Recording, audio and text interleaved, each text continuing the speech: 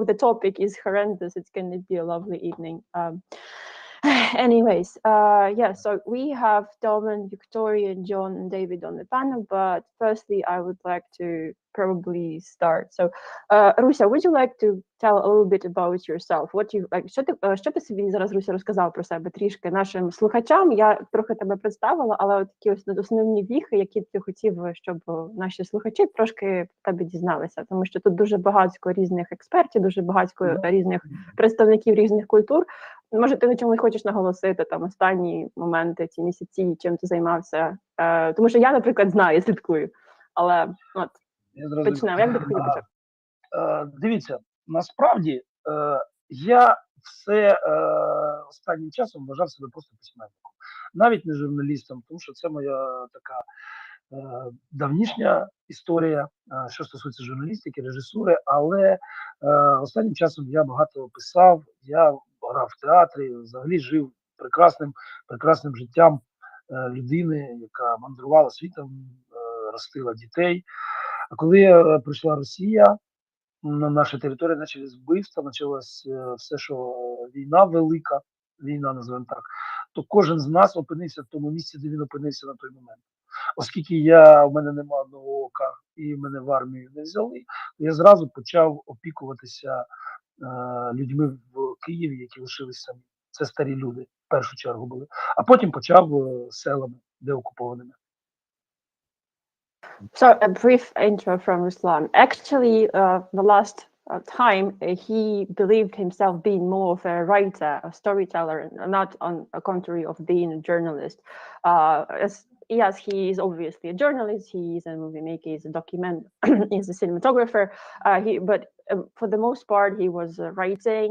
He was playing in the theater. He was living a wonderful life of a person who was traveling all over the world, who was raising kids. But when the Russian came and the big war started, the killings and slaughtering started.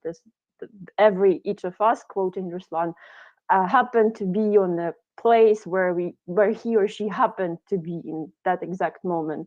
And since Ruslan doesn't have one eye, he wasn't obviously enrolled in the army. So he decided to take care of the elderly people. And firstly, he started to evacuate elderly people. And then obviously he started traveling throughout the deoccupied territories. Все вірно. Скажіть знаки якості. Прекрасно, так. Я б краще не сказав. Тому зараз все інше, крім допомоги людям, я поставив на паузу. Фактично, тому що в театрі я грати не можу фізично, тому що знаю, що в цей момент десь потрібна моя робота, моя допомога. Я пишу, але есе, замальовки більше. Ну і збираю матеріали для майбутніх фільмів, тому що без цього не буде нічого. Зараз пішов в рост мій канал на Ютубі. Русня від того там підгорає, тому що відео там є і по 1,5 мільйона, і більше, де люди просто розказують своє спілкування з цими негідниками на окупованих територіях. І то прекрасний канал, одразу тобі скажу. So, as Ruslan, as he was saying, nowadays, everything else apart from helping everyone is set aside.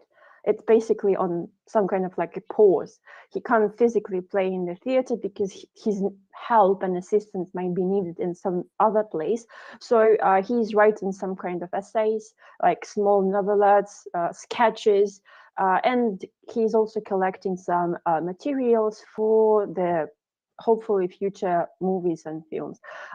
His YouTube channel right now,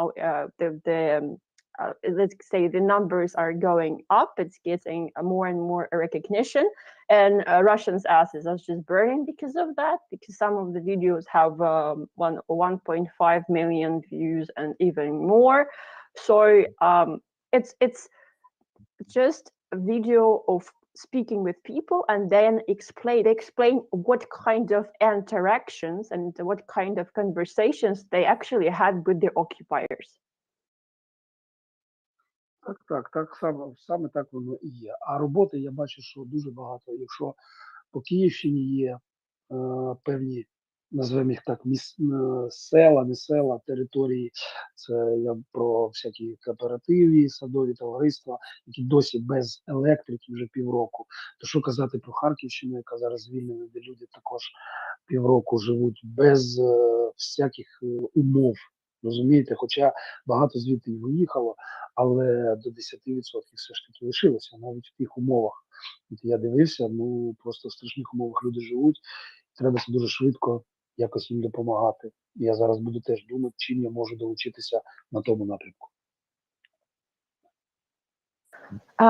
So yes, there is a lot of work to be done in Kyiv Oblast. There are some settlements, let's say areas, the cooperational areas where didn't have, and they still don't have electricity and power for more than half a year. And you can compare with the Kharkiv Oblast that was just liberated. So they have been living without proper utilities or any kind of comfort for half a year or more, even though a lot of people have already have evacuated from those areas, but up to 10% have left, have stayed. So 90% left, 10% stayed, and they still are living in those conditions, and they're just horrendous if you think about people living in those inhuman conditions. So those people need to be helped right away as soon as possible. And Ruslan is mentioning that he's gonna probably right now be considering of how he can assist. Ну, я просто не знаю, про що цікаво більше аудиторії, тому що я перший раз, бачите, як приєднався. Можливо, якісь питання є, чи як це правильно робиться? Зараз тобі поясню. Зазвичай це така панельна буває дискусія, буває запитання, відповідь. Іноді як піде, як тобі комфортніше. Ти скажи, я сподіваюся, це тобі не останній раз з нами, тому скажи, як тобі комфортніше. Ні, мені комфортно зараз, просто щоб оскільки я не знаю до кінця формат, то щоб я не... Я зараз тобі розкажу. Формат такий, що ми реально тут 24/7 міняємося змінками, але цей простір завжди є. Тобто міняється лінк, але простір є. Сюди можна приходити в будь-який момент. Просто ми вичепили той час, коли в тебе є час. І як тобі комфортно, так ми і від того і відштовхуємося. І Домен зараз трішки, я думаю, ще розповість про цей формат. So, guys, Ruslan is just wondering about the format of the space, and I'm explaining that we're here 24/7, and if he wants to have question, answer, we can go this way. If it's going to be a panel discussion, we can go this way. Or if it's going to be just a story told by him, it can only be the same. And we obviously want him to come back. So whatever format right now is convenient for him, we will stick with this if you don't mind. And Domen, would you like to start? Brilliant. Yep. Do you want to establish if he wants to tell the story? Or because I have a few interesting prompts perhaps for him to make it easier.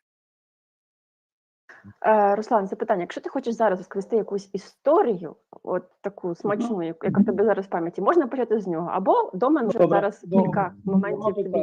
Як ти хочеш? У мене є історія про двох бабусь, які були в Києві на дачах біля села Мощун. Село Мощун біля Києва дуже сильно постраждало, тому що там були дуже серйозні бойові дії біля Гостомельського аеропорту. Ну, от переклади. Звичайно. So, Ruslan has a very intriguing story about two grannies that were living on so-called dachas, the summer houses close to village Moshun. And Moshun had this settlement, the village, had been destroyed pretty severely because it's located really close to Hostomel airport, where actually the Russian paratroopers were, advancing from the very beginning. Вони, ці дві бабусі, вони не встигли фізично втекти кудись далі, як село опинилося під шквальним огнем з боку росіян, а з іншого боку з наших. От, вони ховалися там по хатах, потім росіяни таки увійшли в село. Увійшли в село, ходили по селу, намагалися там в хати до них заходити. От. І одна бабуся, знаєте, що сказала? Каже, ребята, здавайтесь, хоч виживете. А потім, каже, пройшло кілька днів, їх там поскладали, уже росіян вибили, повбивали їх, коротше, всіх, не здалися. І каже, йду я біля них, кажу, що землі хотіли? От бачите, лежите на землі, земля вас навіть не бере. І така, знаєте, українська бабуся така каже, довго вони там лежали, аж почорніли ті буряти. Така от була історія про бабусі, які виживали прямо на лінії вогню. Земля точно щось. Це як там пояснення тактичне в Україну і на Україну. Тут саме. So this story about two grannies, as you have heard, who were basically living in the settlement that was on the heavy shelling from both sides, from Russian and Ukrainian, at some point, because these two grannies weren't able to physically evacuate themselves from the settlement when the heavy hostilities started from both sides. So by kind of like on the crossfire, and they were hiding somewhere in the houses all over the villages. And then Russians actually advanced and entered the city. They were obviously basically conducting the searches all over the city. They were trying to get into the houses, and then they saw those grannies. When the grannies actually met those guys, there was like, fellas, they were speaking with Russians, fellas, surrender. At least by doing so, you will survive. And after a couple days went by, obviously Ukrainians were able to kill a lot of Russians, and they were obviously cast aside. And those two grannies, when they met Ruslan, they were mentioning that they were walking around the village and they saw those the corpses of those Russians they were talking by were lying on the street, and they were like, so you guys, you wanted to have our land? Now you're lying on the land, and this is what you get. And since it's Ukrainian grannies, they have a very sophisticated sense of humor. They were like, those buryats, they were lying on this ground for such a long time that they have become black as soil. So yeah, this is the story that he wants to say. Domen, would you like to give this phone prompts that you wanted to? Ruslan, let's turn to the most recent things. You said you were in Kozacha-Lopan, that's in the newly liberated areas of Kharkiv Oblast. Where all did you visit in the newly liberated areas in the last couple of weeks? Як довго був, так? Де саме ти ось ці останні кілька тижнів провів в щойно деокупованих територіях? Саме в Козачій-Лопані чи навколо Харківщини? Я поїхав в Харків, а потім поїхав туди. Я поїхав прямо на північ через всі села, які ми через Слатіно, прямо до Козачої Лопані.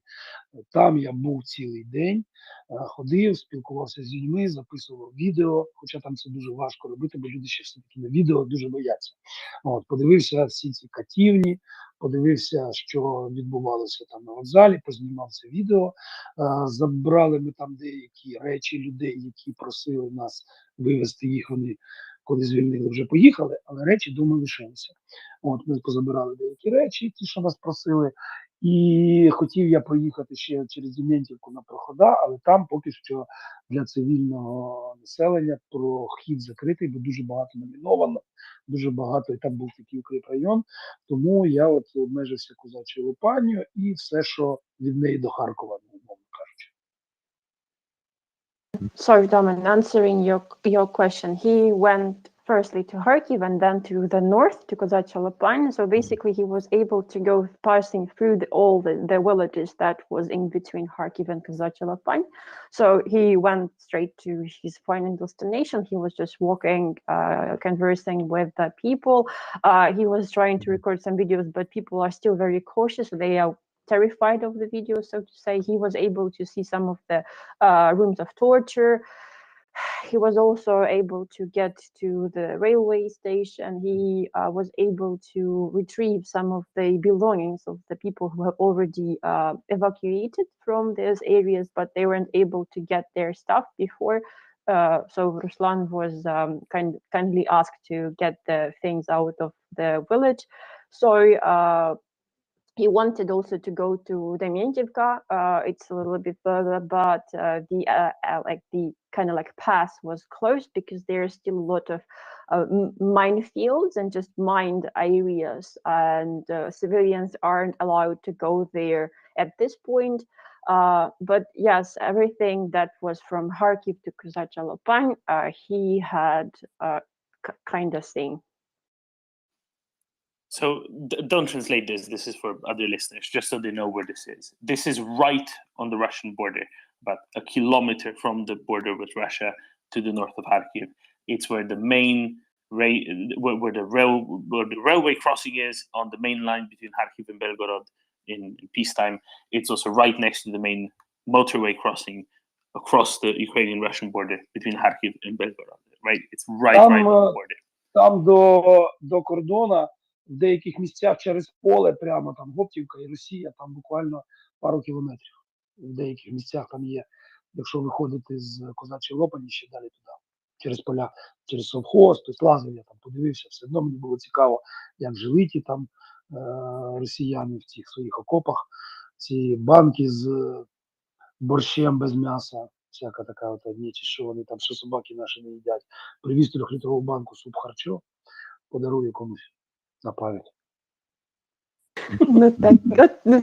So Ruslan is mentioning that from Kozachya Lopan, that place that he's been to, in some spots, it's really close, a couple of kilometers to the border. If you go straight through the field, there are shortcuts.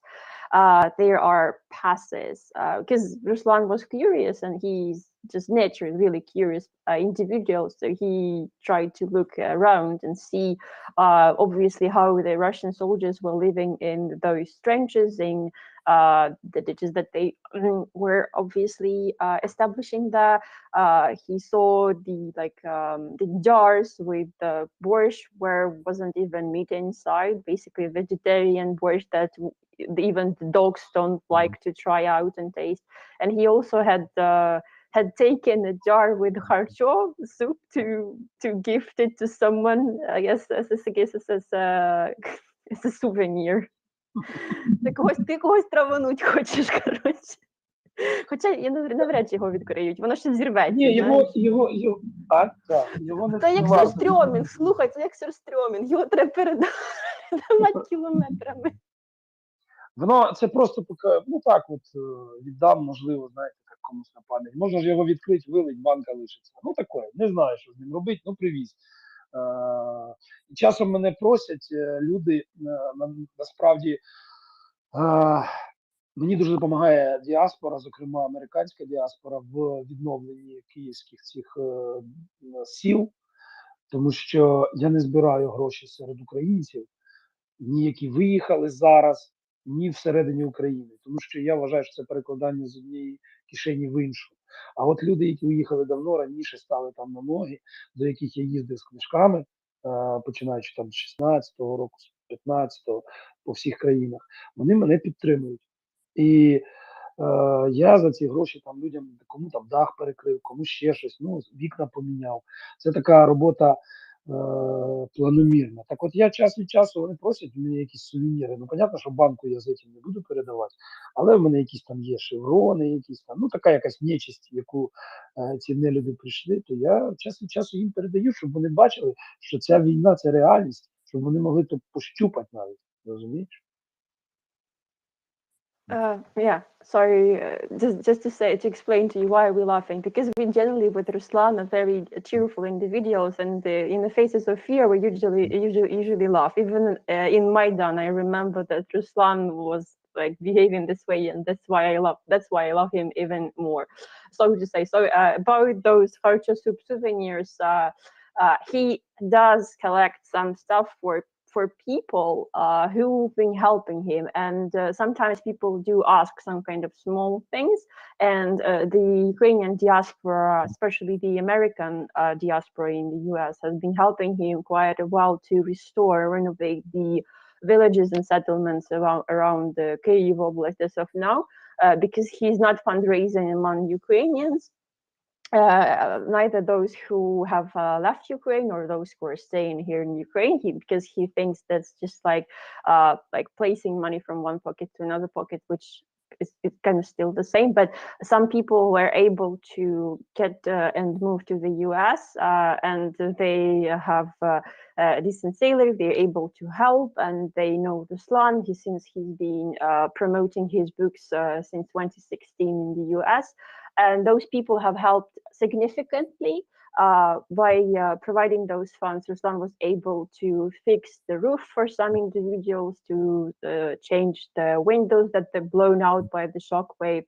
And that's like a steady paced work and assistance that's being done. And sometimes those people who are supporting and helping, they're asking for this kind of small thing. So Ruslan is saying that he won't send this jar of canned harcho, Russian harcho, devilish soup or whatever it is. But this like small patches or any kind of like evilish work what this so inhuman beings came to Ukraine, he's sending to, or just keeping it up to send to the people who've been supporting, to once again explain that this is our reality, and the war is here, the war is happening, and for some people it's more evident that it's happening when they have some kind of like tactile, yes, some things to touch. Then it feels like it's real, if you know what he means.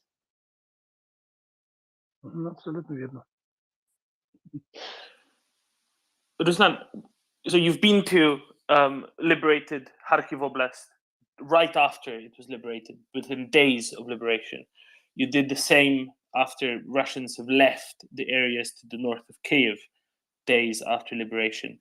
Was there a difference in how these territories looked like? You knew both of them in peacetime before. Was there a difference in a month of occupation versus 7 months of occupation? Я не думаю, що цей проміжок часу, це великий такий проміжок часу, коли була сильна дуже відмінність. Річ у тім, що там, де проходила лінія фронту і все знищено, да, воно нічим не відрізняється, що на Київщині, що на Харківщині. Інша річ, що ті, які були в умовному тилу росіян, да, то там різниця є. Туди, куди, можливо, не долітало, не добивало наші військові, там все воно більш-менш, вони ж намагалися там переключити на свою опять систему світло, зробити якісь там речі, вивозили людей в Росію, вивозили дітей, типу, в табори, вивозили, щоб типу, далі від війни. От. Там менше знищено, але там є така от відмінність трошки. А там, де пройшла лінія фронту, от конкретно була лінія фронту, то там різниці нема. Будинок на Харківщині не відрізняється від знищеного будинка на Київщині нічим. Ну так. Sorry, he doesn't think that this time frame has like significant differences in terms of the damage done to Kharkiv or Kyiv Oblast. There is no significant difference. Is only where it was like a deep rear. Then the Russians were trying to like reattach their power lines and do some kind of other activities. But everything else, like where was the front line on the both Kyiv Oblast and Kharkiv Oblast axis, everything is just destroyed. Like the one point about the so-called rear, where Ukrainian fighters were able to get, and Russians were trying to establish their order. So they also obviously abducted people, abducted kids, sent them to so-called campsites. There, it's less destruction. That's the only difference, where it's far away from the front line. But when the front line was obvious and was happening, there is no difference whether it's completely destroyed Kharkiv and completely destroyed the house in Kharkiv or Kyiv Oblast. It's just ruins. Єдине, що я б додав ще до цієї думки, що ті, які були в окупації, да, далі від лінії фронту, там більше пограбовані, ніж розбиті. Оце треба розуміти. Тобто там багато вивезено, то як от перли з Київщини стиральні машинки і все інше, так, і звідти все все вивозили, крали. Оце да, це да. Там, ну, але бачите, але відмінності по суті немає. Там пограбоване, ближче до лінії фронту розбите.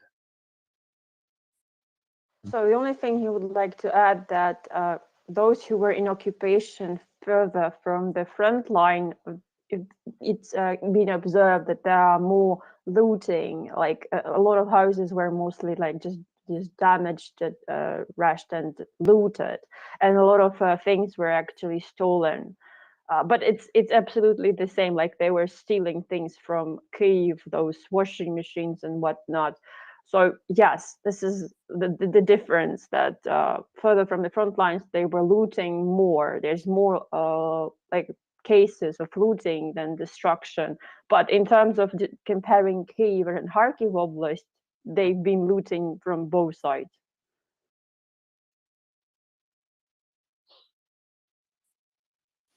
Thank you, Ruslan. When you were talking to the people who spent all 7 months of occupation in Kozacha Lopan, did they note any changes in how the Russians treated them, the occupiers treated them over the course of those months? Did it change over time?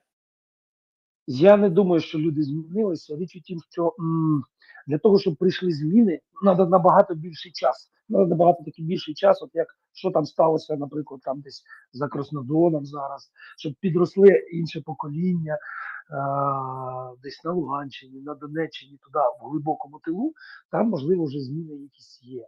Тут це дуже короткий строк, щоб люди на щось в принципі помінялися. Вони жили в умовах страшної біди, коли все гуркотіло, летіло над головами, лінія фронту ходила. Тому прям змін якихось ще не відбулося. От дуже важко буде боротися за уми тих, хто в глибокому тилу опинився в ЛНР ДНР.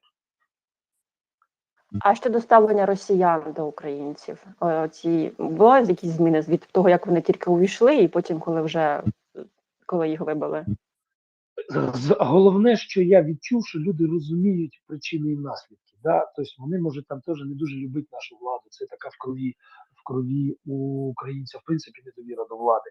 Але вони точно знають, що до них прийшов окупант, звідки вони не чекали. Причину вони розуміють, що Росія – це ворог.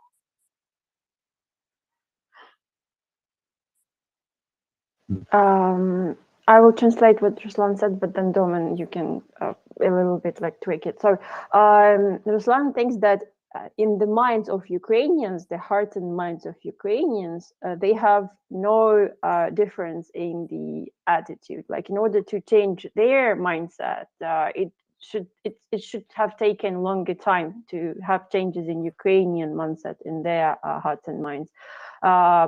Yeah, maybe some people in Ukrainians in Krasnodon, like further away, maybe it's going to be harder for them, but it should have taken another generation for Ukrainians there to change their opinion. Maybe in the further east, they're like here, there might be some changes, but those changes were very like short-termed. Because those people who were living under occupation, they were in the conditions of the devastating just misery, and the front line was going back and forth. It wasn't stable. It wasn't fixed, so to say. So there aren't no changes in Ukrainian mindsets, in their attitude towards Russian. But it's going to be really hard to fight to the consciousness and minds of the people who've been living in the occupation in the like further Russian rear. The most important thing that Ruslan would like to emphasize that the people, they realize the cause and the consequences. Yeah, so the people might not love the governmental authority of Ukraine. There is some kind of mistrust to the government, as in every country. I think we have it, but the people there know that the occupiers came to their houses, to their home, and even though who thought that they weren't expecting those, they know that the Russia is to blame, that they are the responsible. And Domen, you might explain what you were trying to say. So when we had Father Одну Vasil, секунду, я ще, знаєте, хотів би додати, що Радянський Союз, він глибоко пустив коріння і в українців в тому числі. Тому велика кількість людей живе минулим. Вони не до кінця розуміли, вони не до кінця відчували, що таке незалежність, що таке воля. Можливо, якась кількість людей мріяла про те, щоб об'єдналась там Україна з Росією в екстазі в якомусь в новому форматі Радянського Союзу. Але навіть ці люди зараз отримали такий ментальний удар від росіян. І дуже багато людей, які раніше ставилися приязно до росіян, в тому числі на таких от східних територіях, зараз поміняли свою думку. Це більшість. Звісно, що є абсолютно упораті там колаборанти. Їх не так багато, вони є. Але в основному люди от зараз тільки помінялися. Стали ставити ментальні бар'єри щодо мови, вивчати історію, цікавитися тим, що було насправді, а не те, що нам розповідали. Навіть мені, моєму поколінню. Okay, so why it's very important to know this and why Ruslan is so eager to explain that the USSR, the regime, the USSR regime has planted its roots really, really deep into Ukrainians. Basically, those beliefs were rooted far too deep. And a lot of people, even nowadays, they are still living in the past or by the past. And some people in the further east, and not only in the further east, didn't maybe understand to the full extent what is or didn't feel to the fullest what is independence, what is free will, what is freedom, what is liberty, and so on and so forth. And there was a number of people who was dreaming in this so-called of like ecstasy of ecstatic feeling to renew a new format of the Ukraine and Russia in terms of the new establishment of the USSR era. And some of those people have received this mental strike from the Russians. They were basically beaten by these beliefs or the delusional beliefs. And there was a significant number of people who were actually feeling quite, friendly with the Russians. They were commanded by that, and mostly eastern regions, because Russia was trying to target eastern regions, and they were accepting. But now the majority obviously is completely changing their views. Obviously, there are still those completely like brainwash collaborations. People who are trying to steal a piece to Russia. There's still person like those, but people generally have changed, and it's clear. And those mental barriers that were established are cracking, falling down. People are trying to be more interested and curious in the history, not the one that was told before by the USSR and so on, but those that they can actually like look by themselves and see how it actually was, but not how it was written by someone. When we had Father Vasil with us about 10 days ago, who was captured by the Russians on Snake Island and tortured for months before there was a prisoner exchange.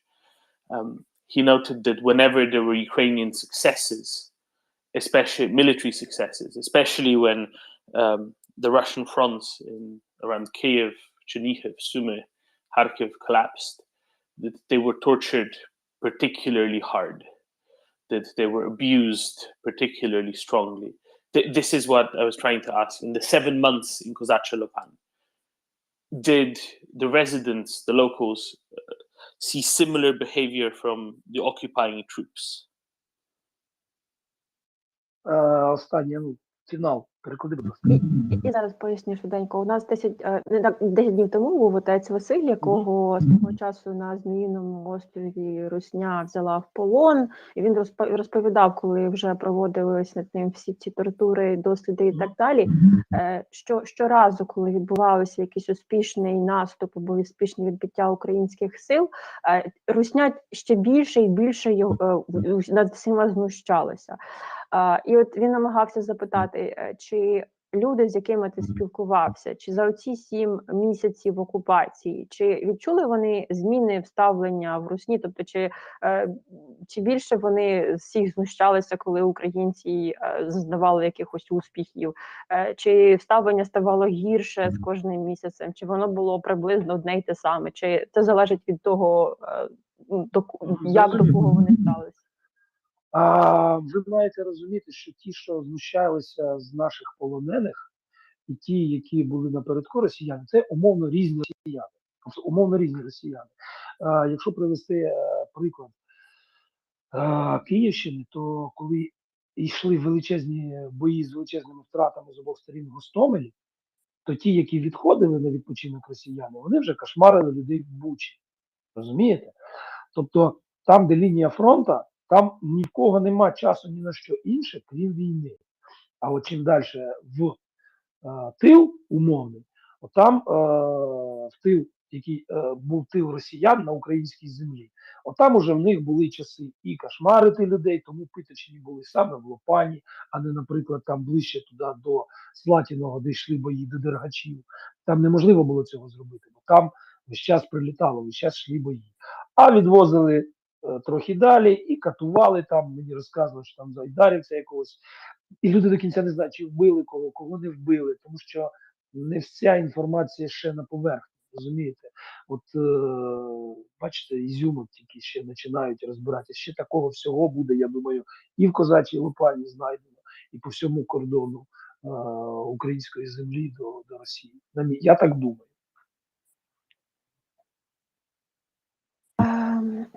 So you have to understand that though let's say there are different Russians, let's say they are different, but it's sort of ish different Russians, and those who were torturing, if we take into account the example of Kyiv Oblast, let's imagine when there was a front line and there was a hostilities and the battles happening in Hostomel and in the vicinity of the whole area, and obviously there were losses and the casualties from both sides. The Russians were torturing and abducting people in Bucha. So where there is a front line, the soldiers don't have time for anything else apart from war, and the further is the so-called rear, the more chances it gets to have these torture rooms, abduction, decapitation, and so on and so forth. So I mean the so-called rear of Russians on Ukrainian land, and so you probably have heard about the torture chambers in Lopan, where Ruslan had been. It wasn't physically possible to have those kind of facilities in, for instance, Derhachi, which is closer to Kharkiv, because of the intensity of the shelling and the fighting and the ongoing battle. So if Russians needed to interrogate someone or use physical force, they just brought those people further to the so-called rear. And nowadays, no one knows who was killed, who wasn't, who is still missing, who was tortured. Not every piece of information or data is on the surface.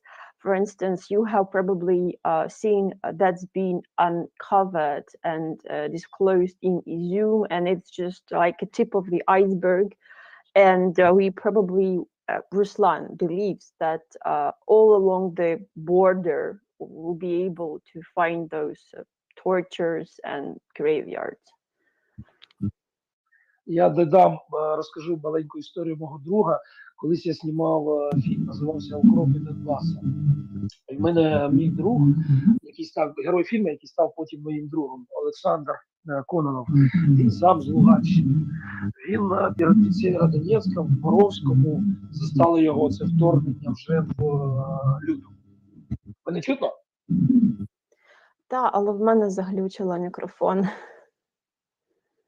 А я вас чую. Та, я тебе теж чую, але в мене заглючило мікрофон. Почекати чи продовжити? Як правильно?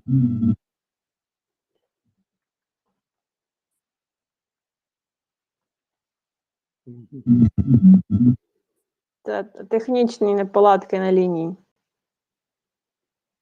You can't mute your mic, right?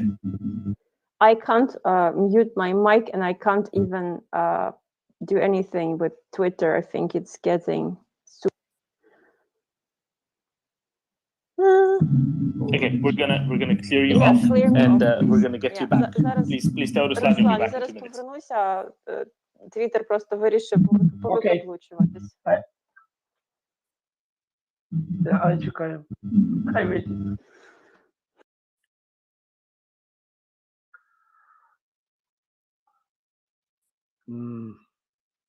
Yeah, we'll fix the technical difficulties momentarily. Yes.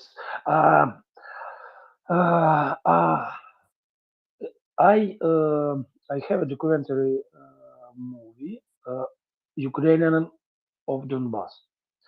I have a friend, Alexander Kononov. He live in Lugansk Oblast, Severodonetsk, and in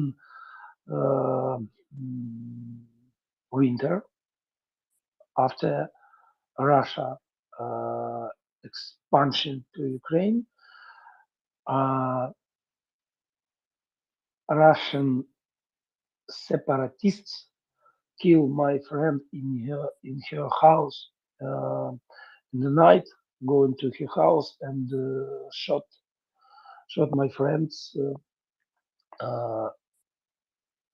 And this story about mentality of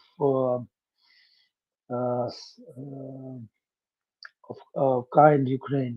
In Ukraine have people who love Russia, loves USSR, but today it's not biggest. I don't know.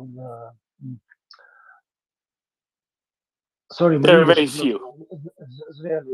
really is not good. Ні, все нормально. Руслан, дуже перепрошую. Да. Коротше, у нас такий Нормально, все саботаж. Все русня. Ти згадаєш, і вона прилазить зразу. бояться. Клята. Так от ну я не знаю, наскільки було розуміло те, що я розказував. Я просто хочу ще раз підкреслити, що часом ті люди, які колаборанти переходять, вони в першу чергу знущаються з українців. Це і з ЛНР, і з ДНР, і ті, хто свого часу на цих територіях, які опинилися під окупацією, чекав Росію. От дуже часто люди розказують, що знущаються саме вони, тому що вони ненавиділи Україну і намагаються знищити всі докази і тих людей, які про це знали. Розумієте? І дуже часто саме вони лютують по відношенню до наших полонених і все таке інше. І так от сталося і з моїм другом, що коли підійшла лінія фронту, його вбили швидше за все колаборанти, самі українці. So sometimes it happens that some people that try to collaborate with Russia, they torture Ukrainians, and those people who are from the so-called Luhansk People Republic and Donetsk People Republic, but those aren't actually the republic. So those people who were expecting Russia, the so-called Russian world to come, and they are the first one to torture because they physically hated Ukraine. And they are trying to eradicate and destroy any kind of evidences and people as well. Those who knew that they hated Ukraine, and that's why they are enraged towards the POWs, detainees, and this is what happened with Ruslan's friend. He was killed by the people who were collaborating with Russia. He believes so. And I will add, і я додам, це ж той фільм, який показували в штаб-квартирі ООН, правда ж? Так. Yeah, and this is the movie that was shown in the UN HQ. So just saying. Вони описували події, які сталися в 2014 році. Тоді Олександр з дружиною потрапив в полон, і от про все це було розказано. А вбили його вже в лютому. Цей раз. But just so you know, that movie was describing the events of 2014 when he and his wife was captured. But this time, obviously, during the full-scale invasion, he was unfortunately killed. І Руслан мені співчуття. Дякую. Там люди щось питати хочуть, тому сказати, чи це я правильно розумію, чи ні. That Ruslan is figuring out the panel on its own. It's obviously cool. Так, зазвичай ці руки підняті, це знак того, що людина хоче запитати, якщо людина дуже чемна і гречна. Якщо не гречна, то вона просто без черги лізе. В даному випадку у нас всі навчені вже, тому вони всі піднімають руки. Довен, would you like to go and check? One more question, and then I'll go on to Leonid. What are the differences that he observes between the behavior of the Russian occupiers in 2014, 2015, and the behavior of the Russian occupiers in 2022? Ну, переклади все-таки, щоб я точно... Є якась відмінність поведінки русні окупанта зразка 2014-2015 року і зразка 2022? Абсолютно. Це абсолютно інші люди. По-перше, ми маємо розуміти, що тоді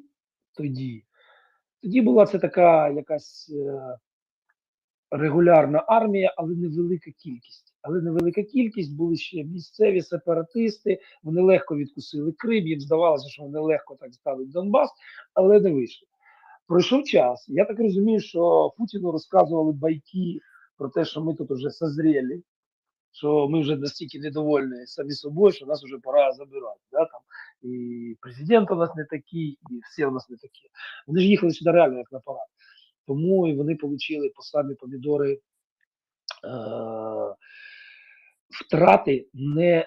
втрати, просто їх не можна порівнювати серед росіян тоді і зараз. А всі ці втрати, це потрошку включають Росію як таку. Розумієте? Тому були люди, які колись там воювали на Донбасі, росіяни, я маю на увазі.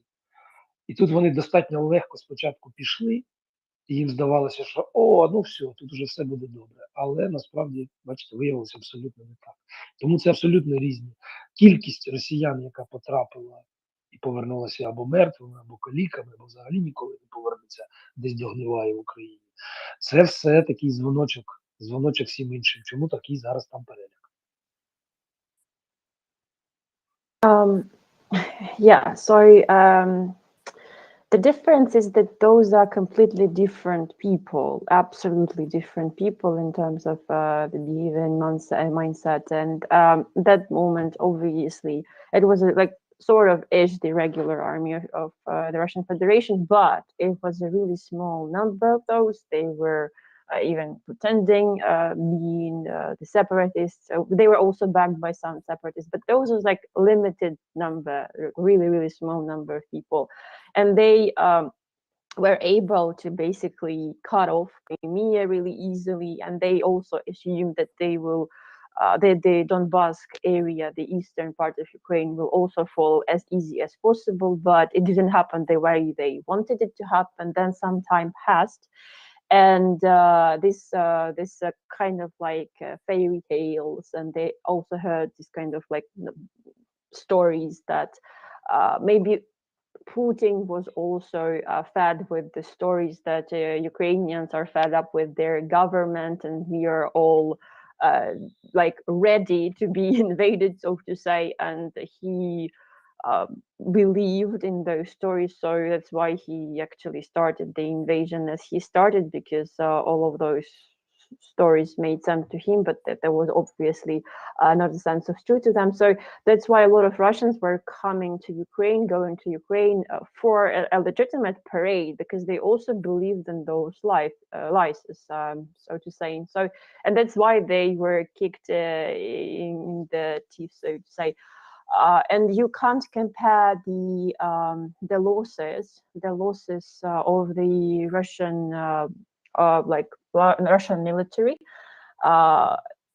Well, basically in 2014 and 2022, because all of the losses of 2022, you can see that among those numbers, there's like all parts of Russia, like little by little included in those. And obviously, there were people who have already fought in Donbass, and at some point it felt like they were going smoothly and everything is going according to the plan, if everything will gonna turn out well, but it was the vice versa. Yeah, so the difference is also of the people who are coming back from this war and from the full-scale invasion and from the war that was waged in 2014. There are more people who are coming back without limbs, who are obviously not coming back and just rotting on Ukrainian soil, not even in Ukrainian soil. There are going to be a significantly bigger number of people who won't be coming back from Ukraine, and this is like something like another pointer. Bless you, another pointer for everyone all over Russia, that this is going to be happening for everyone who's going to be coming to Ukraine. That this number is going to be growing. And one more question. Sorry, Leonard, I lied. One little one, I swear, is the last one. Verlaine, can you ask him how he observed the change in belief of those who think that the Soviet Union was good and that Russia is good, those Ukrainians between 2015 and 2022, those Ukrainians who lived in free Ukraine, not in occupied territories? How many of those have changed their minds when they saw the improvements in Ukraine after 2015, and also who saw and heard of the squalor of the bad conditions in the occupied territories in the east of Ukraine? Наскільки змінилося за ці роки до окупації і зараз? Правильно я кажу? Правильно я зрозумів? Так, але в тих, які були на звільненій території України, на яка не перебувала окупація, тобто ті, які все ж таки думали, що совок це кльово, але до них русня ще не дійшла. Тобто, чи багато людей поміняли свою думку? Звісно, тому поміняло дуже багато. Я вже казав і скажу ще раз, що навіть ті люди, які, можливо, там мріяли колись жити одною стороною Совєту, зараз вже цих мрій немає, тому що є реальні потерпілі, майже в кожній сім'ї, в українській сім'ї є або постраждалі, або загиблі, майже в кожній сім'ї є люди, які вимушено залишили територію України, тобто роз'єднані сім'ї, чоловіки лишилися тут, хтось воює, хтось волонтерить, хтось працює, а жінки з дітьми поїхали, тому що нема варіантів. Тому кількість людей, які вважають Росію або вважали Росію братнім народом, або одним народом, не дай Боже, вона просто вже мінімальна. Я, звісно, не проводив якісь дослідження, але я навіть по розмовам відчуваю, що абсолютно люди змінилися. So obviously there has been a lot of changes, and as he pointed out, and he will stress this out once again, even those people who were maybe dreaming at some point to leave, quoting one unified Russia, like a unified USSR Republicans like land, that there is no dreams of a sort nowadays, because almost in every family, in every Ukrainian family, there is someone who have been killed, or who died, who perished, who was wounded or injured. Almost in every family, there is someone who has left Ukraine. Basically, there are families who were split apart because the husbands or the males are staying in Ukraine, someone is fighting, volunteering, or working, being in Ukraine, because they are not being able to move. And obviously, females, women have left Ukraine, those who don't have any other option. So the number of people who, God forbid, thought that we are the same or brotherly nations nowadays is just minimal. It's significantly decreased. Ruslan hasn't conducted any kind of a survey, so to say, but even judging from the conversations and the way the people speak nowadays, those people are basically just bare minimum. Thank you very much, Verlin. Дякую, Ruslan. Leonard.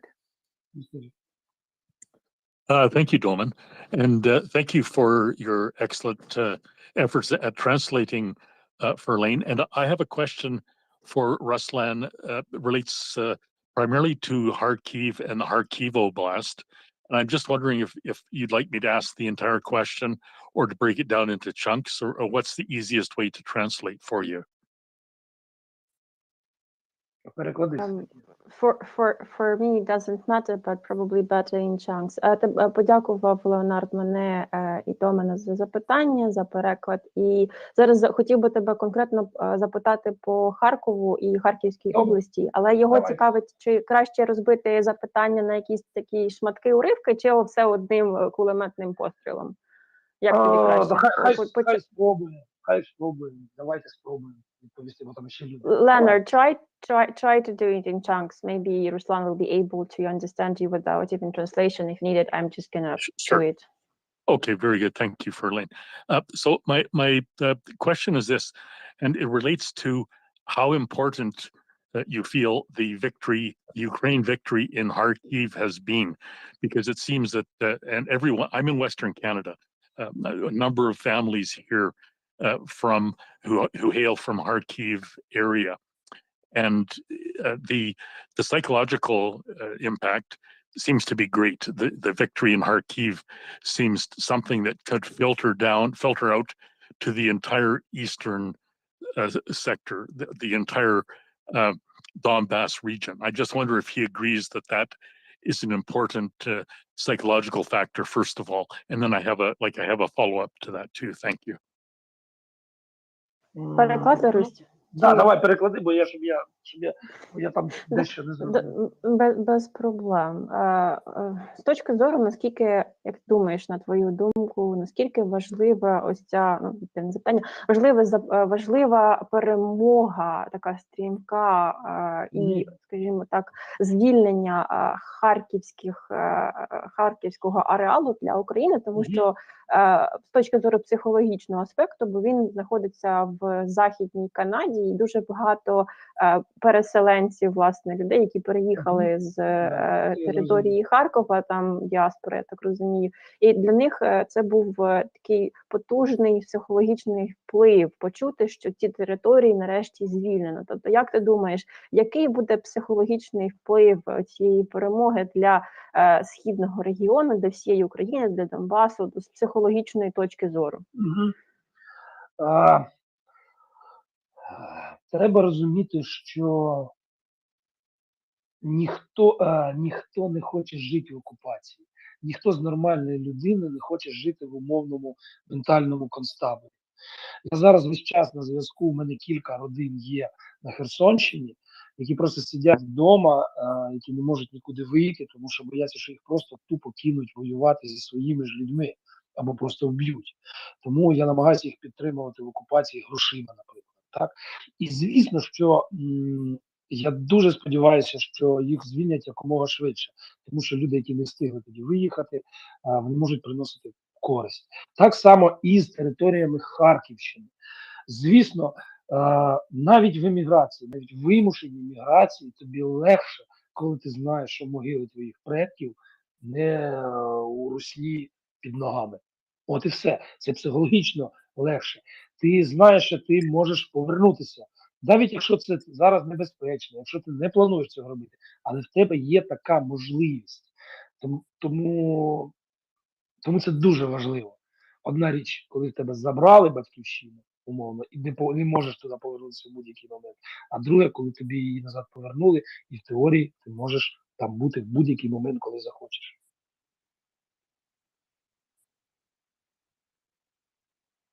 Leonard, thank you for your question.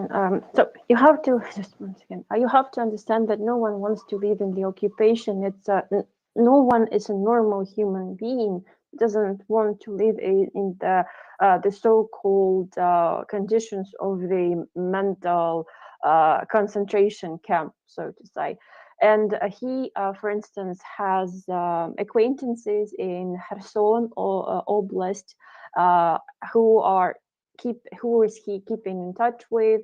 He's been helping them, sending them money because they don't want to get out of the houses because they know that Russians might catch them, capture them, and then send them to the battle because of this mobilization. But those people weren't able to evacuate at some point, and they are just waiting, hoping to be liberated. So some people who haven't had a chance to evacuate are just waiting for this moment of liberation because they can be very useful for the country once they have a chance to be useful. So as to the Kharkiv Oblast, as you mentioned, even this forced immigration, even being in a forced immigration, it's much easier to be in this state of mind when you know that the graves of your ancestors aren't being stormed by Russians. So it's psychologically like easier to understand that they are not violating those sacred grounds, and you can come to those places whenever you want to wherever you have a chance. And it's really important that those areas were liberated specifically for the people to have this sense of being able to get back. And one thing is when someone kind of takes away your motherland, and you are not able to get there, to have this sense of being able to reunite with them. And when you know that you can come there in any time you want, and you have this chance and opportunity, that it has another completely different impact on a human being, so to say. Thank you, Verlaine. And just then a follow-up as far as specifically relating to Kharkiv. And it's been made clear to us, and we've heard directly on this space and from people who live in Kharkiv, that the actual targeting of the Russians against Kharkiv proper has been identified towards cultural facilities, religious centers, and even specifically the University of Kharkiv. So the Russians seem to have targeted a lot of points that are vital to Ukrainian culture. And I'm just wondering if Ruslan feels that that has just even strengthened Ukraine's resolve and Ukrainians' resolve to fight the Russians off. Because Kharkiv seems to have been a hotbed. Certainly, we're advised in the West that Kharkiv has been a hotbed of Ukrainian patriotism, Ukrainian resistance to Russia, and a strong cultural center for for Ukraine, literally for generations. So I'm just wondering if Ruslan feels that that level of resistance has even intensified as the Russians increase their attacks directly on centers of Ukrainian culture. So thank you. Руслане, таке типу продовження того запитання, що стосовно Харкову конкретно, оскільки у нас було в цьому просторі багато людей, які вихідці з Харкова, і ми багато чули, що Русня ціленаправлено прицілювалася, знищувала врешті-решт об'єкти культурної спадщини, дуже багато релігійних центрів, очевидно, що в університеті вони конкретно ціленаправилися, геноцид, він є геноцид, що фізичний, що культурний. І от чи не здається тобі, що ось те, що вони так прицільно знищували нашу культуру, тільки, скажімо так, зміцнило нашу жагу, я скажу, що ти скажеш так, жагу їх нищити ще більш безжально і швидше, і нашу стійкість це теж, тому що він вважає, що Харків – це таке спірне питання. Харків – це культурна столиця українського супротиву і патріотичного протистояння Росії з покоління, це словно Леонардо, він так думає. Тому чи не здається тобі, що ось саме те, що вони тупо по культурі, по нашій, і зробили українців настільки такими роздратованими і безпощадними? Річ у тім, що треба розуміти, що росіяни будуть захватувати, планують захватити скільки зможуть. Якби вони змогли захватити всю Україну, вони б вже стояли біля кордонів Польщі. Розумієте? Тому казати, що саме Харків більше б лупили, ніж Київ там, чи Чернігів, ні. Просто Харків так ще, бачите, близько до кордону, і вони швидко прийшли під стіни Харкова умовно, і могли дістати тими видами зброї, якими не могли дістати далі по якимось іншим містам. Тому Харків постраждав найбільше. Ну і звісно, Харків – це їхня така давня злоба, тому що не забуваємо, що тут був будинок слова, тут були колись розстріляні багато наших митців. Харків завжди мав своє власне обличчя, яке не дуже подобалося росіянам, хоча вони намагалися весь час розказувати, що Харків це все, майже весь Харків підтримує Росію. Це недалеко не так. І пісня відома «Путін хуйло», якраз де народилася, і всі інші моменти. Отак оце. Вони багато чого про нас не знають і не розуміють. Отак.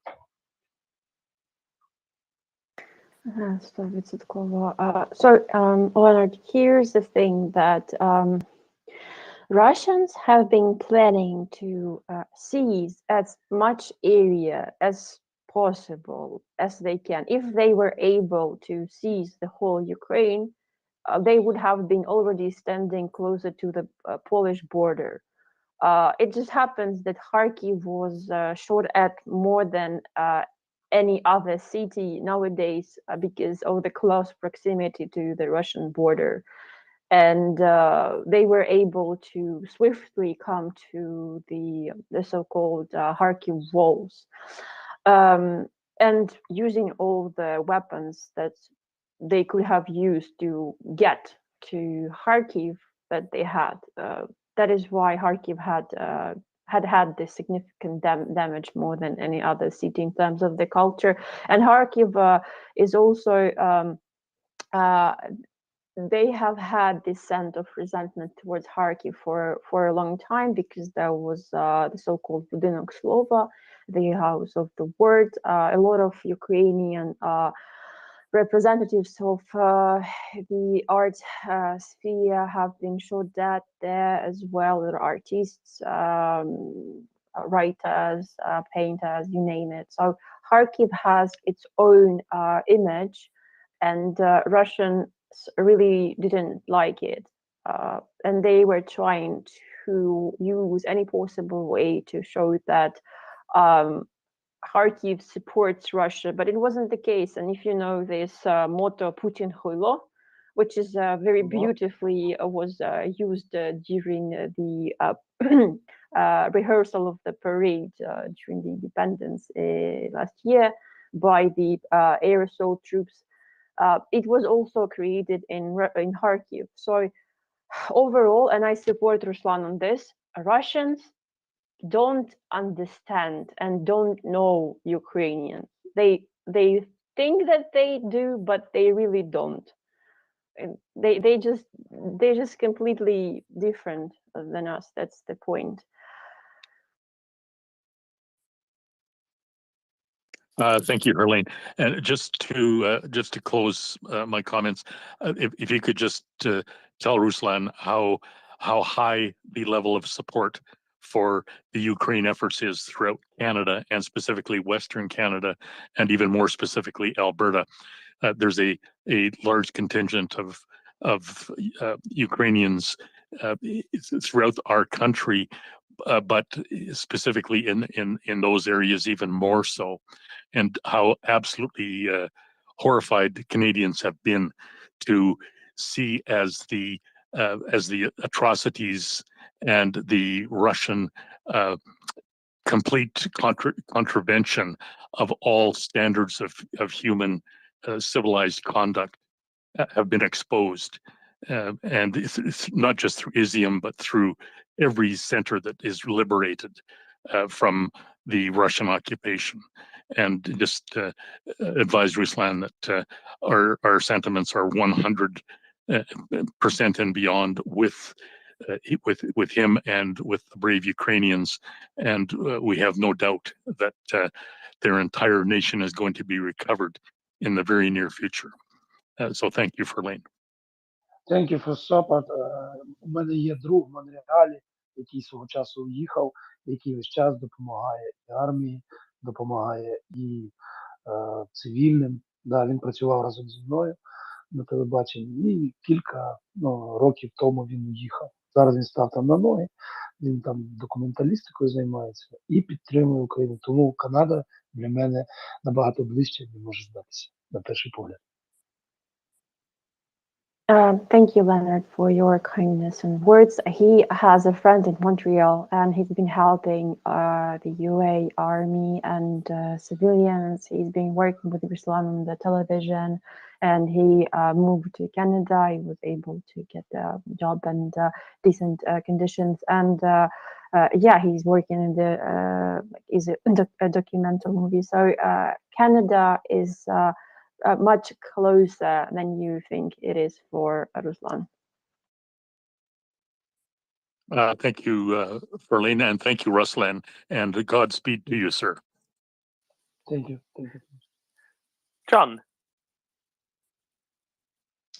Hey, Ruslan, thank you for coming on the space. Two quick questions. First, is it possible to view people of the Donbass anywhere online for people who would be interested to see that? Ще переклади краще, щоб я точно розумів, бо я щось. Запитання, чи можливо побачити твій фільм онлайн для всіх, хто цікавиться? Дивіться, річ у тім, що я можу дати просто посилання на Google Doc, на Google Docs, да, де викладені різними мовами. Я не викладав це все в YouTube, тому що це зразу понесе там якісь права сміжні, все. Але це не є проблемою. Я можу дати посилання на або організаторам. Фільм є англійською, іспанською, там чешською, польською, багатьма мовами перекладений, і я можу це зробити для того, щоб люди могли подивитися правду. Це не є проблема. Thank you, John. Here's the thing. There is a link on the Google Docs, I suppose, and there are different languages it's translating. It's not on YouTube because there's going to be a lot of the rights and so on and so forth issues. So, but it's not a problem. He can provide with the link to the hosts, I think, to MriyaReport or to Victoria. It can be watched whenever you want to. So yes, he can provide us with that. Fantastic. Thank you very much. No The problem. second question is your YouTube channel. You have nearly 2 million views on some videos. And if anybody wants, they're all in Ukrainian, I believe. But if anybody listening wants to watch them, YouTube does have an auto translate function. It's pretty easy to find. You click on the video, you click on settings, subtitles, click on Ukrainian, and then click on auto translate, and the world can watch these. So if you were to include an instruction on how viewers might do that, because not everybody knows that this is available, you could expand your YouTube audience quite significantly if that was in English somewhere on the YouTube, if you wanted to do that. Зараз мені одна дівчинка обіцяла допомогти. Ми вже зробили на каналі принаймні 3 відео з коректними субтитрами, з коректними назвами англійською мовою, все. Тому що в мене просто немає на це часу. Всім треба займатися. А оскільки я кажу, що я не маю часу нічим майже займатися, крім допомоги, то відео залити на YouTube – це одне, а зробити коректний переклад, тому що київська говірка, вона не завжди сприймається автоматичним перекладачем. Але потрошку я буду робити і розширювати цю аудиторію англомовну. Це знаєш, типу, болюче місце перекладача. Коли пускають ці автоматичні переклади, ти потім сидиш і такий думаєш, йой. So, John, here's one thing that Ruslan is mentioning. There's a lady who's helping him with the translation. So it's going to be proper titles and proper captions and subtitles, because there is a dialect that's being used by Kyiv region or every oblast and regions of Ukraine. They have specifics, and it's I can tell you that it's my pain that sometimes this automatic translation, sometimes it's very bad. Sometimes it's so improper that you're just face palming. So that's why, in order to have proper translation, he's going to be utilizing help of other people and who is willing to help, because as he mentions, not every time he has enough time, apologies for my orthology, to have something extra apart from just uploading the video. But yes, he's been trying to expand the audience by means of the help of the interpreters and those who are doing translations. So hopefully we will see it real soon. The videos are fantastic, and to have 2 million views from a Ukrainian language only video is really outstanding. I'd be happy to try, and I'm sure it's the kind of thing that students could do to help build their CV. I'd be happy to try and locate some in the UK if there's any sort of English Ukrainian students who would want to do that. If it's any help, if it's just a matter of hours to make it happen, because people like you have got, you know, more pressing things to translate, obviously, but sometimes it's a good thing for a student to do. But it's a brilliant YouTube channel. It's outstanding. So yeah, well done. Thank you. Thank you, thank you, John. Victoria, sorry, Green Victoria. Руслан, я запитаю англійською мовою, потім тебе перекладу, якщо ти не зрозумієш. Добре. Зараз просто посміюсь трішки стосовно домен. As to the Green Victoria and Orange Victoria.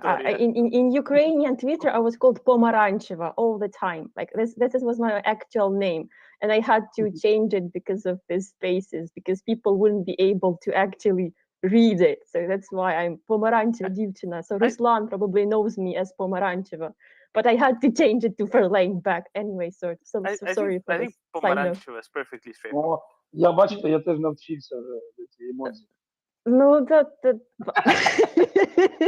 це до речі, як я тебе і знаю. Basically, that's Ruslan 24/7. He's laughing in the face of fear. Щоб не плакати, ми сміялися. Так і живемо. Абсолютно. Victoria, sorry, keep going on. Yeah, thank you so much. Yeah, Ruslan is in order of the TV show Children's Search Service, and the goal of this show is to find missing children and help to bring them home.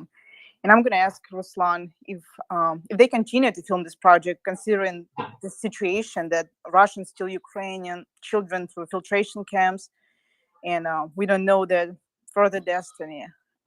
Maybe some ideas how to find those children. Ruslan, did you understand, or should I translate? Да, я думаю, що все зрозуміло. Наскільки я розумію, дивіться, служба розшуку дітей була задумана в 90-ті роки, коли ситуація в Україні була дуже нестабільна. Були випадки, коли було в розшуку одночасно до 700 дітей. Ну, уявіть, ціла школа, невідомо де. За ці роки Україна змінилася радикально. Це можна розказувати годинами.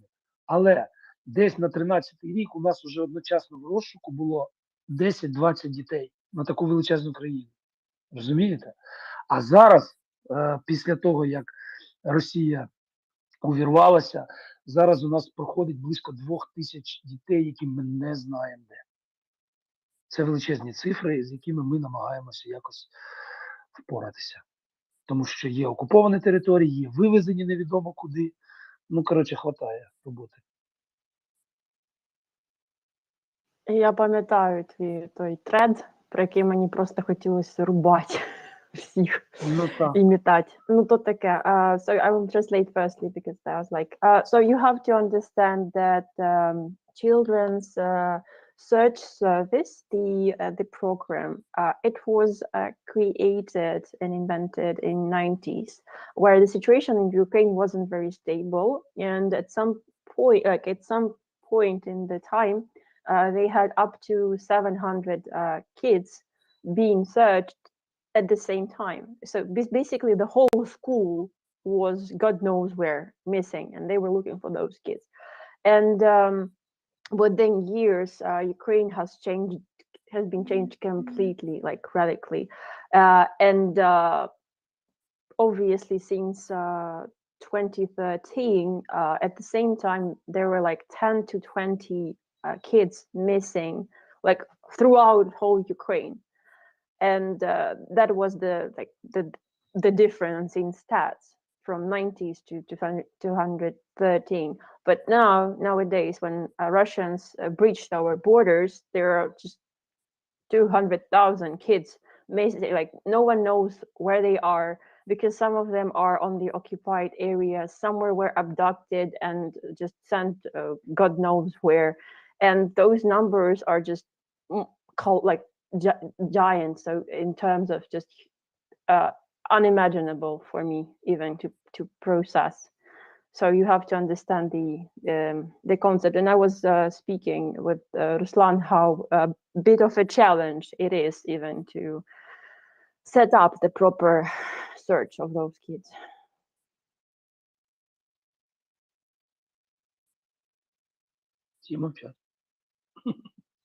Та вони, я думаю, цифри обмірковують. Воно, знаєш, як по голові вдарить іноді. Так, я прекрасно це розумію.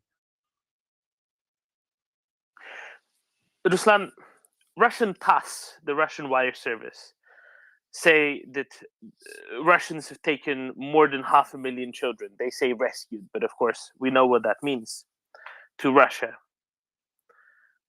When you hear numbers like that, what do you think? Do you think those numbers are likely true? Do you think they're exaggerating? Do you think they're understating the numbers? And Pomerancho, Victoria, please help me out with this. You just can't call me Fairlane. Він запитує, Руслан, ТАСС Русня заявила, що вони, типу, врятували, ну ясно, що вони вкрали, вивезли до 500,000 дітей. Чи ти думаєш, що вони цю цифру завищують чи заменшують? Як ти до того ставишся, отак об'єктивно дивлячись на те, що відбувається? Ну, в мене єдине правило не вірити жодній інформації, яка виходить звідти. Тому що все, що вони для чогось говорять, вони це говорять для своїх якихось певних потреб. Да? Але з огляду на те, яка кількість територій була окупована вже, і ми до кінця не розуміємо, що там відбувається, то цифри, можливо, якось і корелюються з цими питаннями. Дивлячись, що вони вкладають в поняття врятували, яких вони дітей рахують, розумієте? Чи тих, що зараз вони там на Херсонщині, чи вони прямо вивезені в Росію. Це ж країна-маніпулятор. Єдине, що ми маємо розуміти, що скільки б дітей не було вкрадено росіянами, хоч дві дитини, да, це все одно трагедія, тому що це трагедія конкретних людей. І за цих дітей треба боротися. I have a question in English first. Like, Ruslan, do you think that human trafficking involved in that case? Руслан, я не знаю, чи зрозуміли ви про торговлю людьми. Чи не думаєте, що це має місце бути? Ну, давайте перекладуть хай той. А що стосується торгівлею, важко взагалі зрозуміти, що відбувається на території Російської Федерації. Може бути все, що завгодно. В них річ у тім, що Україна за останні 30 років стала відкритою. Там і досі приторговували дітьми з інтернатів. Я маю на увазі навіть на усиновлення, навіть якщо нічого поганого з цим не було. Саме тому вони там у них були ці закони, які вроді забороняли вивозити дітей за кордон, там ще. Воно робилося все для того, щоб ускладнити цю всю процедуру. Дуже багато дітей були в інтернатах, дуже багато дітей, яких виростили умовними солдатами, вклали в мізки те, що захотіли. Це така величезна проблема, яку, я думаю, я не зможу відповісти аж білому так от, навіть якщо б дуже хотів, тому що я не дуже то копаю. Так, і поки я пам'ятаю. So while I still remember, so Ruslan has one rule. He doesn't trust to any kind of information that is going out from Russia. Everything that they are saying is being said for a reason, for the satisfaction of their certain needs. And taking into account what is the scale of the territory of the area that was occupied,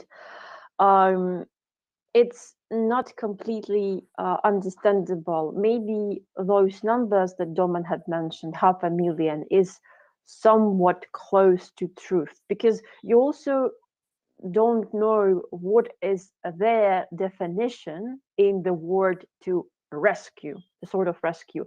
Is it Ish rescued from Kherson region, or are those who are still in Kherson, or those who were kidnapped and abducted and sent to Russia? So Russia is a country that's been using manipulation as their main asset. They are a manipulating country. So but no matter how many kids were kidnapped and abducted, even if it's only two, just two kids, it's still a tragedy. It's a tragedy of certain individuals, and we all should be fighting for them all to get back. And in relations to the human trafficking, it's hard to understand what is happening all around the Russian territory, like in Russia, so to say. Throughout those 30 years after the collapse of the USSR, the country hasn't become open in terms of the data, so to say, and they have been human trafficking kids, and sometimes they were selling kids for the adoption. Like there's it's not so bad if you think about it. Like maybe nothing bad was happening with the kids, but they were still kind of like gaining money for the adoption from the foster houses. And at some point, they even banned the adoption abroad. That's why the procedure, adoption procedure in Russia is significantly complicated. And there are a lot of kids in the foster houses and in the orphanages, and they have used those types of conditions to basically upbring, foster, and raise orphans as basically their army, because they have you brainwashed them. They have given them information to absorb, which they deemed worthy for them. And there's like a really big problem. Sorry, overall, it's hard for Ruslan to reply and answer this question real quick, because it takes some time to process and do the research of what's happening in those regards.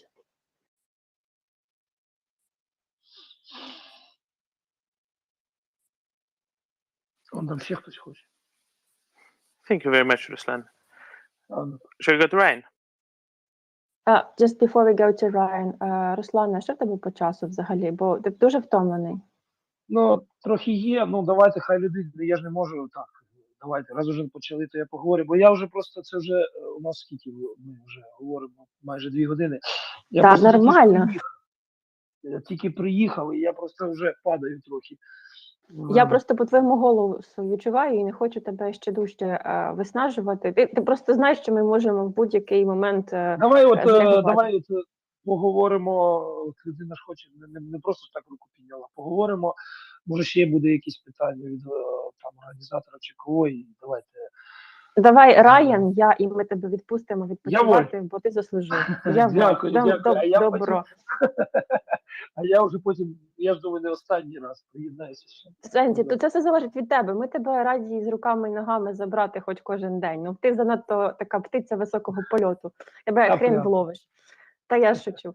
Ну, я шучу, в кожній жарті є доля жарту. Okay, Ryan, so your question then is going to be mine, and we're going to let Ruslan go because he's basically needs some rest. He's really tired. Absolutely. I have seen a recent video, not on Twitter, but it was a gut-wrenching account of a mother who had a 13-year-old daughter, and she was living in one of the occupied territories within Ukraine. The testimony she gave was that the Russian soldiers came to her house and told her that she needed to have her daughter pack some bags because they were taking her to Russia, presumably to at least under the guise of sending her to a summer camp.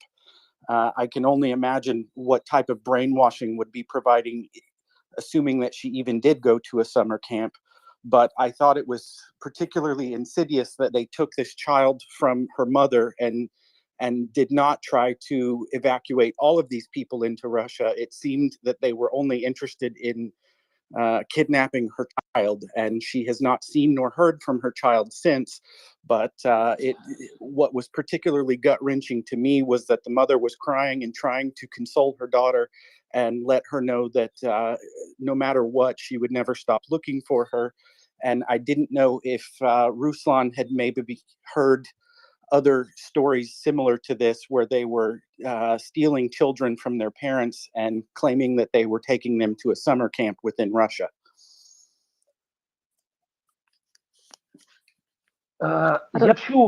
Я чув про те, що росіяни масово під прикриттям дитячих таборів і порятунку від війни, типу від обстрілів, вивозили. Це фактично вони брали дітей в заручники. Це було можливо лише в тих містах, які вони пройшли, захватили швидко. Розумієте? Біля самого кордону, там дійсно, ну не знаю, величезна кількість, чи яка саме дітей була вивезена. От. Але факт залишається фактом. От зараз я можу говорити про десь по 2000 дітей, чия доля невідома. Дехто з них із дорослими, дехто з них сам. І, мабуть, от ці цифри якось можуть корелюватися з викраденими фактично біля кордону дітьми. Якщо я правильно зрозумів питання. Так, ти все правильно зрозумів. So Ruslan has heard that Russians, under cover of so-called sending to the summer camps or saving kids from the shelling, were actually kidnapping, getting them as hostages, basically, to the Russian Federation. But they were only able to take those kids as hostages from the settlements where they were able to get, occupy, and seize real fast. And like just significant number of kids were kidnapped from those areas like right away. And right now it's a fact that in those areas too, basically the fate of 2,000 kids only from this area that he's been to is unknown. And these are the kids that were directly taken as hostages from the border. And that's exactly what they are, as hostages. I would like to thank him very much for coming onto the space and for doing the work he's doing. I understand this is a very difficult subject, and his work is appreciated, and more people should know about it. Я дякую, що And запросили. thank you very much for joining us, for joining us, Ruslan. You're welcome here anytime. You have two very excellent Victorias, both Pomerantria Victoria and Zelena Victoria, to to get you in touch with us and to help out. Anytime we want to tell about whom you've met, your experiences to a broader audience, just reach out to either one of them, and I'm sure they'll be happy to help you join us. Загадай бажання. Наступного разу, як опинишся на панелі між мною і Вікторією, можеш одразу загадувати бажання. І всі українці систематично на всіх весіллях, днях народженнях бажання всіх одне. Тут не сильно треба гадати, що ми хочемо. I'm just joking that next time when Ruslan is on the panel, he should be in between me and Victoria, make a wish, and every Ukrainian dreams of the same thing. The wish is very basic. All Russians on Ukrainian territories that came with their guns must die. That's just period. Period. And that's going to be the last question from me for Ruslan for today. Руслане, що по русні? Пизда русні, що? Отож, іди відпочивай, дуже рада тебе чути. Завжди раді тобі тут, на MriyaReport, або в мене на аккаунті завжди є посилання на діючий спейс. Якщо хочеш поспілкуватися або якась інформація передати, ми тут тільки, скажімо так, боремося в інформаційному просторі. От.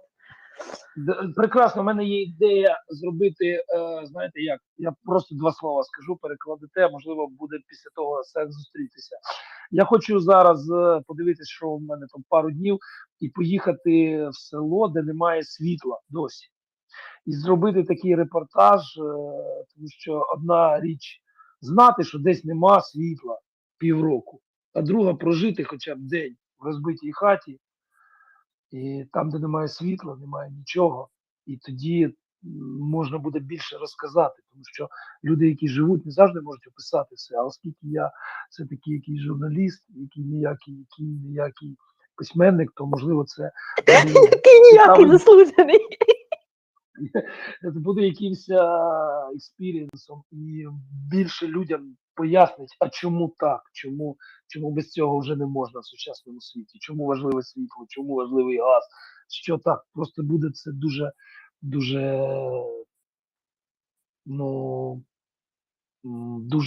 чітко зрозуміло, в яких умовах зараз українці деякі живуть. Так що я, як це зроблю, обов'язково буду планувати до вас ефір. Отак. Ну і подякую всім, хочу. Thank you for support. Україна переможе абсолютно. Murder must die. Murder must die. Зараз перекладу твоє послання. Я, чесно кажучи, не здивована твоєму авантюризму і завжди там, де Руслан, там пригоди, я воль. So Ruslan has an idea, and for the next time when he's going to be coming, he wants to go to some of the settlements that were liberated, where is no power, electricity, and so on and so forth. Because one thing is to know where is the settlement, where is no light, but there's completely different thing just living in this partially destroyed house with like no utilities and so on and so forth. So he might have more opportunities to share this experience of how actually Ukrainians are going to be trying to survive in those conditions. And he was joking that he's more or less of a journalist, and I was like joking that he's an honored journalist of Ukraine, which is just a side note. So he might be using this experience to explain all the listeners why nowadays it's so important to have gas, utilities, like electricity, and it's going to be representable. So everyone will have a clear vision in which conditions Ukrainians are going to be living. So next time he's going to do that, he's going to be planning to come, but he's always welcome to come. He knows, I hope. Так, і оскільки Twitter може читати тексти мої, перекладає автоматично, да, на інші мови, то можуть слідкувати за тим, де я буваю, там фотографії самі говорять за себе, а текст завжди можна перекласти. Текст – це ж вже не діалект, який на слух, де проблеми з субтитрами, а так можна пробувати Twitter читати. Та не тільки пробувати робити. And also, Ruslan suggests, and I highly encourage you to follow him on Twitter and find him on Facebook, because both Twitter and Facebook has opportunities of the automatic translation. The AI is more or less okay for tweets. Obviously, the photographs are saying for themselves, but as you can say, you can just use his Twitter profile as a primary source, so you won't need to wait for those videos because of the dialects. But it's really good. He shares his stories and he shares his experience. I've been following him on Twitter even before the Revolution of Dignity. We were part of the original Twitter community, like the dinosaurs of Ukrainian Twitter community. So he's legit, trust me. He's really good at tweeting. Even during war, his sense of humor just become more and more sharp. So yeah, it's a good one. Please give him a follow. Дякую ще раз. Thank you so much. Все, побіг я. Бережися. Давай, приходь до тями і Домовилися. Домовились. Да. Па. Па-па. Бай-бай. Па.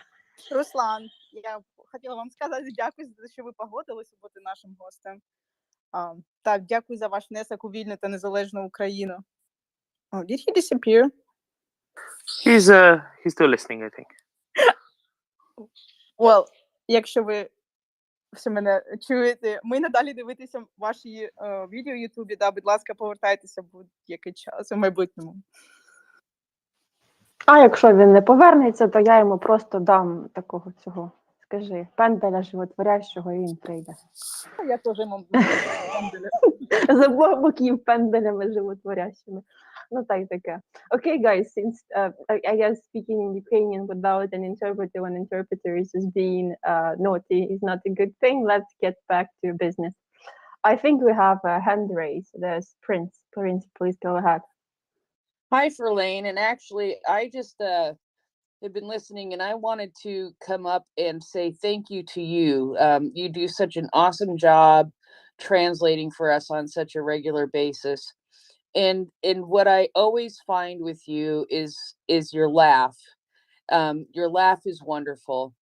And even in some of the darkest things that you've translated for us, you always find an opportunity to laugh and make our guests laugh.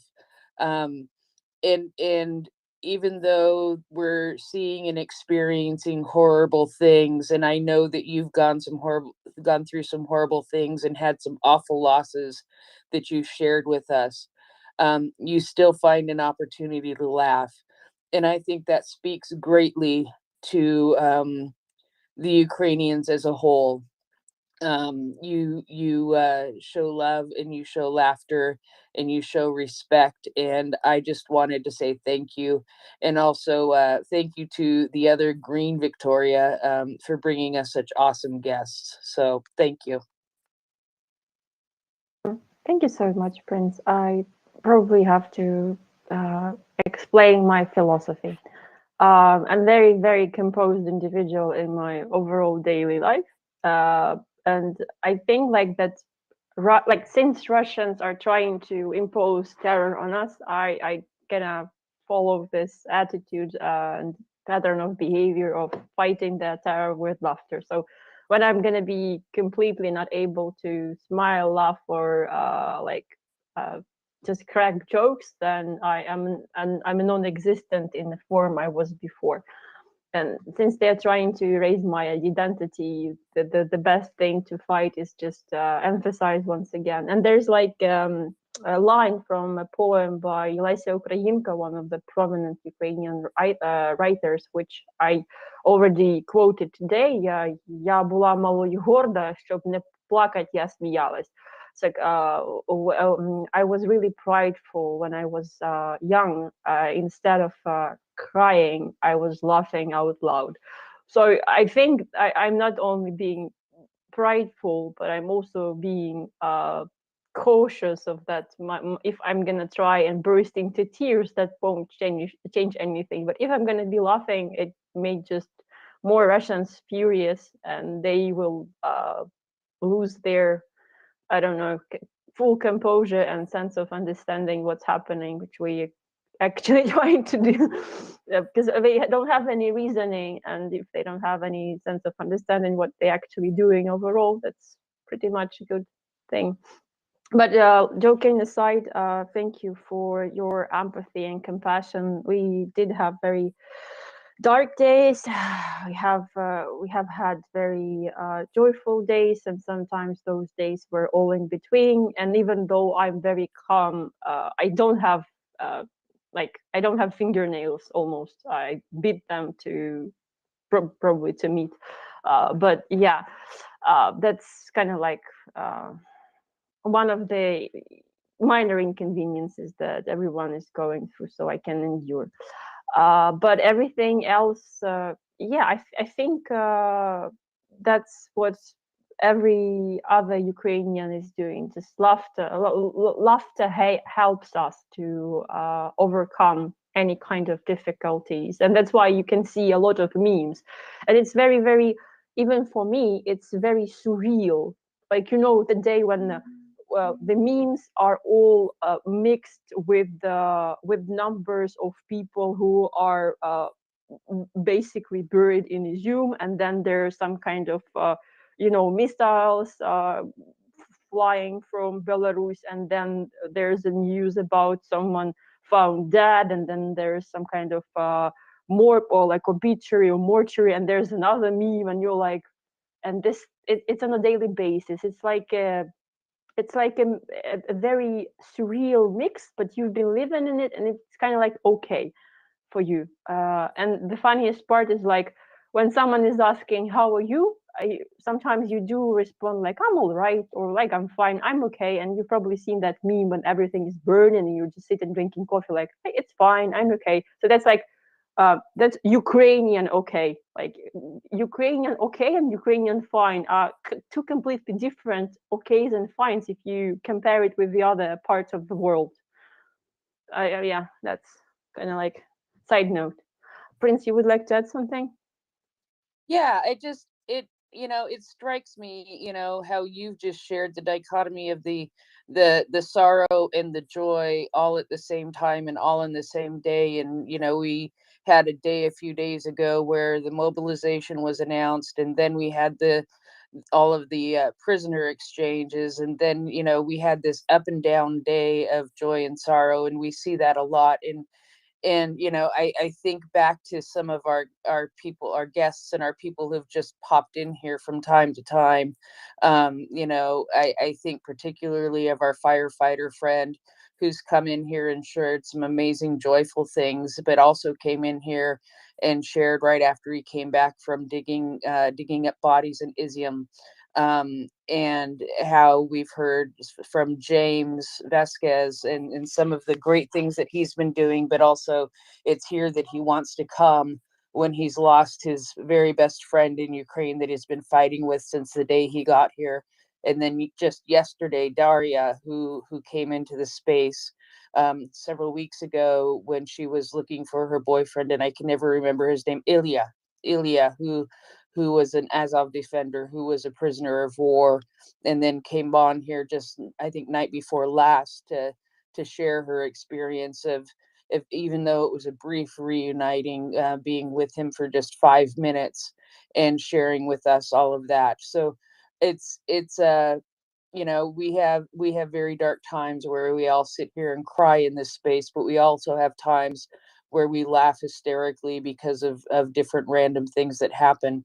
And you know, we may not be Ukrainian, we may not be on the ground with you guys, but we are there with you in soul and spirit and in love. And I'm just, I love the way that you put that, you know, sometimes you have to laugh, otherwise you're going to cry. And I totally get that right now, especially in my personal life. There's some things going on, and you know, if I can laugh rather than cry, that's much more empowering and strengthening to me, and it relieves a kind of stress that can't be explained. So I just appreciate you very much, Verlaine. I just wanted to say that, and thank you, and Slava Ukraini.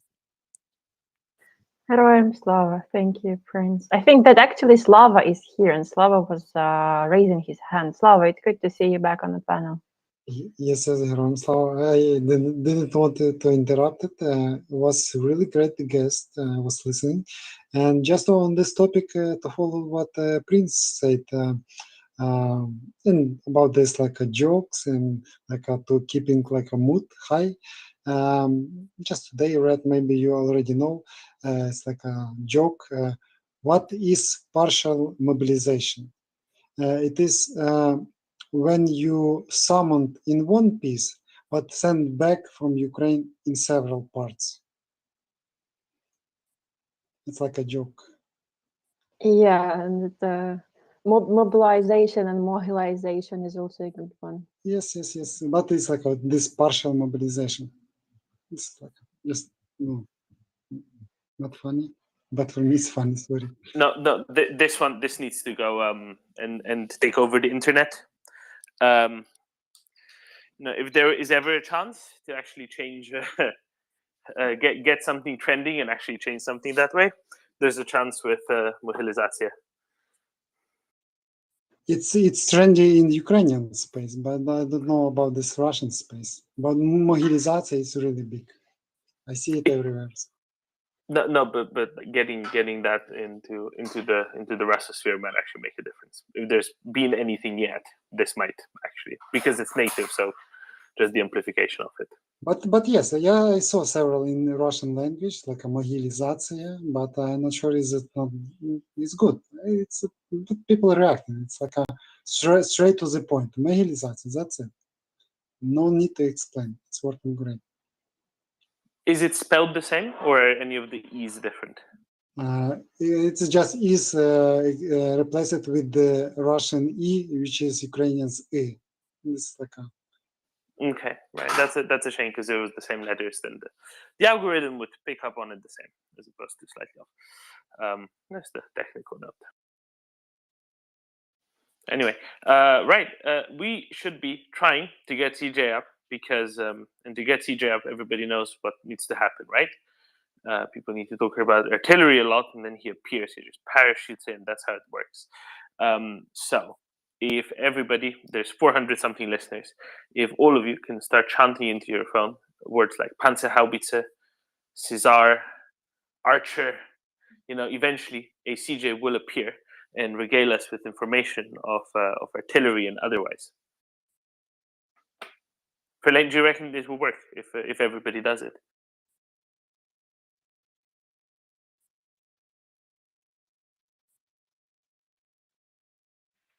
I think Verlaine just jumped off the cliff with a parachute. As long as it was a parachute, that's good. Now we heard a lot about parachutes in terms of in the context of AT2s, right? And whether they had them or they didn't have parachutes. Verlaine says it will work, all caps. So okay, good. She agrees. No, this is the way. I think this is the future. Telepathy, has right? the parachute opened? Has the parachute opened then? Parachute open. She's fine. She says she's fine. Well, she's typing fine, so I bet she's fine. Slava Ukraini? Hiram, so I don't want to jump in this like funny stuff, but actually I was glad that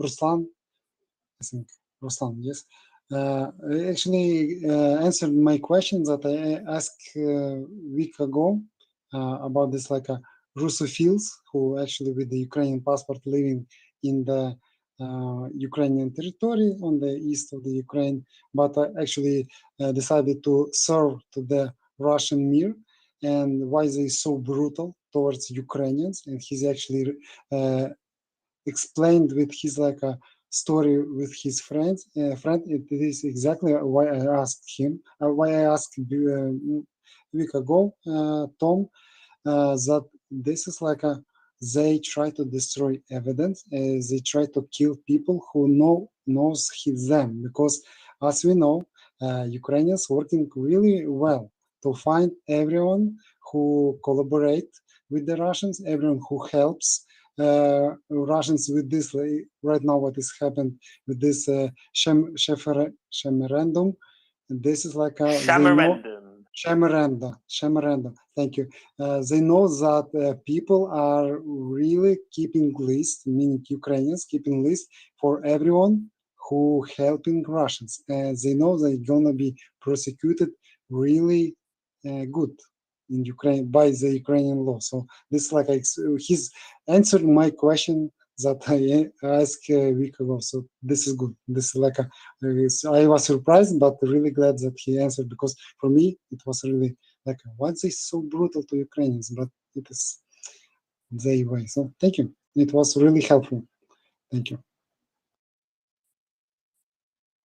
So Domen, how did it go with Bryce? Because I had to step out into 2 conference calls. I think Bryce had to jump off once Ruslan joined us. There was seemingly an Irish occupation while I was having technical difficulties, and Bryce was here with Yehuda. There was apparently 25 minutes on Russian influence in Ireland, which I didn't really expect. I don't think Bryce expected it either, but I think we all learned something. What in Ireland? Influence. Oh, you mean the sponsoring of the IRA for a long time? Yeah, various things. Also, apparently, I forget in what county, some language chief who's Moscow educated. It went a bit over my head. I'm sorry. I kind of my technical difficulties were resolved halfway through that conversation, and I think David Farrell can fill you in, but it's beyond my my remit, I have to say. All right. I'm sure we're not going to open the question of Ireland this evening again, unless David comes here to regale us with the beauty of the island and its many benefits and its cultural charm and all of that. Then I'll be open for it, but we're not going to go into the Russian voice in Ireland again, I'm quite sure, because that would be digging too deep into troubles, quite literally. All right. And then Ruslan, I understand that was quite enchanting, and people were he's quite wonderful. Happy. I'm sad I missed that. Absolutely wonderful. The things he's done, people he speaks to. He's just been to Kozacha Lopan right after liberation. Kozacha Lopan, for anyone who's just joining us, is a town, a large village, small town, right on the border between Kharkiv Oblast and Russia. To the north of Kharkiv, it's where the railway line from Kharkiv to Belgorod goes. It's right next to where the motorway from Kharkiv to Belgorod goes, or rather, went in times past. And is one of the last places that Russians vacated in Kharkiv Oblast during their highly organized retreat and regrouping, right?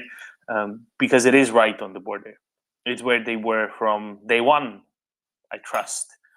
Perhaps the first minutes even of the full-scale Russian invasion in February, all the way until last week.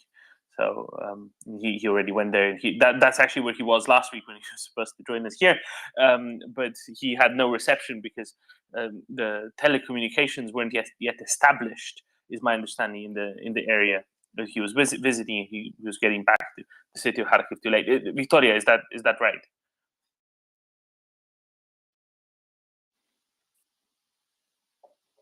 Okay, Victoria knows the rules. When I ask something and she doesn't answer, it's a yes. Okay, that is right. I did remember correctly. I was about 95% sure. And thank you for confirming, Victoria. But I think we learned a lot about how people survived those months, almost 7 months in Kozachelopan. Yesterday we were talking to Caleb about Kupiansk. He was in Kupiansk yesterday. Today, Ruslan about Kozachelopan, as well as many areas to the north of Kiev, places like Mushchun, and stories of people he knows from there. Many of his other bits of work, of course, as well. He's just a fantastic, excellent man, and no wonder that he was given that award by President Yushchenko back in, what was it, 2007, 2008. And Zelena Victoria has to help me out with this. What is it? Sort of like a journalist, national journalist, something along those lines? I'm apologizing. I got distracted. First, I want to answer your question. Yeah, you were right. It's that areas, in Kharkiv Oblast, and he's been making YouTube videos about the liberated areas of Ukraine and how ordinary Ukrainians are recovering after being freed from the Russian occupation. And he has some ideas for this project to go to some villages that still don't have electricity and just make some videos about that. And he was very active volunteer during Maidan, and he was a journalist. And yes, back then he got an award from Yushchenko. Yeah, it's some, I don't remember the name of it, but it's a kind of high level award for journalists.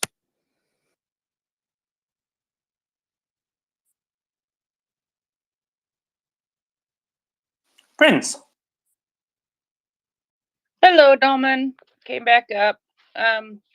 I brought this up last night, and I'm wondering if maybe since some time has passed and it's been almost 24 hours now, the Defense of Ukraine tweeted out a little movie yesterday. It's a little 6 minutes and 15 seconds called Life and Death. I'm curious if Victoria has watched it, or if you, Dilman, or Axel, or anybody else has watched it, and what your thoughts and feelings are on the little movie.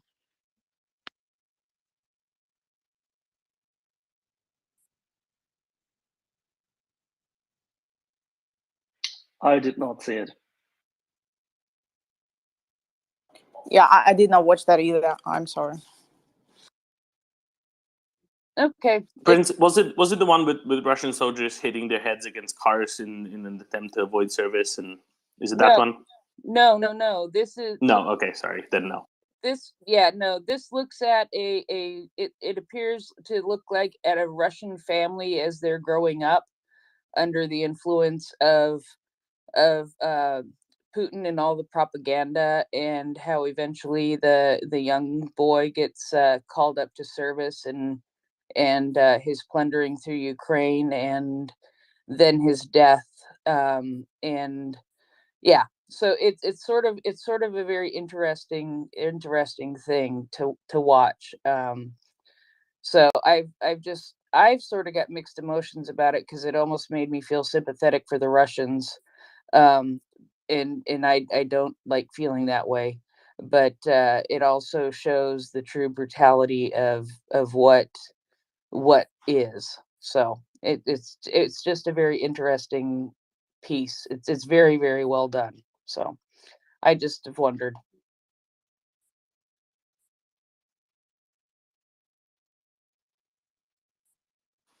No, alas, I'm very sorry, Prince. CJ says he felt a disturbance in the force. Clearly, some of you are chanting loudly enough.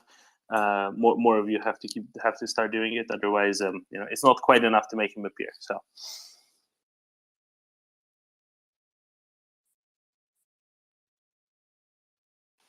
Slava, let me ask you a question in the meantime. I'm very curious how you saw some of the let's call them developments over recent days, and specifically the irony in that Ukrainian HIMARS strike on that building in Kherson earlier today, where that former member of the Verkhovna Rada, who just voted in his shamarendum, is no longer among the good people of Kherson. So thank you for the question. But since yesterday I was still catching up to all the news, I heard you today. You read this news. Still catching up. So still, for me, it's like a good news. Less all these collaborators, precise strike. Only victims are all these traders of the Ukraine who betrayed Ukraine. It is good. No precise, and that's it. No pro-Ukrainians people injured, and this is good. So this is how Ukraine is working. But yet I still missed a lot since yesterday and still catching up even right now. I'm watching right now. Maybe it's old news about Antonovsky Bridge that also again was struck. So it's like still happening a lot. And another thing that who is I'm sorry for his name, making like interesting tweets with the rocket. This president advisor, I forget his name. NASAMS? No, maybe, but no. His name I forget. He's making like interesting, like Podolyak? just not Podolyak, really close to Zelensky. I forget. I know. Yermak. He's like making short tweet with single rocket, and Ukrainians are already joking. What it can be? What is meaning for? Like what it could be? What he's trying to say to all the people? Just single rocket. Yermak, Andriy Yermak. So this is, yes, they also, I see that a lot of the officials playing this game still, like short joking signals, short like, how to say, natiki, like a cotton, like a bavovnyatko, still playing this game that something is gonna happen, something preparing. So, but no one gonna tell you what is happening. This is like interesting. Yes. To answer your question, something is preparing because we know what Russian preparing for us, and we know that we need to react to this. And so that Russia is not prepared for Ukrainian smart way to do this war, to make a counteroffensive. So yes, Russia's gonna be surprised. So I think more boom and more cotton is coming. So, and the other thing, Slava, yes. Big news. President Zelensky had an interview with was it CBS, I think, and he said NASAMS are already in Ukraine. Might have already been in Ukraine for some time. Possibly, but no one gonna tell. And this is exactly maybe Yermak is showing. He's like a tweeting single rocket. Maybe he's not tweeting it. Maybe Telegram, possibly. No, not Twitter. Today, yes, today in 10:55, it's single rocket. So good. And this cartoon rocket, so you cannot. It is not picture of the some like machinery or rocket or NASAMS and HIMARS or ATACMS, but it's like a single cartoon emoji, and it's good. And did you see what the head of Kharkiv Air Defense telegrammed? Still not seen it. 3 pictures of umbrellas, 3 pictures of rockets. So this is again how some people are connecting. I think some people are saying Kharkiv got some of those NASAMS batteries. Just So just a thought. Because possibly, NASAMS can't save you against attacks by artillery, right? Tubed artillery NASAMS doesn't help with. But now that Russians have been pushed back, beyond Kozacha Lopan, back into Russia, they're far enough from Kharkiv, the tubed artillery is no longer useful. Certainly not Russian tubed artillery. And so NASAMS, being able to take out aircraft, but also crucially cruise missiles, get to be pretty useful in defense of Kharkiv, in air defense of Kharkiv. I think it makes perfect sense. At least that's what he's trying to suggest, I think. yes. Umbrella. I understand, because you better know that all this military. I'm not military, so you explaining this really well. Perfect way for the people like me. And Umbrella, missiles, rockets, perfectly fine, perfectly great, and no more information needed. So a couple emojis and works great. So thank you for that, because I do not see it, and this is again good news. Thank you for this. Thank you. Thank you very much, Slava. Tom.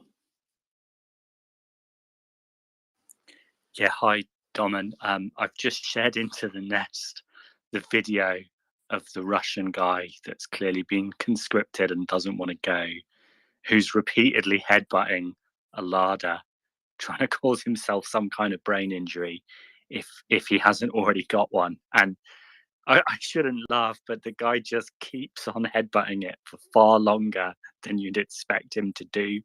And I think it's the funniest thing I've seen all day.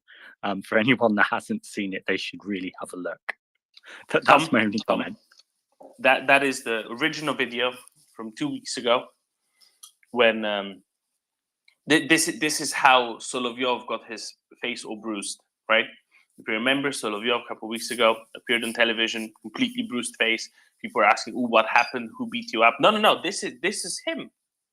He went to dressed up as a recruit, hit his own face on the hood of that old Soviet car. I don't think it was actually a Lada. Someone has to go and check what kind of which factory produced that. I don't think it was a Lada. Anyway, doesn't matter. And he went and he beat his face in, and that's why he appeared that way on television the next day. Yeah, it's really quite bizarre, and I can't get my head around just how badly this is going to unravel for the Russians. I mean, it's still not good.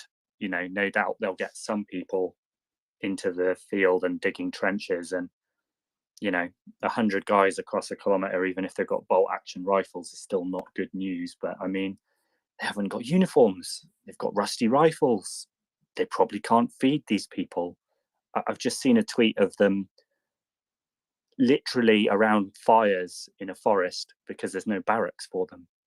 Like this is just a complete farce. I don't think anyone in Russia was prepared for this in the slightest, and I just don't think they can do it logistically. I just don't think they've got the supplies. I don't think they can get the people where they need to go. It's just going to be a complete mess. They're actually fighting with the police in Dagestan, and hopefully it's just going to get worse and worse for them. But yeah, it's just absolutely bizarre. Sure, hope so. Tom, I need to highlight that you said that you can't get your head around the guy smashing his head against the car. I just need to highlight that. That's excellent juxtaposition. It is something. Can I just interject, Tom, for your amusement and just for the background for everyone? Slava, you will probably know this, but it's a thing. It has been a thing for a long time amongst Russian military types, that they try to prove their Show off. their strength. It's a show off. Prove their strength, showcase their dedication and the fact that they can't be beaten, whether they take bricks, bats, 2x4s, you name it. They always, and whether in a state of spirit-infused enthusiasm or not, even when supposedly sober or with, so to say, the rest alcohol in their system, I don't know, they try to do these kind of things. It's a happy banter game of theirs, but they take it extremely seriously, and they laced with profanity and aggression. It's a showcase of their, yeah, I don't know. It's like a supposed dare. dominance. It's Yeah. like a, can you dare me, and Yeah, yes, I'm exactly. gonna prove you. I prove you, so I'm so strong. I seen in several videos even they shooting each other. They like a trying like a. Is it like a? Is it? I'm gonna shoot you. You're gonna have this like a body protection something, and is it gonna go through or not? But he's like a shooting to the body. So this like they doing stupid stuff. This is And stuff like this I've seen in Russia even in the mid-90s. So it's nothing really new. It has always been around, but it's a concept of a dare, but at the same time it's very prevalent in the military and amongst the lower ranks. Axel, can I just briefly note? It's clear that this wasn't a Trabant. Evidently, because that thing would have been completely smashed.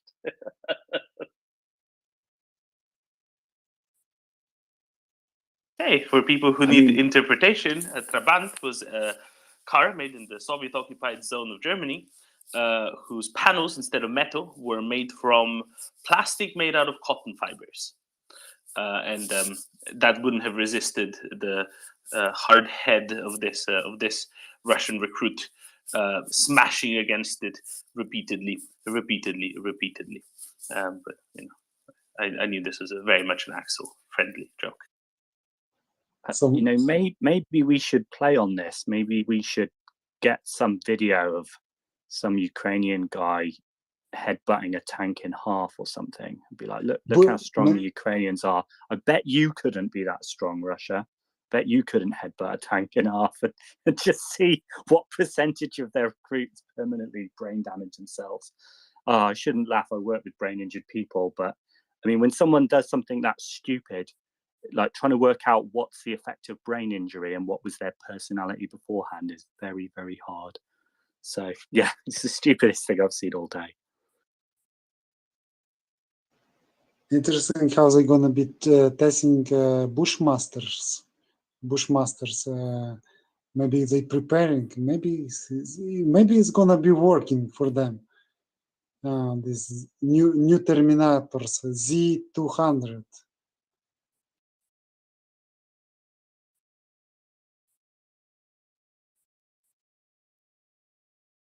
Then John. Yeah, I have just a stupid comment, but I have to give it. So I guess this guy is not going to be given a helmet. So stupid video.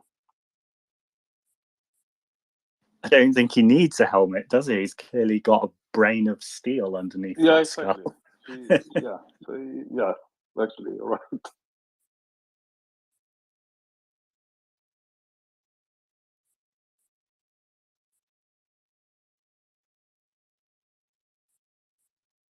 Well, there you go.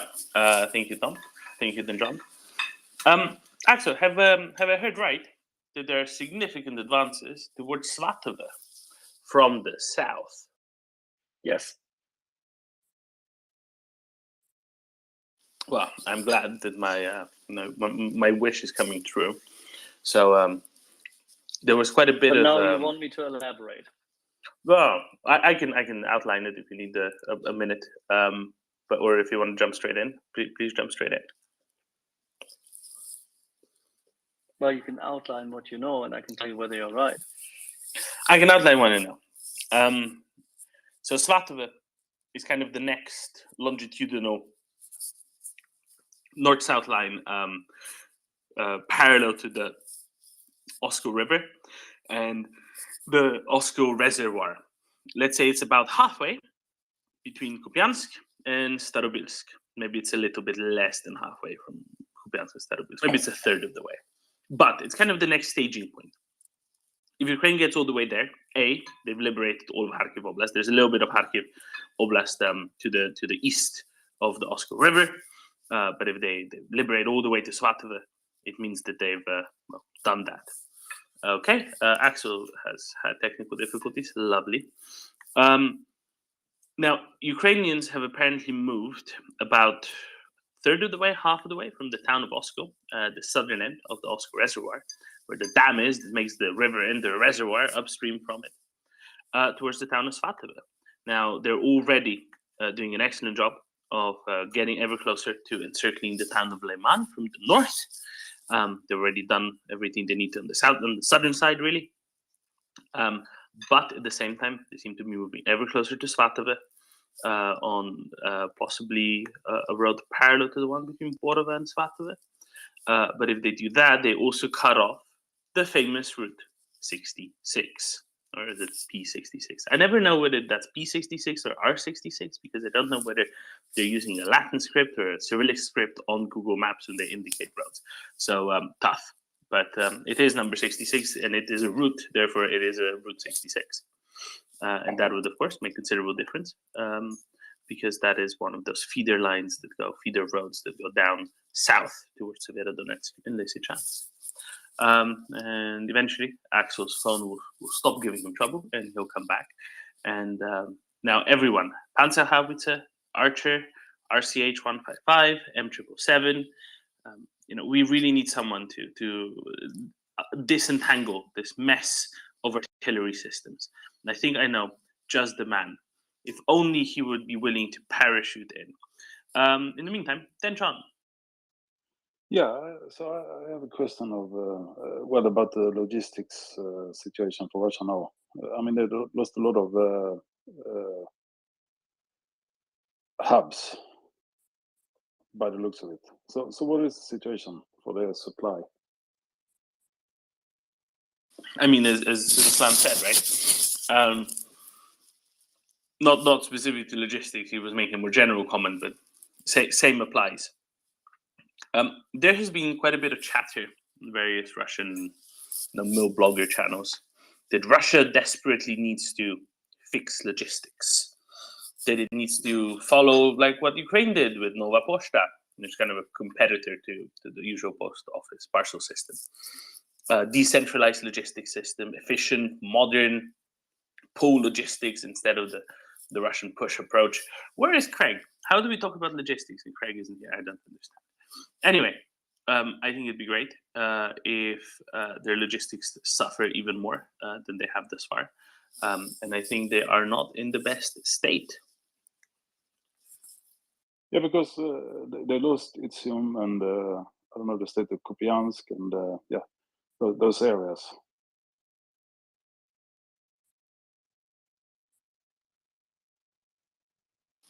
Kupiansk specifically really hurts. So on the east bank of the Oskil, on the left bank of the Oskil, there's a town called Kupiansk Vuzlove. I never know where to put stresses. Where's Victoria when I need her? Either one. And that's really the big railway. We're trying to get Konstantin and CJ up because they can talk about something, I can talk about something, and maybe we can all talk about something. But it looks like Novovodiyane, Makivka, and Nevske are all about to be taken or have been taken.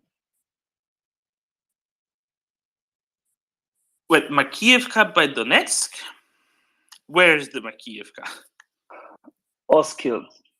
Oskil. Okay, I see an Oskil. I don't see a Makiyevka. East of Oskil. There's a Novomykhailivka. There's Nevske, Makiyevka. Oh, Malievka. Not Makiyevka. Malievka. No, Makiyevka. Okay, I see a Malievka. Great. I will go look, and you can talk to CJ instead. I'll familiarize with. The longer you look, the more Alexandrivkas you will find. I'm just happy. Oh, I found the Makiyevka. Okay, sorry, it was not in the Oskil. It was on the Zherebets River. Sorry, I was looking at the wrong river because you said Oskil. No, it's east of Oskil. From Oskil, you go east. Yeah, Take a line east. I found it. It's on the Zherebets. Anyway, I will familiarize myself with the new portion of the map I have not yet been familiar with because I haven't looked at that yet. And you can talk to CJ, who's much better informed and generally a much better human being than I am. So, where are the archers, CJ? They are still in Sweden. That answers that question.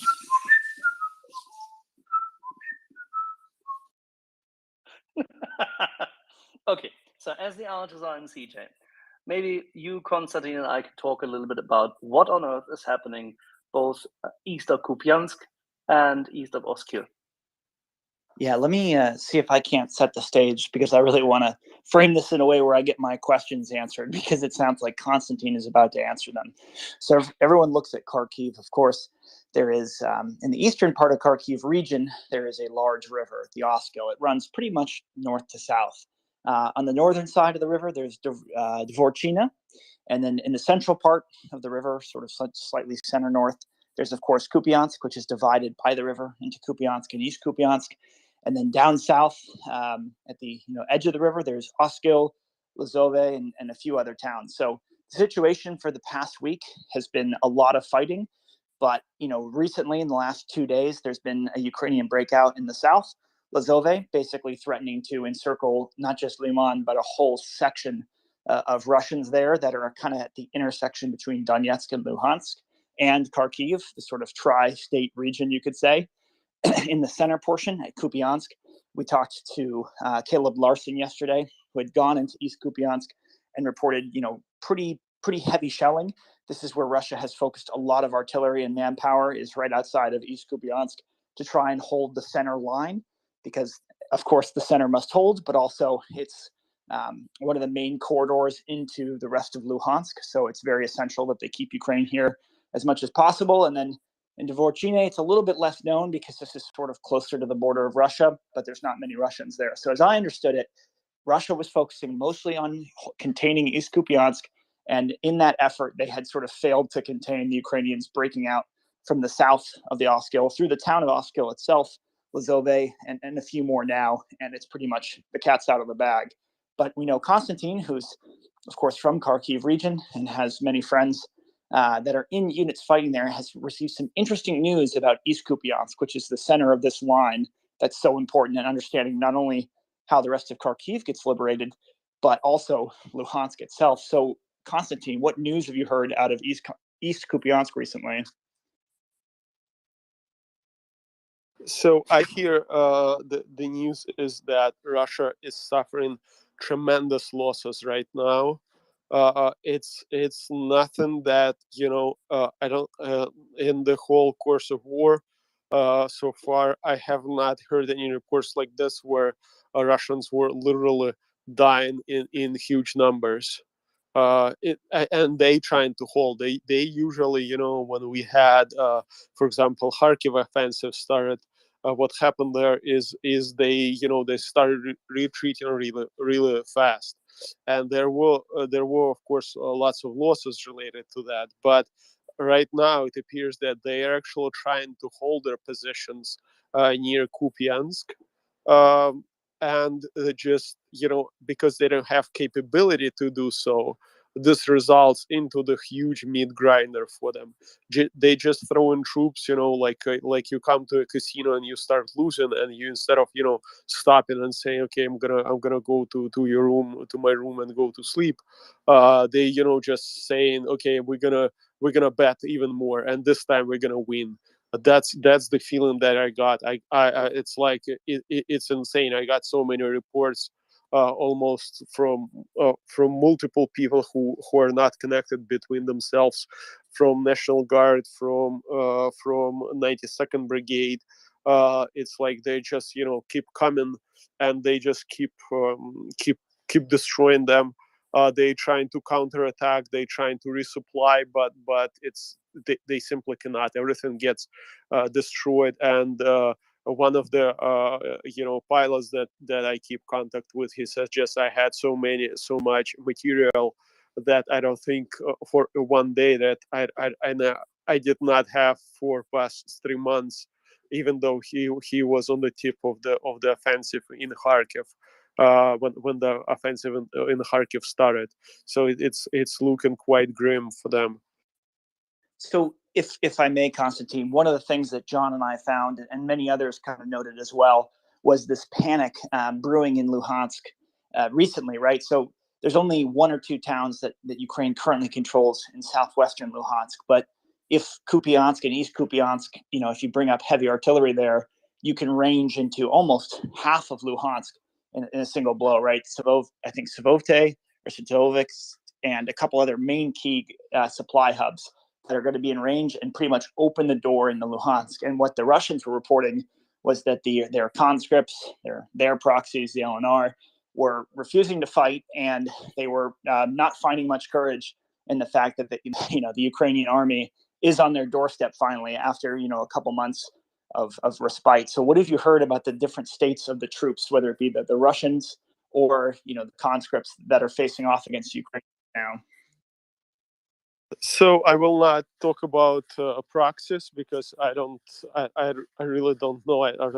I have not heard anything about them, but I know that 200th Brigade of the 14th Russian Army Corps. There are clear reports that they are refusing to fight. But there are tank crews that's supposed to support the infantry, or infantry support tanks, whatever that's supposed to go with the infantry. Some of them are refusing to go. That's a confirmed report from from there. So one of their BTGs, as I understood over there, has lost basically capability to support infantry with armor, and they don't have anything to support there. And that talks about the morale of the troops, and those are Russian. Those are not conscripts. Those are a professional Russian army. So, these are the guys that are supposed to hold the line. They've been given relatively good equipment in terms of tanks and artillery pieces, but they don't seem to be putting it to good use. Konstantin, can you speak to the state of the 92nd or 25th Brigades on the Ukrainian side? Because one thing that keeps coming up time and time again is that Ukraine is overreaching. They've taken so many casualties, they can't continue forward. But whenever I see videos and pictures of these units fighting in Kharkiv, they not only seem well supplied, morale is high, but they seem to be doing just fine. Can you speak to what their state is? Obviously, they're engaged in heavy battles, but are they truly depleted and have taken massive casualties and they can't go forward anymore? So casualties do happen. This is the war. There is no even I think United States Army took casualties in Iraq. So there is no war without casualties. And I can say that for today, I know one of the brigades has lost a tank and entire crew in it. But that's the only loss that I heard from them in probably last months. But they know that the company that they were supporting destroyed more than they say 160 out of which 100 was wounded, and 60 are killed in action of Russian troops. But they say that that's what commander is saying, and he does not know exactly how calculation has been performed. So I'm not sure if the numbers are correct, but Ukraine suffers some losses, but those losses are not anywhere compared to what Russians are going through, because it's just these are separate units. Those are not units connected between each other, and I keep hearing the same things from everyone. Yeah, I think, of course, casualties are going to happen, and quite a lot of them probably, because not only do the Ukrainians have to cover a lot of areas, but Russia still has a lot of artillery. They still have a lot of aircraft. They still have drones. They're still formidable in this area to some degree. But I think it's clear that if they truly were depleted and truly had lost thousands of people, they wouldn't be able to continue forward and keep capturing towns and keep capturing surrendered Russians, right? That wouldn't be lining up with what we're seeing as evidence and what propagandists claim. So, Axel, do you have any more questions about this?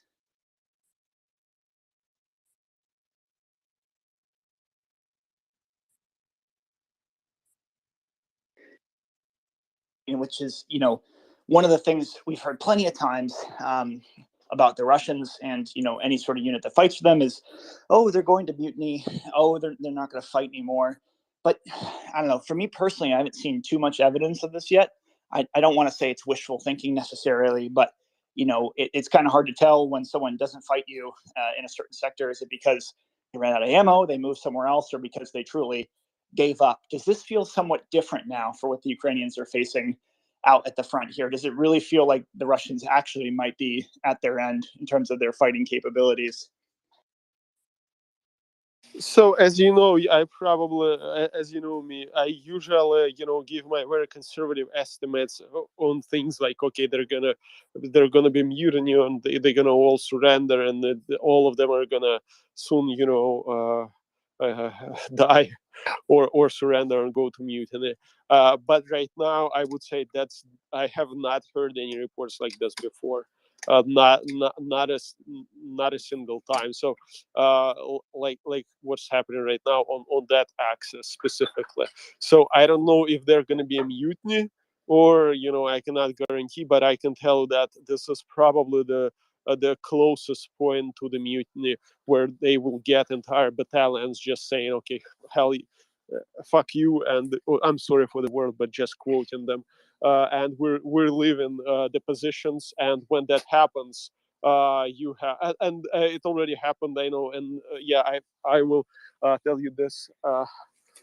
It's already happened at one of their positions in Kupiansk, where the entire unit, I think it was platoon sized, just stood up and left the positions without an order. I know that happened 100%. I have even proof for it. So unfortunately, I cannot post it. But if you trust me, that already happened, and happened a couple of days. So, and since right now Russia, Konstantin, the unit that left, that was during the first attack on Kupiansk, which freed the western side, right? No. This is now. This is now. Oh, this was now. Okay, yeah. Good. Thank you. This is like 2 or 3 days ago. They just left, and that led to encirclement of one of the two other units, and they just had to run away. Just drop everything and run away. And right now, what Russia appears to be doing is trying to reinforce it, but the reinforcements are not exactly what not the reinforcement that any sane person would want to come. Was that the unit near to the market, or was that in the south of Kupiansk? I cannot say that, sorry.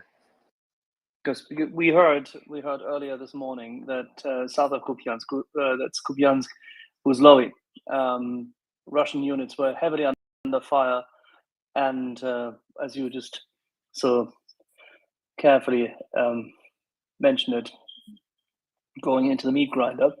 Well, that is that's where I would have expected this to happen. Yeah, that's the region where it's happening. I'm trying to be careful and not to. That's fine. That data is public since this morning, so I'm just saying that Uzlovi was the region where the attack was taking place because it was easier to attack. Well, yeah, no. You did not understand what I'm saying. I said that I'm not trying to, when someone gives me a video or tells me things like that, I never ask them, like, tell me exactly where it's happening. I'm just asking, are you in this area? So what I'm saying, that I don't have that information.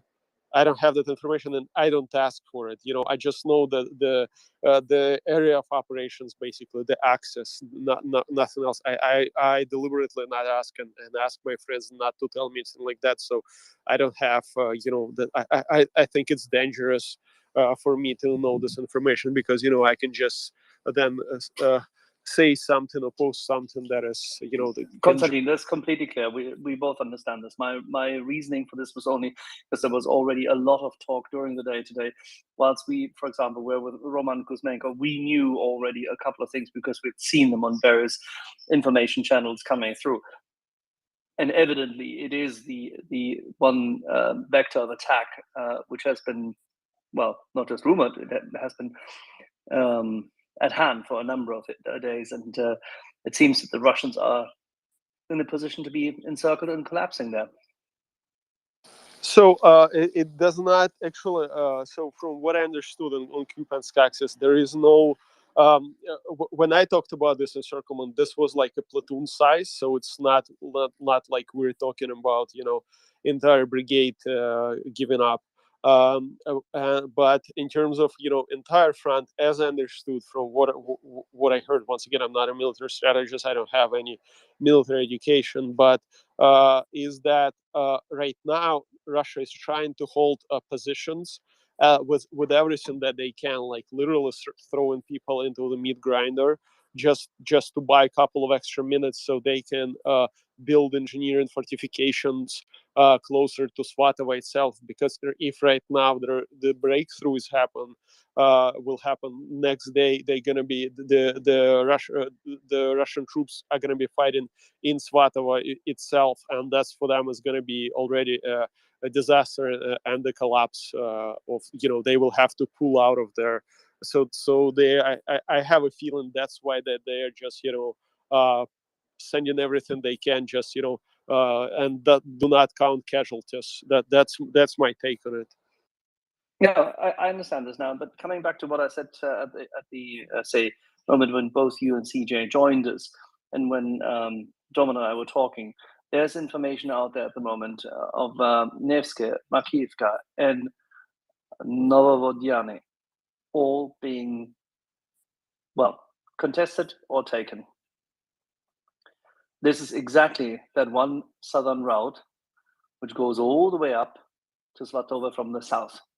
So at the same time, whilst the attack is still there, and as you quite rightly said, the Russians are trying to buy minutes or hours in order to increase their fortifications along the line of Svatova, they're about to lose the southern part of the P-66 in Svatova from the south. Yeah, that's I don't have that much information from the south. I have my friend there, a National Guard, but it's I think I will I hope it's not open information yet, so I will not tell you which units of the Ukrainian armed forces are performing this movement.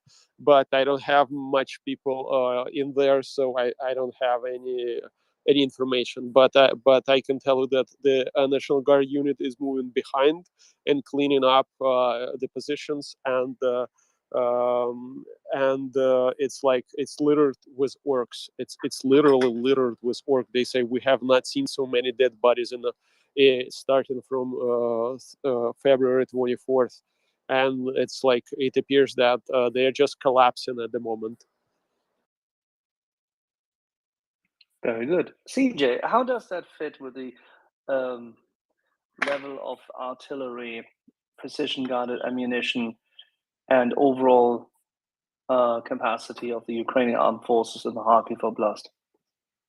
I mean, it's huge because this sort of sector along the Oskil River was, for a long time, 60 or 70 kilometers away from the front. So it was reasonably safe. So Russians got very comfortable. Not only did they not necessarily put their best units there, but they stored a lot of ammunition, which is something that Caleb yesterday sort of recalled, going through a small ammunition dump that had been hit by HIMARS, which had over 100,000 rounds. And so now that the Russians are trying to start this other line at the edge of Kharkiv, kind of as a last-ditch effort to prevent Ukrainians to get back into Luhansk from the northwest. I mean, this is the thing that's so important, is these lines were not established at all. There's no real defensive perimeter that's been built. And right now, of course, Russia is trying to hold Ukraine at the Oskil, and they're not. If they're doing that, it means they're not preparing defenses behind. So it creates a situation where the only thing behind the Russian lines right now outside of East Kupiansk might just be ammunition, which means if the line continues to collapse, Ukraine will find itself with much more donated Russian gear and ammo and into Luhansk, which is now completely undefended. So when people are saying collapse, it really might happen again in a way that might even be more important for the war than retaking that first half of Kharkiv, right? Because if Luhansk falls, obviously the whole northern end of Donetsk will fall as well.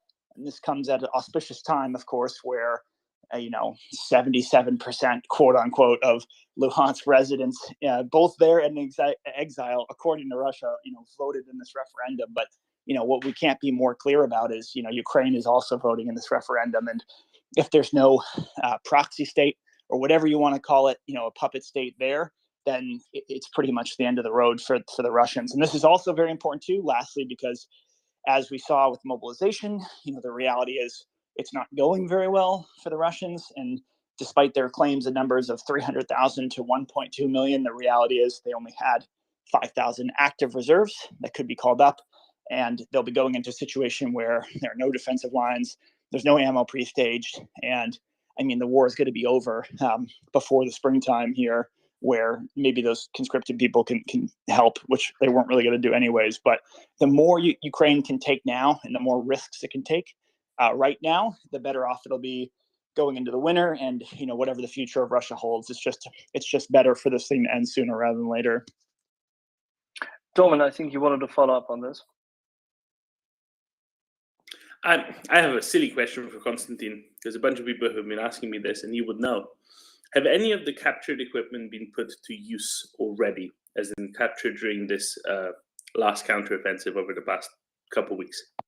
I know definitely that ammunition is being used, captured ammunition, but I cannot tell you. I don't know regarding the equipment. I know light vehicles definitely are being used, like trucks, like SUVs, or captured. That's because you just, if it runs and runs, you sit and you drive it.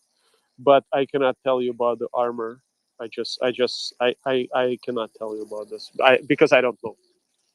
And it was engines and transmissions that were shot on most of those, right? Sorry, could you repeat the last part? It was engines and transmissions that were dead on a lot of those, right? Engines, yeah, engines definitely. I know that for sure. They found sand in the tanks, which results in the dead tank, in the dead engine. Wait. They found sand in the fuel tanks. Yeah. How much sand? Like intentional quantities of sand? Yeah, those are intentional. A lot of that equipment, like a lot of equipment, imagine that you were a tanker and you're running away. Like, I'd rather be running away in the tank than by foot, right? So if you have functioning tank and you're going to be running away in it, probably not by foot.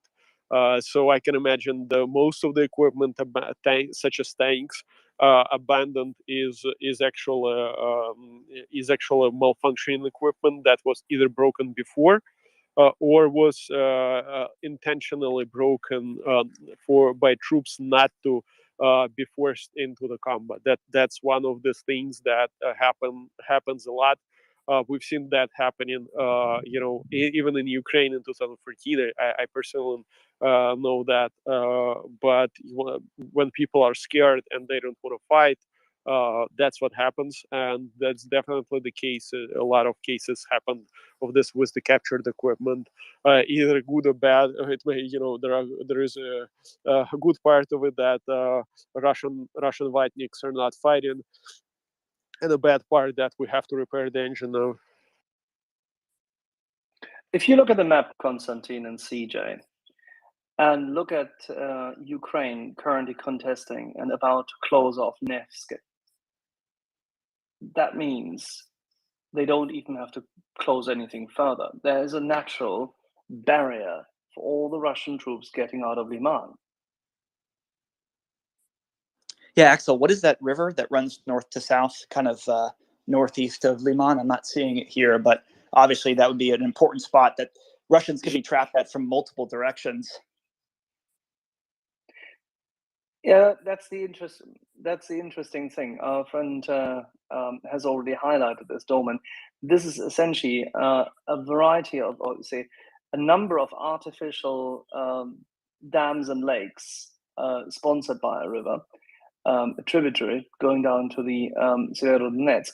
So the interesting thing about it is that, yes, technically they could go through it. There's a couple of pass-through routes. One is east of Liman, that is Sarichne, and you can cross below if you're not in a contested environment.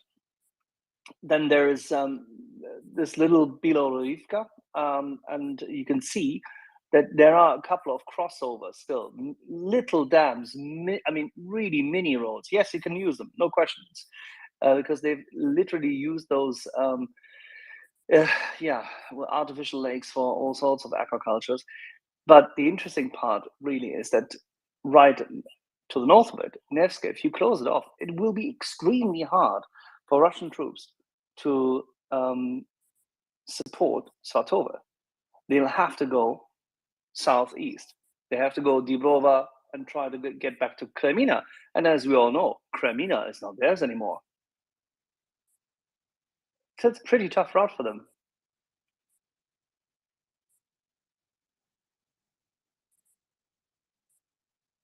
So will we see more floating BMPs?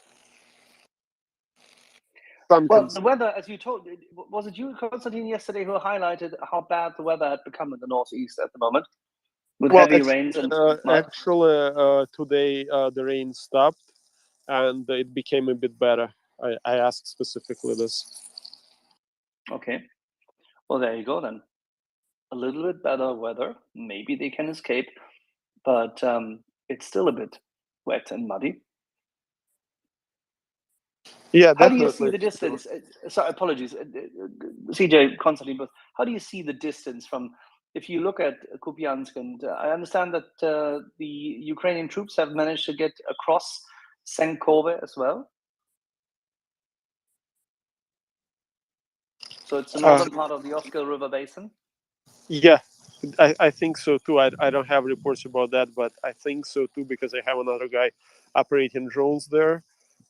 You've seen some goodies that I know being produced for him. I posted about them, and that's where he was. I think he was operating. Not 100% sure. Yeah, it's interesting because if you look at it from Senkova, you can just yet again pass through east and put pressure on the PO7 and literally go directly to Svatova, cut off every kind of support for the troops there. Ukraine is on a roll.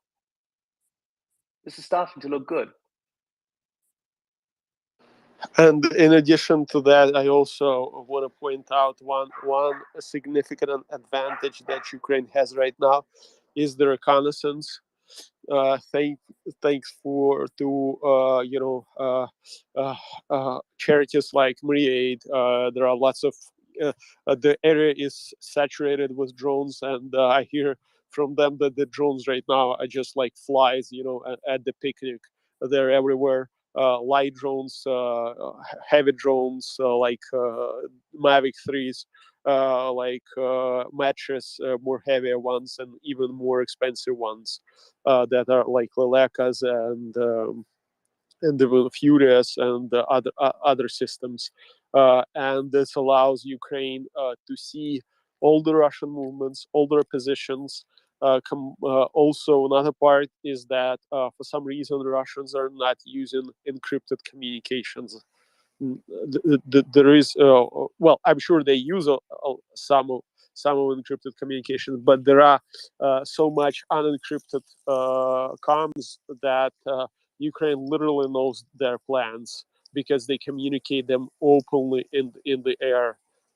And I think like maybe it's not Ukraine who knows; it's like entire even civilian population who has two-way radio knows about their plans. And I don't know why, but that's how it goes for them right now. And it gives significant advantages. And while Ukraine, the comms are mostly secure, but they're not secure between usually inside the platoon levels, because those usually the guys who's just go like on the platoon level. You go ahead and purchase your cheap buff and go or $30 Motorola just to speak with your buddy, but you usually don't reveal any interesting information other than like I don't know, my butt hurts or something like this, or something really tactical like I'm moving to that house, or which is it's really hard in operations. It mostly useless because when you intercepting the comms, you have to have an analyst who actually changes this what he heard into some actionable items. And so on the platoon level, there are much less actionable items that can be used. But that's a problem that Ukraine faces as well, because if they were encrypted, it would be even better. But mostly on everything that is company and higher, all the communications are encrypted. And I'm trying to get Tim Sennett up. I may have to cycle someone down because Tim also has a point in that regard, which is important. But CJ, you had your hand up in the meantime. Yeah, so as we've seen in the past week, the reactions from the Russian mobilization have been far-ranging, right? To outright refusal, to drinking, to riots, to protests, to all manners of activities. But one thing that's come out that's super interesting, at least to me, is all of these Russian Telegram channels trying to give basically instructions or a guide to mobilization for those soldiers, or those civilians that have found themselves as soldiers, and mainly what things to bring. What should they bring to the front before they leave their homes? And the number one item on the list has been drones, of course, as Konstantin pointed out. This is such a critical point, not only to scout out areas you might occupy, but to try and find the adversary and survive longer than the time that they would otherwise, which isn't going to be very long for these conscripts. But what's been noted throughout the past couple of days is that the Russian army, when these new recruits or new conscripts get to the station with their drones, they're being taken. They're being taken by the Russian army and sent to the front immediately, because they actually, finally, after losing almost 1,000 Orlan 10s, which is the main small drone that the Russians have, they're running out of them because Ukraine has either hacked so many, shot down so many, or they've just gone, bad due to maintenance. And so this is a critical thing. If the Russian army is taking, off-the-shelf drones from the average Russian civilian, I mean, it just shows you how desperate they are, not only for the people, but even the drones end up being more valuable than the people coming to the front. So clearly a desperate situation overall. And just to give you a perspective here, in Ukraine right now, people have every family has a drone right now. The drones are just flooding in. Thanks to MriyaReport, thanks to other charities, and most of all thanks to listeners here who actually fund the things. And drones are really common, and there is no, I would not say there is no problem with them. Of course, we need more because it's a war. In war you can never have enough drones and ammunition, but we have a lot of those. And another problem that Russia is going to face right now is the pilots, because I keep telling this story to a lot of people. One of the first drones I've given to the army was as soon as the guy got it, he flew it up and hit the tree. So operating drones is actually pretty complex.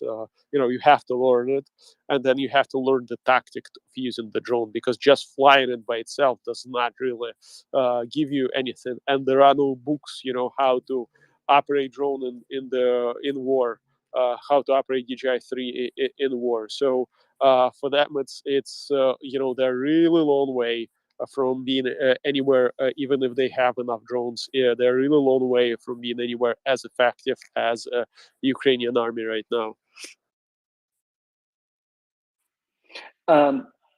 Boys, if you don't mind, let's go to I Like Wendy, because I know that Wendy has questions in regard to the military aspect. I Like Wendy, shoot. Thank you, Axel, and thank you, Konstantin, for your service, sir. One of the ways this war is being characterized is of being mass versus agility, mass versus motivated forces defending and liberating their homeland, the mass of the Russian forces versus the highly agile, highly motivated Ukrainian warriors. You mentioned evidence of the effects of inexperienced, demotivated, occupying Russian forces, the effect this has had on their combatability. You mentioned deliberate sabotage by the Russian occupying forces. What other means of sabotage would you recommend to any other Russian soldiers looking to escape the certain death that they face on the fields of Ukraine? So, one of the most effective things, I said it multiple times, this is even before you got into the front lines. Just do nothing. Just try to pretend that you're doing something, and imitate that you're doing something, and and then give up and surrender as soon as you have a chance. That's I it's just you get an order to, I don't know, to carry munitions somewhere. You say it's too heavy, I cannot lift it. I'm sorry. You tried really hard. You sweat, but the shell is not moving. I'm sorry. I'm too weak for this. What they're gonna like? No one would want a soldier like this. So you're gonna be probably put somewhere in the back lines. If you're in the front lines, and so those are things that are effective because you're not doing anything illegal. Like who's gonna they cannot tell you that you're performing you're sabotaging. No, I'm not sabotaging. Like how can you prove it that I'm not sabotaging if my back hurts and I cannot lift this goddamn shell, or I don't know, I have bad vision and I'm just shooting randomly, or I don't know how to drive. There are so many, or pretend to be sick. There are so many things that you can do to to avoid it. But of course, if you're already in action there, right now and being sent, the best thing for you is just to refuse, just say no, hell no, I'm not doing that. It's better to to end up and get like 5 to 10 years in jail than end up without legs or arms, or in the jail as well, or dead. So those are things like I would say that are the best one, and of course broken equipment. No one have. I mean, it works. Broken equipment does work. And if you're a driver like Hamas driver, like truck driver, tank driver, PTR, BMP driver, some sand in your tank can make a whole lot of difference. Yeah. Or removing filters. One of the very effective ways to damage a tank is also in such way that no one is going to trace it to you, is remove the filter and then work without filter, and then when it breaks, put the filter back, and that's it. No one, it's just gonna be it's gonna work for a couple of days and then it's gonna break by itself and you have a broken tank. CJ, quick question for you in that regard. It has come in. I discussed it a little earlier with our boys here in Tallinn whilst we were out and about. How do you see the reallocation of artillery? We've actually heard more recently that more and more artillery has come into theater in recent weeks. Yes, they've taken in Russian artillery. They've tested it. Some of it actually is in theater, and not just ammunition, as Konstantin already said. Ammunition is being used, but also captured artillery from a month or two ago. There's not more M777s, but I've heard more recently that maybe one demonstration item of a German piece of kit, a remote-controlled howitzer, is in Ukraine. You'll have to send me this. I mean, this is something that's been worked on for the last couple of years by a lot of armies, at least NATO armies that I'm familiar with. It's called, wingman or drone assist. So basically the idea for the audience is you have, one sort of howitzer, self-propelled gun, which you bring to a firing point, and the rest of your guns, the 3, 4, 5, 6 other guns, are all automated, and they will fire where the other one shoots, or you can calculate a solution to have all the rounds land in the exact same spot. So you only need to man personally, one gun. So you're minimizing risk to crew and maximizing firepower through AI and remote control. There's even one for HIMARS too, where a crew drives one sort of HIMARS truck in, and 3, 4, 5, 6, however many, basically automated HIMARS follow you, and you can just really see the results of how incredible that is. So I'll share a video to the nest that just came to my attention to kind of see what that would look like if it was ever realized, because sort of right now is the most MLRS firing that any sort of NATO weaponry has ever undergone, and it's being done by Ukrainians against Russia, of course. So I just posted the video to the nest, and you can kind of see as the DoD says that they're going to 6,000 more Gimlers over the next 2 or 3 years, and about 1,000, 2,000 have been given.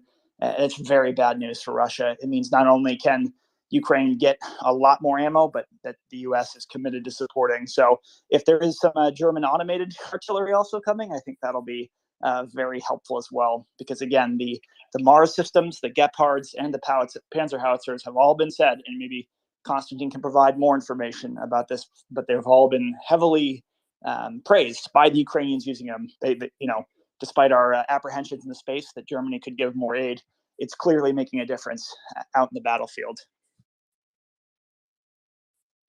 And I know that right now there are a lot of crews being trained in Germany, artillery crews specifically. I don't know, I don't know what they're using, what they're training for, but a lot of artillery crews are in Germany right now. Yeah, we saw a video the other day. Some people said it was in Ukraine. I got criticized for saying it was in Germany. Of course, it ended up being in Germany because I provided a picture of myself at that location. And unless I deployed to Ukraine and had no idea about it, which would be very interesting, it was in Germany. But that's okay. There's plenty of bases all across Europe that Ukrainians are training in. And again, this is just the difference between what Russia's doing and Ukraine is doing. Ukraine is training their people all over the world for months and months on end, in some cases getting 4 to 5 months of basic military training and advanced skills. Whereas with the Russians coming to the front, not only are they not being equipped or provided with ammunition, but they're not being trained at all. So really, it's. I know Konstantin said, it's not going to be easy moving forward if Ukraine has to fight more people. It's gonna mean more Ukrainians are gonna become casualties. It means they need more ammunition, but it does not mean that the war is going to change the current course, which is good news for Ukraine. Yeah, with more conscripted Russians, it's just going to increase the price, unfortunately. And one of the biggest Russian narratives was like East-West propaganda points sounded like that. USA is forcing Ukraine to fight up to the last Ukrainian, and it appears that it's Putin is forcing Russia to fight to the last Russian, because we're much more effective than our forces are much more effective and getting more effective every day. And Russian forces are getting less and less effective, and we see that on the front every day. And if he thinks that conscripting 300,000 and 1 million troops without any training or morale will give him some upper hand, no, it's just going to increase the price paid by Ukraine. Because there is a toll probably right now. The toll is 1-3, 1-5 for Ukrainians, but with this newly conscripted murderers, we will have a ratio probably 1-10, 1-15, because they are not trained, they have low morale, and they will be under-equipped, while Ukrainian troops will be more trained, better prepared, and more motivated. So I expect this, but still, 1-10, 1-15 is a price, and every killed in action Ukrainian is a tragedy in one of our families. Every killed Russian it appears that to be a holiday, because they will get another Lada in the family.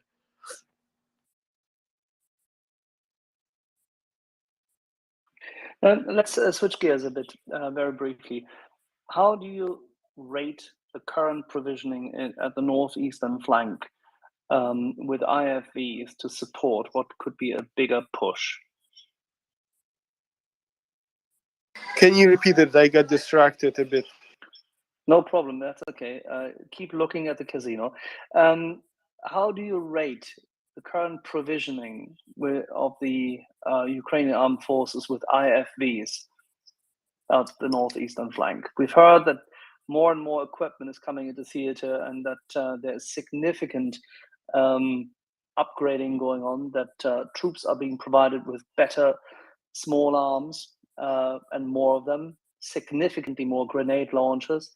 But also, we've heard in the last 2 days that IFVs, which have not been in theater before, have shown up magically in the region.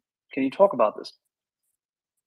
So I don't. I was not watching new equipment. I was not asking, but You must understand that most of Ukrainian soldiers I speak with, they don't really have much knowledge about Western equipment. So when they see something new, it's like, oh, I have never seen this one before, and they don't really understand what it is, because it's for me and a couple of people in here. You can just Google how it looks like. For them, they don't do that. They don't have time for that, and so that's why I cannot tell you. So please, you help me out here and tell me which new IFVs have been seen in the theater. Well, we've been told that a number of IFVs, respectively upgraded APCs or more fighting APCs of French production, have shown up in the Northeast. Yeah, so I've seen the videos of French equipment. Definitely, I've seen those. I don't know anyone personally who have operated or used them, because I mostly speak with my friends from 92nd Brigade and National Guard. 92nd Brigade is equipped well by itself with the Bucephalus BTR-4. That's Ukrainian Kharkiv produced BTR with 30mm autocannon and thermal vision, which is quite capable. And they will using those in this counteroffensive. Other than that, I will tell you definitely that there are lots of videos of MRAPs right now that are being used by mostly by air assault units, as from what I saw. Those are MRAFs, even though they are heavy and have high profile, they still provide lots of armor protection from the mines and shrapnel, which helps a lot. There was a story, I know, that this new, I think Max Pro, I think it's called, MRAP, they had a Russian artillery landing 7 meters away from them, and the 152 millimeter and the MRAP was totally fine, and they could continue doing their mission after changing one of the tires. All right. Let's go to Tom, then Lisa, then Tim. Tom. Hey, thanks for joining us, Konstantin. Question to, well, just whoever on the panel can answer it, really. It's when earlier you were talking about the sort of advance towards Svatova, if I'm saying it correctly. I thought that the railway line in Svatova went straight north to Russia, but it looks as though north of Svatova it actually heads towards Kupiansk, which is obviously held by Ukrainians. And south of Svatova, it looks as though the rail line goes directly south, but on the east bank of a river towards Kremina, Rubizny, and ultimately Lysychansk, Severodonetsk. And then there's obviously the P66, which goes south, but that's on the west bank of the river. So do we know whether the Russians are using the road or the rail, or probably both, to resupply their people to the south? And do the Ukrainians just need to cut off the P66, or do they need to try and cut off that rail line in order to affect the supply on the people there? Does that make sense? 1 second. Tango, if you don't mute yourself, I'll have to relegate you. Please mute your phone, or I have to mute you.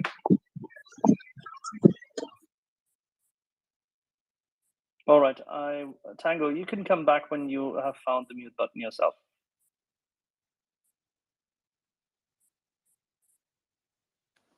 Did the question make sense? Did people manage to hear it? Sorry, I got interrupted. I apologize, Tom. Would you mind repeating this briefly? I can explain. What was this about transport via lorry versus train?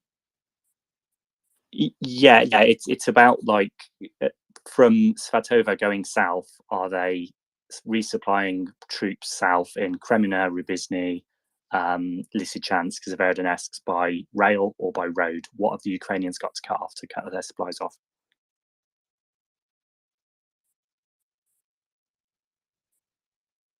The supply lines to Severodonetsk, I would entrust, are mostly coming from the southeast of Severodonetsk. Anything that's coming down through Starobilsk will go further south and then backtrack a little bit to get to Severodonetsk, or it will be by truck. It will no longer be going through Svatov at this point. It's too close to Ukrainian artillery, and also, as you noted, the train line that goes through Svatov and then down south towards Rubizhne starts off in Kupiansk. They no longer have that operational. There's no point to use that as a logistics route for any practical purpose. Is it fair to say that everything which is in HIMARS reach in terms of railroads would be more or less contested or denied to the Russians, so they have to reload on trucks outside of the HIMARS range and truck it to the front positions? No, they still risk it. If from experience, from what we've seen on the left bank of the Dnipro and Kherson Oblast, they were still risking using railways. There's no reason why they wouldn't be doing it here as well, especially since HIMARS is a bit further back because the front is quite active. So I wouldn't say that if it's within 80 kilometers, they wouldn't use rail anymore. They probably should use trucks, but they're not set up for that very well.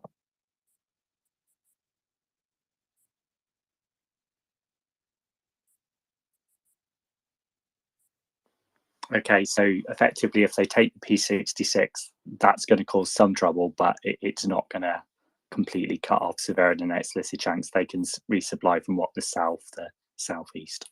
Okay, thanks. Yeah, from the city of Luhansk, basically, from that direction, or from the rail line that goes from Starobilsk down to Stanica Luhanska. They can offload on the way, transit across by truck, east to west.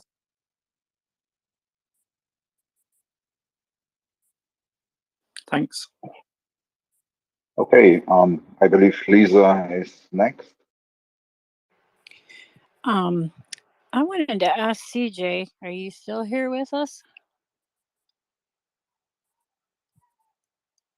Maybe he's gone. Okay, maybe Domin, you could. I was reading up there in the Nest his post about the Ukrainians broke through the line at, is it Lozova? Lozova. And then they said, is it Lehman or Lyman? Liman may fall next. Have you heard anybody or Constantine heard anything about if the line's fallen yet? Constantine, do you want to take this? I'm sorry. Did you ask, has Lehman fallen yet? Well, No, the the line, line. whether the line has been broken, and Lisa, I can help. The line is very, very diffuse at this point in time. It's not as solid. The battlefield is extremely fluid, given the fact that the Ukrainian armed forces yet again are piercing through openings where the Russian troops are excessively weak, have not yet been able to fortify again, where they had to be, where they were forced into retreat or withdrawal, or where they were simply annihilated. There's a couple of indications that one so-called pincer movement is afoot around Liman. There's another push, a wedge being cut towards Makivka and Nevske.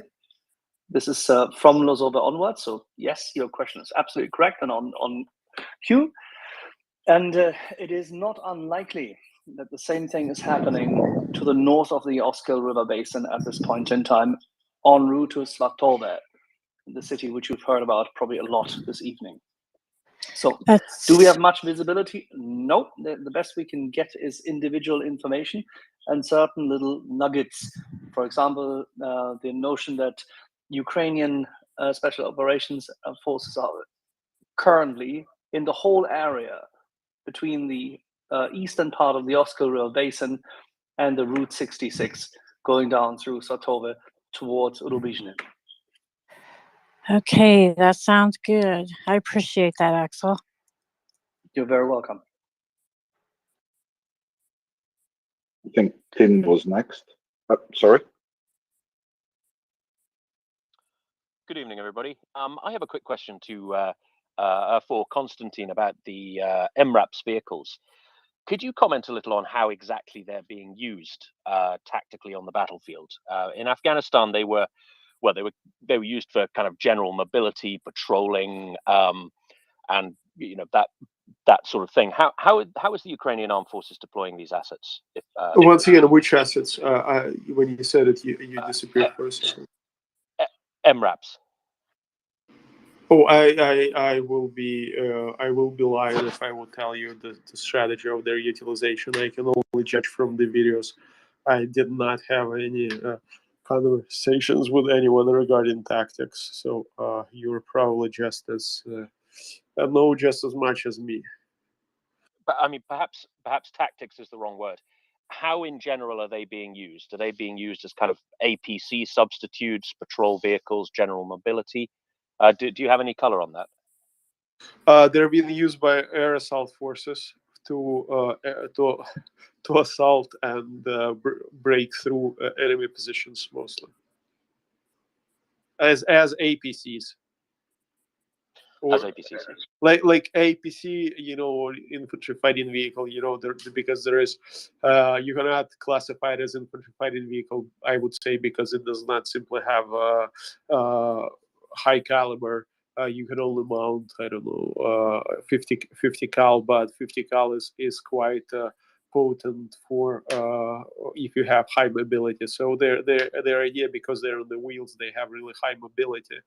And lesser fuel consumption than tracked IFVs and APCs, which allows Ukraine to move them much rapidly, because if you can keep your reserves like 50 kilometers away, and they can advance quickly to the theater, while with the tracked ones, really driving 50 kilometers in the tracked vehicles is much more complex process. And it usually requires much more logistics. You need a trailer to tow it behind. You need a tractor to move it, etc. So they are quite well fit into air assault air assault brigades, such as 80th. I think 80 is actually using the Australian MRAPs, Bushmasters, which have shown to be super effective. I've seen an interview, I think it's open interview, anyone can find it, that they were found them really effective. But regarding the Max Pros, I don't know, there has been lots of videos recently for last 2 weeks. There are plus and minuses, but once again, they're used by air assault forces. So they're being used in much the same role as in the pre-IED era, American forces might have used a Humvee, or British forces might have used a Winnick. Yeah, that's pretty much like armored personnel carrier, I would say. But the Humvees were not armored. These are armored. The Humvees are used the same way as well by air assault forces. Fantastic. Thank you very much, Konstantin. Alrighty, let's go to Jingu.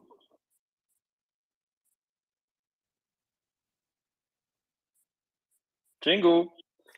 Yes, I'm here. So I have 2 questions. The first is to Konstantin, that we have recently read reports that the Iranian drones are causing some trouble, causing some more casualties in the Ukrainian armored vehicles and so on. Is that true? And what have you heard about it? The other question is more to CJ, if he is still on. So the question is, right now there's still lots of criticisms, especially from people like Thomas Steiner, saying the military aid to Ukraine is too slow and too little. And what's your take on that? And also, there are people asking, their artilleries, like for example the M119, and when that could be given to Ukraine in large volume. So these are the 2 questions. That's it. So regarding the first one, the drones are a problem. That's for sure. They cause a lot of issues. I cannot say much more. I've heard that they're good only against static targets. I don't know how much true is that, because but they're a problem, and everyone keeps their eyes open. And there is no, at least I have not heard that there was a solution for them already. But I hope that the numbers of them are not substantial.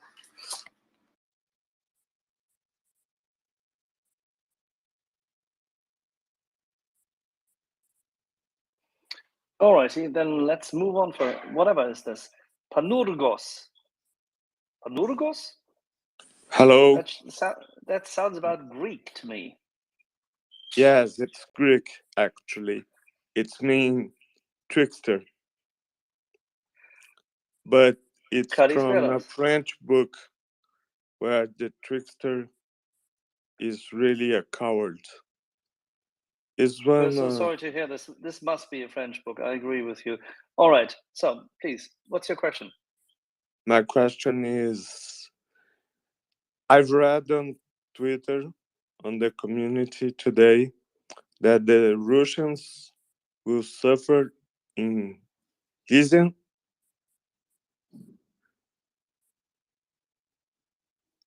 Is that the city being discussed?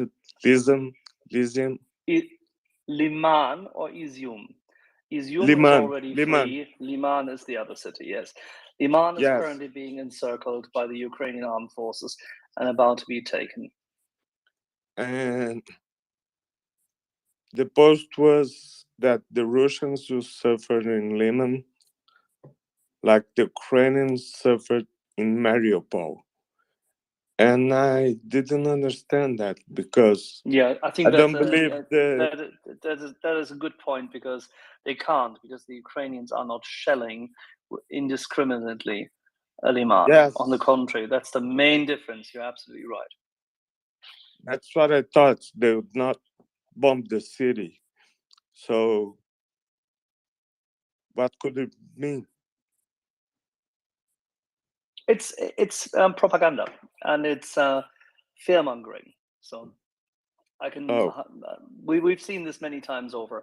Whenever a city is about to be taken, whenever a specific command center or specific areas to be taken, where civilians are close by, the Russians will post terrific notices across all platforms. Typically, it originates with Vkontakte or Telegram, spreads over, or some Russian, some Russian person in the West with still an Instagram account posts something in that regard. It flocks over. Western media sees it positioned with certain sources they have. Some lower grade, undermined, infiltrated Western media picks it up. Some leeway is given. Media aggregators pick it up. The likes who are actually being paid by click. So if you go for your classic Tabula and the likes, they will post it out. You may even see it in Zero Hedge, which unfortunately is completely infected in that regard. No surprise there, because they need to reach out to American conservatives and those who are interested in market information and post it there. So you'll find it everywhere. And the gloom and doom notices then spill over, and then they come back to Twitter if they haven't been there already in the first place, and just circle back. It's the classic disinformation campaign. We've dissected this many times here, but thank you very much for bringing this up. But Guten Abend. Can we move on for a second? Stay with us, please, our dear beloved Greek trickster, and we'll go to Bionade. All right. Ja. Einen wunderschönen guten Abend. Good evening, everyone. Einen wunderschönen guten Abend. Guten Abend allerseits. Yeah, so I heard NASAMS are delivered to Ukraine, and I was wondering about the IRIS-T system. I think it should be delivered in October, November now. Did anyone hear about it? We do not have any specifics at this point in time, Bionade, and if we had specifics, we would love to put them out, because they really need to be highlighted, because German deliveries typically end up being reported way ahead, then they don't happen, are delayed, procrastinated. And then finally, when they get there, they make an impact. But as they make an impact, the impact is so harsh that one wonders why they haven't been delivered earlier. IRST is coming. The designated time frame for that was the first week of October. We shall see whether they come. Yeah, so absolutely. We're looking forward in an interesting weeks. And yeah, thank you. So, but Bilal, isn't it nice that if we continue on this delivery schedule, Ukraine will have main battle tanks somewhere in the late afternoon of the 22nd of December, 2034, right? Absolutely. But I'm hoping when I'm planning to visit Ukraine in the December, there may be some protection by the IRST also, not only by the very nice and good NASAM systems from the Americans, which I wanted to highlight. Still supply Europe with a really good protection after the last years of NATO fiasco, and I think there's a shout out needed to the Americans for their still support for the good cause. Well, the good thing is, Bernardo, you will hear it here first. I'll put it out to you that apart from all the discussions and the to and fro in Western media today, and the wonderful excitement of those media sources who always are 3 to 4 days late, and 2 of the media sources today have been pretty much on time, and having had discussions with the Scholz regime in Germany, have literally heard the same story as the journalist who flew back to Germany with part of the delegation. We should not forget that at this point in time, it is Ron Klain and Mr. Sullivan who are putting the brakes on in the White House and in the NSC. Somebody needs to force Germany because Germany does not want to move. Germany looks for excuses, finds excuses in the slightly lukewarm attitude of this White House towards delivering the final straw, which is evidently the case. And we've heard this here before. Yes, we're all in favor. We're super happy that this president and his administration are taking a solid line and they are supporting Ukraine well.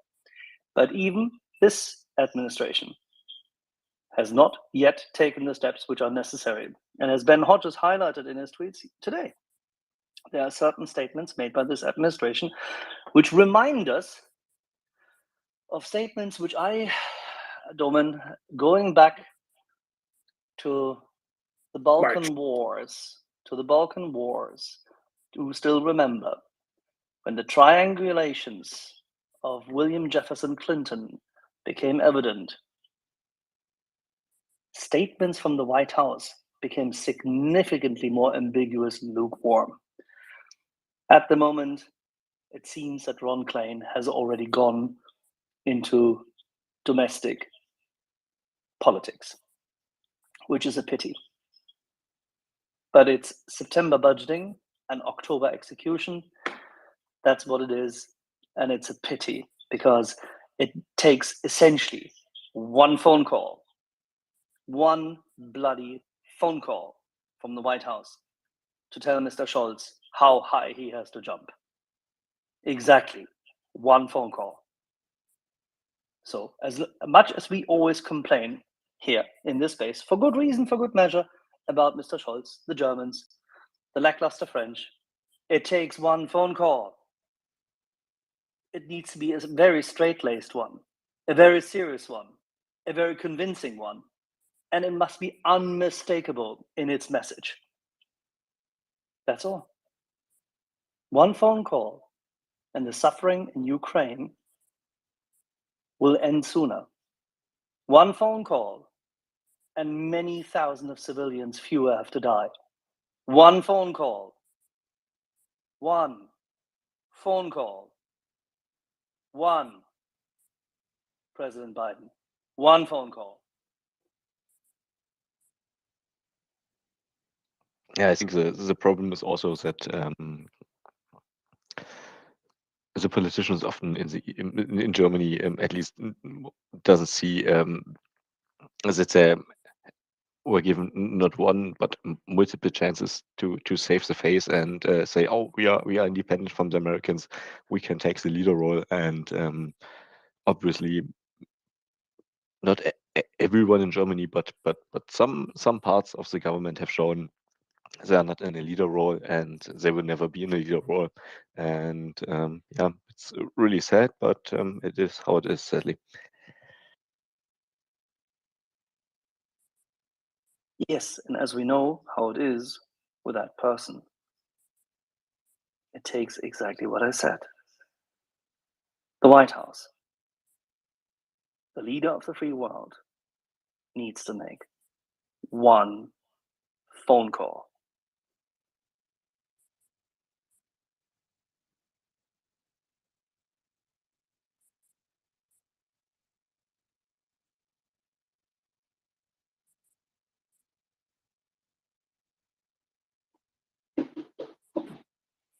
Wendy. Thanks, April.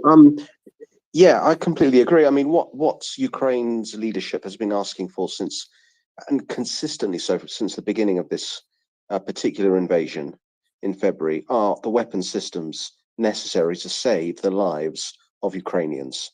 Be it to NASAMS for Ukraine, to save the lives of school children across the country, to help close the sky, as millions of Europeans heard from Ukrainians in mass protests across European capitals since the 24th, or whether it be ATACMS for Ukraine, to save Ukrainian lives on a massive scale by preventing the war machine of the country attacking Ukraine from mustering its invading forces and their equipment.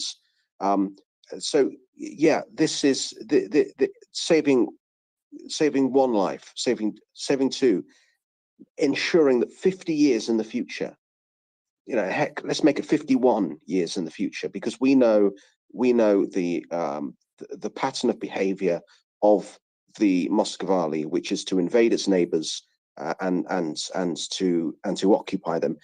So let's try and ensure that 51 years in the future, just to put that number out there, Ukrainian school kids get just one extra year of safe schooling, being able to go to school without the threat of Russia attacking their country. So yeah, the consistent message from the Ukrainian leadership has been, please give us this help to save our people, to ensure a safe working environment, an educational environment and country now and for the future for the people of Ukraine. And the people of the democratic world, the leadership of the Western democratic world, owes Ukraine this. So I completely agree with your sentiments. Thanks.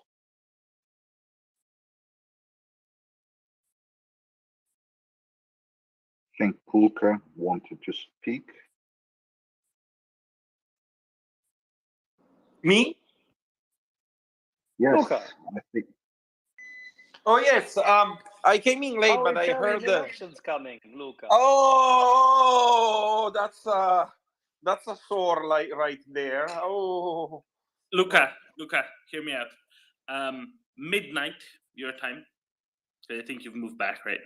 Or if you've flown back. Midnight your time. We're gonna do a breakdown with you and Bertrand Russell's puppy, who will be informed of this in due course. So you're going to sleep late. That's what I'm telling you. Midnight Pacific time. Yep. All right, let's do it.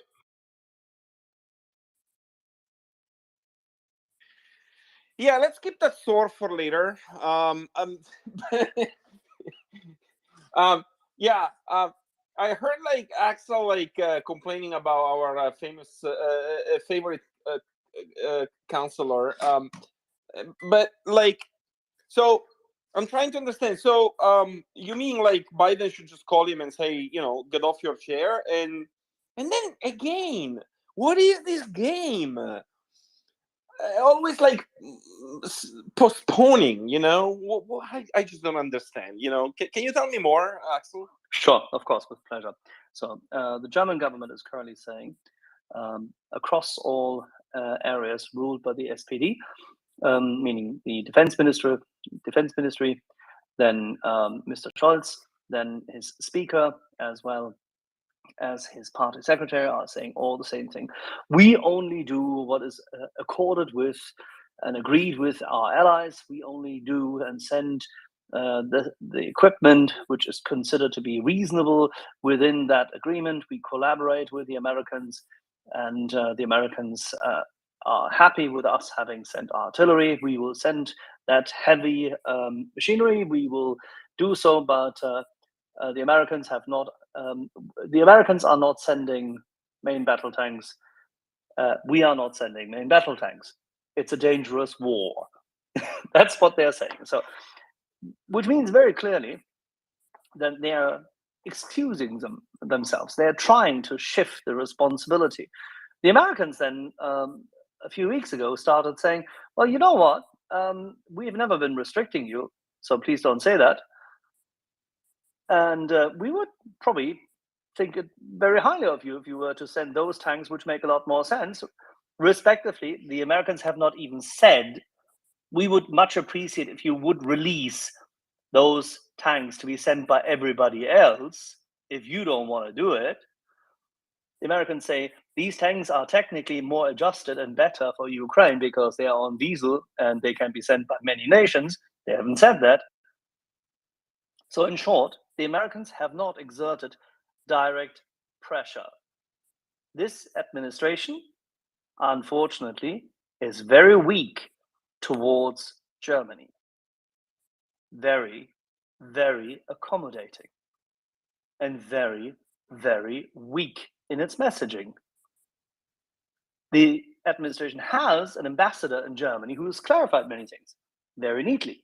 But just as if they didn't want to rock the boat, just as if they didn't want to send Lloyd Austin to yet again give a crushing handshake to the other side, just as if they wouldn't want to necessarily inflict more political pain on Germany at this point in time, because they know that if Scholz continues to delay, he will ruin Germany.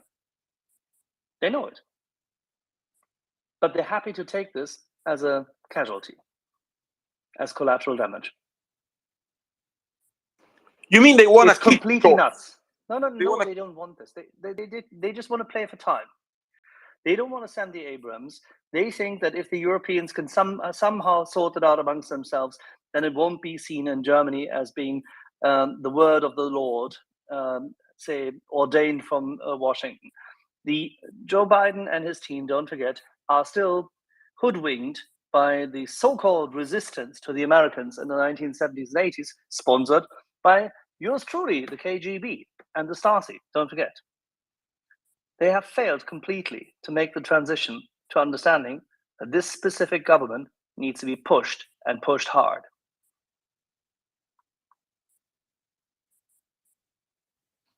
I understand. So if you can talk to your California Democrats, talk to Nancy, talk to anyone there, try to move them to the point that they go around the White House for a cup of tea or whatever they're drinking and have a little word about it. Okay, I'll reach out. Thank you very much. Di via, mille grazie.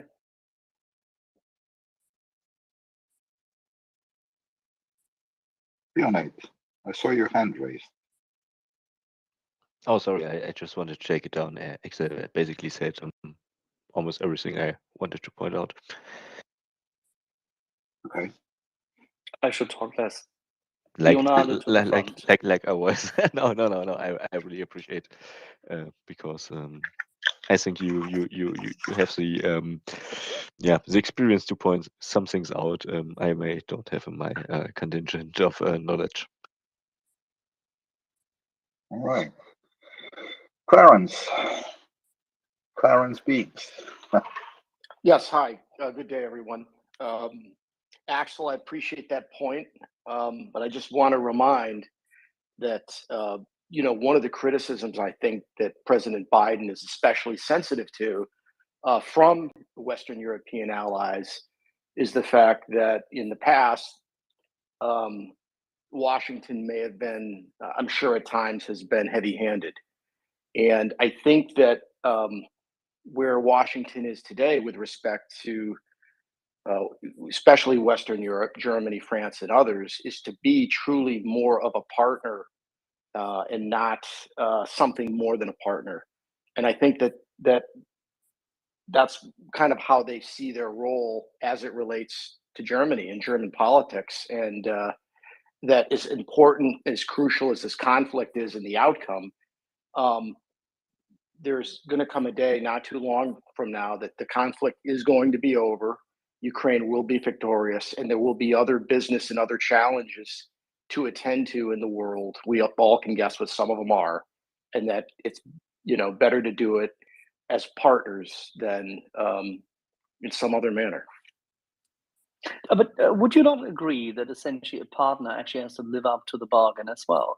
Would you not agree that from time to time, telling people in good American, good old fashion, the sober truth and instill a sense of urgency that this is something which partners actually do?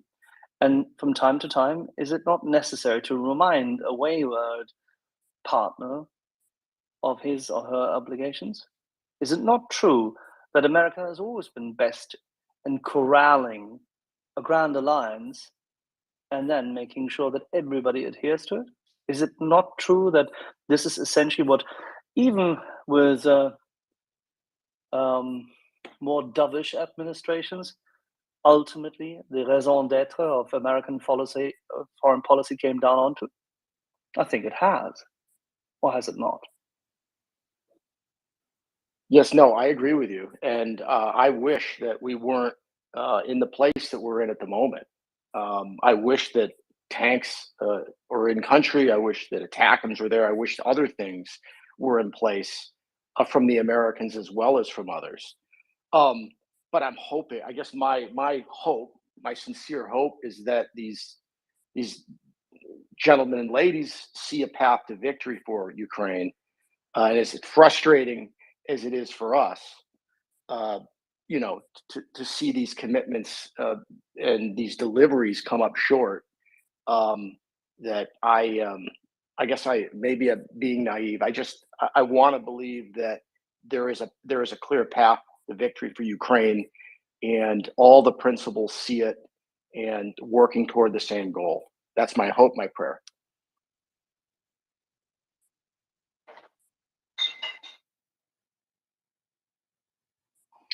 Can we have a word from Bionade before we go to War Pigeon and Panurge?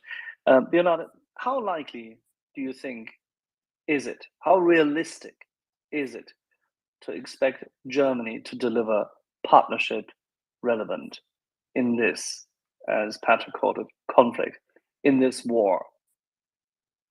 And how realistic, therefore, is it for the White House to wait to make that call?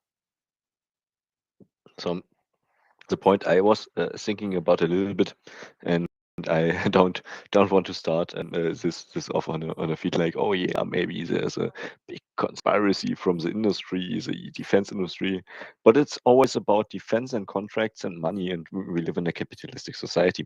So the point is, maybe you heard about it. There was a conflict, I think, with France and the Americans about some nuclear submarines 1 or 2 years ago. The contract, usually France should produce these nuclear submarines for Yeah, it's not just Austria. submarines. It's a Yeah. fully integrated security system, which is why France can't be trusted to deliver it, because the French military intelligence and its weapon system industry had been working so closely with the Russians that essentially they were considered to be compromised. And the French know that we know that they know that we know. Yeah, and absolutely. And these affects, if you don't have looked for it or read about it, or are you into this kind of topics, you don't know about it, and you don't know which country could deliver or what with this what kind of parts take a role or this. So we often have a simple-minded view on some things we can't really see almost in the background. And this I think we have to think of, and maybe sometimes take a deep breath, take some time, read about the facts, and 2 days later we know more about it than before. Yeah, if I'm not mistaken, I think I recall that it involved Australia, right? It was contracts with Australia, and I think that there were contracts in place between France and Australia for diesel-powered submarines. Yeah, absolutely. And the Americans then changed it to nuclear submarines, I think. Well, yeah, perhaps I'm saying it differently. I'm sure you're right, but my understanding was that the Australians decided to terminate the contract for the diesel submarines and opted to go for the nuclear submarines, right? Isn't Yeah, that what happened? yeah, absolutely. Yes. And this is the thing how it was shown to us in the West is they made it because of this and this, and they could deliver nuclear to Australia and every kind of reasons. But the actual reasons was what Axis said, that there were some kind of military interest reasons which led to all this, not some industrial reasons or some capitalistic reasons or whatever. Most papers wrote about. It was actually some really in detail, in depth decisions which were taken, which we couldn't figure out as normal people, which wouldn't dive deep into this. That's what I wanted to point out. Thank you. Thank you for that. Well, don't forget that some of the information about this deal has been published by Russia Today, and I'm pretty sure the Russian propaganda wouldn't hesitate even a millisecond before taking such a juicy, although wrong, reasoning to sort of alienate or so split and divide the allies. So I think the reason, one of the reasons why we are not informed is not necessarily because all of that is super hyper secret, because you said you read about it in some papers, obviously published freely, but because of sloppy journalism and some very good help from our well-known dictator. Thank you. I see. I hit the bullseye with this article. For that. Shall we move on to War Pigeon? Hi, everyone. So I've been reading a bit about the stuff that's happening in Russia in the context of the mobilization, and some really interesting things are occurring. I don't know if it was already commented here, but there's been some significant pushback in Dagestan, where the people started protesting and the police isn't actually dispersing them. So it looks pretty interesting, especially in comparison to the Russian heartland. And also yesterday, there was a very interesting comment by the former president of Mongolia, who said that, who actually accused Putin of treating ethnic minorities in Russia as cannon fodder. And he called on Buryats, Tulians, and Kalmuks to not participate in the war and to escape to Mongolia. It's a really interesting voice and a very decisive one, I would say. And it's I wanted to share that. I don't know if it was already commented here, but it looks like something that we discussed a couple of months ago as a possibility that the war might actually provide some fire in the ethnic minority regions of Russia. It's starting to appear that this is happening.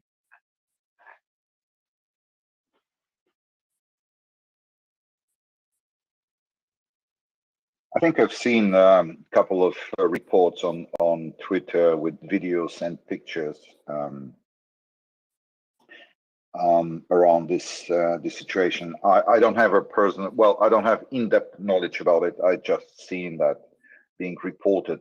But it is actually to be expected. If you look at the distribution of debts between the various nations and peoples in the Russian Federation, you'll notice that the smaller, less politically represented nations have bared the brunt of the debt so far in Ukraine, and this is not going to change with this so-called mobilization. I think mobilizations are done mostly or fairly aggressively in those parts of the Russian Federation, but not so aggressively in the Russian-speaking or pure Russian regions, especially in Moscow or St. Petersburg. So I would be surprised if we don't see those I wouldn't call them riots, but protests. Do we believe that these events will have some impact or some influence over the political and military decision making in Moscow? I don't know, but chances are that this is too small of an event to be of any, I don't know. It wouldn't move the current policy of the Kremlin. That's just my opinion, and as I said, I have no in-depth knowledge of this subject. If I may just, as a quick comment, retort, to me, this is big because definitely news about this will spread in Russia because someone in the Russian Federation, talking about Dagestan here, if you have footage, and I've seen videos of people protesting and not being pulled away, this is actually a strong signal. Somewhere in the country, there's protests that are not being dispersed. So actually, the people stopped fearing. In a dictatorship, when people stop feeling fear or fear something else more than the dictator, it's really dangerous for the Kremlin. So I personally will be looking into it over the next couple of days and weeks because it looks really interesting. So yeah, that's it from me. Thanks. More than anything else, I went into this a few times over the last couple of days because I think this was on Friday that the video came out. It was an address by the former president of Mongolia to the World Mongol Federation. The big thing about it is the change in the geopolitics of Central Asia, not just places like Kazakhstan, but also places like Mongolia, shifting ever farther away from Russia, closer to China. If you look at how if you look at how Mongolia treated Russia for the last 100 years, there has never ever been anyone remotely close to being leader of Mongolia, and this guy was president for 2 terms recently until 2017, I think, who would ever say anything as inflammatory with respect to Russia. This is the big difference. This is the big change. It's not going to change stuff within Russia, I don't think, but it's certainly a big geopolitical shift. That's what it is more than anything else. Now we have something break, really funky. I'm getting this from 4 different sources all across the last hour. And the last came 2 minutes ago, which is why I now shared it with the original Twitter message. It seems to be that we can highlight in our wonderful game of Russian General Go Toast that Major General Oleg Tsokov, 144th Motorized Rifle Division, has not just been wounded. No. The Russians are missing him. They are missing him so dearly that they're now repatriating his body. Better even so, he has been wounded close to Svatove in Luhansk Oblast. Thank you very much. And as always, what do? Domen, what is the wine pairing for a Russian general perishing?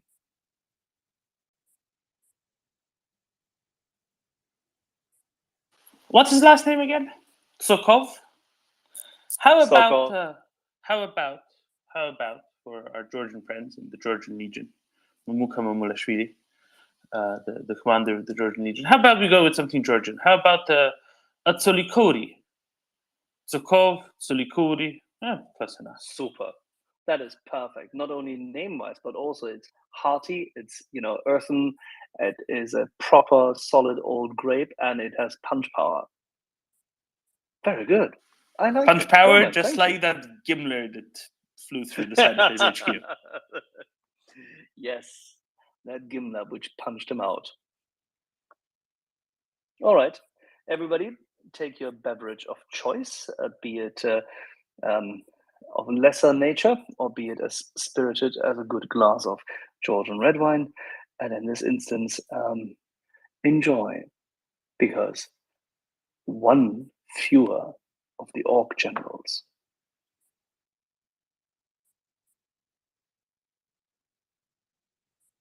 Just more work for our friends at Killed Russian Officers.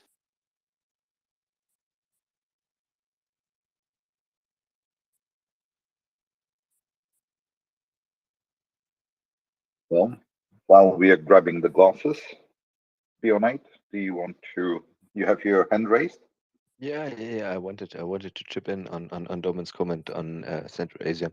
So what I really wanted to point out there is in the local population of these Central Asian states, like for example Tajikistan, there's a big resentment against the Muscovites.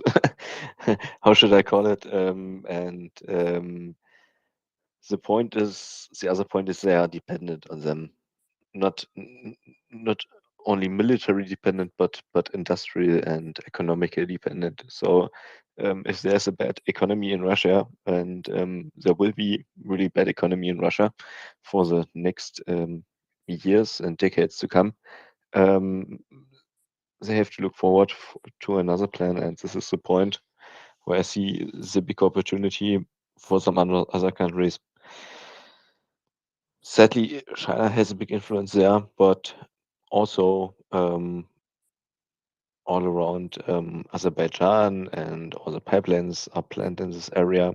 There could be an European influence, and this I really would look forward to see our leaders to step up and to support this area to get more into the Western region and go away from the Chinese influence. We all would love to see that. However, I think our Italian friends will come with some information about the elections in Italy, and I believe the first exit poll results have been published a couple of minutes ago. I'll leave that to our Italian friends to elaborate. But Bionite, you're absolutely right. The political influence spheres are being redone in Asia. China is definitely trying to grab as much as possible, but we have Turkey trying to build its own influence sphere after Russia decided to weaken itself so much. And we will continue seeing that. And Russia will suffer not only in Ukraine, but the interests will be actually hurt even more in the Far East in the coming years. Having said that, Luca, you have your hand up.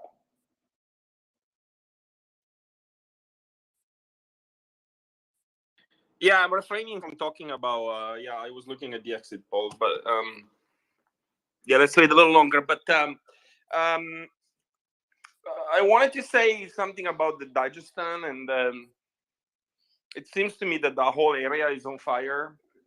And including, I was talking with some Iranian friends here in the Bay Area that they're going to their own set of rallies. They were telling me clearly that also what happened in Iran cannot be, disconnected from the loss of, geopolitical influence from Russia being in an extremely difficult and bad situation in their own right. And not being able to influence. They clearly told me that this is when probably, if Russia was stronger, the regime would have made a call for help. And also, let's not forget Chechnya, because Dagestan is right next to Chechnya. And, Putin never really solved Chechnya. He just put the TikTokers there to keep the people down. But, if the whole area there explodes, it's not going to be very good for Putin because he already has his own hands full, and it seems to me that the direction seems to be that the whole area is quickly becoming a second front for Russia, which is great, because that will definitely require some attention and take away resources from Ukraine. So yeah, that's my comment. And yeah, I'm looking at the exit polls right now. We can chat a little bit later. That would be one interesting, maybe not so cheery conversation. Thank you very much, Luca. Konstantin, you have your hand up. Please go ahead. I wanted to comment on Dagestan. It's people. Dagestan itself has been a problem for Russia for a long time. There was a lot of civil unrest in there. Essentially, the entire Caucasus region, the Chechnya itself was a problem. Dagestan is a problem, and there are Ingushetia and other small ethnic states, like ethnic minorities that are living there, have been a problem for Russia for a long time. Some of them, want to break through. There is a lot of breakout. Some of them, there are a lot of oppression going on. It's like a police states controlled by by paid warlords, basically, which is which Kadyrov was, for example.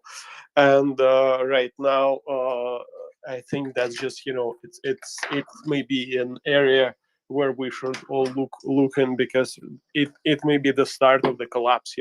Right now Russia loves referendums so much and annexing someone's land and saying that that state is independent from Ukraine, even though Ukraine is unitary state. But Russia itself is a federation that consists of multiple republics, and Dagestan is a republic inside Russia. So according to internet, and they are, to everyone's knowledge, they are actually separate people, like peoples. It's not like Russians in Crimea who are Russians. They're not, there are no people of Crimea. But there are people of Dagestan, and according to UN Charter, they have actually full rights to hold something like referendum that can allow them to break free. And right now, with so much unrest and people being taken out of the streets, and there were no Russian supporters ever. They never loved Russia. They just lived in it because they were forced to. And right now, this actually may be next interesting point to look inside Russia for the protest. And that is a mountain. There are lots of mountains. The nation itself is quite, I would say, how to say this, like knows how to fight, and has people who are willing to fight and die for the right cause. And this may be an interesting development in the next couple of days, because one of the things that I've noticed is that while the mobilization is wide scale in Russia, still in the cities like Moscow and St. Petersburg, Yekaterinburg, and Novosibirsk, there is not much mobilization happening. I mean, they are taking people from there, but the numbers are not anywhere as close as in ethnic minority and more the depressed regions, where they can just come in and grab entire village, and all that can cause a lot of trouble. And there is a huge disconnect between between Putin and his actual reality, because the generals, the news right now are reporting in Russia that everything is going perfect, and there is not a single person probably who is ready to come to Putin and say, people in Dagestan are not happy and this may be a disaster. Instead, he will tell him, okay, we have everything under control. Just don't let's it's all going to play out well until just like with the Ukrainian war, he's been probably told that everything is going well, and suddenly he jumps out and says, okay, we have to mobilize really urgently. I'm sure that there is no guarantee. I don't think the chance of that is like 100 or even 50%, but there are still chances of this being a start of something bigger than just some civil unrest. Konstantin, a very quick question, might be a stupid one. When we speak about Dagestan and people protesting, what would be the natural ally of those people? We've seen how Turkey has drawn in its orbit Azerbaijan, for example, and we have seen how maybe not because of we've seen how China has increased its influence in Kazakhstan. Who would be the natural ally for Dagestan or Chechnya outside of the Russian Federation, or who would be interested to draw them in their influence of the, let's say, geopolitical players in the region? So I'm not really qualified to answer it properly. There is like separate people. There really are separate people. It's not like like Russia used to say, okay, these are our brothers, these are our sisters.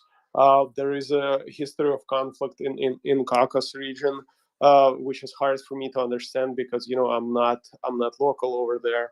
I've been in Caucasus for probably 10 times because I love snowboarding and skiing there when I was young. But other than that, I cannot give you much more information. But I think they would probably go to Georgia and Azerbaijan for support, because those two countries, they are really against. Well, I cannot say they're against Russia, but as soon as Russia will start collapsing, they're gonna, you will hear them, celebrating that. So I think that may be direction for them. But once again, I doubt that they will get much strong support over there. But they're basically on their own. But there is like another problem that when you ask yourself, okay, what kind of support do they need? First of all, according to, once again, like I said, according to the international law, they can actually claim independence, and it would be legitimate because they're separate people. They have the right to have their own country.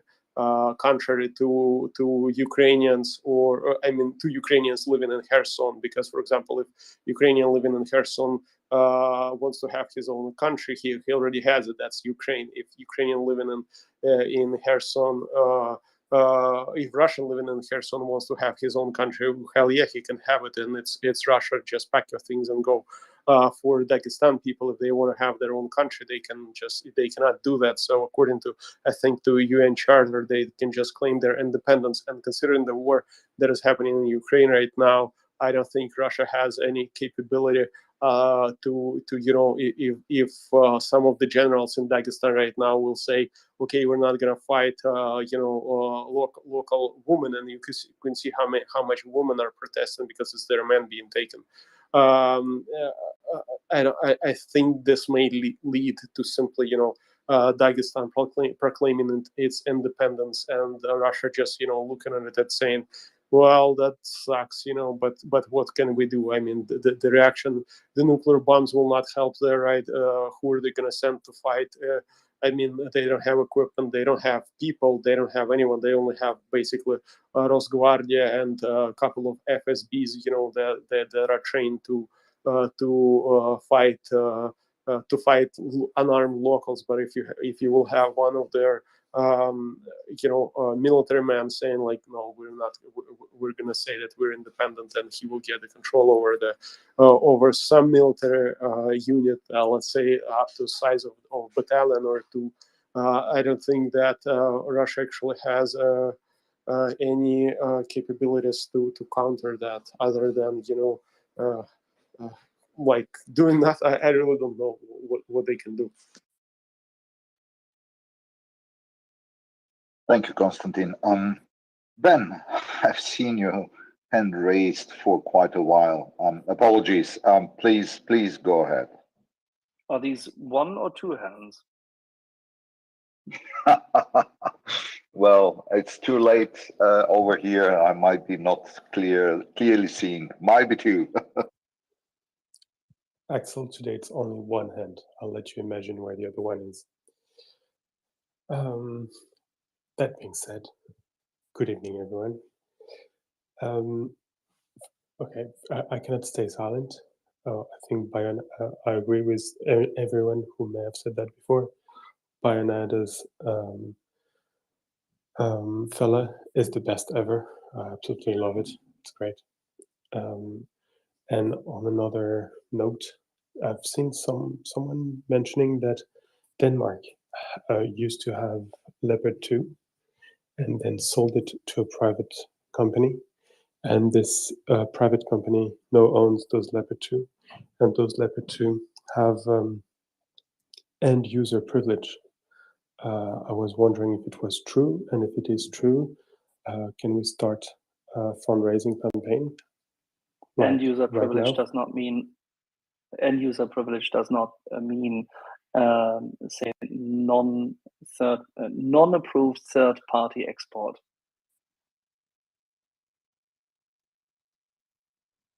So what does it mean?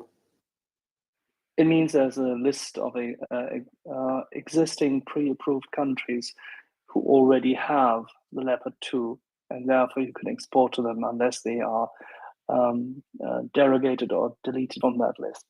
So you cannot export to countries which have not been on the approved list before. Sorry, mate. It's still Okay, it all goes back to the same thing. I'm going to bed Call then. your elected officials. No. Call your elected officials in France. Beg them, please, beg them to send at least 48 Leclercs, because that is the only that's technically the only possible other option than the White House exerting excruciating pain and pressure on this sodding, awful chancellor. Now you know how likely that outcome is. Well, on my knees, it's not a bad way to start the year. So I'll do that.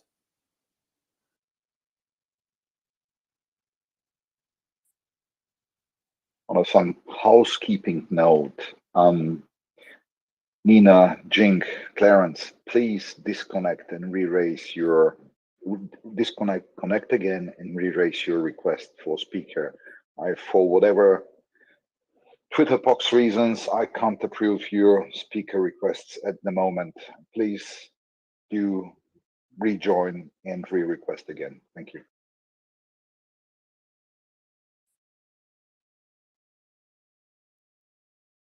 Sorry, Axel, I might have interrupted you. I think talking about... No, all good, keep going. Well, I was just going to say, talking about our beloved Chancellor, that could be a very long and might be not very printable conversation. But do you think... This is, we can talk about it freely. There's no one listening. It's just you, me, and Konstantin. So, and Ben from time to time. So it's not a problem. We have nobody listening, nobody from any of the larger news agencies. We don't have any of those US Congress chaps who've been supposedly listening to us. There's very few people from the intelligence services and from major news outlets. Why would they listen to us? So Plamen, you can feel free, please. All right, so I can start with verfluchte Scheiße. Und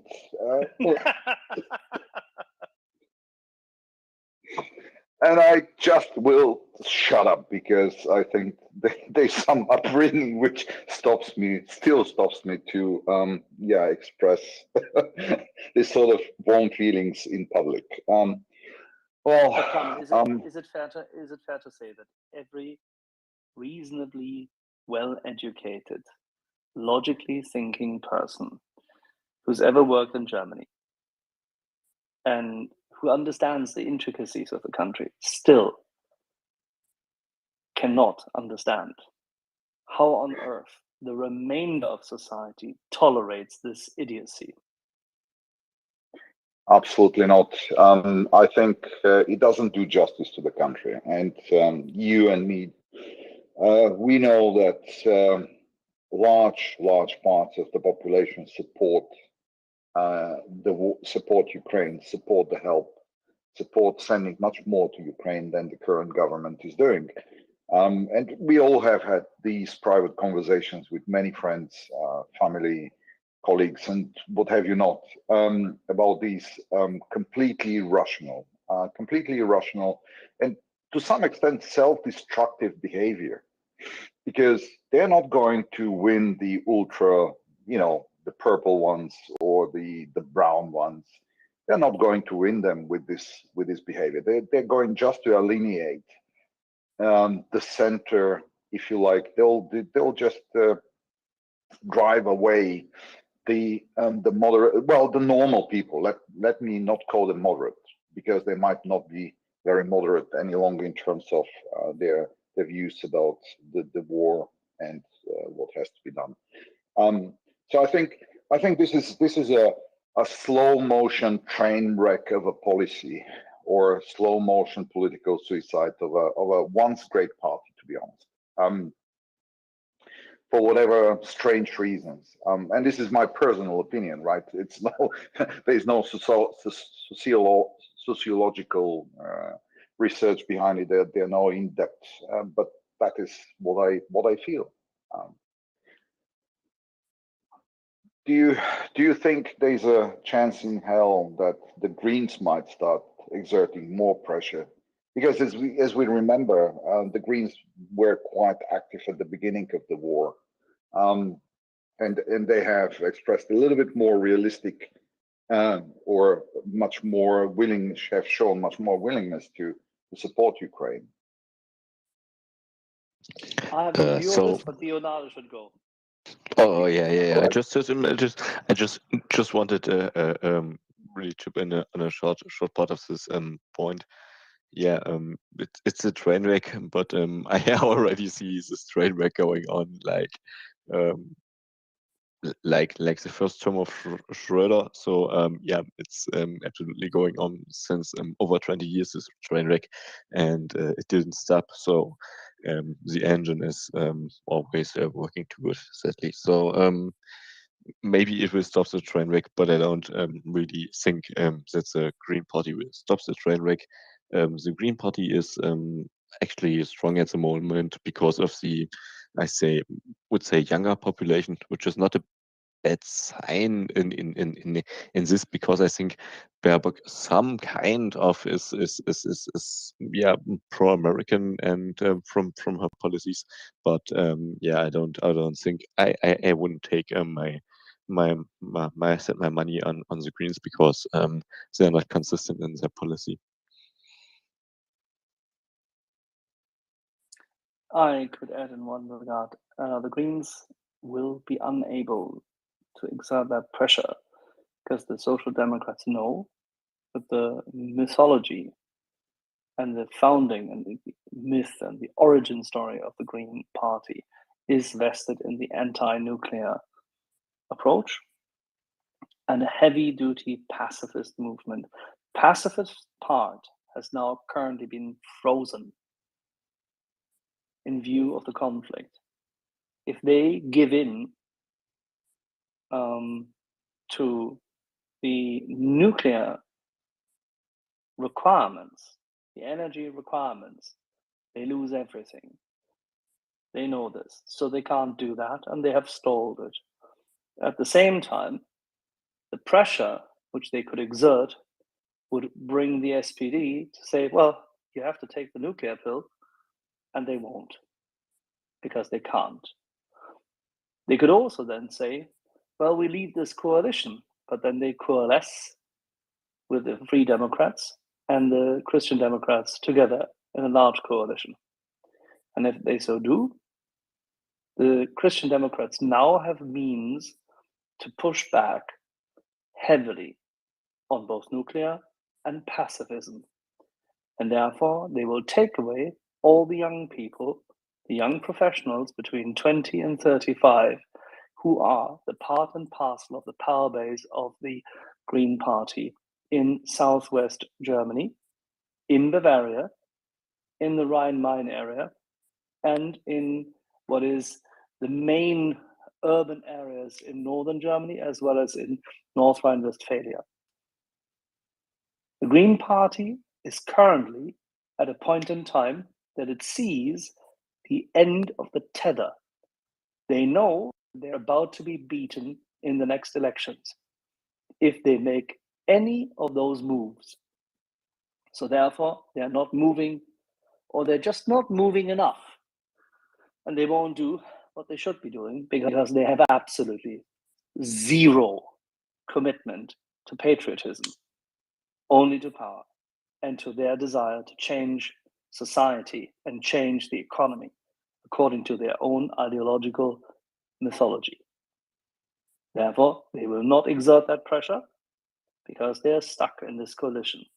They don't want to break the coalition, and they know that they have to sacrifice the nuclear position if they go into a new government. Therefore, nothing will change. Therefore, strategically, the White House needs to understand that it needs to put pressure.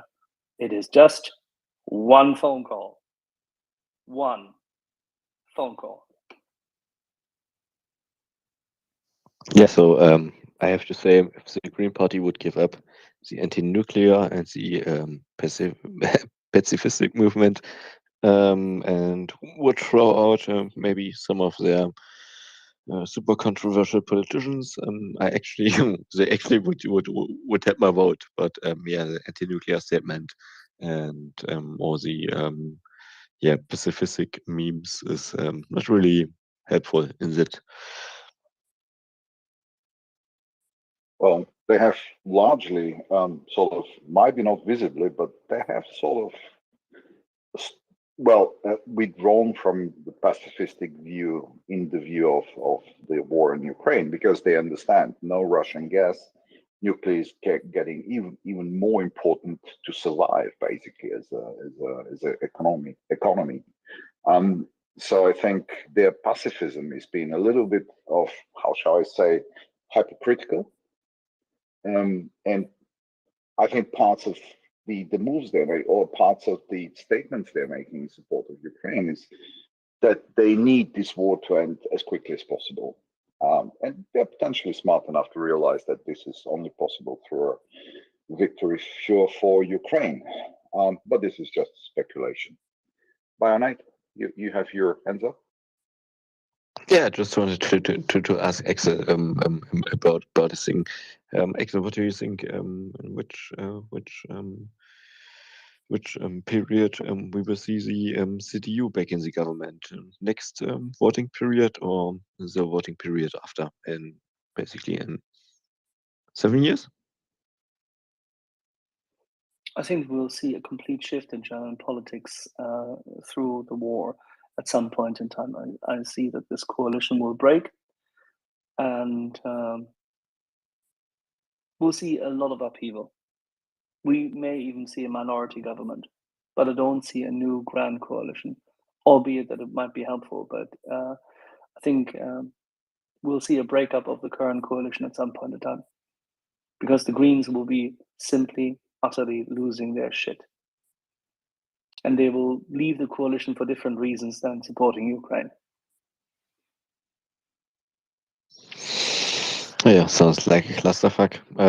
Especially if we think about the influence we have in the state governments in Germany and the federal government, because we have also 16 states which also send representatives to the parliament, and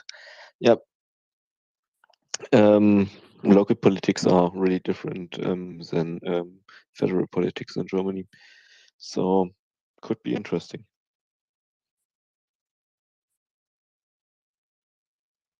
Shall we go to Nina and then to Bertram's puppy? Thank you, Axel. I just read a post of Louis, and it was about, I read that there are about 2 million Russians living in Germany. I understand it's a big country if I Yeah, it's not true. It's not real. This is ah crap. This is it's not crap. Russians. This is about people of different generational setups and of additional backgrounds who have migrated as so-called Wolga-Deutsche, Volga Germans, and Germans who had been force migrated by Stalin to Kazakhstan and other places, predominantly, and a couple of other Germans who had been taken in as prisoners and the likes, who received in different forms since the early 1980s the possibility to migrate out of the then Soviet Union and later the Russian Federation, of course, when it was free. And Germany has hosted them. However, since 1991, since 1991, the program, which was once beforehand, based on humanitarian grounds, was then expanded further. And of course, it has been used and abused by people who only had, so to say, far distant relations, but had grown up to become rather Russian and had drunk, as one would say, the Kool-Aid. So some of them, some of the Volga Germans do not associate in any shape or form with the Soviet Union or its successor state. Other people do, because they've been coined and they've been kabooshed and brought up Soviet, and they feel have a certain sense of entitlement and affiliation. Then there is Russians who have actually migrated as Russians and who work in Germany, have work permits. That's a different thing. But those also are numbers. So the number of 2 million needs to be disaggregated to make sense. And it needs to be decomposed in order to be allocated to the different blocks, different backgrounds, their voting behavior, their regional allocation. Germany is complicated. That's the point. Okay, I have a, Axel, can I just finish, please? There are a lot of them in the streets with the Russian flags. Yeah, that's irrelevant. When 70,000 people in Germany demonstrate, that's 70,000 people. Not all of them are Russians. And just because we had 1,400 people in cars at the very beginning with flags, that doesn't really matter. It's a country of 83.9 million people. So if we have 70,000 idiots, well, we definitely have more than 70,000 idiots in one country. But let's address this and let's segment this. Bionada, please. Yeah, Nina, I actually live and grown up in East Germany. Magdeburg, it's in Saxony-Anhalt, and if you look on the map of East Germany, which was Soviet Union basically as the DDR, Soviet occupied zone. Soviet occupied zone, but it really wasn't so much different to the Soviet Union, except they called it socialism instead of communism. Anyways, I've grown up in a typical Eastern European bloc. Building had many neighbors from so-called Russia, which was actually the Soviet Union. My best friend is from Ukraine, from Venetia. The most people I've known from this kind of community weren't really Russian. There were Chechenian people, there were Ukrainian, White Russians, Polish people, Slovakian people. We have many, for example, from Albania. I had a friend in Dresden I was living with from Serbia. We have people from Croatia. So many people from this direction also had some family members. For example, I had a classmate, Artyom. His mother was from Ukraine. His father was from White Russia, from Belarus. So in this kind of relations, the people had the possibility to migrate to Germany without any, more qualifications, because they said, okay, I was related to this person or to this person, and we were forcefully migrated, and you could easily migrate to Germany. And for example, one person I remember, he's actually from Kazakhstan, and he is really pro-Russian. So there are also some kind of people which are migrating from there, which are pro-Russian, but he's living like in the second or third generation here. So it's not like he was grown up in Russia. He maybe visited some kind of family members in Kazakhstan or in Russia, but these people are like the Turkish migrants we have there, which live here in the third generation and are very proud of their heritage and their country, but actually don't live there. We had this problem with Erdogan and his big Turkish community here in Germany, which he said was what I think it was 2016. Where the people were for yes or no for more rights for Erdogan, and spies were operating here in Germany. So I have to say, when I remember the operations which Turkey started here in Germany in difference, which Russia starts here in Germany, it's a joke. It's really a joke. I mean, I don't know how many Turkish people here in Eastern Germany we have. Not so much Turkish people. They actually have a Turkish citizenship, but they are they are Kurdish people, and I think yeah, we should differentiate in this kind of yeah locality, and yeah. These people know what the struggle and how it is, and they saw all of this, how it happened in East Germany and in West Germany, and when you have demonstrations about all these matters, for example, when the coalition in Syria broke up with Kurdistan, we had also demonstrations here in East Germany, more, not so much in West Germany. So you see, there are really big differences in the local region where you have what kind of migrants and how big they are. And I think we at least have more than 4, maybe more than 6 million Turkish immigrants in Germany. So the so-called 2 million Russian immigrants here in Germany, maybe actually 800,000 to 1.2 million Russians. So I'm pretty sure we have more Ukrainians and White Russians and what else, people with Eastern European background here in Germany than actually Russians.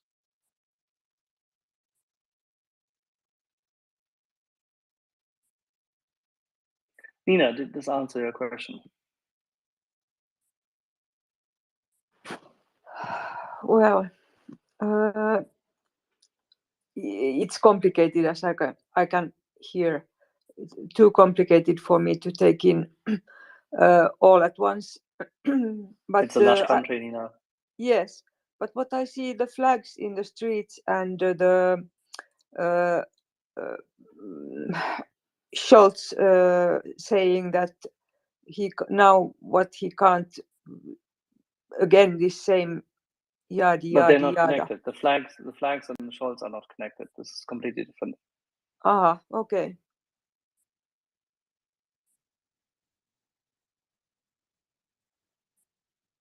Okay, we there have. There are two unequal topics. Sorry, Plamen, apologies. There are two unequal topics. They are disconnected topics. Yes, they are both, shall we say, uninspiring. They are unappetizing, and some people even get sick to their stomach when they think about both. But they're still disconnected.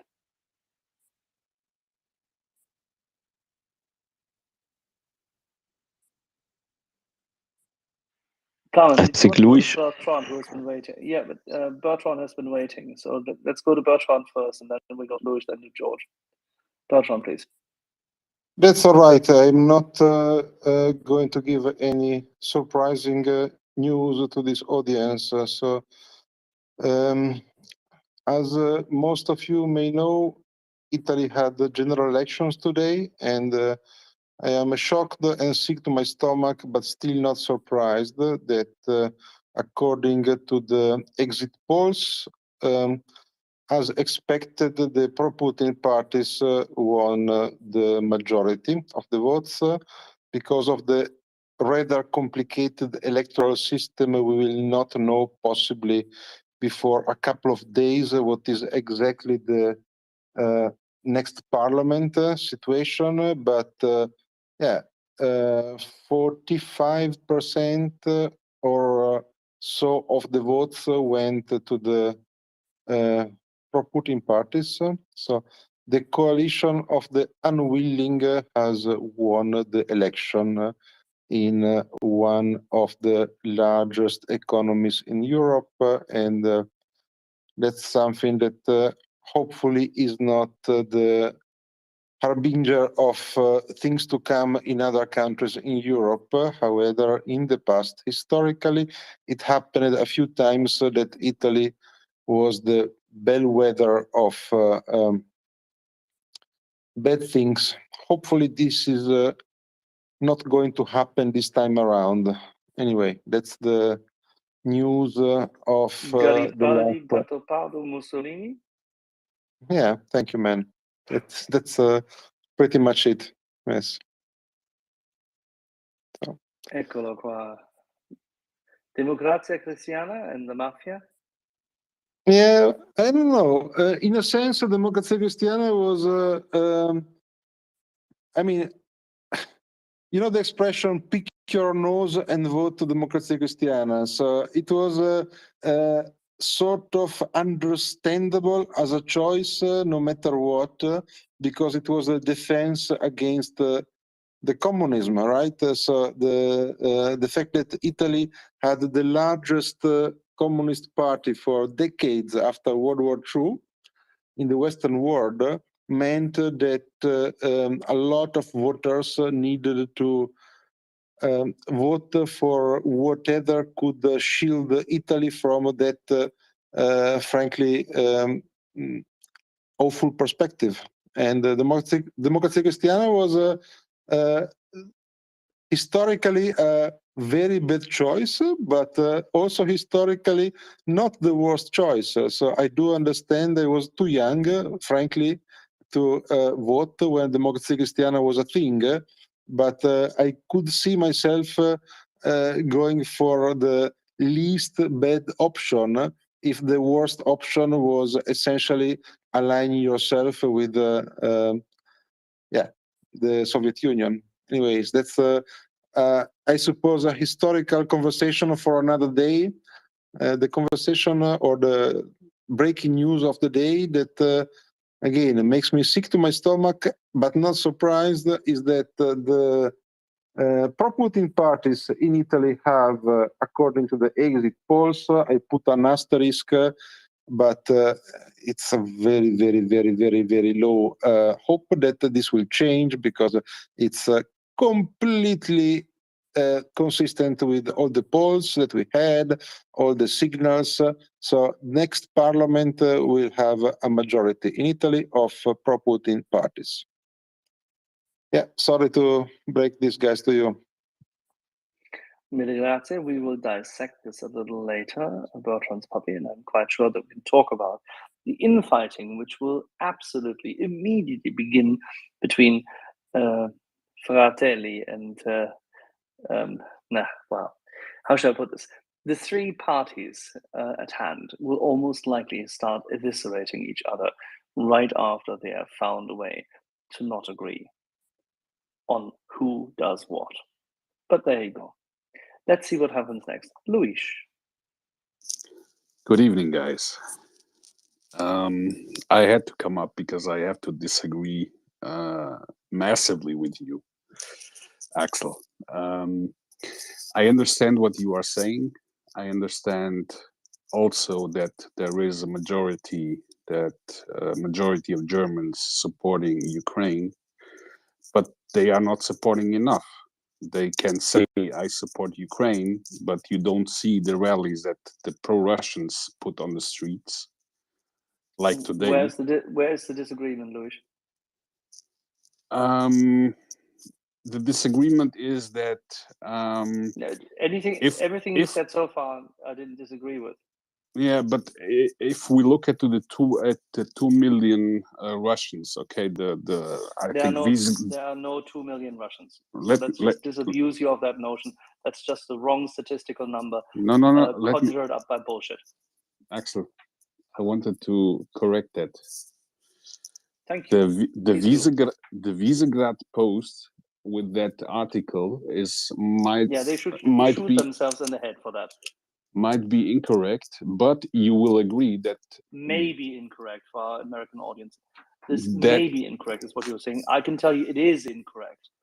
The German census data says so. Can we just let's not deal in ambiguities. You're a straight person. Tell people what you think and tell them that this post is bullshit. Start with that. if you will not interrupt me, I will finish. Thank you. I would say that maybe they are not the 2 million, or maybe more, or maybe less, are not direct Russians, but they are profound Russian people, not Russian people that were that have the same Russian narrative, that have lived under Russian narrative. And for me, if someone has a German nationality, but he was lectured his entire life by Russian propaganda narrative, for me, it's a Russian. So that's that. And if you combine everything, what Scholz did till now, and what we are seeing on the streets, like I said, I believe also that the majority of Germans support Ukraine, but we don't see that on the ground. You see a big amount of pro-Russian demos here in Germany, but where are the Ukraine demonstrations, pro-Ukraine demonstrations? I don't see them. Luis, So can no, one moment, and that is exactly the problem. You know that 2 days ago, the Bundestag blocked the delivery of tanks to Ukraine. Bundestag said no. There will be no tanks for Ukraine. And the combination of everything that we are saying, pro-Russian demonstrations on the street using LNR, DNR flags, and what is being decided by this government, for me, and I live in Germany, it's simply a disgrace. And I've been talking 7 months telling the people Germany supporting Ukraine, the German people supporting Ukraine, but at this moment I have to say I don't see it. I don't see it on the streets. I don't see it anymore. What are German people doing to help Ukraine? And this is an honest question. Luis, you may be known to the German saying, stillschweigendes Einverständnis. We have like, Silence is consent. Yeah, silence is consent. So the point is, we have how many people voted for the AfD for the Bundestag? How many percent was it? Do you have it in your head? Was it like 10% or more? I don't know. Or how for the NPD, for example? 486 in the first vote. We had 486 to 100 voting in favor of heavy weapons. Just let this sink in. And the 100 were the far left and the far right, Die Linke and the AfD. But do you see? I mean, let's say they had 10% all in Germany. Do you see 8 million people out on the streets demonstrating for Russia? Do you see 8 million people from the AfD? No, because the Germans don't go demonstrating. Luis, if you don't organize it yourself, a demonstration in Germany, nobody else will do it. It's sorry, I have to tell you this as a person who's grown up all his life in Germany. If you don't do it yourself, Exactly, yeah, Bernard. yeah, That's yeah. exactly what I'm talking about. But if you are not organizing Gegendemonstration, I don't know how to put that in English. Counter demonstration. Counter demonstrations. When something like today happens, please. Yeah, but we have to accept that people are asking us that live in Germany, what are you doing to help Ukraine?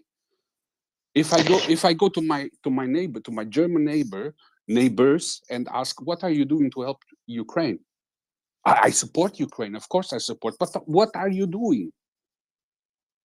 Luis, Nothing. look, in my so my experience, it is the people I know they don't even know about these demonstrations because it's really a bubble. It's a big bubble. It's always the same people. It was the people which were already 10 years ago to Pegida, anti-Merkel. It was the people who were out in No, Dresden. no, dear mother. No, absolutely. I don't see this people. They're mixed with some people, but I don't hear from these demonstrations. I hear it 2 or 3 days later. But if you have demonstrations with 1,000 people, for example, in Magdeburg, and you Where have do a you live? Where do you live, Leonardo? I live in Magdeburg in Saxony-Anhalt.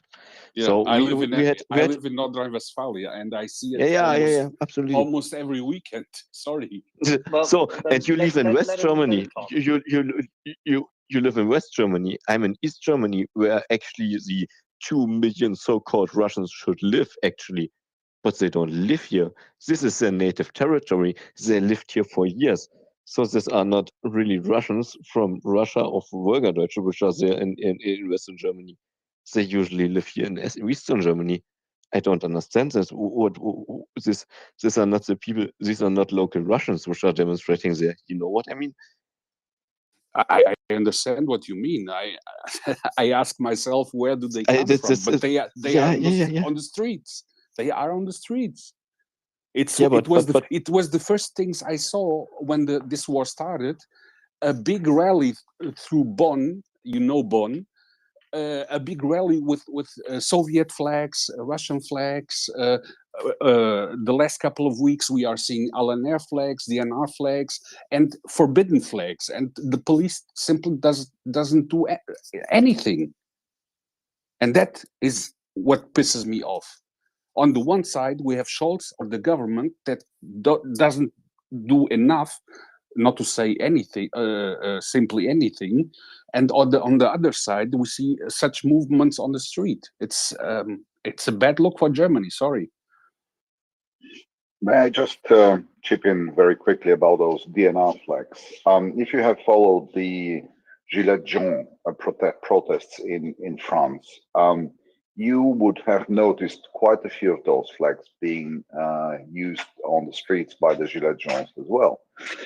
So this is a, I mean, again, guys, let's be honest, and people will tell me I'm probably paranoid or whatever, but let's not forget, there is a very active operation going on, CEOP and what have you not, operation by the Russians to divide and as much as possible disturb our societies.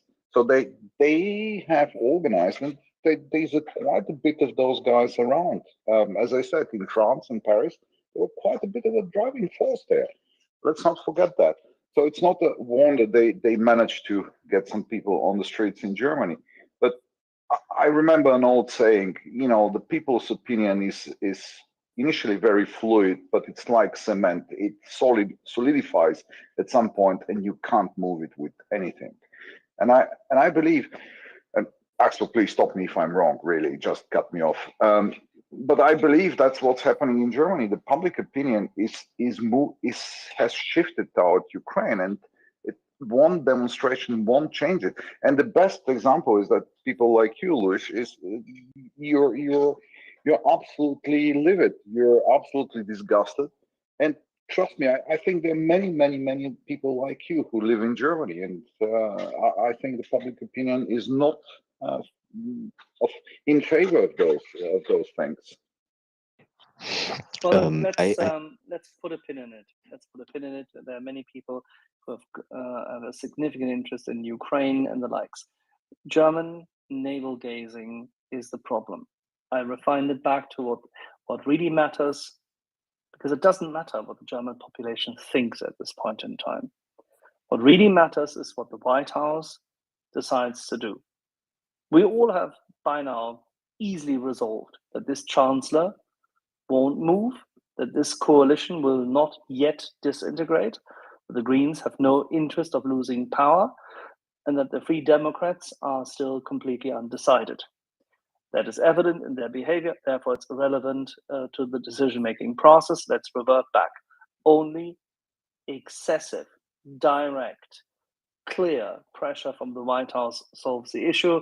That's what we'll stay with, unless somebody has something better. Luca. Yeah, yeah, this is a tough one. You would think that like organizing like lots of like rallies pro Ukraine in the streets of Germany would send a signal to the politicians. We have I them. mean, The right? Okay. pro rallies, we have them, but that's not what makes any sense. What Louis and we are deploring is that there's no rallies against the current coalition, and there's no clear communication highlighting its failures, and that the Germans are not rallying in the hundreds of thousands on a regular basis against this current coalition. That's not happening. Yeah, no, that's understandable. Also, I wanted to say whatever. Sorry, what's this new co-host? Flamen. Hi, Flamen. Point I think made sense. It does feel like some of the pro-Russia rally are probably fomented by Russian operations. I mean, not only, but it wouldn't surprise me.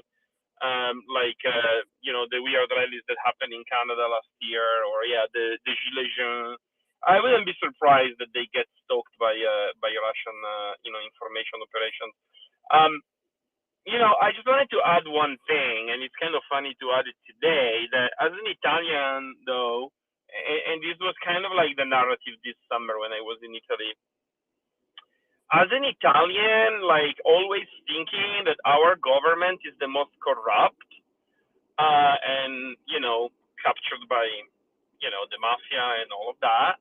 Like one discovery of this war was specifically of like, wait a moment, the German government is actually kind of corrupt too. They got captured by Russian interests, and that was a big surprise for us. Except that hey, today we voted neo-fascist onto power, so hey, we're back in the race, I guess, of being the worst government of Europe. Now, just imagine, Luca, that you're wrong because you're giving them too much credence. In order to be corrupt, you have to be at least logically thinking and taking a bribe. Just imagine that they're really that stubbornly stupid. Ideology? Yeah, that's another word for it. I mean, yeah, maybe this is a Southern European way of thinking, but when you have ex-councillors that still sit on the boards of like energy exporting Russian firms and going to like, vacations in Moscow for the summer, I know these are not the current people in power, but it's not unlike Berlusconi being buddy with Putin. And, of course, like newsflash, Berlusconi could not be elected for at least 5 years, and now he's too old. He's just like, pushing the narrative and sending his people forward to this government. But he could not be elected because he had the, conviction, right, for, whatever, like he was doing with that teenager girl.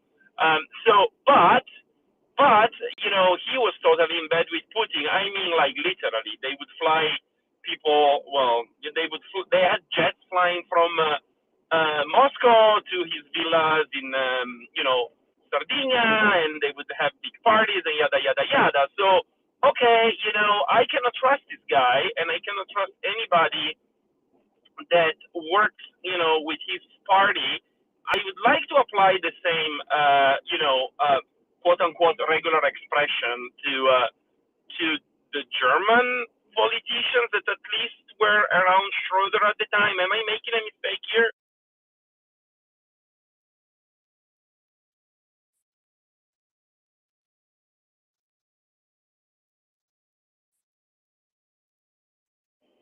Mic check.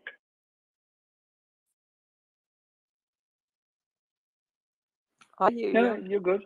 We can hear you well. We're just letting it pass. All right. Yeah. Anyways, thank you. No, there's very very little argument with what you said. We just didn't want to fall into a deep depression. Okay. Yeah, no, don't worry. I am more depressed than you because we re-elected that idiots and perhaps worse people into power. I would like just to give a little spoiler. Like I'm sure we'll discuss more with Bertrand when he wakes up at in the morning over there. But what's cool about Italy is that it's like very unorganized, inefficient, and like you were saying, actually, that I am not as he's still here. I am not as depressed or as worried, especially as Bertrand, because sorry, Italy doesn't really matter that much, and even if it did matter, they're never gonna be able to pull it off. Like they're gonna start to fighting within each other, and they're gonna be extremely unorganized, and even if they had an extremely devious policy, they won't be able to implement it, and people will just go back drinking their espressos and living their life. So that's the way I see it with Italy, but Germany. I don't know. You guys seem to be a little bit more organized than us, so that's more scary, in my opinion.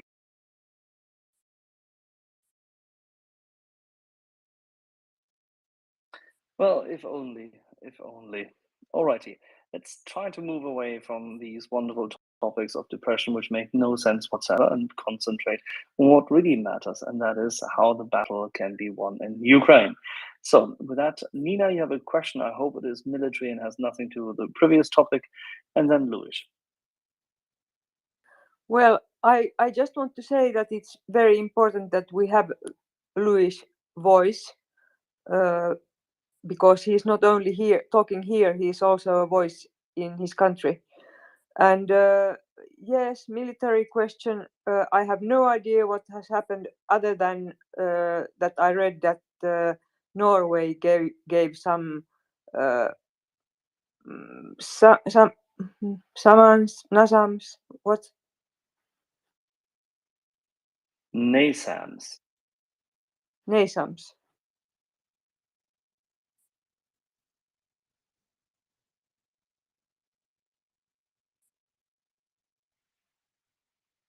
Yeah, the NASAMS we discussed many weeks ago, and they are in theater. They have been in theater for a while, and finally, our friend and leader of Ukraine, President Zelensky, highlighted that they are. Louis.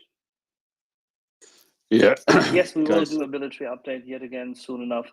The chaps are currently still busy. We had two of them earlier during the day. So, Louis, please go. Yeah, guys, just to say, my ranting is not towards you, right? I'm just highly of course not. All good. All good. highly disappointed. When I say Germany or Germans, I include myself in because I live in Germany, right? So I'm just disgusted when I see that images, disgusted when Bundestag is deciding the opposite of what we want, what should be done, and sometimes it must get out of someone's body to relieve the pressure. So thank you, guys. Yeah, Luis, I just wanted to say, I think the difference between the East and the West we often point out is I saw these kind of people demonstrating since the end of the DDR, the Montague demonstrations, and they did it for every purpose again, and they tried to do it again and take this kind of events, and you had really much influence here, but the people got used to it.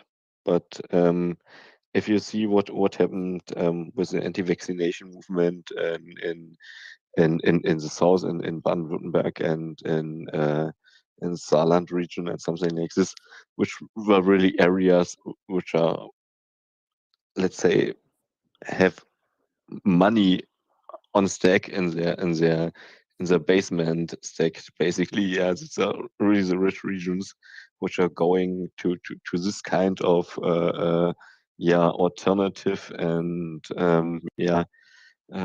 kind of globally politics. It's really really strange to see, and Yeah, absolutely. It's irritating. It's not the thing we used to see.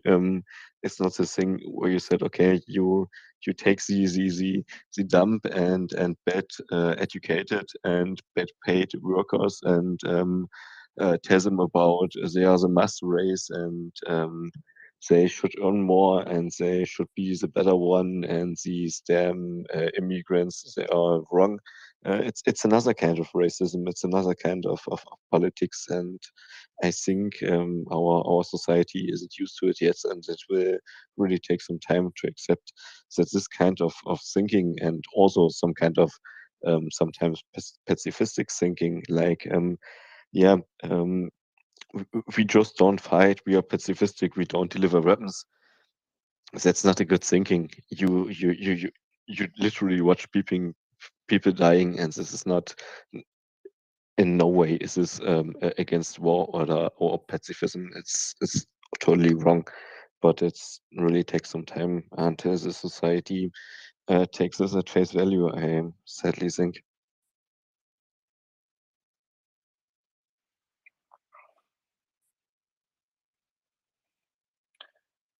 Well All put. right, so please, Plamen. I was just about to say Nina, and then we go to Craig. Craig has just come up, and our friend Ben is in purgatory at the moment. Well, I think we had enough of discussing this, but a very, very quick remark, with your permission, Axel. When I saw for the first time Russian flags on trucks driving through Italy a couple of years ago, when the whole COVID story started, I thought, we will be seeing some true trouble in Europe. Might be, well, starting in Italy. But what we have to realize is that all of the COVIDiots or whatever you call them, this is a classical example how you take a grievance, push it to tremendous proportions, and use it to divide the society or find a useful idiots to support whatever you're pushing. And I think the reaction to the COVID crisis wasn't stellar by most governments. It was chaotic. It was scared. It didn't show any strategic thinking. At the end, they got it somehow right, and we somehow managed to pull through this whole story. But one could say it wasn't because of the governments, but despite of that. However, I think you all have seen the massive discussions online and the massive amounts of trolls pushing whatever propaganda stories around the vaccines or these, that, or the other related to the COVID reactions by various governments. And you could always see how that was used. How, and again, I'm sorry to say that I sound like a broken record, but Russia has been at war with us for a very long time. We just haven't realized it.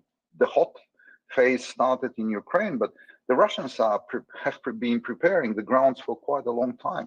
So it's not a wonder to see these effects today. And I'll just shut up on the subject. Apologies, Axel. I know I probably overstretched it a bit, but thank you for listening to me. All good. All right, Nina, and then Craig. Well, Plamen, at least they have been preparing for it, at least for the 22 years then that Putin has been in power. But Craig, do you have any military updates, even if you are a logistic guy? Yeah, I mean, I wanted to talk about Liman, and then the area to the west of Severodonetsk, and then a little bit about Kherson. That's pretty much about it. It's not going to be a language learner update. It's going to be a little microcosm. I'm sure it will be significantly better. Shoot. So yeah. So first of all, I do want to weigh in on this Italian vote that just took place, but we can put that off to the side for just a moment. So if everybody wants to kind of follow along a little bit, we're just going to zoom in on the map in the area around Izum, and then to the west, kind of the area between Izum and Severodonetsk, right? So the area that I want to kind of focus on immediately is this area around Izum, which is directly to the east, where you see the Oskil River, right? The Oskil River it's at once a river, but then is actually a reservoir further up. So I would need everybody to kind of zoom in on that area to get a good idea of what I'm talking about. So there's the actual city of Oskil, so it's actual physical town, and then that area to the east around there, right? That's kind of where I'm going. And the reason I'm bringing it up is because Ukraine had three options to get around this reservoir. It could go north, it could go south, or it could go over. A large chunk of people had kind of thought that that area, that national forest that had been kind of Russia had been using almost as like a defensive barrier and flooded woods, all the rest of this stuff. You can go back all the way to World War II. The maps were almost exactly the same. And what I found interesting is that Ukraine probably did the harder thing, which is to go south through that area, right? Or to go over the river. And I think that they did that because I think Russia, again, is just not thinking in terms of like, how do we actually win this thing, right? Because that area, they probably thought, oh, it's forested, it's wooded, it's flooded. The Ukrainians will never get across that. Where we need to focus is around Kupiansk and Severodonetsk. Ukraine's going to do the exact same thing we did here.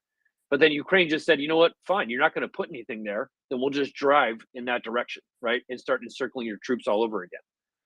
And so I think what the lesson to take away from that is that, yes, it's one day. Yes, it's one forest. Yes, it's one river.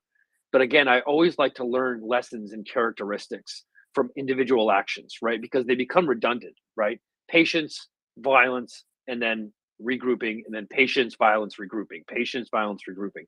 Whether that is a strategic mindset or a tactical mindset. In this area around Izum, if they keep going, like this is not hyperbole, if they keep going along this track and decide not to pontoon in any serious measure across the Oskil, then what you're looking at, quite honestly, is an encirclement, not just like tactically, but you're looking at a strategic encirclement of Severodonetsk and the severing of all lines south towards the Donbass and the Luhansk Oblast.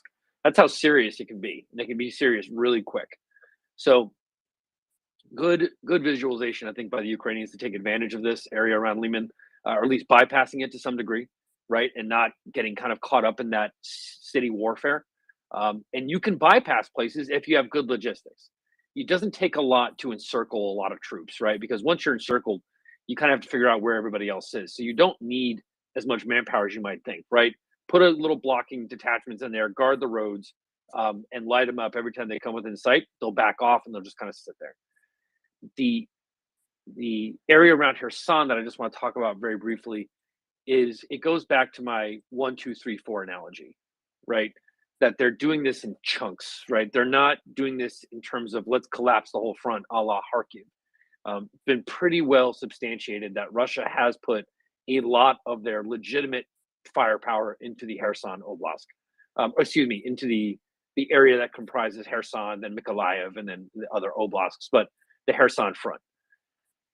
It appears that Russia, like I had said, has put more quote unquote professional firepower in that area than some people either might have anticipated or didn't know about, or they're just standing and fighting much harder than what we've seen before. And that's important. Both of those are positive for Ukraine. So before anybody thinks like, oh, both of those are positives. Number one, the troops that are coming in, if they are experienced and do have some veterancy and do kind of have some knowledge of combat, then you're putting your most experienced soldiers in the worst possible situation in the entire map, in the entire theater of operations. Because once you're over that river, it's not exactly like you can just like walk across the river to safety, right? Like you might in Kharkiv and around Severodonetsk and Kupiansk and all these areas you can just kind of retreat to, right? This is a pretty big river. I don't know if anybody's noticed, but you don't just hop across it, right? And you risk every troop you send over, you risk that one being stuck if the Ukrainians manage to break through, if there's a threat of encirclement, right? And even if these are more veteran units, this is kind of the second positive takeaway. So they put more there, or they're just more experienced and they feel like they have to fight harder. Either way, that works in Ukraine's favor because, again, logistically speaking, they can keep putting up a hard fight all they want, but Ukraine's rate of sustainment is at 100 or at 98%.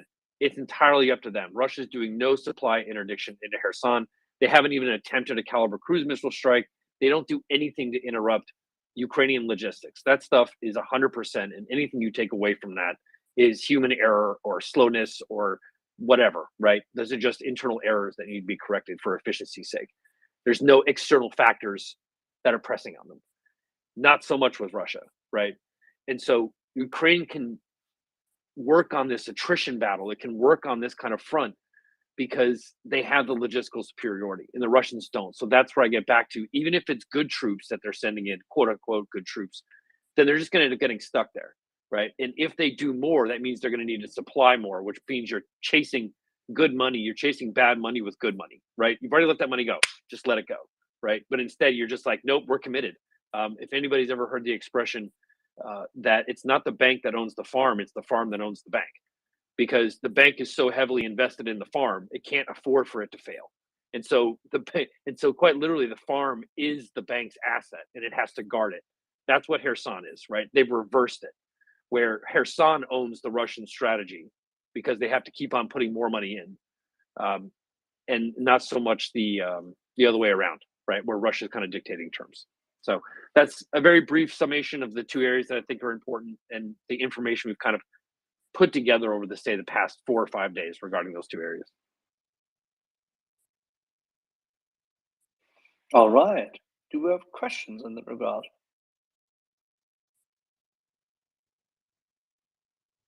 I mean, I can talk about other areas as well if anybody wants to kind of raise their own topics. Yeah. Shoot. Keep going.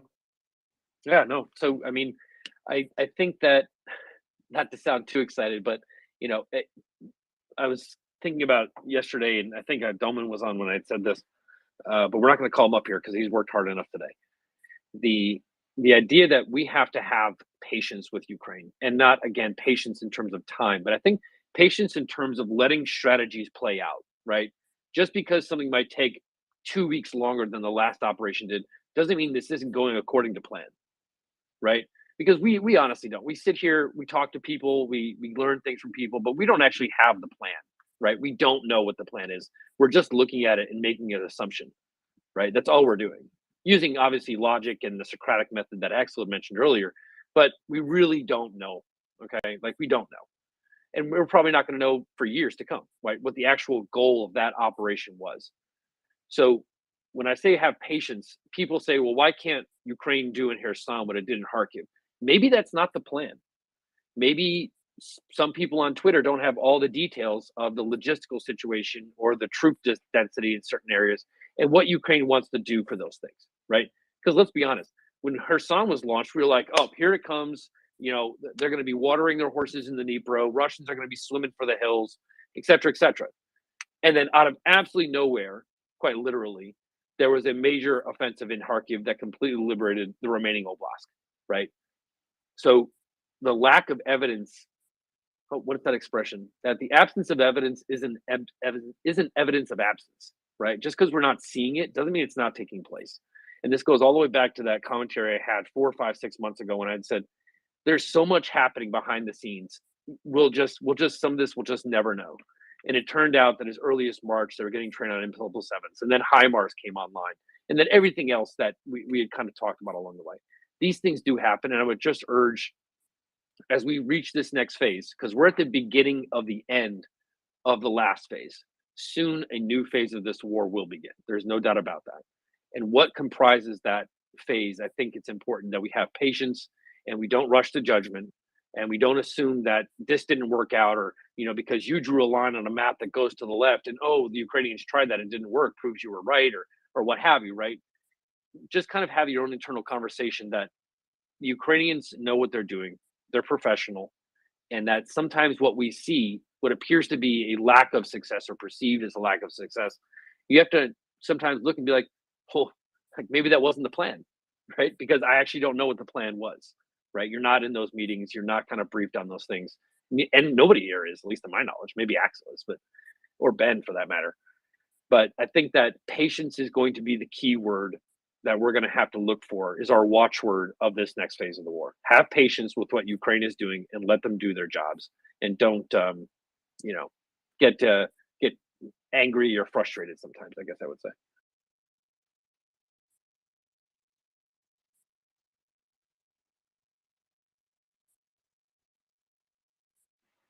More than happy. Yeah, go for it. Anybody have any questions? Yeah, Ben, go for it. Thank you. So first of all, I'd like to make absolutely clear, I am being briefed, except they're briefing me in Ukrainian, and I don't understand the word.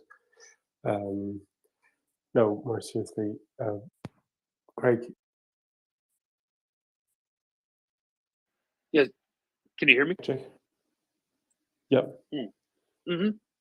I got you now. Yeah, you're good. Yep. If you were a Russian general and you were suddenly to receive a few thousand, if not tens of thousands, of B-level troops, freshly raised from the mother country, what would you do with them? Where would you put them? Or is it just like absolutely pointless? There are times that I think about that. The most people I ever led in my life was 5, right, in a control tower, right? If you count the ground crew, sure, but there's more. But I think that what's important here is not so much the rawness of the soldier that shows up. I think it's the willingness of the trainer. I think that when we boil this down, we can talk about numbers, and I've given a lot of thought to these logistics, and I've done these kind of deep, spreadsheet like mathematic calculations of the thousands upon thousands of tons you need to move within the next 2 months. And that's not hyperbole. I quite literally mean tens of thousands of tons to put this together with any chance of anything, unless you're going to start handing them muskets right from the Kremlin armory, which Streltsky like spears and pitchforks. Then you need to move that amount of weight, right? That's a lot of weight to move, and that's going to cost your economy a lot. I've kind of done those extrapolations, but when you said that to me, when you say you're the guy that shows up and you have these 1,000 people in front of you, I would just simply say it's not the material. It's the willingness and the intelligence and the talent of the sculptor, of the manager, to be able to get what he can out of it, right? Is it going to be a huge success? Of course not.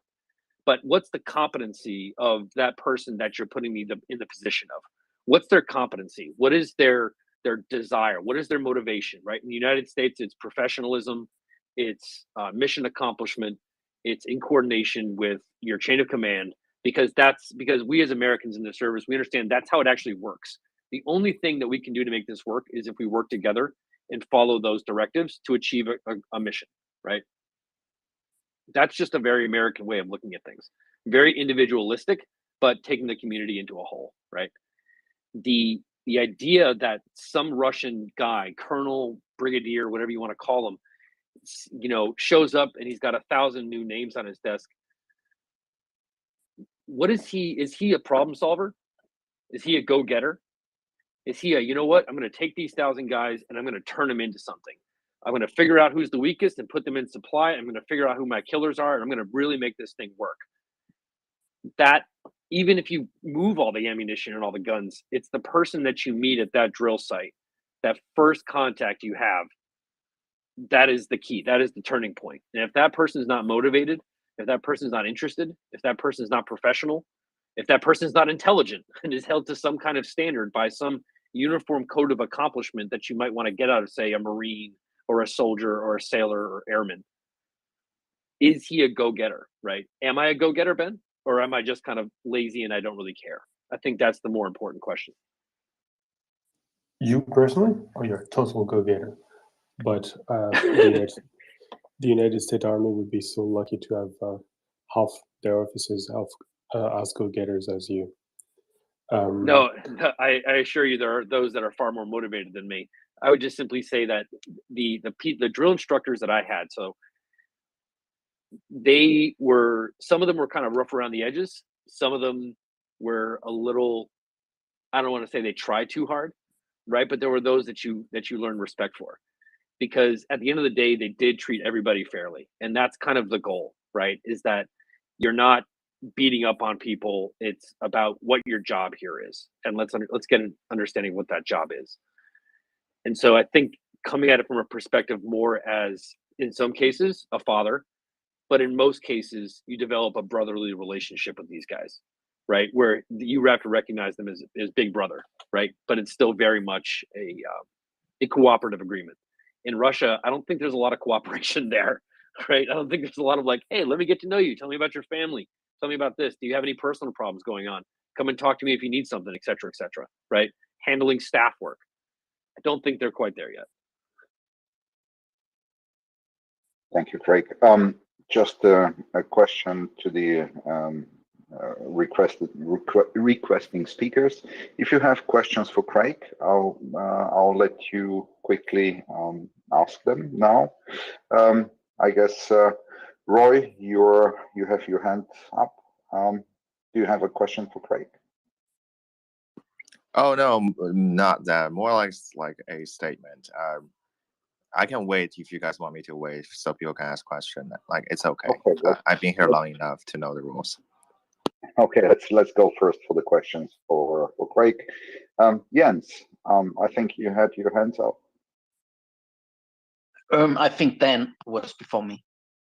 Oh right, Ben, please go ahead. Apologies, man. Ben, Did you say Dan? Did you say Dan or Ben? Dan. Ben. Yeah. Okay. Thank you.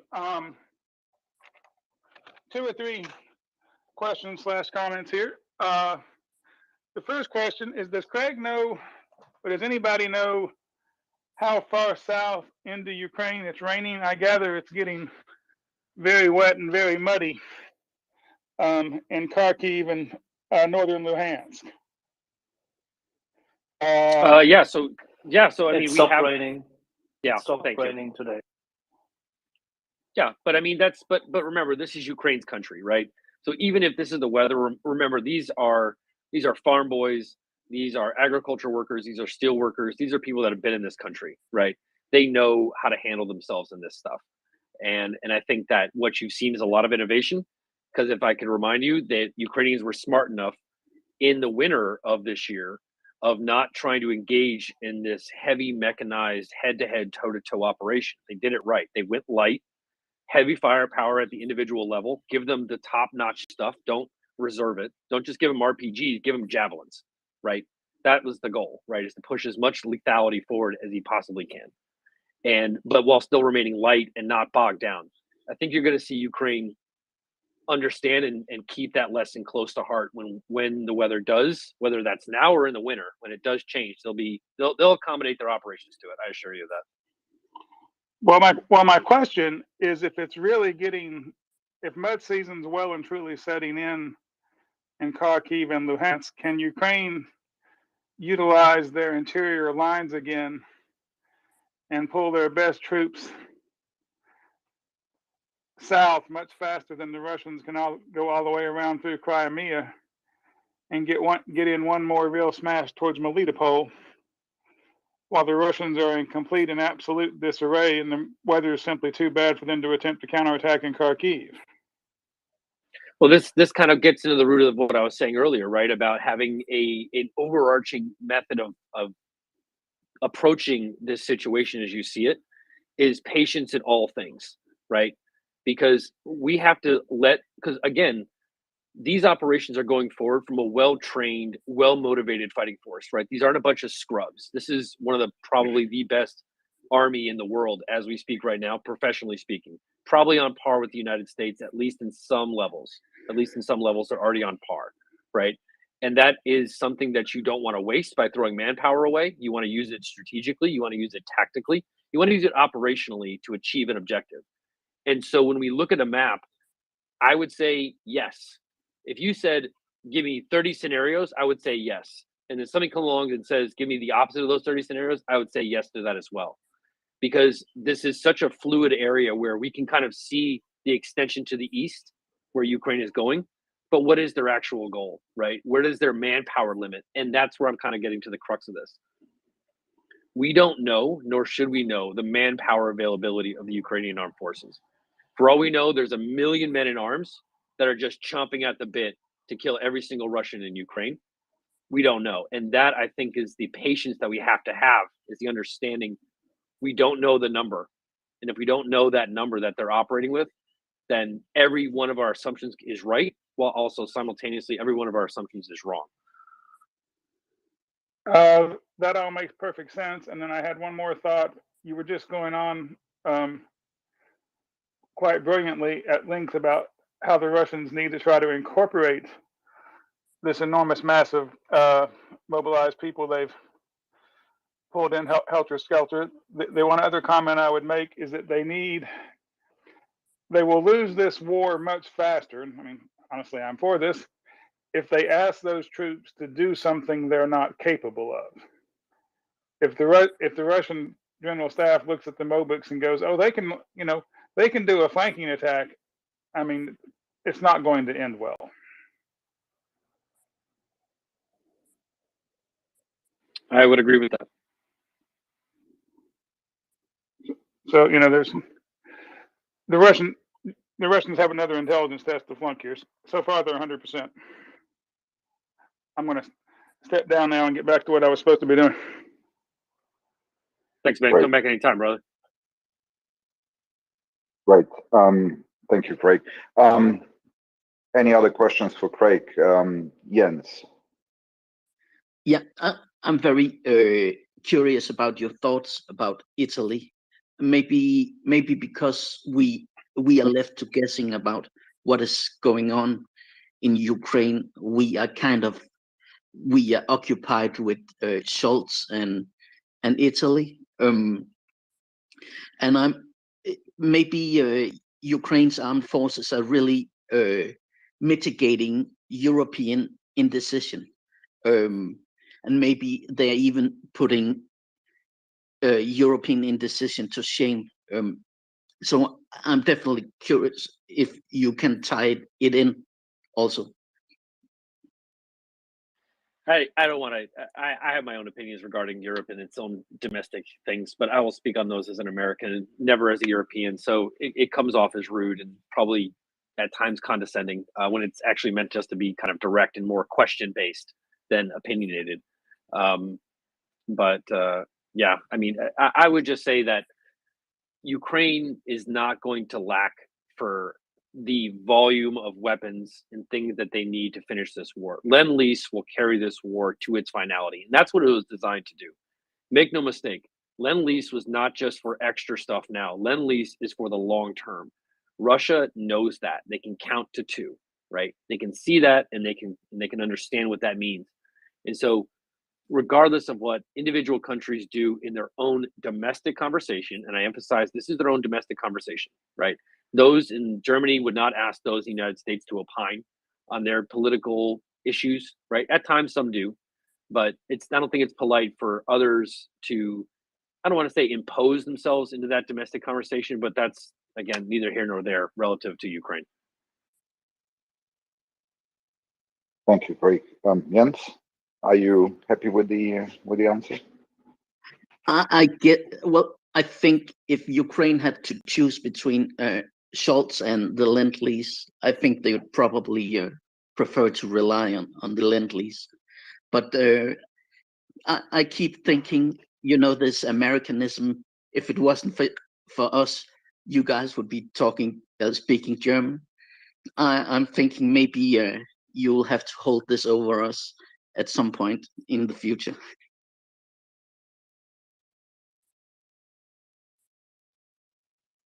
Well, the indecision of the current German government is going to haunt us for a while. But let's go to the next hand. Shaggy fella, I think you had your hands up for quite a long time now. Is it related? Is it a question for Craig? Yeah, it is. So I think he may have answered it in a certain way. I mean, I look back to the Kherson offensive, and everyone was wondering when Kherson offensive going to happen. Then suddenly the Kharkiv offensive just came, from my point of view, out of nowhere. So would it be kind of true to say that kind of the planning various scenarios and they're looking for opportunity and they're waiting for to some of these scenarios, some of these plans that they have, depending on various factors, troop build-up, material build-ups, weather, changing, and all this kind of thing. So opportunity is the thing that's running in my head. Would that be the word to describe kind of mainly what the future may hold? Is kind of opportunity based. Leave it to a good Brit to add an extra word where an extra word may not be needed but is ultimately necessary, and that is patient opportunism, right? Or opportunistic patience, right? How about that? How about that for an expression, right? Yeah, Opportunistic brilliant. patience. Yeah. So that I think you kind of hit the nail on the head. I think you hit the other side of that pretty well, because it's an opportunistic. They're flexible enough. Their units are flexible enough. We're not just kind of drawing lines in the sand here. We know that they're structured in a way that gives their forward commands a lot of opportunity to move, but also to make the decision to not attack. Right? Is the decision that I'd have to imagine would be those that I understood and experienced in the military, is that the decision to do something is just as important, if not more important, than the decision not to do anything, right? Both of those are actually equal. Sometimes you don't need to do that extra thing. Sometimes you have to have self-awareness and control, right? And that's what I think the Ukrainians have shown in these offenses around Kharkiv, around Kherson. Forget about it. Go to day 3, right? Forget about what we've seen. This is a pattern of behavior that goes back to the very beginning of this new invasion of Ukraine, right? And so I think opportunistic patience. I think that's a good word, a good expression to have. But Konstantin is here. He's a Ukrainian. He can obviously speak a little bit better on it than I can. I want to, so I cannot speak on this better than you, but I can just add my perspective here. From what we've seen, I think at least, Ukraine, even with Kharkiv, even with what's happening right now in Luhansk, you don't see Ukraine once again. Ukrainian, huge wide scale offensives. If you notice, like it happens more.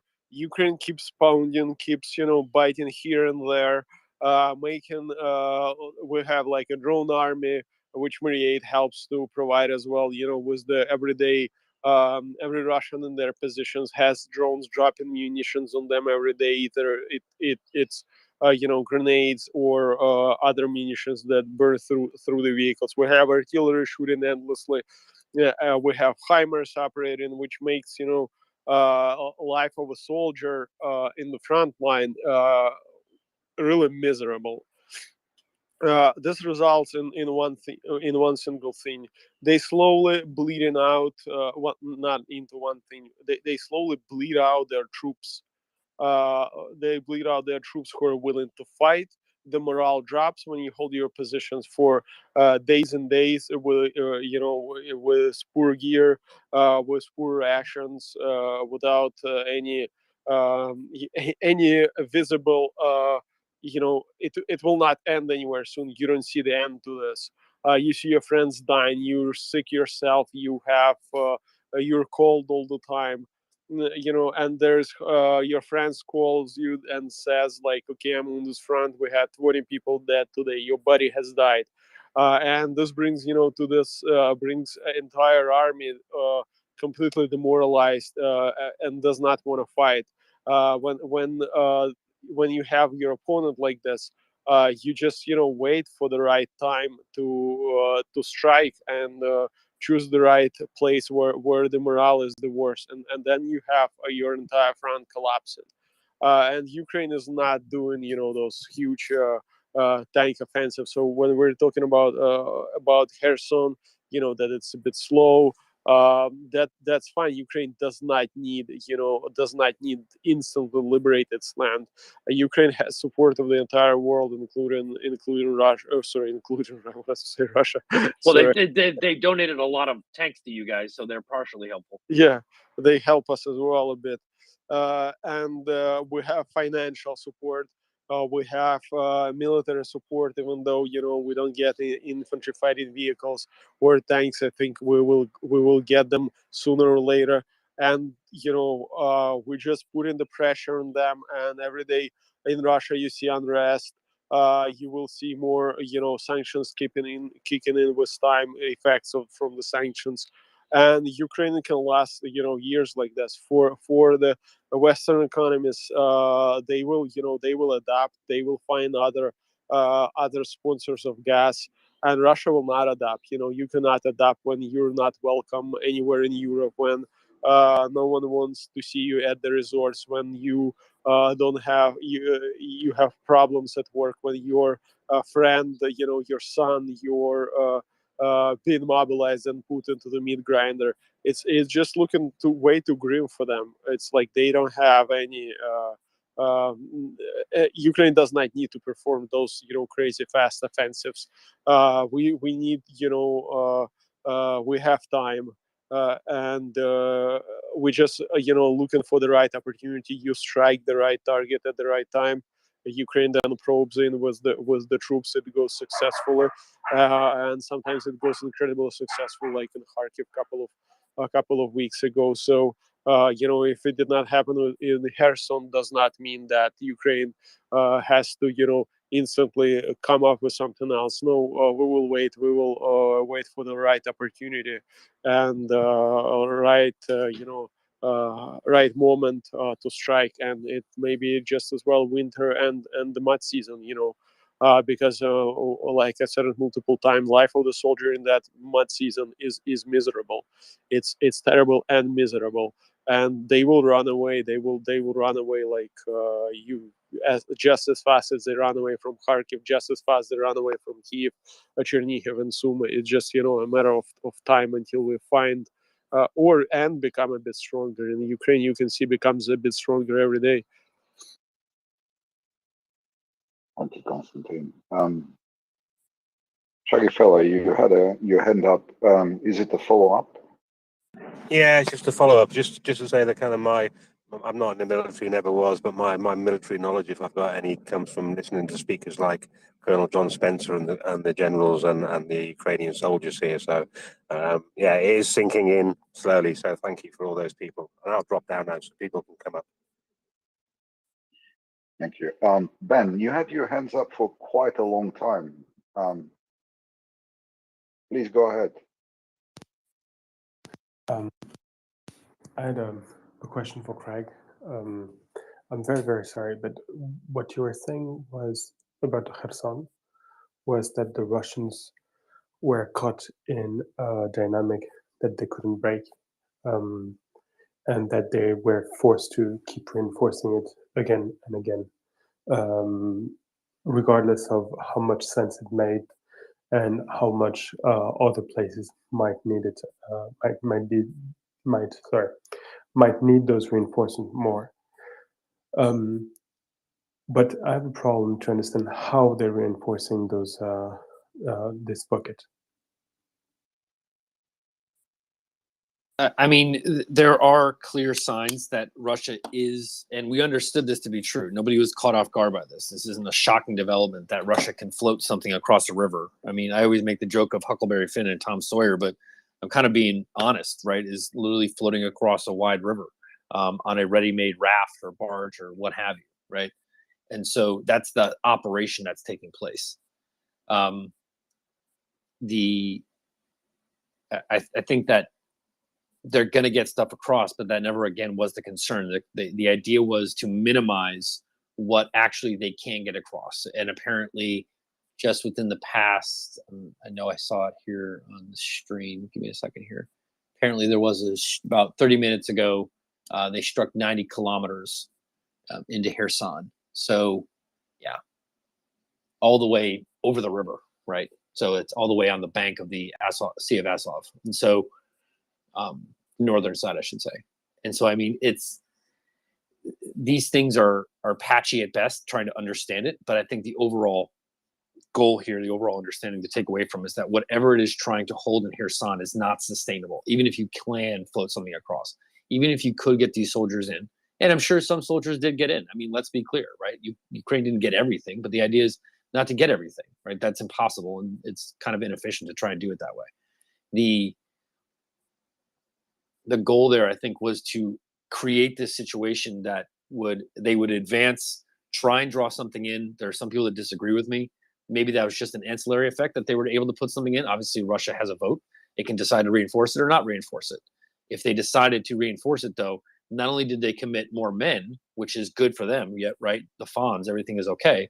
But it's not cool because now you have to, what do you have to do? You have to supply those extra guys across already tentative lines of supply, right? And so Ukraine can just turn up the heat again, like it did in the first initial phases of this offensive, get its ammunition up, and then turn the heat up again, and then move forward slowly but surely, right? Because this isn't, you're not crossing a field here, you're crossing a river, right? And there are bottlenecks that are going to form. So it's not going to be as simple as just ferrying people across Tom Sawyer and Huckleberry Finn style.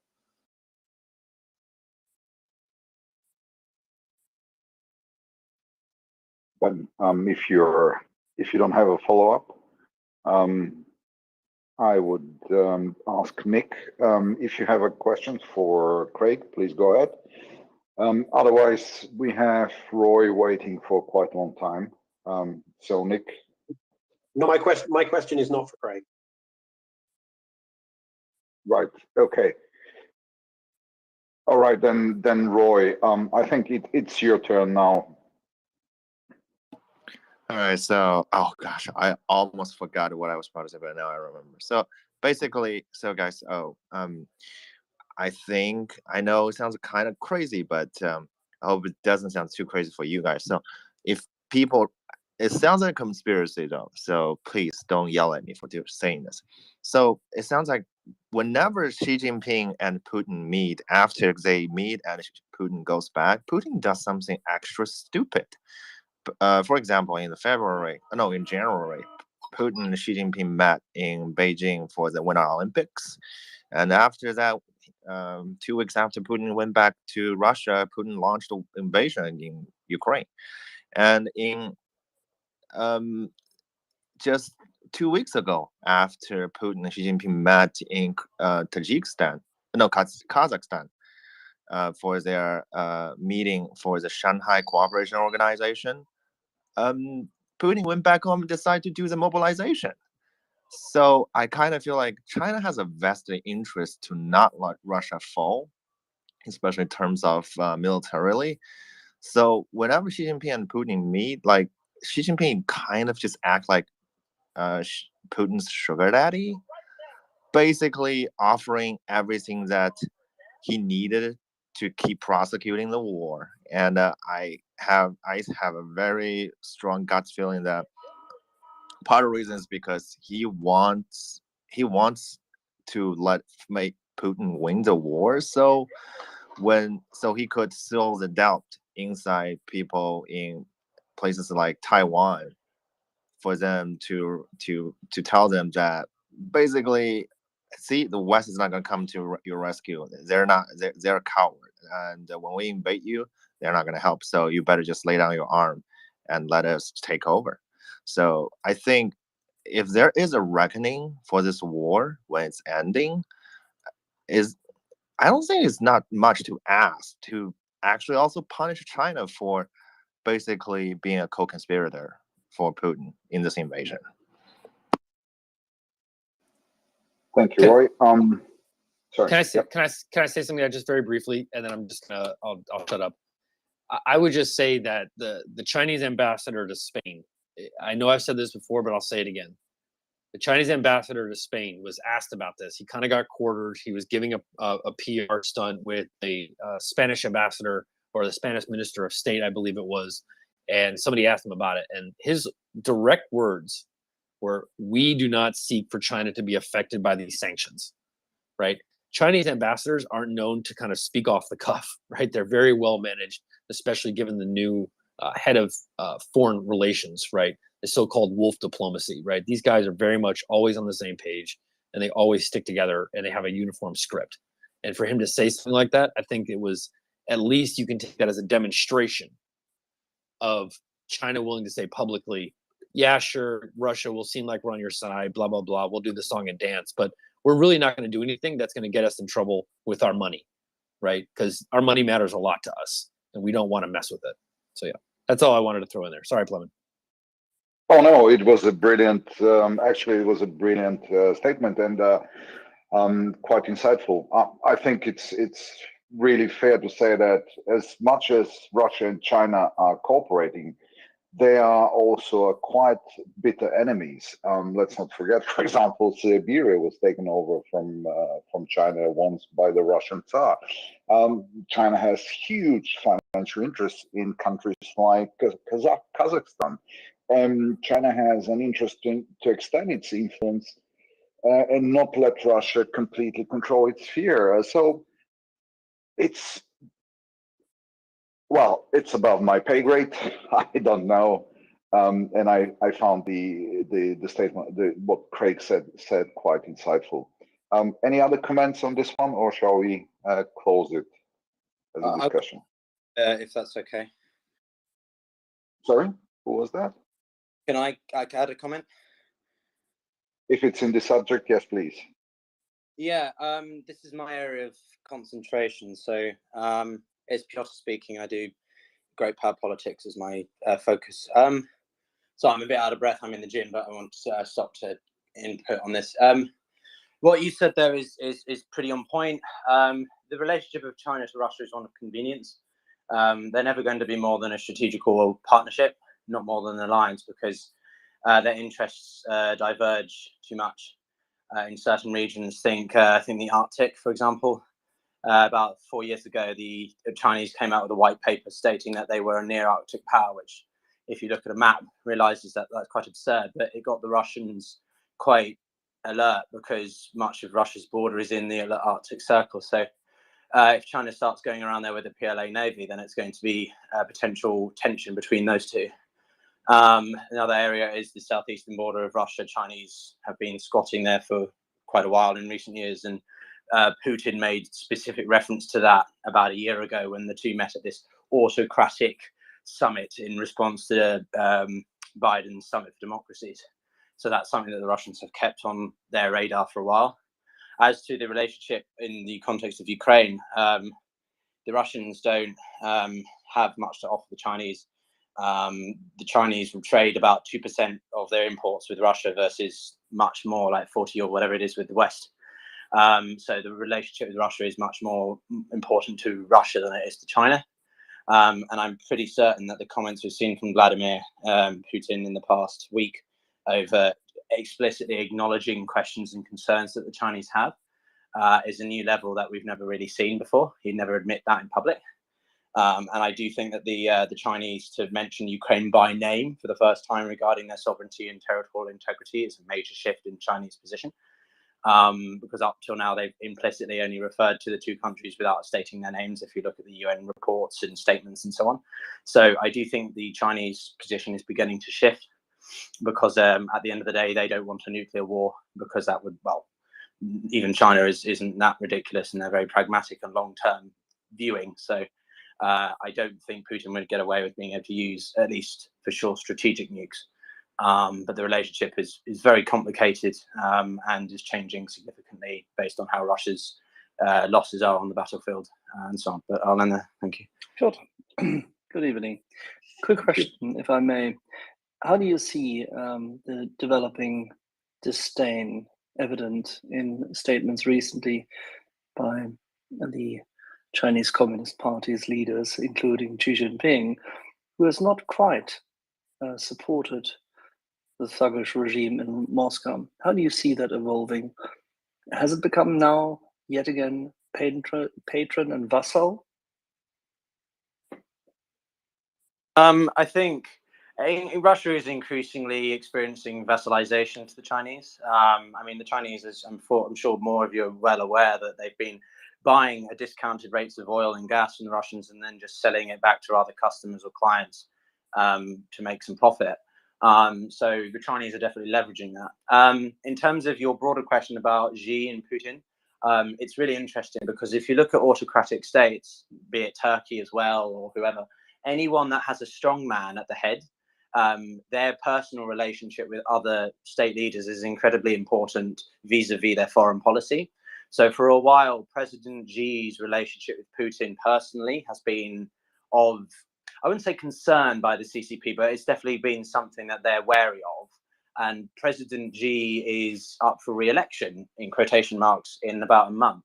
And it's very important because that will basically enable him to be premier for life, and he wants to be seen as the same as Mao in terms of legacy for Chinese, and that what's known as their national rejuvenation, which is why he's so intent on getting back Taiwan, and why he's succeeded and rushed the Hong Kong process as well.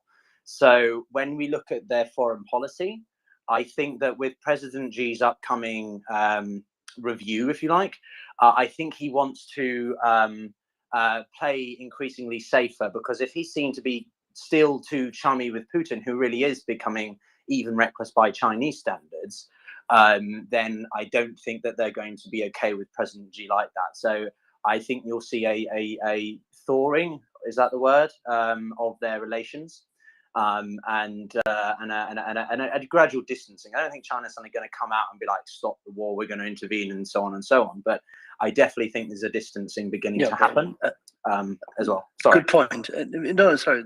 I just wanted to highlight what you just said, and there's a good point in there.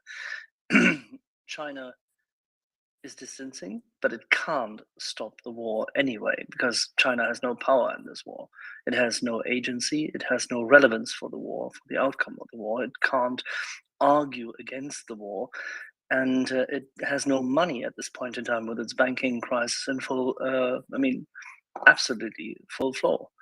So China actually has completely other and different domestic problems, lockdowns, yet again. So as such, Mr. Xi has a different party Congress at hand, doesn't he? Isn't he a bit more at risk having yet another pariah dictator as a vassal? I mean, that he has this little midget there in North Korea is hard enough for him, isn't it?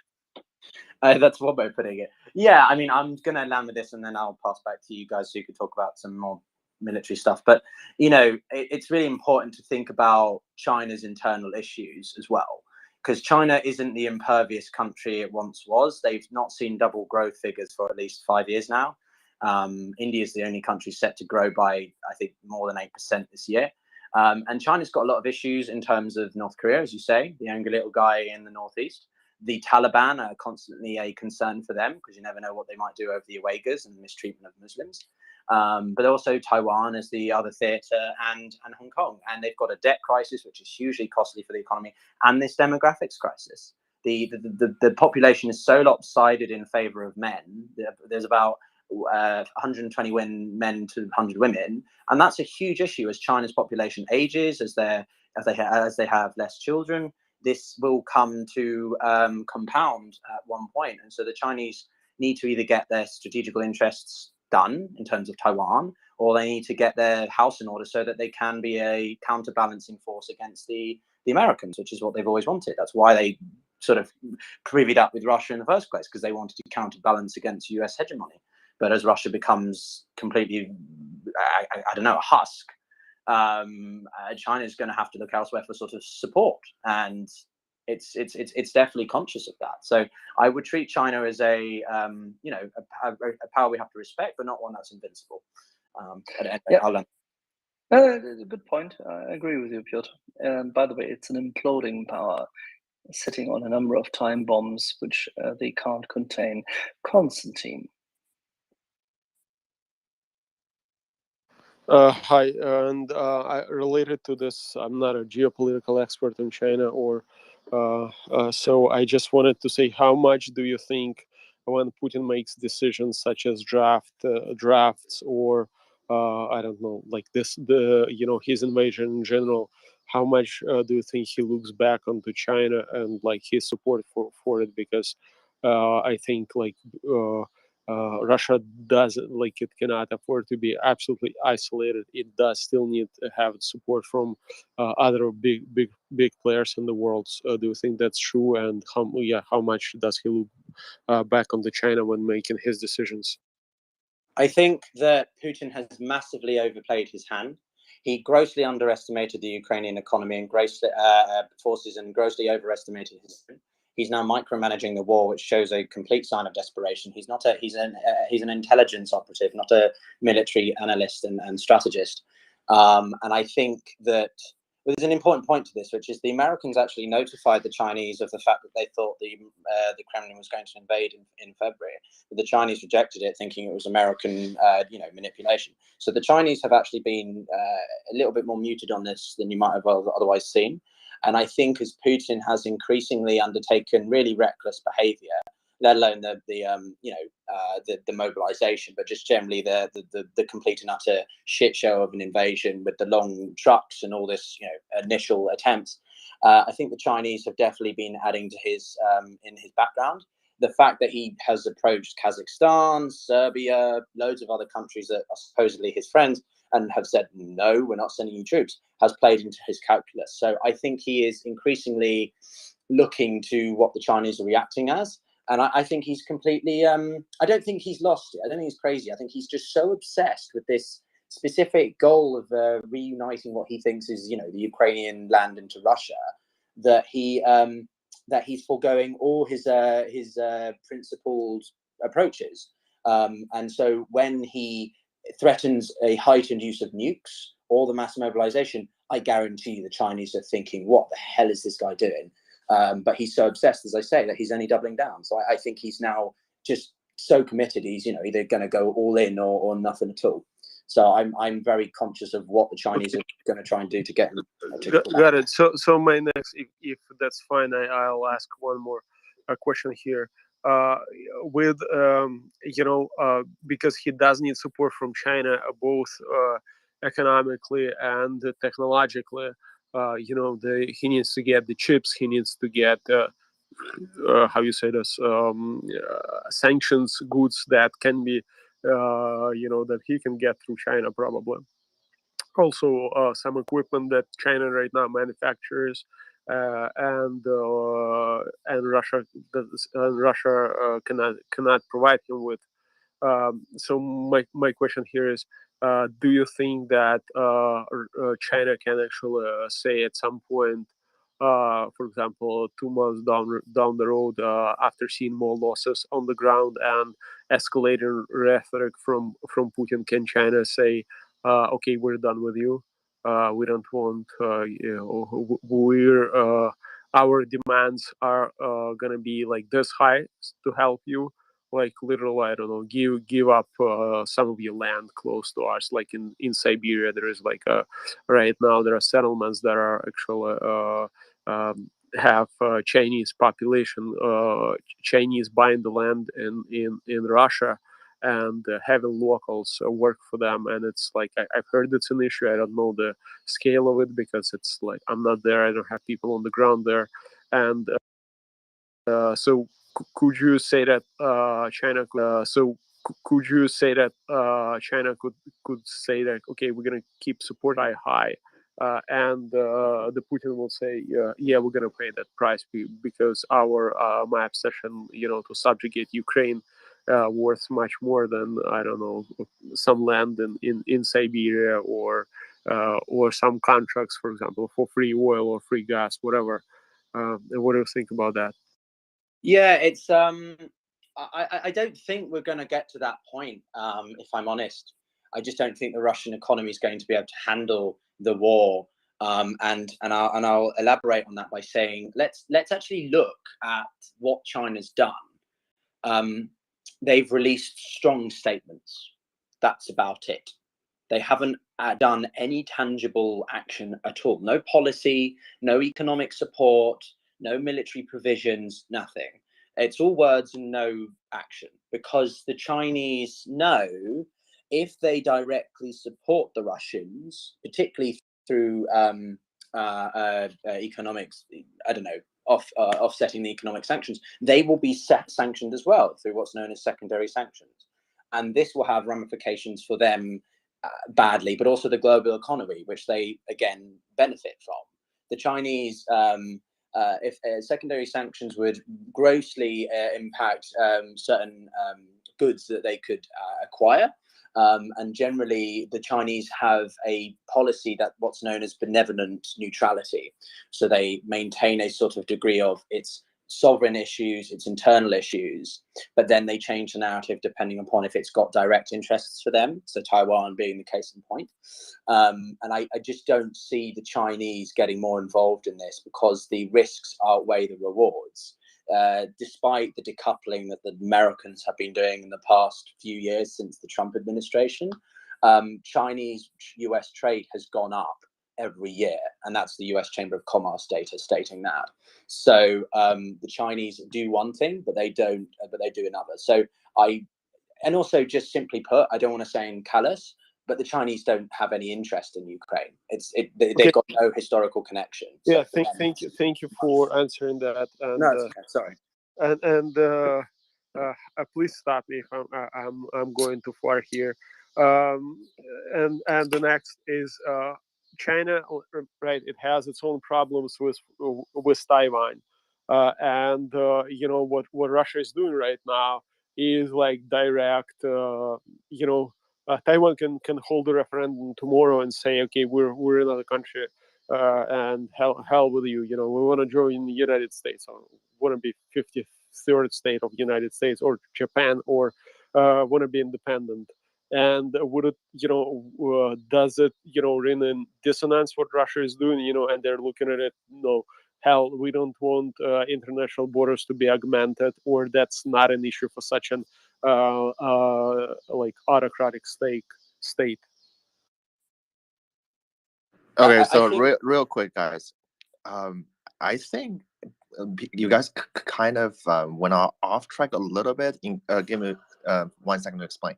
So I kind of feel like, so in China, Xi Jinping is up for re-election in the 20th People's Congress this year in October. And I kind of feel like he sent his second-hand man to Russia and make that statement saying we're going to be helping Russia, blah, blah, blah, or assisting Russia in a different way. It's kind of like he's burning the bridges with the West. So him and his faction of Roy, who is here? Because you're Xi Jinping and his CCP conservative factions. Please continue. Yeah, so CCP and the conservative factions that led by Xi Jinping can bash out the reformists that was pro-engagement with the West and pro-economic growth and against militarization of China. So basically, he's trying to burn bridges for these internal enemies. What I'm afraid of is that Xi Jinping being pushed into a point similar to Putin, because China's having similar issue with Russia as well.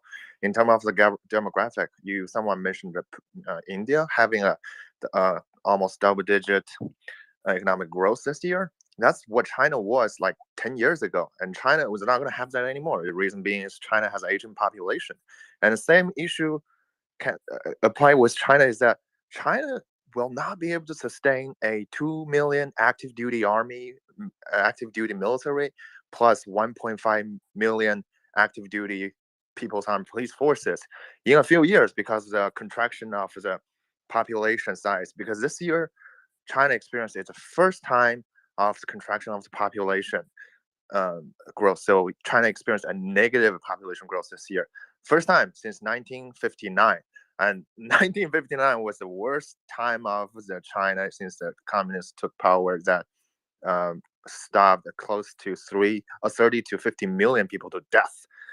This time there's no starvation, there's nothing wrong, and people are eating enough food, but there aren't enough newborn population to fill up the gap. And by the point, in a few years, China will not be able to prop up this army. That China will have to face the decision that China can maintain a good, technically advanced military, but not enough men command their positions.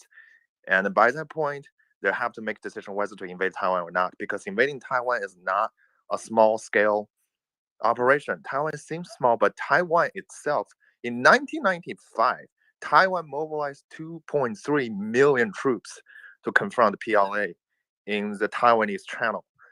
And in today, this number can be even only half of this number can be mobilized. Roy, I appreciate your input here. To hear the perspective from Peter about the Taiwan, Chinese Xi Jinping, or however you say it right. I don't know. I cannot pronounce the name.